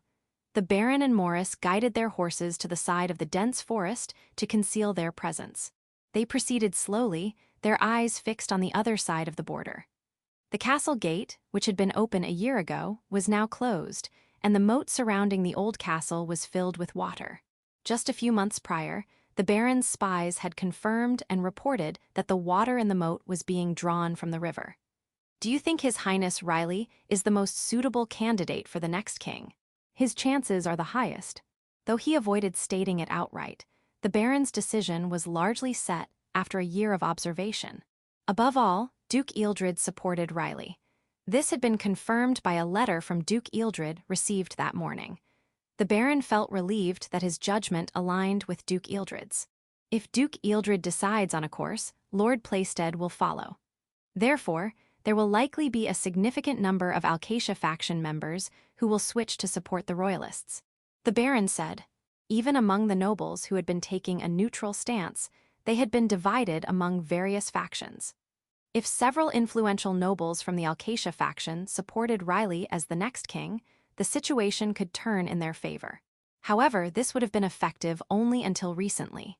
The Magic Bureau had been taken over, and the Order of Knights was under threat. Although not explicitly stated, the lunatic referred to by the baron was likely an adversary of the royalists or, possibly, the neighboring nation of the Unatian Empire. If the neighboring country was involved, even incorporating the Alcatia faction would not prevent the kingdom of Slybgrad from suffering severe losses. The baron was almost certain that the neighboring country had already begun interfering in Slybgrad's internal affairs. Duke Ealdred likely shared this concern. Are the preparations for war in order? Yes, everything is ready for deployment at any time. Morris nodded in response to the baron's low-toned inquiry. The baron seemed satisfied, but then his eyes narrowed. In the next moment, he drew his sword. The sound of metal clanging echoed as several knives fell to the ground. Morris reacted immediately, but by then, arrows had already struck the hindquarters of the horses they were riding. Damn! The startled horses neighed and reared up, and in the chaos, the baron was thrown from his mount. However, as a seasoned warrior, he had managed to adjust his fall. He twisted his body towards the thick grass to cushion his landing. A sharp pain shot through his left shoulder, but he gritted his teeth and stood up. Morris had also been thrown, but managed to roll onto the ground and escape serious harm. Both horses fell, frothing at the mouth. It seemed the arrows fired at them were poisoned. Damn it! The baron growled lowly, gritting his teeth as he withdrew from the underbrush and readied his sword. Morris stood beside him, sword drawn as well. The enemy was clearly hiding in the foliage but had not yet revealed themselves. The baron felt his body sway unsteadily. His legs felt weak. This sensation was familiar, poison. The enemy had likely anticipated his attempt to mitigate the impact of the fall by falling into the grass and had set a trap there. Regular armies would not resort to such cowardly tactics. In other words, the enemy was likely one or a few assassins targeting the baron specifically. Morris. Yes. The baron called out the name of his trusted vice-captain in a low tone. Morris, without turning his gaze, responded with a tense expression. Go. But Morris hesitated. It was impossible for him to leave his master in such a state, but the baron was unyielding. This is not a full-scale attack. Their target is only me. But if you stay here, your life will be in danger too. Moreover, the baron had decided that the next captain of the Kenny's order would not be his elder brother, but his vice-captain, Morris. He could not afford to let Morris die here. The words of Duke Ealdred flashed through the baron's mind. It is both a duty and a pleasure for an elder to nurture promising young people. Duke Ealdred had supposedly told Riley this. He had vowed to lend his support to Riley and his supporting son, Austin, wishing to see their reign. This had been the Baron's thought when he saw the young Duke Ealdred win a multi-board chess match. He had wished to see this talented young man lead the country. However, that dream was never realized. That was why, when he realized that Duke Ealdred considered Riley suitable to be the next king, his resolve was set. Morris pressed his lips together, took a step back, and then turned to run. His eyes seemed on the verge of tears, but the Baron paid it no mind, instead smiling defiantly. Though he spoke of meritocracy, the Baron had always watched the talents of the younger generation. He had arranged everything to ensure they could perform at their best. The ideal was still far off. There were still young people who wished to see the future, but he understood that this was the crossroads of his own fate. "Come out, you scoundrel," he growled in a low voice, anger driving him forward. Chapter 94. Black Wind 6. For a baron renowned for his martial prowess and knightly pride, assassins were the lowest of the low, contemptible scum who relied on cowardly tactics to claim lives. Both the assassins themselves and those who would stoop to employing them were utterly beneath respect. Despite the beads of cold sweat trickling down his forehead, the Baron did not lower his sword, keeping his gaze fixed on the underbrush. After a tense moment, the bushes rustled and a lone boy staggered out. He was clad in black, a hood pulled low over his face, obscuring his features. Judging by his size, he seemed to be about the same age as Iniobori. The unexpected sight of such a young opponent made the Baron widen his eyes in surprise. But the boy, in turn, spoke in an admiring tone. "You're something else. How are you still standing? I've built up a tolerance to poisons. Even so, there's gotta be a limit to that." The boy smirked. Despite the overwhelming presence the Baron exuded, the boy showed no sign of fear. Seeing this, the Baron furrowed his brow, and then, as if the pieces had finally fallen into place, he spoke. You're from the Great Calamity clan, aren't you?" Now it was the boy's turn to be surprised. "Well, aren't you sharp, old man? Assassins like you are rare enough, after all," the Baron spat out. The underworld was full of killers, but child assassins of such skill were exceedingly uncommon.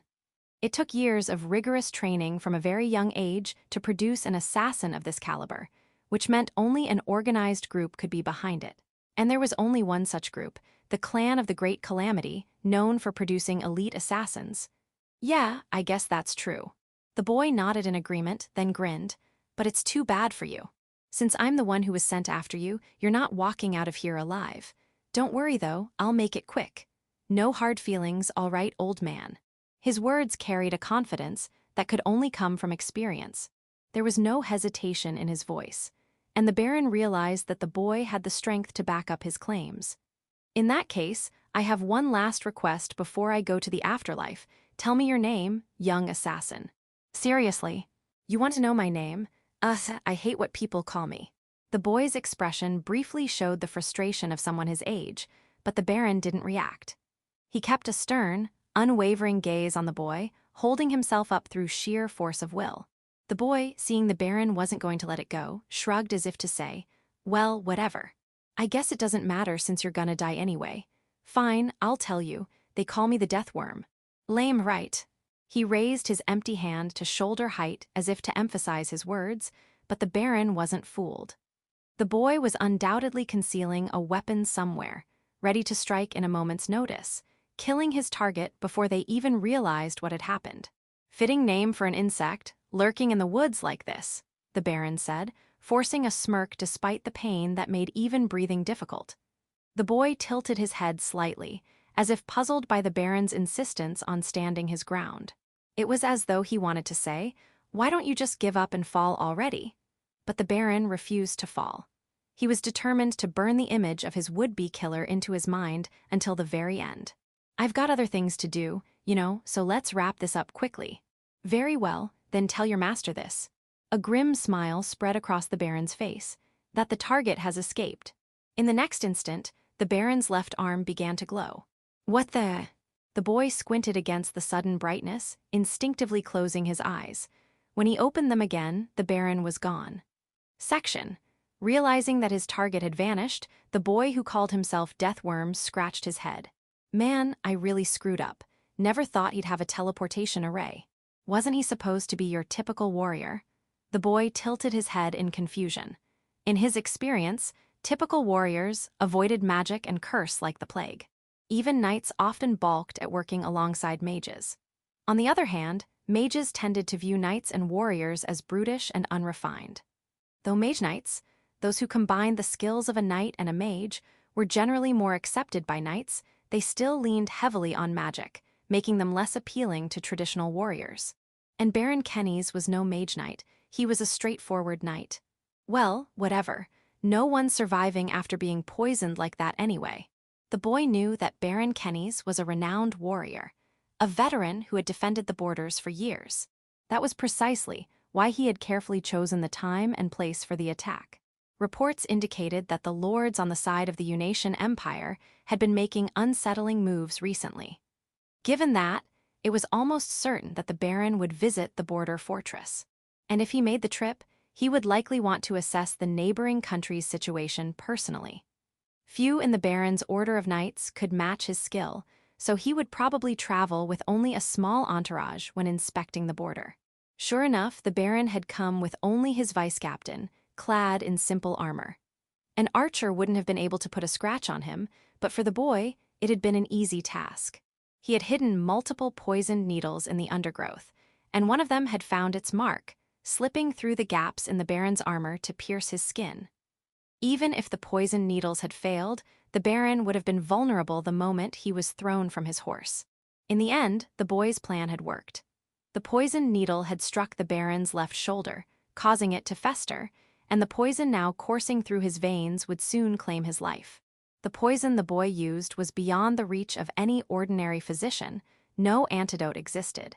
Healing magic might save him, but only in the hands of an exceptionally skilled practitioner. This was why the boy had waited for the Baron to visit the border fortress. He was sure there were capable healing mages at the Baron's estate, but it made no sense to risk bringing such valuable mages into a dangerous area, even if preparations for battle had been made. The boy didn't know where the Baron had teleported to, but he assumed it was likely the fortress. Teleportation arrays couldn't cover long distances, and using one for long-range travel required approval from the Magic Ministry. In the Kingdom of Slibegrad, the only long-range teleportation arrays were in the royal palace. In other words, the Baron's chances of survival were nearly zero. But I guess I should check, just to be sure. The boy started walking toward the fortress, thinking it necessary to confirm where the Baron had teleported. He wondered if he might run into the young man who had left earlier, but he saw no sign of him. The boy was incredibly fast. He should have caught up to the man along the way, but there wasn't even a trace of him. It wasn't the kind of road where someone could easily slip by unnoticed. Had the man taken a different route, or had he simply not returned to the fortress? Maybe he had felt guilty about abandoning the Baron and gone back to the scene. Either way, the young man wasn't the boy's target, nor did he stir the boy's blood enough to make him worth pursuing. With no interest in tracking him down, the boy finally reached the fortress, where things were in an uproar. It was clear that the knights were deeply shaken. Should I sneak inside? Muttering to himself, the boy nimbly slipped into the fortress, hiding in the shadows. To his surprise, the man who had been with the Baron was already in the fortress courtyard, drenched in sweat and pale-faced as he recounted how they had been attacked by an assassin. The knights' reactions were divided into two camps, those who were confident the Baron was safe and those who insisted they should go help him immediately. None of them seemed to consider the possibility that the Baron was already dead, and the boy chuckled at their naivety. "You're wasting your time." He whispered the words to no one in particular and then walked away. He checked a few rooms, just in case, but the Baron was nowhere to be found. He's not here. Not that surprising, though. Pulling off a teleportation spell in that condition? No way. The boy muttered to himself. Teleportation required intense concentration and precise control of one's magical energy. Everyone knew that. But for someone on the verge of death from poison to pull it off correctly? Highly unlikely. If the teleportation had been successful, the Baron would have been somewhere in the fortress, but he was nowhere to be seen. There was only one conclusion. The Baron had failed the teleportation and ended up somewhere else entirely. Being so close to the border, there weren't many houses around. Even if someone found him, he'd likely die before they could summon a doctor. Well then, I guess that wraps up this job. He hadn't confirmed the body, but there were other tasks waiting for him. Without anyone noticing, the boy vanished from the Baron Kenny's domain. In his hand, he held an apple he'd bought at a local shop in the territory. Section. Pain shot through his body, the poison spreading rapidly through his veins. Even so, Baron Kenny's had not given up. He had learned through years of experience that giving up was the same as welcoming death. The moment a person lost the will to live, death would surely follow.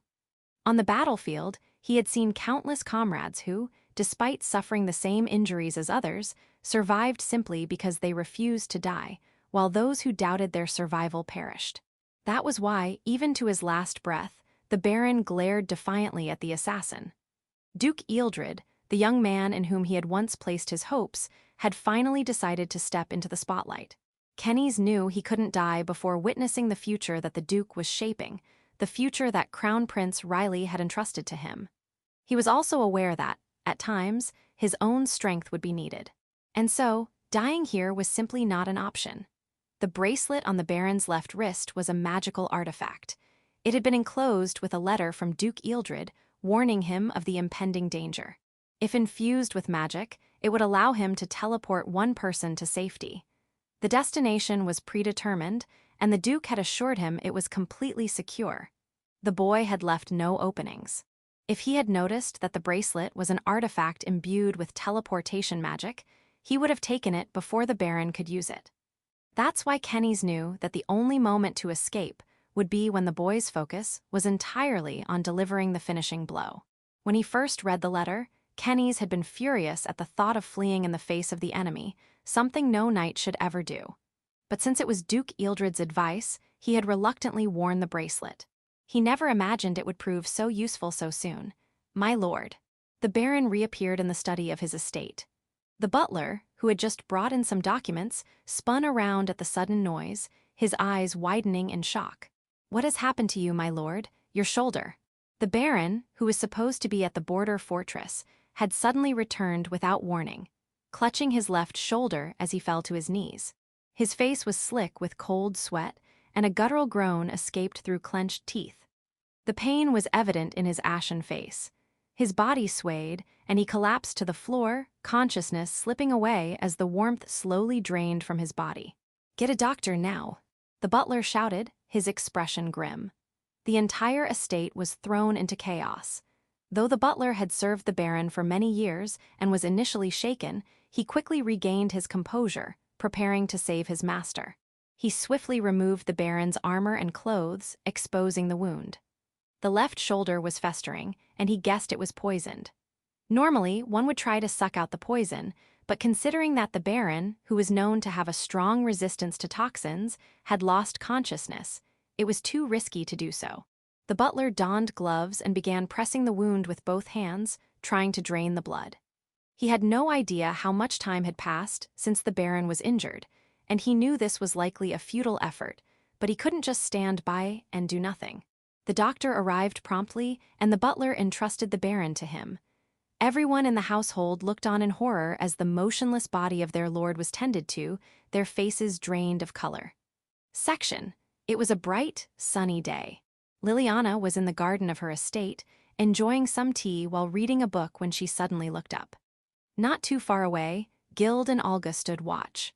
Though they appeared relaxed, they were fully prepared to repel any assassins or intruders that might dare step onto the property. Yet neither of them made a move. The approaching presence was one that Liliana recognized. "Oh, Marion, you look rather pale." Tilting her head slightly in concern, Liliana wondered what had happened. Marion was clutching a letter tightly in her hand, her face ashen. The fact that it had already been opened suggested it was addressed to Marion herself. Whatever the contents were, they clearly weren't good news. As Liliana continued to watch Marion approach, she noticed the girl's lips trembling as she spoke in a near-tearful voice. "My lady, I'm terribly sorry, but I must ask for some time off." "What's the matter?" Liliana had no objections to granting her time off, but as her employer, she wanted to know the reason. Without letting her expression waver, Liliana wrote her question down on a piece of paper. Marian's eyelids fluttered on the verge of tears, but she did not let them fall. My father, he was attacked by an assassin and is now in critical condition. Liliana's eyes widened. She had met Marian's father, Baron Kennys, once before. It was during the time when the Baron visited the royal capital to apprehend the culprit behind the disappearance of the northern immigrants in his domain. Ever since then, Liliana had felt that the Baron was keeping a close watch on her. It wasn't to the point of being surveillance, and Liliana herself was also monitoring his movements, so she didn't mind. But even so, Liliana had judged that the likelihood of Baron Kennys being attacked by assassins was low. In fact, in the Otome game from her previous life, the Baron was only mentioned by name. Because of that, she had felt reassured that nothing would happen to cause Marian grief. However, upon further reflection, Liliana realized that nowhere had it been stated that Baron Kennys was Marian's father. It was possible that in this world, her father had already passed away, and her brother had succeeded the title. How careless of me. As an employer, it was her duty to ensure that her subordinates could live comfortably. Failing to do so was an inexcusable oversight, and Liliana silently chastised herself. She had been too set in her assumptions. Suppressing her inner turmoil, Liliana put on a worried expression and wrote more words on the paper in front of her. Of course, take all the time you need to be with your father. Please feel free to use the ducal family's carriage. My lady, thank you so much. Marian's face crumpled with emotion.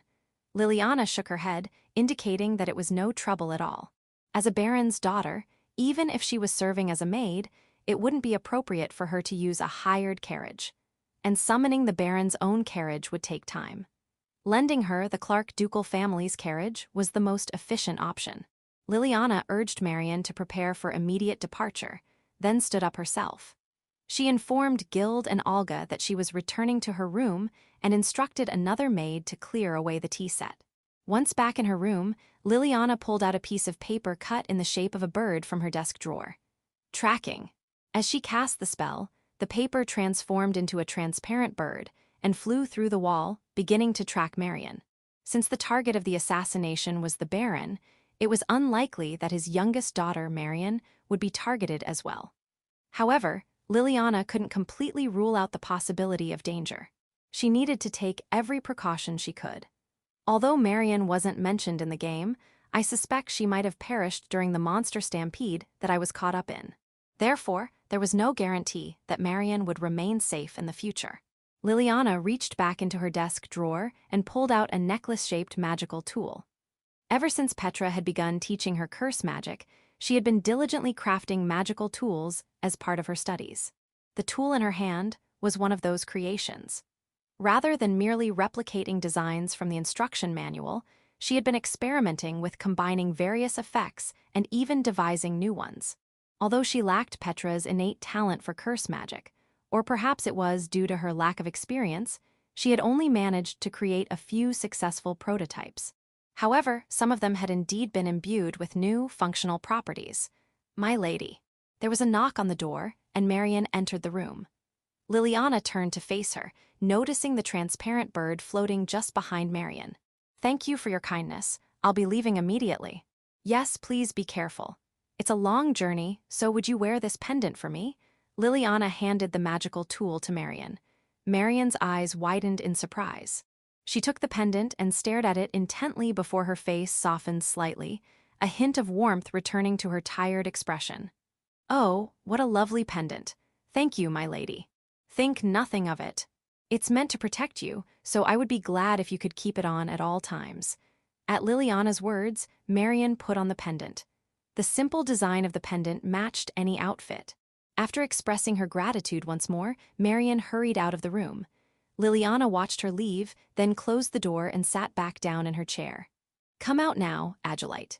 As if on cue, a black lion emerged from the shadows behind the bed. Seeing this, Liliana smiled. Were you hiding? No one else can see you, you know. It's the principle of the matter, Azurite replied, his tone somewhat indignant. Amused by his response, Liliana glanced at the lion's back. You've kept your wings hidden today, I see. They get in the way. That must be convenient.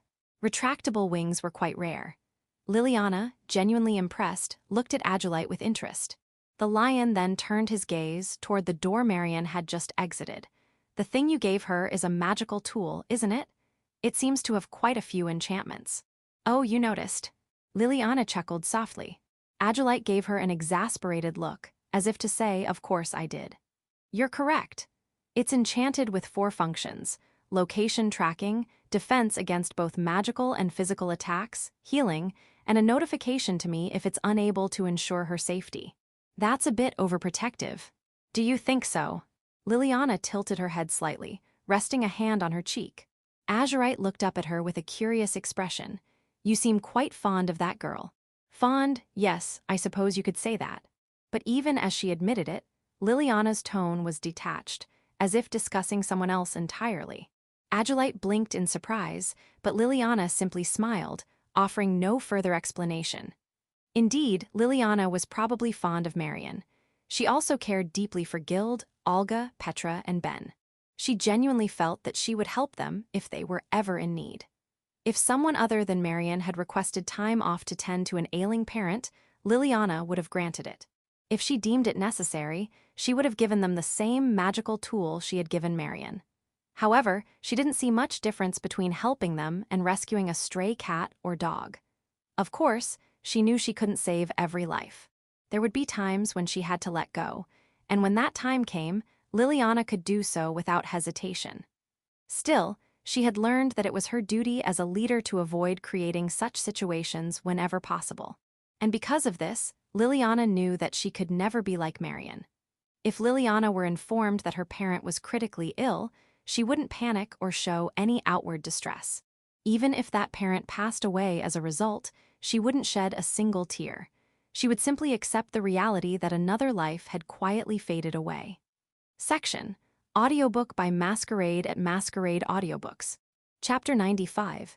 Black Wind 7. Liliana first sensed something was wrong on the morning 2 days later. She was sitting by the window in her room, reading a book. Agilite lay sprawled at her feet. Ever since Marion had left the estate, the black lion, who usually roamed outside, had been hanging around the house for some reason. Did something happen? He asked. Yes, it seems something's happened to Marion. I'll go check on her. With that brief statement, Liliana donned her robe and teleported without incantation. Left behind, Agilite yawned, glanced at the spot where Liliana had been, and then rested his chin on his paws, drifting off to sleep. Meanwhile, Liliana appeared near the carriage Marion had been traveling in. The carriage had overturned, one of its wheels detached. The horses were panicking, and Marion, who had crawled out of the carriage, appeared to have sustained minor injuries. She seemed capable of moving on her own, and Liliana felt a wave of relief. The guards and coachmen accompanying Marion were frantically trying to right the carriage. The carriage had been properly maintained, she thought, furrowing her brow in suspicion. The road wasn't in great condition, strewn with stones and uneven terrain, but Liliana was confident that the carriage had been well maintained. She trusted the people at the estate implicitly, knowing they wouldn't cut corners. This led her to suspect that someone at the inn where Marion had stayed the previous night had deliberately loosened the screws securing the wheel. However, there was no sign of anyone nearby. Who could have? The absence of any human presence in the vicinity was also troubling. Feeling a sense of unease, Liliana quickly erected a defensive barrier around the area. At that moment, a sharp metallic sound rang out. Liliana turned and spotted something glinting at her feet. Squinting, she saw it was a long, thin needle, about twice the length of an embroidery needle. It was clearly a concealed weapon. Detection. Reacting swiftly, Liliana cast a spell to locate the enemy. To her surprise, she detected a suspicious figure in a nearby forest. It was highly likely that this person was targeting Marion. Still cloaked in her robe, Liliana teleported into the forest. The moment she arrived, a sense of danger prickled at her skin, prompting her to reinforce her defensive barrier. Her instincts were on high alert, and she quickly teleported backward to create some distance. "Wow, nice reflexes," said a voice. A boy, who had charged at Liliana with a knife embedded with a spell-breaking circle, whistled in admiration despite having lost the element of surprise. Liliana quickly restored her dispelled defensive barrier and turned to face the unknown boy. Liliana's reflexes weren't something she was born with. Her physical strength and athletic ability weren't much different from those of an average noblewoman. She had improved her basic physical endurance by undergoing training with kamakiri, and even that wasn't enough for her. She also worked on speeding up her spellcasting. As a result, it became difficult for others to discern whether her movements were due to her physical abilities or magic. In this instance, Liliana had used teleportation to leap backward, but to an observer, it looked like she had simply jumped back. "You've got sharp instincts yourself," Liliana remarked. "It's my job," the boy replied casually. Despite his nonchalant tone, he seemed to be studying Liliana with amusement. He was also wearing a robe with the hood pulled low over his face, making it hard to see his features, but Liliana guessed he was older than her. "Were you targeting that carriage?" Liliana asked. Well, you're half right and half wrong." The boy responded with a sly grin. As Liliana tilted her head in curiosity, he explained with a dangerous glint in his eyes. "At the inn where that lady in the carriage was staying, I overheard her mention that she got that pendant from her young lady. That pendant is a magical tool, isn't it? I don't know all of its functions, but it definitely has some defensive enchantments. So, I figured that lady must be someone you want to protect." Liliana furrowed her brow. From what the boy was saying, it seemed as though he had deliberately put Marian in danger just to draw Liliana out. "Did you want to meet with me?" Liliana asked bluntly. The boy fell silent for a moment, but then he let out a chuckle as if amused. "Well, yeah, I guess that's about right. I mean, you're Liliana Alexandra Clark, aren't you? And that lady over there is Marian Kenny's, right? Heading to a funeral for her dead father." His tone was casual, as if he were making small talk, but Liliana's caution only intensified. The Baron was in critical condition, but had survived. This much had already been confirmed. However, the idea that the Baron's family would leak the confidential information about the assassination attempt was unthinkable. This meant that the boy standing before her was likely the assassin who attacked the Baron or an accomplice. And judging by his skills, he was no ordinary opponent. Regret briefly flickered through Liliana's mind as she considered that coming here alone might have been a mistake. But it was too late to turn back now. The best she could do was hope that Marian's carriage would quickly get far away from this place. As long as Marian and her party left the vicinity, Liliana wouldn't have to worry about them being caught up in the inevitable battle with this assassin. Positioning herself for a possible attack, Liliana continued her questioning. "Why would you want to meet with me? I'm just another duke's daughter." "Just another duke's daughter, really now?" The boy repeated Liliana's words in a mocking tone. From beneath his hood, his jet-black eyes gleamed as they focused on her. "I don't think just another duke's daughter could dispel spells, sense killing intent, or teleport as easily as you do. And then there's your high-level light magic." Liliana's eyes widened at his insinuation. For once, she forgot to mask her expression. Everything he said was true. However, she had used her dispelling and teleportation spells in so many places that she had no idea when he might have witnessed them. She had always made sure to conceal herself when teleporting, so the chances of being seen were slim. But more concerning was the fact that he knew about her high-level light magic. Liliana had only used that once. During the monster stampede, she had been caught up in on her way back from the Forsha estate. Even then, she had made sure to stay hidden. "Are you sure you're not just imagining things?" she asked. "Well, you can say that if you want. It's not part of my job, but I've been curious about you," the boy replied with a smirk. It was clear he didn't believe a word she said. The boy was certain that Liliana was responsible. "Without proof, it'll be hard to corner your opponent, even if you are an assassin," Liliana said with a sweet smile. The boy's eyes lit up with delight at her words, and he shrugged. "Yeah, you're definitely interesting. Staying so calm even after figuring out I'm an assassin, not something just any duke's daughter could do. Maybe you should drop that boring title." "I'm flattered by the compliment, but I assure you, I'm just an ordinary lady." "No, you're definitely not ordinary." The boy chuckled, barely containing his amusement, as he twirled the knife in his hand. In that instant, Liliana teleported, appearing at the boy's right side. "Oh, the last time I saw you, you only reacted to killing intent. Have you been training?"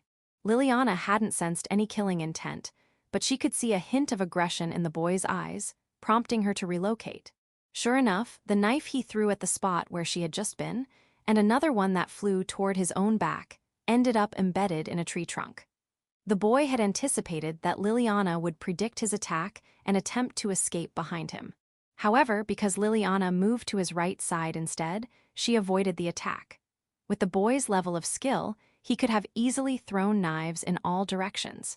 It was clear that he was testing Liliana's abilities. "I don't intend to die so easily." Liliana tilted her head with an innocent gesture. "And if you value your life, I suggest you leave now." "I think that's supposed to be my line," the boy chuckled, clearly amused by Liliana's reluctance to engage in needless killing. He slowly rose to his feet and reached inside his robe. "You really are interesting. I'd be happy if you'd play with me. How about it? My greatest joy is reading books indoors, so playing these games of combat isn't exactly to my liking." "You're a terrible liar," the boy said with a twisted smile. As soon as his hand emerged from his robe, a whistling sound cut through the air. Invisible threads slashed through Liliana's defensive barrier. Enhancing her vision with magic, Liliana could see that the threads were cursed. In that case, maintaining the barrier would be pointless, and she quickly dispelled it. A shiver ran through her body. It was the first time she had felt this kind of thrill since the day she first faced a horde of monsters. "Bind." Liliana channeled the organic matter in the earth to bind and condense around the invisible weapon the boy was wielding.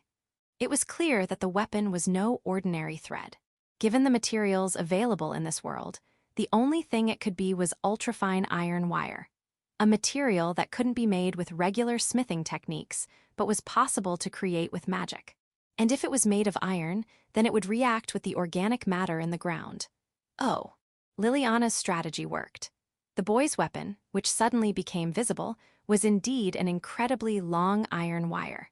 The added weight slowed its movement. The boy was momentarily stunned, but he quickly regained his composure. "That's more like it. It wouldn't be fun otherwise." In the next instant, the sluggish iron wire began to whip through the air like a living creature, slashing in every direction. There was no doubt that even a slight touch would result in injury. Using a defensive barrier had already been proven ineffective. To prevent the wire from reaching her, Liliana created a small-scale turbulence around herself. Simultaneously, the boy vanished from her line of sight. But by then, Liliana had stopped relying on her vision and instead began sensing the location of his magical energy. "Behind me, wind scythe." Liliana muttered softly, and in an instant, the boy, who had been closing in on her from behind, had to leap to dodge the slicing wind. But the spot where he was about to land suddenly disappeared. "Whoa!" The boy, who had been wearing a confident expression up until now, finally showed signs of panic. Twisting his body in midair, a move that no ordinary person could pull off, he managed to land in a different spot. He paused his attack and cautiously craned his neck to look at where he had been about to land. "Damn, that's a deep hole." The boy had thought the ground had vanished, but in reality, a deep, bottomless pit had appeared in an instant. Liliana had anticipated where he would land and used earth magic to dig the hole. As she nonchalantly ran her fingers through her hair, tousled by the turbulence she had created, she slowly turned to face the boy. "Did you enjoy that?" "Silent casting." The boy pointed at the pit and asked, but Liliana only smiled in response. That seemed to be enough for him, as he slumped his shoulders in defeat and sat down on the ground, looking up at her with a gleam of amusement in his eyes. "Man, you really are full of surprises. You're not just about short incantations, huh?" "I'll take that as a compliment." "I meant it as one." Short incantations, as the name suggests, shorten the typically lengthy process of spellcasting. When converting mana into magic using an incantation, the chant helps to make up for any lack of mana. The bigger the gap between the required and available mana, the longer the incantation tends to be. While short incantations aren't impossible, they're extremely rare in practice, and silent casting, that's supposed to be downright impossible. Liliana tilted her head slightly, observing the boy. It was hard to read what he was thinking.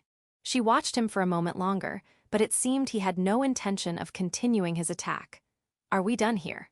"Well, I can tell that there's no way I could kill you, as things stand." "Well," the boy spoke with an innocent cheer, as if even this realization pleased him. It seemed that finding an opponent who could match his skills was a rare occurrence, and it usually bored him. But that didn't mean Liliana was eager to engage in a meaningless battle. After a brief moment of contemplation, she spoke. "So, you just wanted to test your own abilities?" "Nah." The boy shook his head. Sitting cross-legged, he rested his chin on his hand. "I'm just in it for the fun, really. I've got nothing else I particularly want to do right now, so I've been doing assassination work because it's entertaining. But even that's starting to bore me." And then he had met Liliana. He had been initially surprised when she broke through an assassin's concealment spell. After that, wherever he went for work, he kept witnessing what could only be described as feats beyond human capability, all tied to Liliana Alexandra Clark, the Duke's daughter. "So, since I ended up coming to this country for work, I thought I might as well meet you in person." And if possible, he had hoped to spar with her. The boy's demeanor was as cheerful as ever, talking about this with the excitement of a child discussing a favorite hobby. It was clear that even if their sparring led to Liliana's death, or if he ended up losing a limb or two, he wouldn't bat an eye. He'd just widen his eyes and say, "Oops," with no real concern. That's the kind of lightheartedness he radiated. "In that case, why don't you visit my home next time?" After a moment of hesitation, Liliana spoke. The boy, caught off guard, widened his eyes and stared back at her. Meeting his gaze calmly, Liliana offered a gentle smile. "As long as you ensure that no one sees you and you refrain from attacking me, you are welcome to visit." "Hi." The boy smirked, his eyes narrowing as if he were testing her. "And what's in it for me?" If the boy didn't find something entertaining in the offer, he wouldn't come. Liliana wasn't sure what might pique his interest, but there was one thing she could say for certain. You would have the chance to witness the inner workings of this nation, noble politics, intelligence operations with our neighboring country, and the coming power struggles that will surely tear this country apart. Ahem. The boy's reaction was less than enthusiastic, but Liliana remained unfazed. She continued to smile at him, serene and confident. "If you're interested, do come. I'll be waiting." "Oh, and one more thing," Liliana added, as if she had just remembered. "If you're looking for a new employer to replace your previous one, I could offer you a position." With those words, she activated her teleportation spell. As Liliana's form began to vanish, the last thing she saw was the boy's wide-eyed expression of surprise. Chapter 96. Black Wind 8. That day, Austin Ealdred was putting on his knight's uniform for the first time in a while. His left arm, pierced by the broken fangs of a monster, was still not fully healed. However, he couldn't keep resting indefinitely, nor did he think it acceptable to do so. Initially, he had nightmares of the grotesque appearance of the monsters and the ghastly sight of fallen senior knights. His sleep was shallow, and the doctor suggested that he might need mental magic from a healing mage. Yet Austin refused, determined to become a knight. He knew he couldn't rely on healing mages every time he returned from battle. Even now, the nightmares hadn't completely disappeared. Although he could sleep a bit better, he understood he would never return to how he was before joining the monster stampede. He headed to the barracks and entered his room. His fellow knights, who shared the same room, called out to him when they saw him. "Hey, you're back already? You should have told me earlier. I would have brought some tasty treats and thrown a big celebration." Austin gave a wry smile at his colleague's cheerful words. He shrugged and shook his head. "Come on, Mick. There's no knight who has a welcome party every time they return from an injury." True enough. Mick was a large young man for his age. When he was expressionless, he could be quite intimidating, but his constantly changing expressions made him approachable. Mick nodded with understanding, his usual playful demeanor returning. Austin also softened his expression in response. "So, how was it? A monster stampede is something you don't get to experience often. I thought you were something else for managing it. But you got injured, and I heard the captain and the squad leader were severely wounded too. It must have been really dangerous, right?" "Well, let's just say, I didn't have the luxury to think about what I'd learned. I was just desperate to survive, and I couldn't see much of what was around me. Even you got like that." Austin fell silent. He felt that no matter how much he tried to describe the situation, he couldn't truly convey it.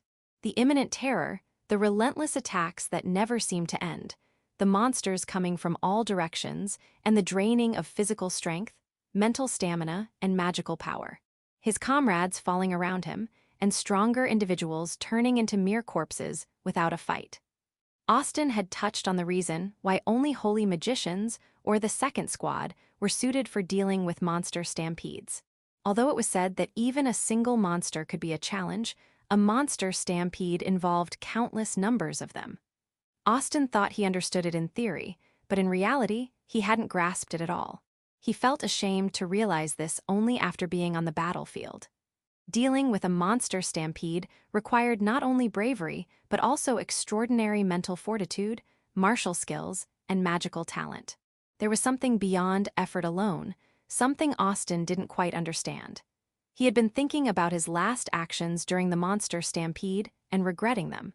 When Captain Danhill was attacked by a monster and fell, he had rushed to his aid instinctively, wanting to protect the person who had always helped him.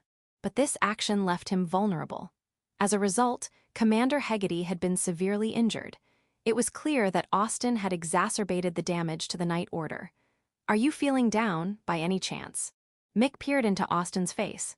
Austin shook his head slightly. "No, I'm just reflecting on my own inadequacies." "That sounds like being down to me." Mick laughed. Despite his tendency to be a bit clueless, Austin found himself comforted by Mick's presence. He had eaten breakfast at the clinic that morning. After sending Mick off to the mess hall, Austin strapped on his sword and headed to the training grounds. Along the way, he felt the stares of the knights passing in the corridor. After the duo had watched the young man leave, they were whispering about the knight apprentice who joined the monster stampede suppression team. It seemed they were displeased that an apprentice had been included in a team meant for more experienced knights. Austin, however, merely tightened his lips and said nothing. Upon arriving at the edge of the training grounds, Austin began his warm-up exercises. Since it was still early, no one else was there. The serene space and the cool breeze were soothing. Against the backdrop of distant nightly chatter, he methodically completed his exercises. Although he had done light exercise in the infirmary while his injuries were healing, he felt his stamina had diminished. "Back to training already, huh?" A voice called out, and Austin looked up in surprise. Turning around, he saw Brendan Carey, the captain of the 7th Squad, standing with his arms crossed. Austin wiped the sweat from his brow and faced Brendan. Brendan, who had been observing Austin, briefly squinted his eyes. "The commander wants to see you. Follow me." "Yes, sir." Austin nodded and followed Brendan as he briskly walked toward the commander's office, located deep within the barracks. "Excuse me," Austin said as he knocked and entered the office. Inside were Commander Hegarty, Vice Commander Miles Spencer, and Danhill, the captain of the 2nd Squad. Vice Commander Miles stood next to the commander's desk, while Danhill stood to the left of the entrance. Brendan took his place next to Danhill, and Austin stood facing Commander Hegarty. Austin Ealdred, reporting in. After Austin gave the knightly salute, Commander Hegarty nodded and instructed him to take the 2 papers on the desk. Austin tilted his head in confusion but stepped forward to comply. However, before he could pick up the papers, he froze upon seeing the text written on them. His movements stopped involuntarily. "What's wrong?" Looking up at the calm commander, Austin saw a glimmer of amusement in Hegarty's eyes. Well, this is. Your performance during the recent monster stampede was comparable to that of an active knight. It's unusual, but you're being promoted from apprentice knight. As a result of requests from various squads, 2 squads have expressed interest in having you join them. Both are suited to your skills. We're giving you the opportunity to choose. Typically, to be formally recognized as a knight and assigned to a squad, one must serve as an apprentice for at least 3 years. Austin had only been in the order for 2 years, making this promotion exceptional. Moreover, the squads being offered were the issue. The 2nd Squad or the 7th Squad, Austin finally understood why both Danhill and Brendan were present. The 2nd Squad, which includes magic knights, and the 7th Squad, known for its meritocracy, were both prestigious among knights. Among apprentices, those confident in their magic preferred the 2nd Squad, while those who prided themselves on swordsmanship favored the 7th Squad. Moreover, both squad leaders were figures of respect and admiration for Austin. It was an enviable position. However, being asked to choose between the 2 was challenging. Austin's ultimate goal was to become a personal guard for Riley, which would require leaving the Night Order. If he didn't wish to be a royal guard, the first squad, which handles royal protection, was an option. But Austin wasn't aiming to be a royal guard. He knew that joining either the second squad or the seventh squad would be the fastest route to achieving his goal. Nevertheless, he was at a loss when asked to choose between them. Additionally, there was something else on his mind. You've heard that there are few magic knights. In that case, shouldn't the second squad be given priority? Given the rarity of magic knights, it seemed there should be no real choice between the second and seventh squads. Austin's question was reasonable, but Commander Hegarty simply smiled slightly and shook his head. No, there have been precedents of people choosing the seventh squad over the second squad. While the second squad is generally prioritized, there are exceptions. Precedents. Austin blinked in surprise. He had never heard of this before. However, it seemed that everyone else in the room was already familiar with it. Hegarty nodded quietly. Yes, I was one such case. Hearing this, Austin's surprise grew as Hardy explained calmly. At that time, I was assigned to the seventh squad. It wasn't until after my assignment that my aptitude for being a magic knight was discovered. I was supposed to be appointed to the second squad, but before that could happen, the seventh squad's captain was killed in action. As a result, I was appointed as the seventh squad's captain instead of being reassigned to the second squad. The matter was presented with such casualness, but it was evidently a heavy one. Though the details were unclear, it was obvious that Hegarty's not moving to the second squad was due to the unavoidable circumstance of the seventh squad's captain's death. Moreover, unlike Austin, who had already shown aptitude before his assignment, Hegarty had discovered his suitability only after being assigned. This made the current situation of offering Austin a choice even harder to comprehend. The knight apprentice furrowed his brow, and Hegarty lowered his voice. Everyone here knows of your future aspirations. That's why we're giving you the opportunity to choose. So, does that mean the seventh squad is more suitable than the second squad? Both are suitable. However, as you know, the second squad is perpetually understaffed. Once assigned there, it is rare for someone to be transferred to another squad. In contrast, the seventh squad offers more flexibility for transfers compared to the second squad. If you join the second squad, you might not be able to transfer if you decide you want to pursue something else. While transfers were not easily granted in the seventh squad either, the restrictions were less severe compared to the second squad. After hearing this explanation, Austin nodded slowly as he processed the information. It was clear that Austin had high suitability for either squad. Otherwise, even considering his future, they would not have given him the choice. He had trust in the commanders to that extent. On the other hand, gaining experience as a magic knight will undoubtedly make you a candidate for the Royal Guards. Magic knights are rare, after all. Those words bolstered Austin's resolve. Whether there is a slight delay or not is of no concern. What matters to me is having the power and authority to protect what I need to protect without regrets. Hegarty raised an eyebrow in interest. Austin met his gaze steadily. Silence fell. In that case, the decision is made. Agreed, Captain Danhill, Captain Brendan. Hegarty addressed the two captains standing by. Both gave brief nods of agreements and said nothing more. Before Austin, Hegarty took the appointment letter for the seventh squad and tore it vertically. He handed the torn paper to Vice Commander Miles, then extended the appointment letter for the second squad to Austin. Austin Ealdred is hereby appointed to the second squad under the following conditions. I accept the appointment with great respect. Austin took the letter with both hands and bowed deeply. Inside, he was unable to hide his astonishment at how easily the path to becoming a magic knight had opened up. Seeing the young man barely managing to maintain his composure, Hegarty nodded. And now, what are these conditions? When Austin asked about the conditions, Commander Hegarty responded straightforwardly. Before you start training, you are to receive mental healing from a healing mage. Afterward, if you can endure mentally over the next 6 months, you will remain assigned to the second squad. Understood. It seemed that they had noticed his lack of sleep. Austin, feeling slightly embarrassed, nodded with a faint blush on his cheeks. Hegarty continued speaking. I'll provide details about the appointment ceremony later.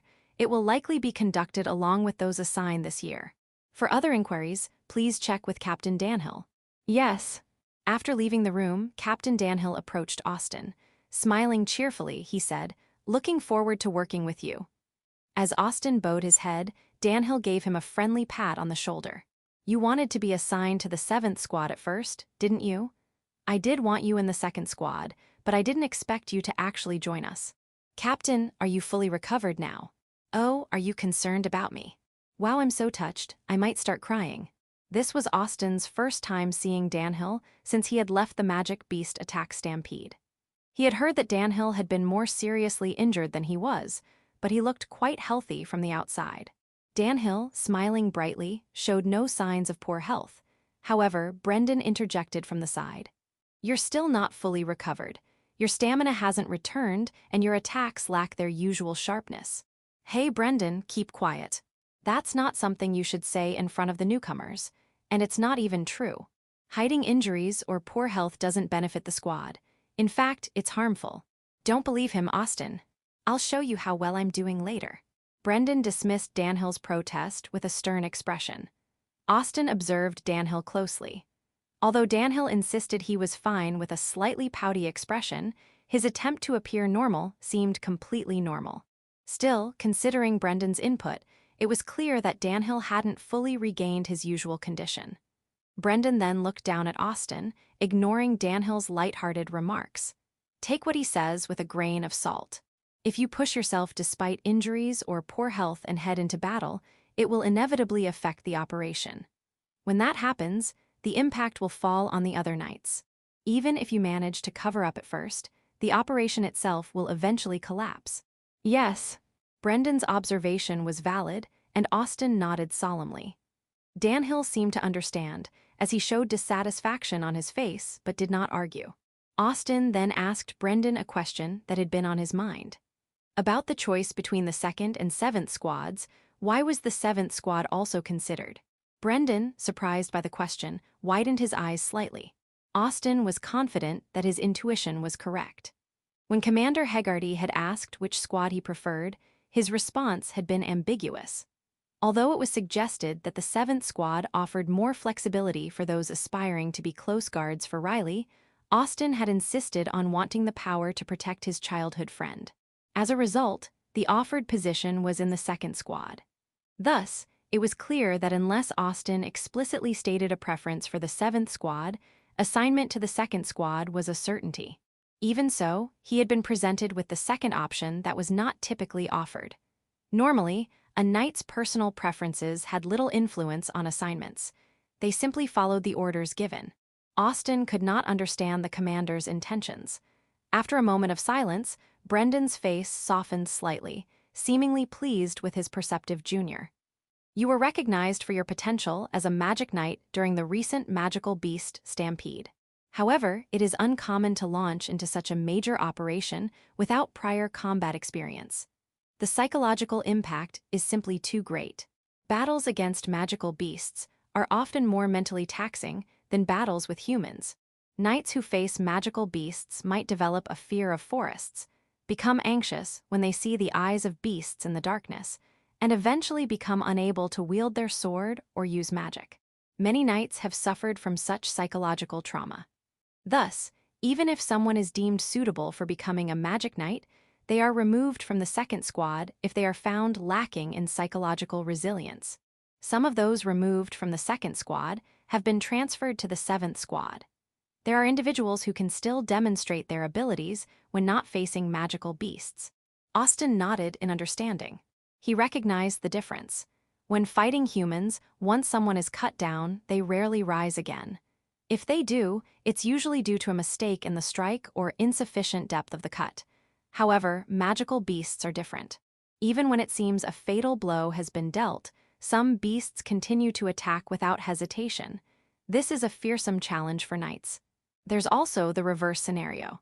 Some individuals may dislike fighting humans, but have no hesitation when it comes to fighting magical beasts. Such people are deemed more suitable for the 2nd squad than the 7th. That's Eden. He can fight humans, but he's merciless against magical beasts, Danhill added, having listened silently to Brendan's explanation. Eden is known to be a rough yet kind man. Therefore, we decided to give you a choice. By presenting both the 2nd and 7th squads, we intended to see your reaction. Had you shown fear of magical beasts, you might have been assigned to the 7th squad. However, since you showed no sign of fear, you will be assigned to the 2nd squad. Danhill nodded in agreement with Brendan's words. Finally, understanding dawned on Austin. Although he had been promoted to full knight status due to his performance in the first combat, they likely wanted to ascertain the nature of the psychological impact he had experienced. The results from the medical exam must have been reviewed by the commanders, but they probably wanted to verify it with their own eyes. Austin's insomnia was caused not by the magical beasts themselves, but by the deaths of skilled senior knights. However, this experience is not unique to the 2nd squad and could occur in any squad, which is why the 2nd squad was still considered a possible assignment. Realizing this, Austin let out a small sigh. It was no longer a mystery. Thank you for your consideration. Captain Danhill, I look forward to your continued guidance. Danhill, slightly surprised by Austin's words, raised an eyebrow. He quickly recovered, offering a friendly smile and extending his hand. They shook hands and Danhill said, "Likewise. I'll be putting you through rigorous training, so be prepared." Yes. With time remaining before the training begins, Austin moved his belongings to the 2nd squad's designated quarters and was briefed on the details of the 2nd squad. He imagined Mick would be surprised. With that thought, Austin met Danhill at the designated place and set off, feeling a surge of happiness as his dream of becoming Riley's close guard felt one step closer. Chapter 97, Black Wind 9. Austin Earldred was preparing for dinner at the Earldred Duke's residence in the capital. In line with the knight's holiday, his parents and siblings had come from their territory. His older brother, Ulysses, is 15 years older than Austin and is the child of his father's previous wife. Despite the age gap, their relationship was close, and Ulysses had always treated Austin kindly since he was young. Though he has acquired a fair amount of swordsmanship, Ulysses prefers to stay in the territory, focusing on managing the land and developing local specialties. This trait reminded Austin of their father, Bernard Chad. Dressed in semi-formal attire, Austin was just waiting for the time to pass before dinner. As he considered heading to the parlor to catch up with his mother and sister after a long time, a knock came at the door. When he responded, the butler's voice came from outside. "Sir, your father wishes to see you." "Understood, I'm on my way." Nodding, Austin left the room. The butler led him to his father's private study. It had been since the magical beast Stampede that Austin had seen Bernard. He had been surprised to see Bernard visit him while he was bedridden after the attack. Although the Earl of Earldred is known to be a busy man, he had always taken the time to engage with Austin from a young age. Despite his high rank and busy schedule, Bernard had shown a personal interest in Austin's life. When Austin joined the Knights, Bernard had told him that injuries were a Knight's Medal of Honor. Austin had accepted this perspective wholeheartedly. Though it was unusual for an apprentice knight to participate in such a large-scale operation, it was still a mission. Hence, Bernard's visit was unexpected. "Excuse me, it's Austin." Upon arriving at his father's study, Austin knocked and announced himself. A voice from inside responded, "Come in." The butler bowed and left, indicating that this would be a private conversation between father and son. Austin slowly opened the door and entered. "You've grown quite a bit." Seeing his son in semi-formal attire, Bernard's eyes widened for a moment before his face softened. The stern demeanor often associated with the strict Duke Earldred seemed to vanish in that moment. Austin, hearing such rare praise from his father, felt his cheeks flush slightly. "Yes, father." "Well, sit down." Austin took a seat on the sofa as Bernard, already enjoying some pre-dinner drinks, gestured toward a low table where a bottle of aperitif and glasses were set. Bernard rested his elbows on the armrests, staring at his glass with an indescribable expression. The silence that followed was not uncomfortable for either of them. "When you were born." Eventually, Bernard began speaking slowly. Austin looked up silently, meeting his father's gaze. Bernard appeared older than Austin remembered, with a few strands of gray in his hair. "I thought the world hadn't abandoned me. You were more spirited than Ulysses, and I was surprised, thinking this was how boys were." Bernard continued to look at his glass, and the stories he shared were new to Austin. Bernard's wife had died because of him. After her death, Bernard had become a shadow of himself, and not only relatives but also servants and friends had worried about him.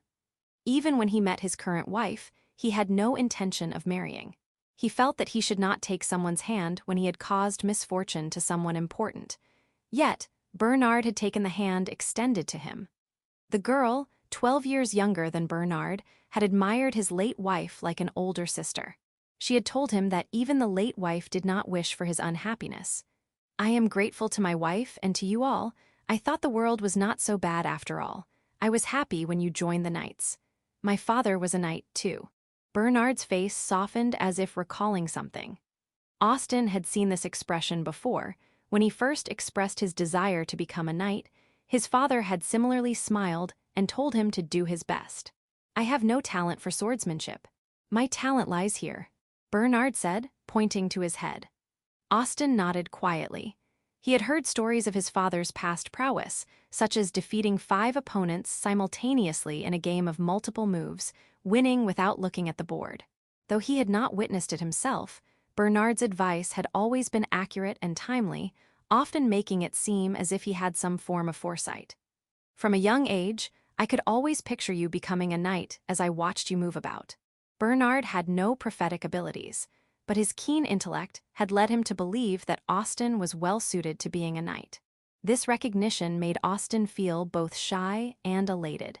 "When you expressed your desire to protect His Highness, I was proud. People who have something they want to protect are stronger than those who have nothing. It is the greatest happiness to see someone so young have such a purpose. You taught me the happiness of having something precious to protect." Bernard treated all 3 of his children equally. His eldest brother, Ulysses, who was from Bernard's previous marriage, and his younger sister, who was from his current wife, were both considered with the same affection. For Austen, this was deeply gratifying. The realization that they were the precious ones he wanted to protect filled him with a mix of embarrassment and joy. Seeing Austen's cheeks flush with shyness, Bernard gave a small smile. "I had thought that becoming a knight would mark your independence. I didn't expect you to become a knight so soon." Age was not a factor. Bernard had decided that once Austen was recognized as a knight, he would be treated as an adult. Bernard spoke with a tinge of melancholy, acknowledging that it was not just the fact that Austen had become a knight, but also his participation in the magical beast stampede suppression that likely influenced his decision. Feeling the weight of both his father's expectations and the pressure to stand on his own as an adult, Austen straightened his posture unconsciously. Bernard, however, continued speaking without concern. "You have already achieved much, and have been blessed with friends and mentors who support you." With these words, Austen realized Bernard was aware of his social connections, despite Austen never having discussed them in depth. Although he occasionally mentioned acquaintances, he had not shared details about those who had helped him or those he had engaged with lightly. It was not surprising that Bernard knew about his associates. As one of the 3 great ducal families, they had their own network of informants. It would have been unusual not to report on Austen's activities. However, Bernard had never interfered with Austen's social relationships. He had respected Austen's decisions and allowed him to act freely, as long as his behavior was not detrimental to his position as the Duke's heir. There might have been conduct that was not praiseworthy, but as long as it was not critical, Bernard had allowed Austen the freedom to learn from his mistakes. Even when Austen faced significant setbacks, Bernard had quietly extended a helping hand, with details sometimes passed on by discreet servants or attendants. This was not all that Bernard had done for Austen, but it was clear that now, as he was recognized as independent, Austen would bear full responsibility for his actions. Noting the tension in Austen's face as the message of independence sank in, Bernard's expression deepened with understanding and approval, though he did not comment further. "Do not be stubborn. Seek help when necessary and rely on those around you. When they seek your help, give them everything you can." The Duke, who had witnessed much in his life, spoke with a voice weighted by experience. He stood up, retrieved an old box from his desk, and sat back down on the sofa. He then handed the box to his son. Austen received it with a tense expression. "This is everything I wanted to convey to you as your father. Though you are becoming independent, our bond as parent and child will not be severed. Nevertheless, you will have more choices now. My wish is for you to see and learn many things on your own and to continue growing. Once Austin became independent, there would be little need for Bernard's direct assistance. Bernard conveyed this with the finality of a decision he had long made. Yes. Austin nodded. The box was heavy, and its weight felt like the embodiment of his father's expectations. Ulysses, when he came of age, had also received an old box similar to this one. Inside were family heirlooms passed down through generations, as well as new treasures created for each child. What exactly was inside remained known only to the recipient and the current head of the family. Austin, excited but controlling his emotions, resolved to open the box later. The fact that his respected father recognized him as a full-grown adult was more significant to Austin than the unusual speed at which he became a knight. It filled him with pride. Bernard, looking at his beloved son, stood up from the sofa and pointed to the door of the room. "Let's go. Everyone is waiting." Austin also stood and took a step toward the dining room. As the door opened, the light that poured in seemed to celebrate Austin's future. Bernard, watching from the dimly lit room, gazed as if trying to commit the moment to memory, viewing it as a bright, cherished memory. "I pray that you will grasp happiness with your own hands." With a sentiment that cherished his son's growth and hoped for his future happiness, Bernard whispered this with deep emotion. Chapter 98. Obsidian Assassin 1. After finishing her bath and preparing for bed, Liliana was absorbed in extracting all the information obtained from the recently returned mice in her room at her residence on the outskirts of the royal capital. The knight's movements are stagnant. It seems that Austin-san was quickly promoted to knight to place him under Captain Danhill's protection. This is confirmed. Among the information the mice had brought back, there were several intriguing pieces. Since hearing that Austin was assigned to the second squad, Liliana had been harboring doubts. Certainly, he is competent and talented. In the Otome game from her previous life, Austin Ealdred was an excellent knight. However, the decision to assign him so soon after recovering from his injuries, sustained during the monster stampede, seemed too hasty. It was clear there was something amiss. Simply attributing it to Austin's recognized abilities was unsatisfactory. As expected, her investigation revealed unsettling information.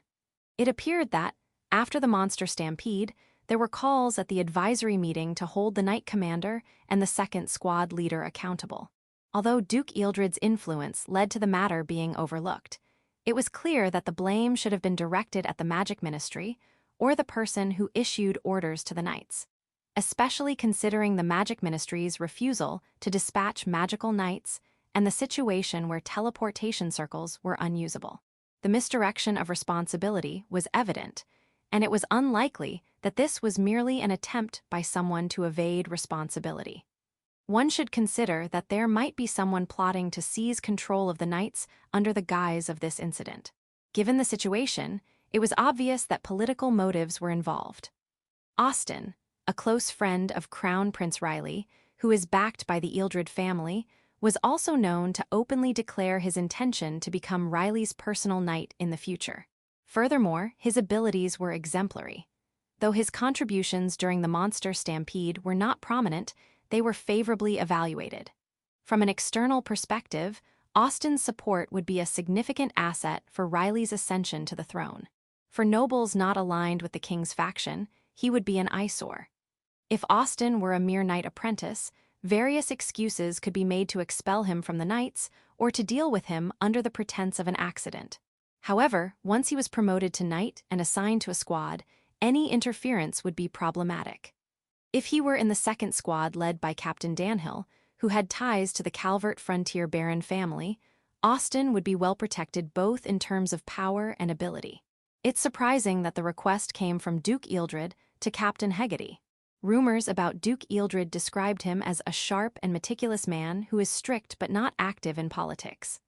Although he was a good father to his children, he was fundamentally laissez-faire and allowed them to act as they wished, according to Austin himself. Yet this time, the Duke was taking action. With the power of the Ealdred family, it should be possible to protect Austin even as an apprentice knight, but the Duke might have other plans. Liliana could not understand what the Duke was thinking. She did not believe she had a complete grasp of all the information held by the Duke, who was reputed to be the most astute of the current generation. Liliana acknowledged the limits of her own information-gathering abilities. Despite sending out mice and bird familiars created through curse magic, there were limitations to the information these mindless entities could collect. If she had spies who could think for themselves and follow her orders, they could understand what kind of information was necessary to meet Liliana's needs and act accordingly. I thought it would be a good idea to reach out to him for that reason. Liliana sighed unconsciously and glanced at the window. The sunset streaming through the window looked as it always did. She recalled a phrase her father once said: "Investigate the movements of that family. Report immediately if there is anything." These were the words of Duke Clark to his steward 3 years ago. At that time, she hadn't thought deeply about why Duke Clark had given such an order. What had intrigued her was why that name came up at that particular moment. The Calamity clan does not appear in the first game of the Otome series. They are deeply involved in the second game, which is set later in the timeline. Since it was still before the first game, the Calamity clan should not have had a significant impact on the story. Yet, Liliana had encountered a boy in a black robe. Although she did not recognize the boy's face, she was familiar with the weapon he used: extremely fine iron threads, a whip-like assassination tool. A weapon that no one else could master, an extremely difficult assassination tool. The boy, who wielded a weapon that should not have appeared at this stage, was undoubtedly a member of the feared assassination clan, the Calamity clan. Having executed the assassination of Baron Kennys and wounded a seasoned warrior, the boy's skills were guaranteed. Liliana judged with near certainty that he was a member of the Calamity clan. The boy had said he was not targeting Liliana, but was interested in her. Given that the game's Liliana had no chance of surviving if targeted, she thought it highly unlikely she could escape the boy's clutches. Unless some miracle occurred, it was almost impossible for someone like her, who had not yet mastered magic and had only learned basic martial arts and combat skills from the Kamakiri, to avoid the boy's reach. Thus, it must be an event that diverges from the game's scenario that has brought him to make contact. Thinking so, Liliana had invited the boy to come to her residence. The Calamity clan, to which the boy belonged, did not play a significant role in the first game of the Otome series. Liliana herself does not appear in the second game. Even if she brought the boy into the story before the start of the first game, it likely wouldn't cause a major shift in the narrative. Any differences would be limited to events concerning Liliana alone and should not heavily impact the main storyline. Liliana's goal was to avoid the same fate as her counterpart in the game and not to alter the future of the heroine or the target characters in a negative way. However, the boy had yet to visit Liliana's residence. It was unclear to Liliana whether he had lost interest or if there was another reason for his absence. Without knowing his whereabouts, she could do nothing even if she sent out mice. Yet, given the boy's previous behavior, it was hard to believe he had completely lost interest. Liliana found herself repeatedly questioning the situation. Adulite of the Black Lion had also been conspicuously absent for the past week, and she had not been studying curse magic with Petra. Her education as a potential consort to the Crown Prince was nearly complete, and she would not go to the palace unless invited to a tea party by Riley. Even immersing herself in reading, creating magical tools, studying sorcery, and training in magic at home grew tiresome. Well, there's no point in thinking about it endlessly. I should just go to sleep. Liliana sighed softly and tidied up the mice. She got into bed and turned off the lights, but found it difficult to fall asleep, even wrapped in her bedding. Still, she forced herself to close her eyes. After a while, Liliana blinked her eyes open. The spell she had cast on the room was activated. An intruder, the first since Adulite, Olga and Gild did not notice the presence. Perhaps Liliana's heart raced. A faint breeze entered the room, but there was no sound of a window opening. There was no sign of a human presence. With her eyes still closed in bed, Liliana sensed the intruder's presence through her magic. No matter how much the presence was concealed, it couldn't erase body heat or the faint magical energy leaking out. Eventually, the midnight visitor slowly approached the bedside. As his hand reached towards the bedding, the presence became agitated. Liliana finally opened her eyes and sat up. In the darkness, the boy, bound by the magical vines she had created, stared wide-eyed. Seeing him again after a long time, Liliana smiled brightly. "I didn't expect a visit at night, but it's been a while." She greeted him as if meeting an old friend. The boy, renowned as the most formidable member of the Calamity clan, looked at Liliana with an expression of disbelief while still bound by the vines. "You're good at pretending to be asleep. I'm honored by your praise. However, night is not exactly the most suitable time for a lady's visitor, is it?" Liliana's smile deepened. Despite being bound, the boy seemed unconcerned and shrugged his shoulders skillfully. "For us assassins, night is the proper time." This response satisfied Liliana. Indeed, many who engage in assassination would consider night to be their primary time for activity. However, the boy standing before her was different. He excelled at openly killing targets during broad daylight without being noticed. Still, it was more convenient than having him come through the main gate in broad daylight. Of the two conditions Liliana had set during their last meeting, the one about avoiding being seen by others was met. However, the second condition, which was not to attack her, had not been observed. As Liliana tightened the vines, the boy's face twisted in a manner that suggested amusement. The pain should have been significant, but he showed no sign of discomfort.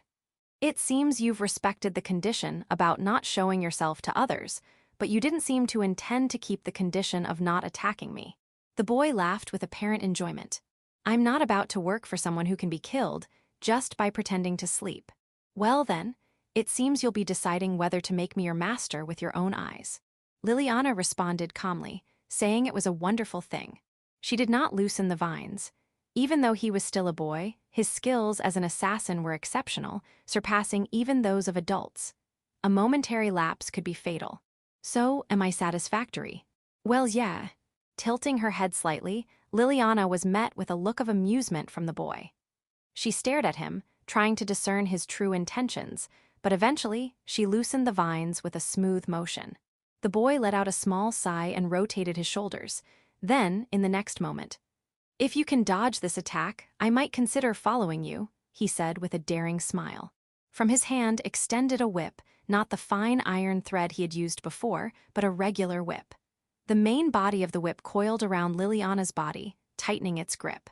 Liliana's face contorted in pain.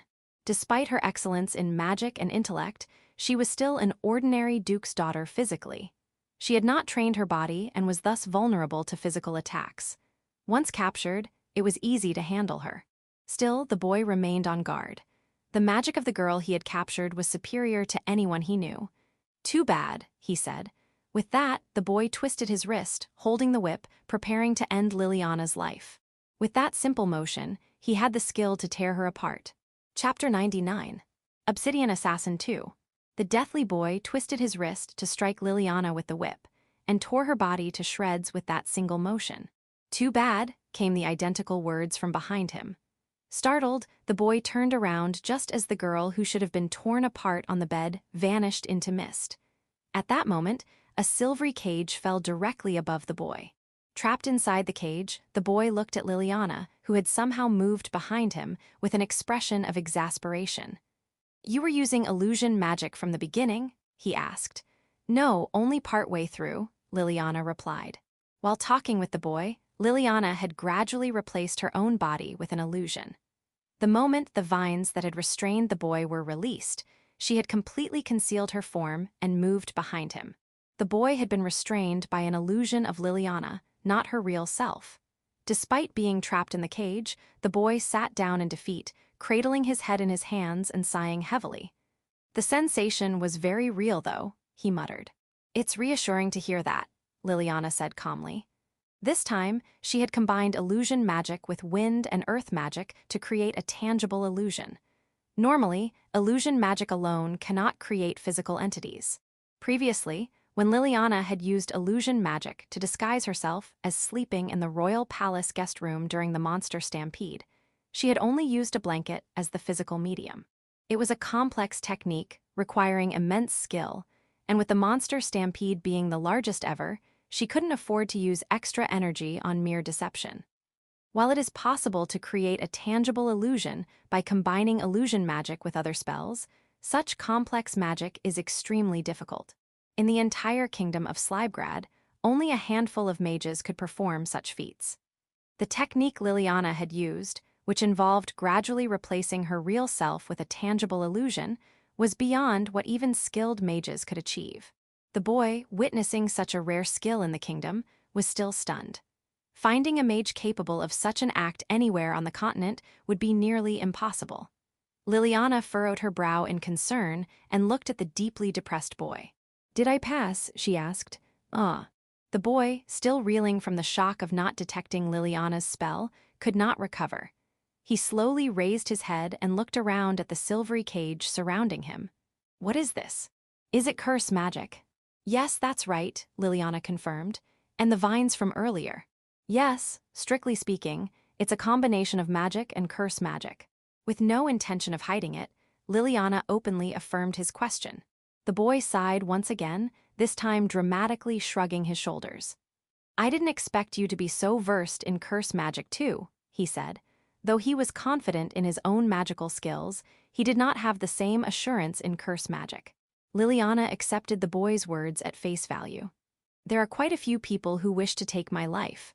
I have guards, and I can fend off attacks with magic while I am conscious, but once I'm asleep, I have no other means to protect myself," Liliana explained.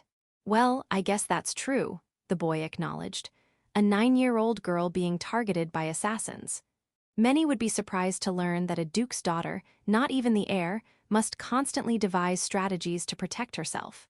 However, the boy, who had lived in the underworld since childhood, accepted Liliana's confession without any sign of surprise. "Understood. I'll join you," he said. The boy said it so casually, as if his previous demeanor had been a lie. Looking up at Liliana, who tilted her head in wonder, he grinned. "Don't believe it." "To be honest, yes. What prompted this change of heart?" Liliana asked. "One reason is your skill in both magic and curse magic. Like I said earlier, I don't associate with those weaker than myself." Liliana nodded in acknowledgement. When she silently urged him to continue, the boy said, "There's one more thing. You're strong, and I thought it would be more interesting to observe you up close. Also, things around you seem suspicious, making it a perfect distraction from boredom. I'm curious about why an 8-year-old duke's daughter is targeted by assassins," he added. His explanation was quite typical for someone like him. Liliana didn't seem offended and nodded in understanding. Then she added a condition she had been considering. It was something she wouldn't have mentioned if the boy hadn't tested her. Given his actions, there was a high possibility he might attempt to target her life again if his mood changed. Although she wouldn't constantly admonish an assassin, being in a situation where she had to be wary of someone close to her was somewhat inconvenient. Moreover, if there were other assassination targets besides himself, she could never predict when the boy might go after them. "Then, may I add one more condition to the two I mentioned previously?" Liliana asked. The boy immediately narrowed his eyes, showing a hint of suspicion. However, it wasn't a significant request. Liliana smiled and said, "I require you to abandon any contracts you have taken up until now. From now on, no assassination is to be carried out without my permission. Except for cases of legitimate self-defense, of course." Liliana's unexpected words momentarily widened the boy's eyes. However, he quickly nodded and said, "Got it.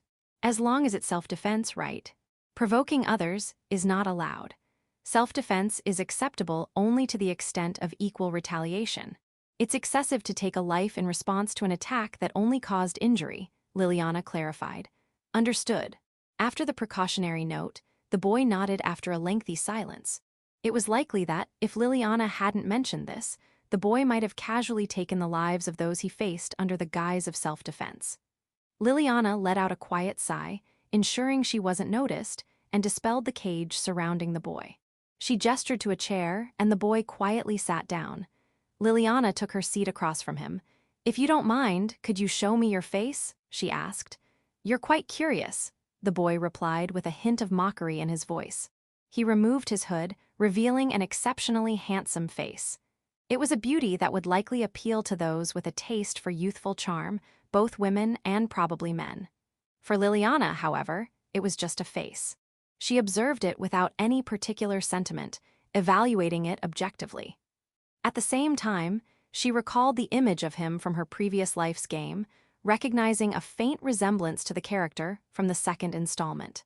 The boy fidgeted under Liliana's gaze, seemingly unsettled not by being looked at but by her calm and detached inspection. "What is your name?" Liliana asked. At once, the boy's brows furrowed. It seemed that the question was an unwelcome topic for him. However, since he had just agreed to align with Liliana, he reluctantly answered, showing his displeasure. "Deathworm. That sounds more like a nickname rather than a real name," Liliana pointed out. It appeared to be an unexpected remark for the boy, who blinked in surprise and stared at Liliana. After a moment of contemplation, he responded, "Are you saying the name you mean is one given by your parents?" "Not only that. It should be more than just a nickname or a simple identifier. It should be a name that signifies you, acknowledges your existence, and is one you wish to be called by," Liliana explained. A silence fell over the room. The boy seemed to be deep in thought. After what felt like an eternity, he finally spoke in a hoarse voice. "Obsidian." In the moonlit room, he quietly declared, "That is my name," referring to the beautiful black gem Obsidian. Section. She was dreaming that she was asleep. She realized it was a dream because the room's furniture was different. There were no magical tools or books from her curse magic research. This must be a dream, she thought in a semi-conscious state. On that day, Liliana Alexandra Clark was very tired. After regaining her voice and experiencing a surge of magical power, she became the Crown Prince's fiancée. She had expected her father to be proud and acknowledge her, and her mother to be happy. Yet no one said anything. Her father, whom she had met only once, had scowled at her. Her mother never came to see her. The birthday gifts she received were all unremarkable, and the servants gossiped that they were chosen by the butler, Philip. No one seemed to care about Liliana. She thought it was due to her lack of effort. The only people who spoke to her were her tutors. She was desperate to excel in her training as the crown princess. Day after day, she spent countless hours studying. What she could do was taken for granted, and what she couldn't do was deemed a fault. She buried her emotions, suppressing the overwhelming sadness, emptiness, and anger, and only breath to survive. One day, Liliana dreamed she was drowning. She fell from a boat into a lake, and despite her struggles, she couldn't catch her breath. The waterlogged dress was too heavy. She couldn't even float on the surface and was in excruciating pain. She flailed desperately, and her fingertips grasped something. Opening her eyes, she saw a grim reaper clad in black robes. She screamed as if her throat would tear. Her voice echoed, and her guards rushed into the room. By the time she looked around, the grim reaper had vanished. She wondered if it had been a dream. Still, the red mark on her neck in the mirror remained clear. Terrified, Liliana trembled. Yet there was no one to comfort her. There was no one to worry about her or spend the frightening night with her. The maid who used to bring her warm milk when she had nightmares had died during Liliana's surge of magical power. She heard the servants whispering that the young lady had caused her death. They said, "Who knows when she'll lose control of her magic again if she gets angry," and they kept their distance from Liliana. So, Liliana took a deep breath slowly. Even if she was scared and wanted to cry out, she had been taught that emotions would cause her magic to go out of control. She wasn't afraid. She wasn't afraid. It's okay. It's okay, okay. She gathered her fear of death, the terror that had sprouted in her heart, and her disappointment with her family who ignored her, and weighed them down like a heavy stone, sinking them deep into the recesses of her mind. This was Liliana Alexandra Clark's, this small girl's, way of maintaining her life. She suddenly woke up. She had been asleep without realizing it. Liliana felt her neck. There was no discomfort. Anxious, she checked the mirror in the room. There were no red marks. Relieved, Liliana crawled back into her bed. Her pulse raced, and she couldn't calm down. The small table next to the bed held a single glass. It contained warm milk brought by Marion before bed. Seeing it, Liliana took a deep breath. Reality is here. Dreams are dreams. She mustn't be dragged down. Chapter 100. Obsidian Assassin 3. One afternoon, as Liliana was having tea in the royal palace's administrative office, she blinked in surprise at the words of the room's owner, Crown Prince Riley. A martial arts tournament? Last year, on her 10th birthday, Riley was assigned a private office where he now worked. Previously, Liliana would only meet him in the salon, but recently, she had been frequently summoned to his office. Additionally, the person escorting her upon arrival had changed from a maid to a guard assigned to the crown prince. Although she wasn't explicitly told, Liliana knew that the palace had undergone significant changes over the past 6 months. She had also picked up that Duke Ealdred was playing a key role behind the scenes. It seemed that the Duke had become deeply involved in the government after the monster stampede incident. His skill was undeniable, and many nobles attending the advisory meetings felt bitter about it. On the other hand, some nobles found it agreeable, including Lucian Kennys, the elder brother who had begun serving in place of the Count Kennys, who had lost the use of his left side in a recent assassination attempt. Lucian was just as difficult to manage as his father in different ways. His sharp tongue and relentless maneuvering made him someone Liliana would prefer not to have as an enemy. Indeed, there wasn't much of interest for the visit of Prince Roland, so we decided to match the timing with a previously planned martial arts tournament, Riley explained, continuing while holding his cup of tea.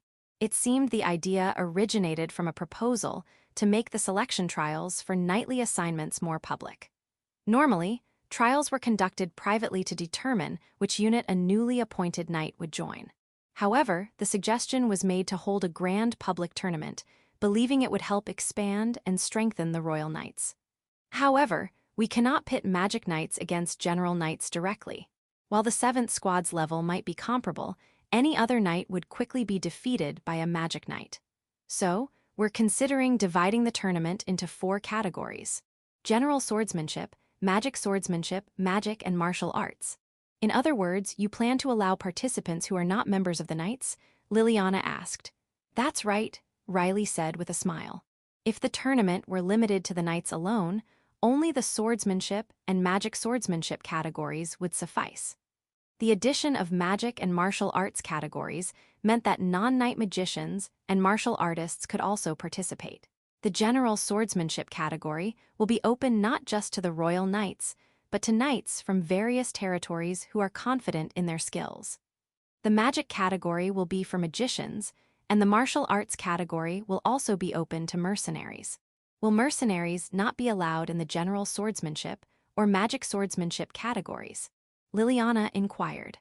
Well, officially, they can participate. However, I doubt many mercenaries could advance in general swordsmanship or magic swordsmanship against the royal knights, Riley replied. The knights of the royal order were exceptionally well trained. Even skilled mercenaries would find it challenging to defeat these knights in swordsmanship. Particularly in the magic swordsmanship category, the number of qualified participants was very limited. Few magicians were suitable, with most belonging to the royal knights and only a small number in the territorial knights. Though there were rare magic swordsmen among mercenaries, their quality was notably inferior compared to the royal knights. Riley had been very pleased when he learned that Austin would join the 2nd squad as a magic knight. Liliana had been present at that time and saw Riley praising Austin proudly, with Austin blushing slightly in embarrassment. In essence, while the magic swordsmanship category would seem to be open, it would likely end up being an internal contest among the royal knights. After hearing Riley's brief explanation, Liliana nodded in understanding. I see. By the way, will there be a prize for the winners? Yes, we plan to award prizes to the top performers in each category, Riley confirmed. Liliana sipped her tea with a calm smile. She thought that telling Olga and Gild about the tournament might make them happy. Gild, who generally preferred to avoid involvement with nobility, might decline, but Olga would likely be interested, especially with the prize involved. Unlike Gild, who tended to spend money as quickly as he earned it, Olga was pragmatic and seemed to be saving diligently from the salary Liliana paid.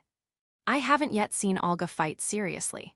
Although Liliana had often seen Gild in action, she had never seen Olga fight seriously. Olga was always engaged in her guard duties, and while she seemed earnest, Liliana had never witnessed her in a true combat situation. It appeared that Olga could fight using a combination of swordsmanship and magic, essentially as a magic swordsman. According to Gild, Olga was quite skilled. It was only natural for Liliana to want to see the true abilities of such a rare and highly skilled magic swordsman. Since Olga did not appear in the Otome game from Liliana's previous life, and Liliana did not know how strong the second squad was, her interest in seeing Olga's full potential was understandable. Perhaps Olga was even stronger than anyone in the second squad. Liliana couldn't help but hope so. However, if Olga were to participate, it would be wise to arrange a provisional identity for her. The martial arts tournament would likely be attended by her father, Duke Clark, and it could cause complications if it became known that Liliana's bodyguard had performed well. Liliana, Riley looked at her curiously, noticing her contemplative expression. Liliana offered a vague smile. It sounds quite exciting. I am quite eager to watch it now. Yes, me too. It's a rare opportunity for the knights to showcase the results of their training, Riley said, nodding. It should be quite a good thing. I'm sure everyone will be enthusiastic about it, Liliana agreed, then asked about something that had been on her mind. Who is scheduled to accompany Prince Roland? Since he will be visiting the Clark Duchy, I believe it would be appropriate for both my brother and myself to extend our hospitality. Indeed, Clyde has mentioned that as well, Riley replied, narrowing his eyes. Normally, the Duke and his wife would handle the preparations for entertaining foreign dignitaries, but Liliana was not inclined to leave everything to her parents. Although her father would eventually oversee things, Clyde was responsible for scheduling the inspection, and Liliana wanted to be informed. Despite having little direct interaction with her parents, her brother had recently instructed her to attend to necessary hospitality matters. Riley, who seemed to have spoken with Clyde, answered without suspicion. Currently, it is confirmed that Lord Dalmel Butler will attend. Strangely, he is listed as an aide, but he is actually a deputy prime minister. There is also a chance that Princess Edith might come, but that is still uncertain. Riley added that Liliana should keep this information in mind due to the security implications. Liliana acknowledged this, fully aware of its importance. Nevertheless, she stifled a sigh. There will be some troublesome individuals, it seems. Dalmel Butler was a highly skilled man known as the young right hand of the emperor. He was reputed to always exceed expectations without displeasing the temperamental emperor. His intelligence-gathering abilities were said to surpass even the emperor's. In his early 20s, and possessing great looks, he was reportedly the object of admiration from young ladies in certain countries. However, he was said to be completely uninterested in women, remaining impassive and unresponsive regardless of how many beautiful women pursued him. Recently, it was a young assassin captured through curse magic who had provided Liliana with detailed information about Butler and the internal affairs of the Unatian Empire. The details were so thorough that it seemed she knew more about the neighboring country than her own. Princess Edith, who might also be a guest, was a name Liliana recognized. She furrowed her brow slightly. She concluded that the familiarity was due to mentions in discussions about Obsidian. Liliana then continued her conversation with Riley, engaging in casual chat. Section. So, after returning to her residence, Liliana was greeted by Obsidian's cheerful grin. Since declaring that he would serve her, Obsidian had been frequently visiting Liliana, engaging her in various conversations. Despite not being given any specific instructions, he often brought back information he thought she might find interesting. Today, it seemed he had followed her secretly to the palace. Liliana had no intention of restricting Obsidian. He likely had his own affairs to attend to, and she was fine with him acting freely as long as he did not kill or harm others recklessly. In fact, she had given him magical tools to use when summoned, though it seemed that day was still some time away. So, what about it? Liliana replied to Obsidian's question with another question. Obsidian seemed to find this amusing, laughing softly to himself. The martial arts tournament. Are you going to participate in the magic division? Of course not. Why not? If you entered, you'd undoubtedly win. While Liliana was confident she would easily win if she entered the magic division, she cast an exasperated look at Obsidian. I have no desire to draw attention to myself, and if there are prizes, it would be inappropriate for me to claim them. True. Obsidian, though somewhat disappointed, seemed to accept this. The tournament offered substantial rewards for top finishers, which, while not significant to Liliana, were highly coveted by the participating knights and mercenaries. It was not a venue for wealthy nobles, but for knights and mercenaries, especially those skilled but not overly wealthy. If there was an assassination division, I'd definitely be first place. A division for assassinations is hardly something the royal family would host in their martial arts tournament. I was just kidding. Obsidian appeared to enjoy engaging with Liliana, even in trivial conversations. As Liliana sensed his mood improving, she inwardly tilted her head. While she was pleased he had chosen to serve her, she still did not fully understand why he was so friendly, or rather, why he seemed so attached. Nevertheless, it was far better than being met with hostility or hatred. She also knew she would not get a satisfactory answer if she asked him directly. "Will you inform your guards about the tournament? I plan to notify them once the public announcement is made." Liliana nodded easily. She had no intention of spreading information that had not yet been made public. Obsidian seemed to understand this as well. "Oh, by the way, I have a favor to ask." Liliana had been contemplating this for some time. She knew Obsidian was highly skilled and had been deciding whom to have him investigate first, what was most urgent. After much consideration, she finally made up her mind. No matter what choice she made, whether she would regret it could only be known in hindsight. Therefore, she decided to have him investigate the matter she had been most concerned about but had been unable to clarify. Obsidian raised his head with a look of satisfaction. Noticing this, Liliana made her first official request. "Could you find out who is employing Nicholas Bergson? The Minister of Magic, I see." "Understood." Obsidian grinned, and in the next moment, the most fearsome assassin in history vanished from his chair. Chapter 101. Obsidian 4. A black carriage was parked in front of the residence in the Kenny's frontier territory. The heraldry displayed on it belonged to the Ealdred family, one of the three great ducal families of the Slibegrad kingdom. The man who emerged from the carriage was a bearded gentleman. He seemed familiar with the butler of the Kenny's frontier territory and was greeted with a warm smile. "It's been a while, Duke Ealdred. I'm sure my lord will be pleased to see you. I've heard his condition has improved quite a bit.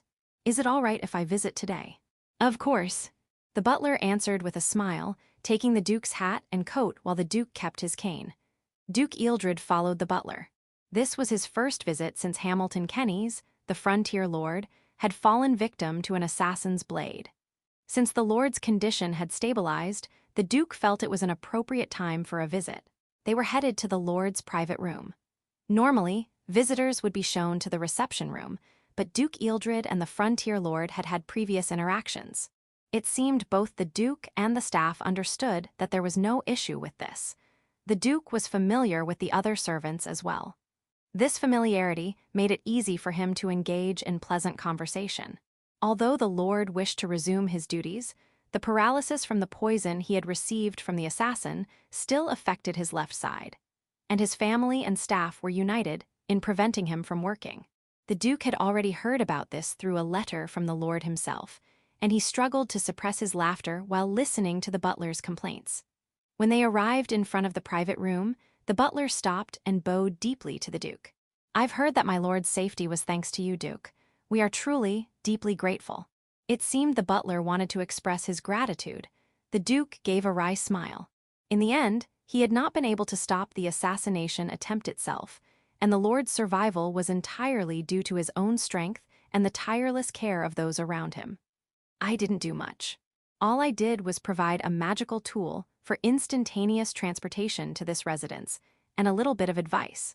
The butler looked up with tearful eyes at the duke's modesty. "No, if he hadn't been able to return to this residence, my lord would have lost his life. The healing mages are only here. Even though his left side is paralyzed, having survived is a stroke of luck for us. My lord never liked magical tools, but thanks to your words, he was persuaded to use them. The entire household, including the lord's family and the residents, are deeply thankful from the bottom of our hearts." Realizing that refusing the gratitude would not be accepted, Duke Ealdred nodded slightly. The butler then knocked on the private room door. A firm voice was heard from inside. When the duke entered, the frontier lord was sitting up on the sofa, reading documents laid out on the table. "My lord." The butler shot a reproachful glance at the lord. The lord himself twisted his mouth into a frown. "Don't blame him, I asked him to bring it." "I haven't said anything yet, my lord." The butler's blunt words made the lord grunt in irritation. Duke Ealdred, smiling, approached the sofa and took the documents from the lord's hands, placing them on the table. "If you push yourself too hard, you won't recover properly. It's important to rest as well. Even you are saying such things now." The lord's tone was irritable, but it was clear he wasn't serious. Duke Ealdred laughed and took a seat opposite him. The butler bowed and left the room. Duke Ealdred watched the back of the devoted butler before turning his attention back to the Kennys' frontier lord. "You seem to be looking much better." "I'm being given bitter medicine." The lord was originally a robust man. Though he had sustained numerous injuries in battle, he had rarely been afflicted by illness. He could endure some discomfort and continue working through injuries, but being confined to bed and taking medicine, as in his current situation, was a torment for him. However much he wanted to move, his body wouldn't comply. "Even with the bitter medicine, my left side won't move. If only I could ride a horse, I'd probably start moving again." Duke Ealdred let out a small smile. The Baron of Kennys spoke half in earnest, but the other half was in jest. After barely surviving, the Baron reportedly remained unconscious for about a week. When he finally awoke, the entire left side of his body, including his face, was paralyzed, leaving him unable to speak or even swallow saliva. He couldn't eat or drink on his own, and those around him feared he might weaken further. His family and servants, led by physicians and healing mages, attended to him day and night. About a month after his collapse, he regained his ability to speak. Even now, he still couldn't walk on his own, even with a cane, and needed assistance to move. Today, he insisted on being moved from his bed to the sofa, complaining that it would be inappropriate to greet Duke Ealdred while lying in bed. He ordered one of the knights from the Kennys' knights, who were stationed near his private quarters, to assist him. It seems he also had the knight bring him some documents. One could easily imagine him stubbornly demanding to be taken to his study if the documents weren't brought. No matter how concerned the servants were about his health, only the butler could stand up to him. "I'd prefer it if you focused on your recovery for now, Baron. We need you to stay in good health. It's quite frustrating when your body doesn't do what you want it to. There's no point in rushing these things." As they chatted lightly, a maid brought in tea and pastries. After setting them on the table and leaving the room, Duke Ealdred finally broached the main subject once they were alone. "Even so, for someone to have inflicted such a wound on you, the assassin must have been quite skilled." "It's true that I let my guard down a bit," the Baron muttered bitterly. During the previous king's reign, when a political upheaval occurred, Hamilton Kennys, the Baron, suppressed a neighboring country that had tried to take advantage of the internal chaos in the kingdom of Slibegrad. He himself could have easily become a target for purges, but his ability to read the political tides and handle the various threats to his territory earned him quiet praise. At that time, he donned armor and took up a sword, leading his knights into battle. Even when facing more enemies than the knights he commanded, he showed no hesitation, defending the borders with unyielding determination and striking like a fierce hawk. He was rightfully called a mighty general. Once he identified the enemy commander, he would stop at nothing until he claimed their head. Such was the intensity of his resolve that it demoralized the enemy soldiers. Of course, facing multiple opponents alone inevitably led to injuries. However, in one-on-one duels, few could defeat Hamilton Kennys. A renowned general from a neighboring country, known for his brute strength, and a knight celebrated as the finest swordsman in the land were both no match for him. There were those who could fight him to a draw, but in the end, it was always the Baron who remained standing. For someone to have injured such a man, the assassin must have been extraordinarily skilled. The Duke took a sip of his tea. "Do you have any leads on the assassin, or the one who hired them?" When the Baron asked which he was referring to, the man known as a genius smiled wryly and answered, "Both." The Baron grinned. "You're asking a lot. They say it's wise to listen to all opinions." "I've never heard that. Some opinions aren't worth listening to." Duke Ealdred didn't argue with the Baron's words. Of course, the Baron wasn't trying to dodge the question. After a moment of thought, he carefully chose his words. "I have no idea who's behind it. There are plenty of people who would like to see me dead." Because of his position as Baron, His life was targeted not only by certain nobles within the country, but also by neighboring countries. It was a well-known fact that some believed that killing the current head of the Kennys family would make it easier to invade the kingdom of Slibegrad. Moreover, the Baron had killed many enemy commanders in battle. Though it was part of war, some of those left behind or who had admired those commanders might hold a grudge against him. Knowing this, the Baron refrained from making any definitive statements. And from his choice of words, Duke Ealdred quickly realized what the battle-hardened Baron was implying. "You have some idea about the assassin." "Most likely." The Baron readily nodded, in response to Duke Ealdred's question. His emotionless eyes met the Duke's, silently asking if he had reached the same conclusion. But the Duke didn't answer, waiting silently for the Baron to speak the name. With a resigned sigh, the Baron finally gave a short response. "It must be a member of the Calamity clan." No one else could have used a poison so potent that even healing mages struggled to treat it. The Duke gave a quiet nod in response to the Baron's words. With that single gesture, the Baron was certain that the man who had been called a rare genius had reached the same conclusion as he had. However, the path they each took to arrive at that conclusion was likely different. When the Baron urged him to continue, the Duke allowed a small smile to play at the corner of his mouth.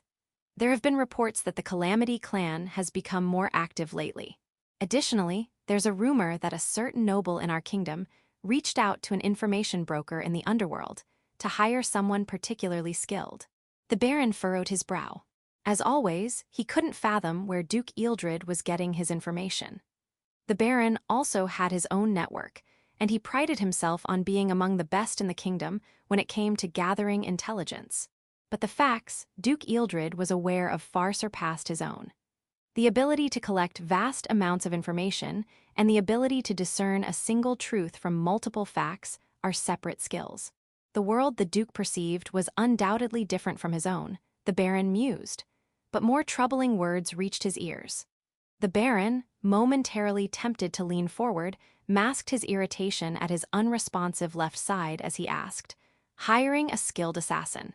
If they were serious about hiring someone highly competent, they'd choose from the Calamity clan. But surely it couldn't be that one of their own was actually dispatched." "I don't have concrete information on that yet, but I think the possibility is quite high," the Duke responded, confirming the Baron's suspicions, albeit with regret. The Baron frowned deeply. As high-ranking nobles, they weren't directly involved with the underworld. There was an unspoken rule that the two should never mix. Even so, rumors could still reach their ears. "Do you know which noble it was?" "Unfortunately, I don't," Duke Ealdred replied, shaking his head. "However, hiring a member of the Calamity clan would require an enormous sum. It wouldn't be within the means of just any noble. Considering who might have access to such vast funds, the list of candidates was naturally limited. There's no certainty that the assassin hired by that noble is the same one who attacked me, but it's something we should keep in mind." "Yes, I agree," the Duke nodded. If the assassin hired by the noble and the one who attacked the Baron were different individuals, it would complicate matters further. The unsettling truth would then be that there were at least two highly skilled assassins in the kingdom of Slibegrad. With the poison he had been afflicted with, the Baron's body wasn't functioning as it should. While his eldest brother, Lucian, had taken over most of the practical responsibilities with the support of the steward, the people believed that it was Hamilton Kennys, the Baron himself, who protected the borderlands. With his strength waning, there was a real possibility that a neighboring lord, confident of their chance to defeat the Kennys Knights, might attempt a border incursion. Having concerns both domestically and abroad would significantly weaken the kingdom's defenses. Let's assume that the assassin who targeted me had no connection to any noble in our kingdom. The Baron spoke after pondering for a while. The Duke raised an eyebrow, waiting for him to continue. In the worst-case scenario, we must consider the possibility that the assassin was sent from a neighboring country. Indeed. And if that's the case, there may be other targets as well. Though the Baron spoke cautiously, his expression conveyed that he believed the likelihood was very high. The Duke nodded in agreement. If the assassin had been sent by a neighboring country, the likely targets would be the king and the crown prince. If it were the Grand Duke, they might attempt to install him as a puppet king, but Riley, who had recently begun making his mark, would be a difficult figure for any foreign power to control. At the very least, the neighboring Unitian Empire would certainly be aware of this. Both men had reached the same conclusion. The Baron asked in a low voice, "Do you think we should increase the security around His Highness? For an ordinary assassin, that might suffice. But if they're as skilled as the one who wounded you, they'd likely accomplish their mission even if it meant outmaneuvering the guards. If my son were to become a member of the Royal Guard, it might change the situation somewhat. I look forward to it. Yes, truly. I can't wait to see the day when His Highness and my son stand side by side." Duke Ealdred relaxed his expression. Having Austin, the Magic Knight, as a guard would certainly improve the quality of protection, but the issue was that it wasn't the right time yet. The Baron frowned and covered his chin with his right hand. The Duke, observing him, suddenly seemed to have an idea and spoke up. "What if we fill the gaps in the Royal Guard by placing someone proficient in magic nearby?" The Baron furrowed his brow. Even though there might be magicians capable of serving well as the Crown Prince's guard, none immediately came to mind. Duke Ealdred allowed a small smile to escape. "We can't rely on the magicians in the magic ministry. Ben Draco, who was demoted after the recent monster attack stampede, would have been someone we could trust with this. But, so you're saying that most of the magic ministry harbors ill will toward the Crown Prince. I wouldn't go so far as to say ill will, but I doubt any of them would risk their lives to protect him. Furthermore, the two most capable magicians in the magic ministry are Ben Draco and Petra Murulainen. However, one was under house arrest, and the other had yet to return to the magic ministry. It was impossible to formally request their protection. Even so, Duke Ealdred wasn't ready to give up.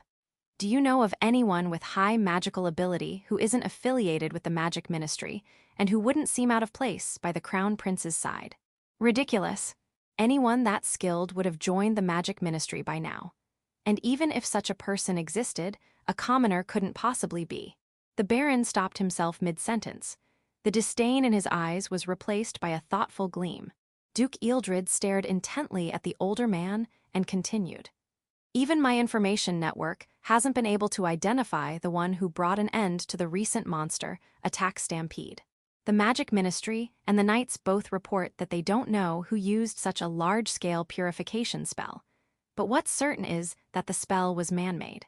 The Duke had only been able to confirm that Ben Draco and Petra Murulainen were researching an alternative to the highest-level light magic necessary to purify the monster attack stampede. He had also confirmed that the purification array they developed had not yet been put into practical use. However, given the circumstances surrounding the purification of the monster attack stampede that occurred just before the Crown Prince's birthday celebration, he suspected that the array might have been used after all. If my suspicions are correct, then the monster attack stampede that occurred both before and on the day of the birthday celebration was purified using that array. However, even if we assume Petra Murulainen activated the array during the first attack, we have no idea who activated it during the second one. At the time when the largest monster attack stampede in history was purified, Ben Draco was imprisoned in the royal palace. Petra Murulainen's whereabouts were unclear, but it was confirmed that she had been with the youngest two members of the Draco family until the day before. Afterward, it was reported that she had been seriously injured and was staying at the Draco residence with the twins. The twins who had been with Petra were still very young, with vast potential and magic power, but they were not yet experienced enough to handle a monster attack stampede on their own. In other words, even the most exceptional magician wouldn't have been able to use the purification array while taking care of two children. And besides those two, there was no one else who could possibly use the untested purification array. Duke Ealdred concluded his thoughts. That's why I can't be certain if the purification array was actually used during the monster attack stampede on the day of the celebration. However, if someone didn't use it, then there's no way to explain how such a massive attack was purified so quickly. Are you saying this spell was a magic array or a curse array? The Baron listened quietly to Duke Ealdred's explanation before asking a question in a calm tone. The Duke nodded and confirmed that it was indeed an array that combined both magic and curse techniques.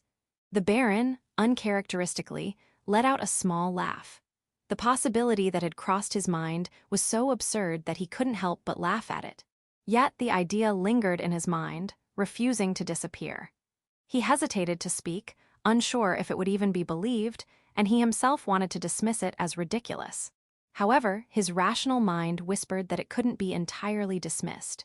Duke, in that case, we might consider proposing Lady Liliana of the Clark family as a potential fiancée for His Highness.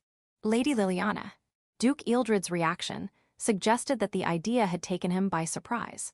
For someone who was usually so composed, he blinked rapidly in apparent confusion. The Baron Kennys nodded heavily. He recalled an incident from 2 years ago, when he came to the capital to capture the culprits behind the disappearance of northern immigrants. A boy named Yuri, whom he had brought from his baronate, was kidnapped. During the search for the boy, Lady Liliana had used a curse array to locate him. Though the interpretation of the array had led to sending his men to a slightly different location, the array itself had undeniably succeeded.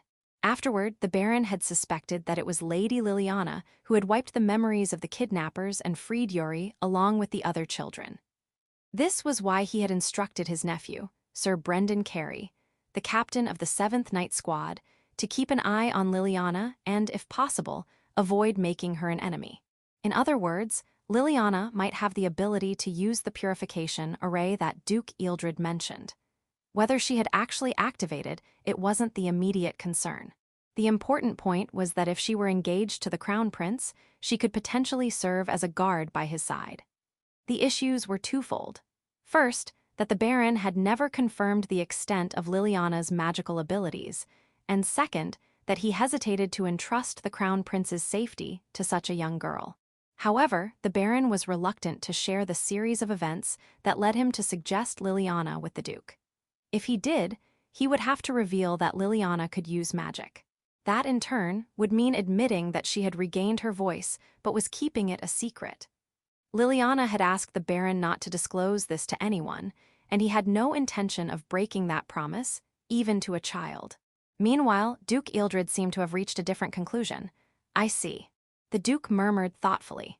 Even without the details, Duke Ealdred was certain that the Baron had good reasons for his suggestion. The Baron was not one to speak without justification. In other words, Liliana likely possessed the potential to protect the Crown Prince with her magical abilities, or at least there was a strong possibility of it. At the same time, Duke Ealdred recalled some information he had obtained.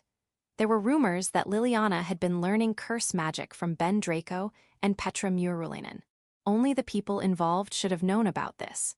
But if Liliana did have the capability to guard the Crown Prince and had some involvement in the development of the purification array, it increased the likelihood that she might have activated the array during the monster attack, Stampede, on the day of the Crown Prince's birthday celebration. Indeed, that's a strong possibility. The problem lies with Duke Clark, who opposes her engagement. And despite receiving Crown Princess training, Lady Liliana is still only 9 years old. Entrusting a 9-year-old girl with such a responsibility as a guard is a heavy burden. "She's quite mature for a 9-year-old, the Baron replied with a complicated expression. He nodded, acknowledging that while her age might cause hesitation, Liliana was much more mature than her years would suggest. Compared to the other candidates undergoing Crown Princess training, the difference was stark, a testament to her exceptional qualities. Moreover, while it was known that Liliana couldn't speak, this wouldn't be an issue outside of social and diplomatic settings. Furthermore, it wasn't that she was unable to speak. Rather, she was pretending to be mute. In other words, if necessary, she could use her voice. There shouldn't be any problems with finalizing the engagement. The greatest obstacle would be gaining the consent of Liliana's father, Duke Clark. Convincing him through straightforward means would be nearly impossible, and the reasons for his opposition to the engagement remained unclear. "We may need to enlist His Highness's help, Duke." "Yes, I agree. It seems there is a secret agreement between His Majesty and Duke Clark to remove her from the list of candidates if she doesn't regain her voice by the age of 10. We'll need to secure the engagement before that deadline." Duke Ealdred expressed his agreement. Although the secret pact between the king and Duke Clark was kept confidential, a few people knew about it. Among that small circle, the two men began to devise a plan. Everything would have to be carried out in secrecy, with only a select few involved. Ideally, even Liliana herself wouldn't be informed. The clandestine discussion between two of Slybgrad Kingdom's most influential figures continued until the sun set. Chapter 102. Obsidian's Salvation. Basically, whether it's humans or animals, people tend to find anything different unsettling. I've experienced that firsthand, and frankly, I couldn't care less. Even if they look down on me like I'm some kind of insect, mocking me as they do, it's not like it actually affects me. No matter how much they scorn and avoid me, if they really get on my nerves, I can just shut them up. It's no big deal for me to lop off their heads, although just beheading them isn't all that exciting. But they're the perfect test subjects for my new weapons, since we're supposedly top-tier assassins after all. And yet, life is still so damn boring. No matter how difficult the job is supposed to be, for me, it's just something to pass the time. As far as they're concerned, as long as they kill their target, it's mission accomplished. If they don't get caught, even better. But come on, where's the artistry in that? Humans die if you make them bleed or snap their necks. It's the same for dogs, cats, rats, or monsters. Killing is hardly a challenge, but what really makes me sick is how they think they're so great just because they can kill someone. They never even consider that the moment after they brag about their skills, they might end up as a lifeless corpse. Hey, don't go showing the back of your neck to me. I don't have a new weapon on me right now, but you'd be the perfect target to test its sharpness. Life isn't something you should throw away so carelessly, you know?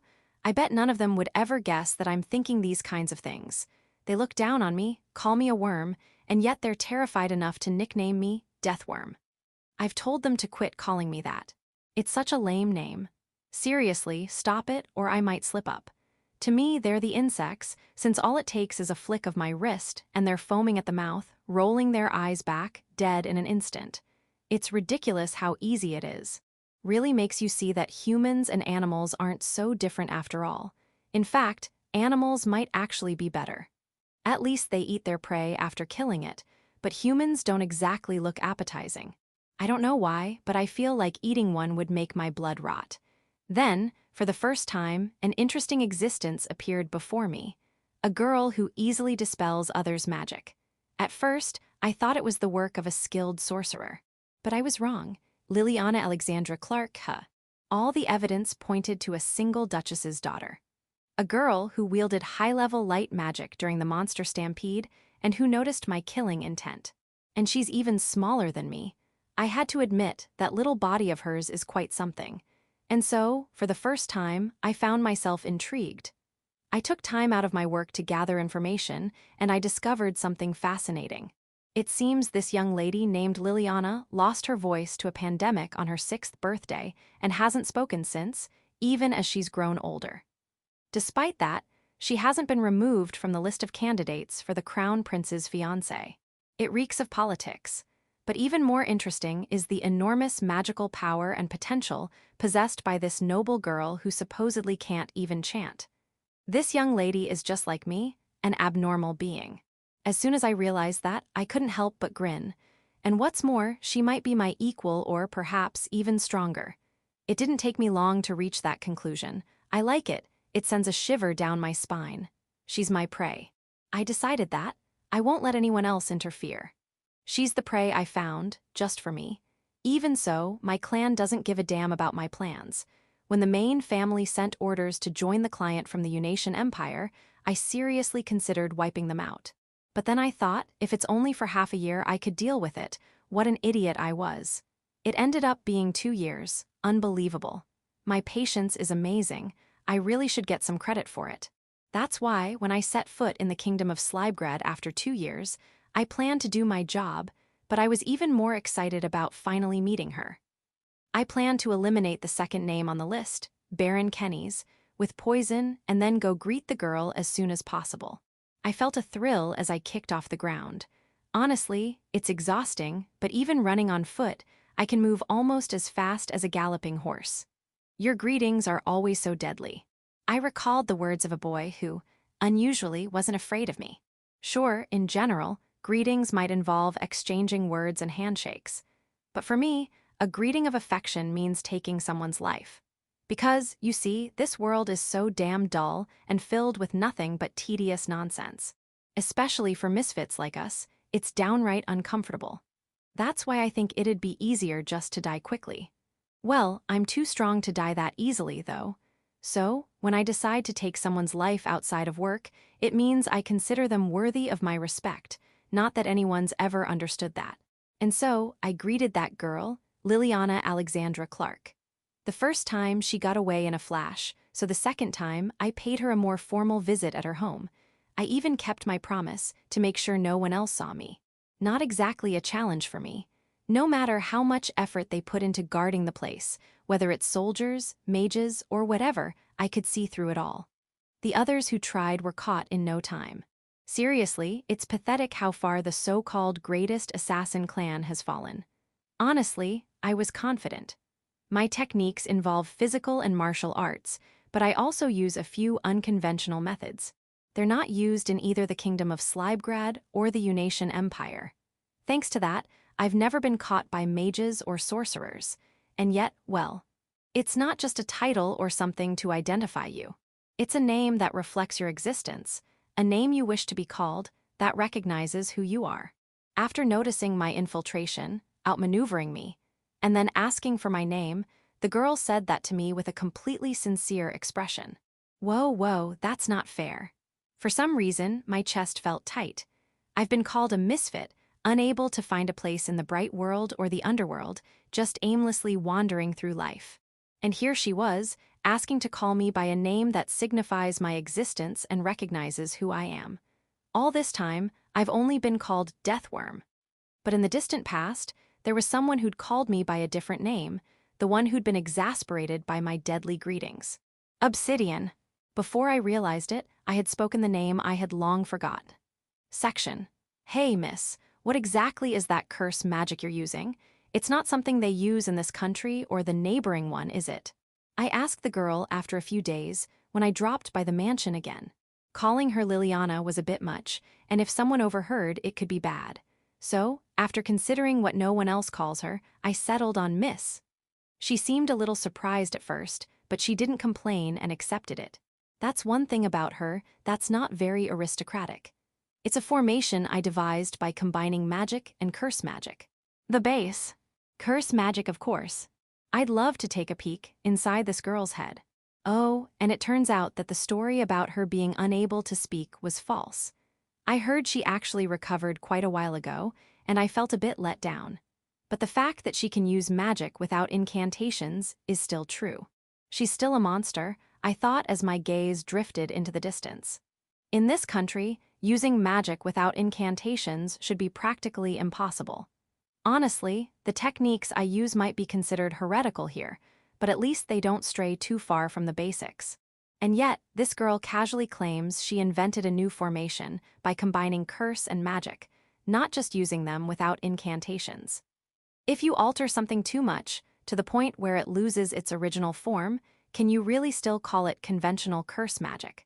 My thoughts wandered, but then a laugh welled up from deep inside me. This is what makes things interesting. The girl, sitting across from me and sipping her tea, tilted her head slightly.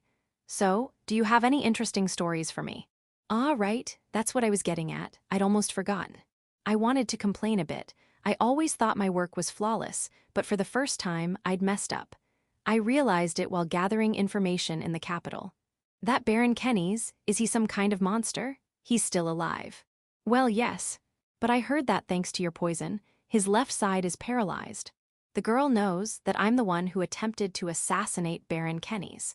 Yet she has no intention of turning me over to the knights or informing the Baron. When I asked her if he was the real father of her favorite maid, Marion, she just nodded with her usual calm smile, saying, "Yes, that's right." Once, in a similar situation, I said the same thing to someone else, and they completely lost it. It was quite a hassle. He was a bit tough, so I might have, well, yeah. Afterward, I got scolded. They were mad that I wasted a talented assassin. I thought it was unfair. He was the one who tried to kill me first. I won't deny that I was excited about a new weapon I'd gotten at the time. And if someone says I deliberately provoked him, well, that's true too. Thinking about it, the girl is definitely in a class of her own. And I like that about her. Normally, he should have died. At the very least, he should have been in a coma or fully paralyzed. How did he get away with just half his body being paralyzed? I told her that even large wild animals would die instantly from that poison, and the girl blinked in surprise. What is that poison made of? You want to know? I couldn't help but laugh. The curiosity in her eyes made it all the more amusing.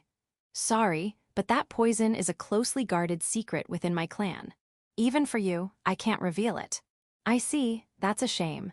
Would it be too much to ask for just a single drop? The girl didn't give up. I could tell she was serious. I looked into her eyes, trying to read her true intentions. I don't think I can see through her. I'm not one to waste effort. Touch it and you'll die. That's all I said as I pulled out a small vial and handed it to her. The girl took it with a serious expression. It's not the only one I had. It's just one of the smaller portions I'd separated for use. I doubt she'll actually use the poison or figure out its ingredients, but I can't help but wonder what she's thinking. Thank you. She said that with a bright smile, and it made me think, well, why not? I guess I still have a long way to go. I hate training, though. End of Volume 2.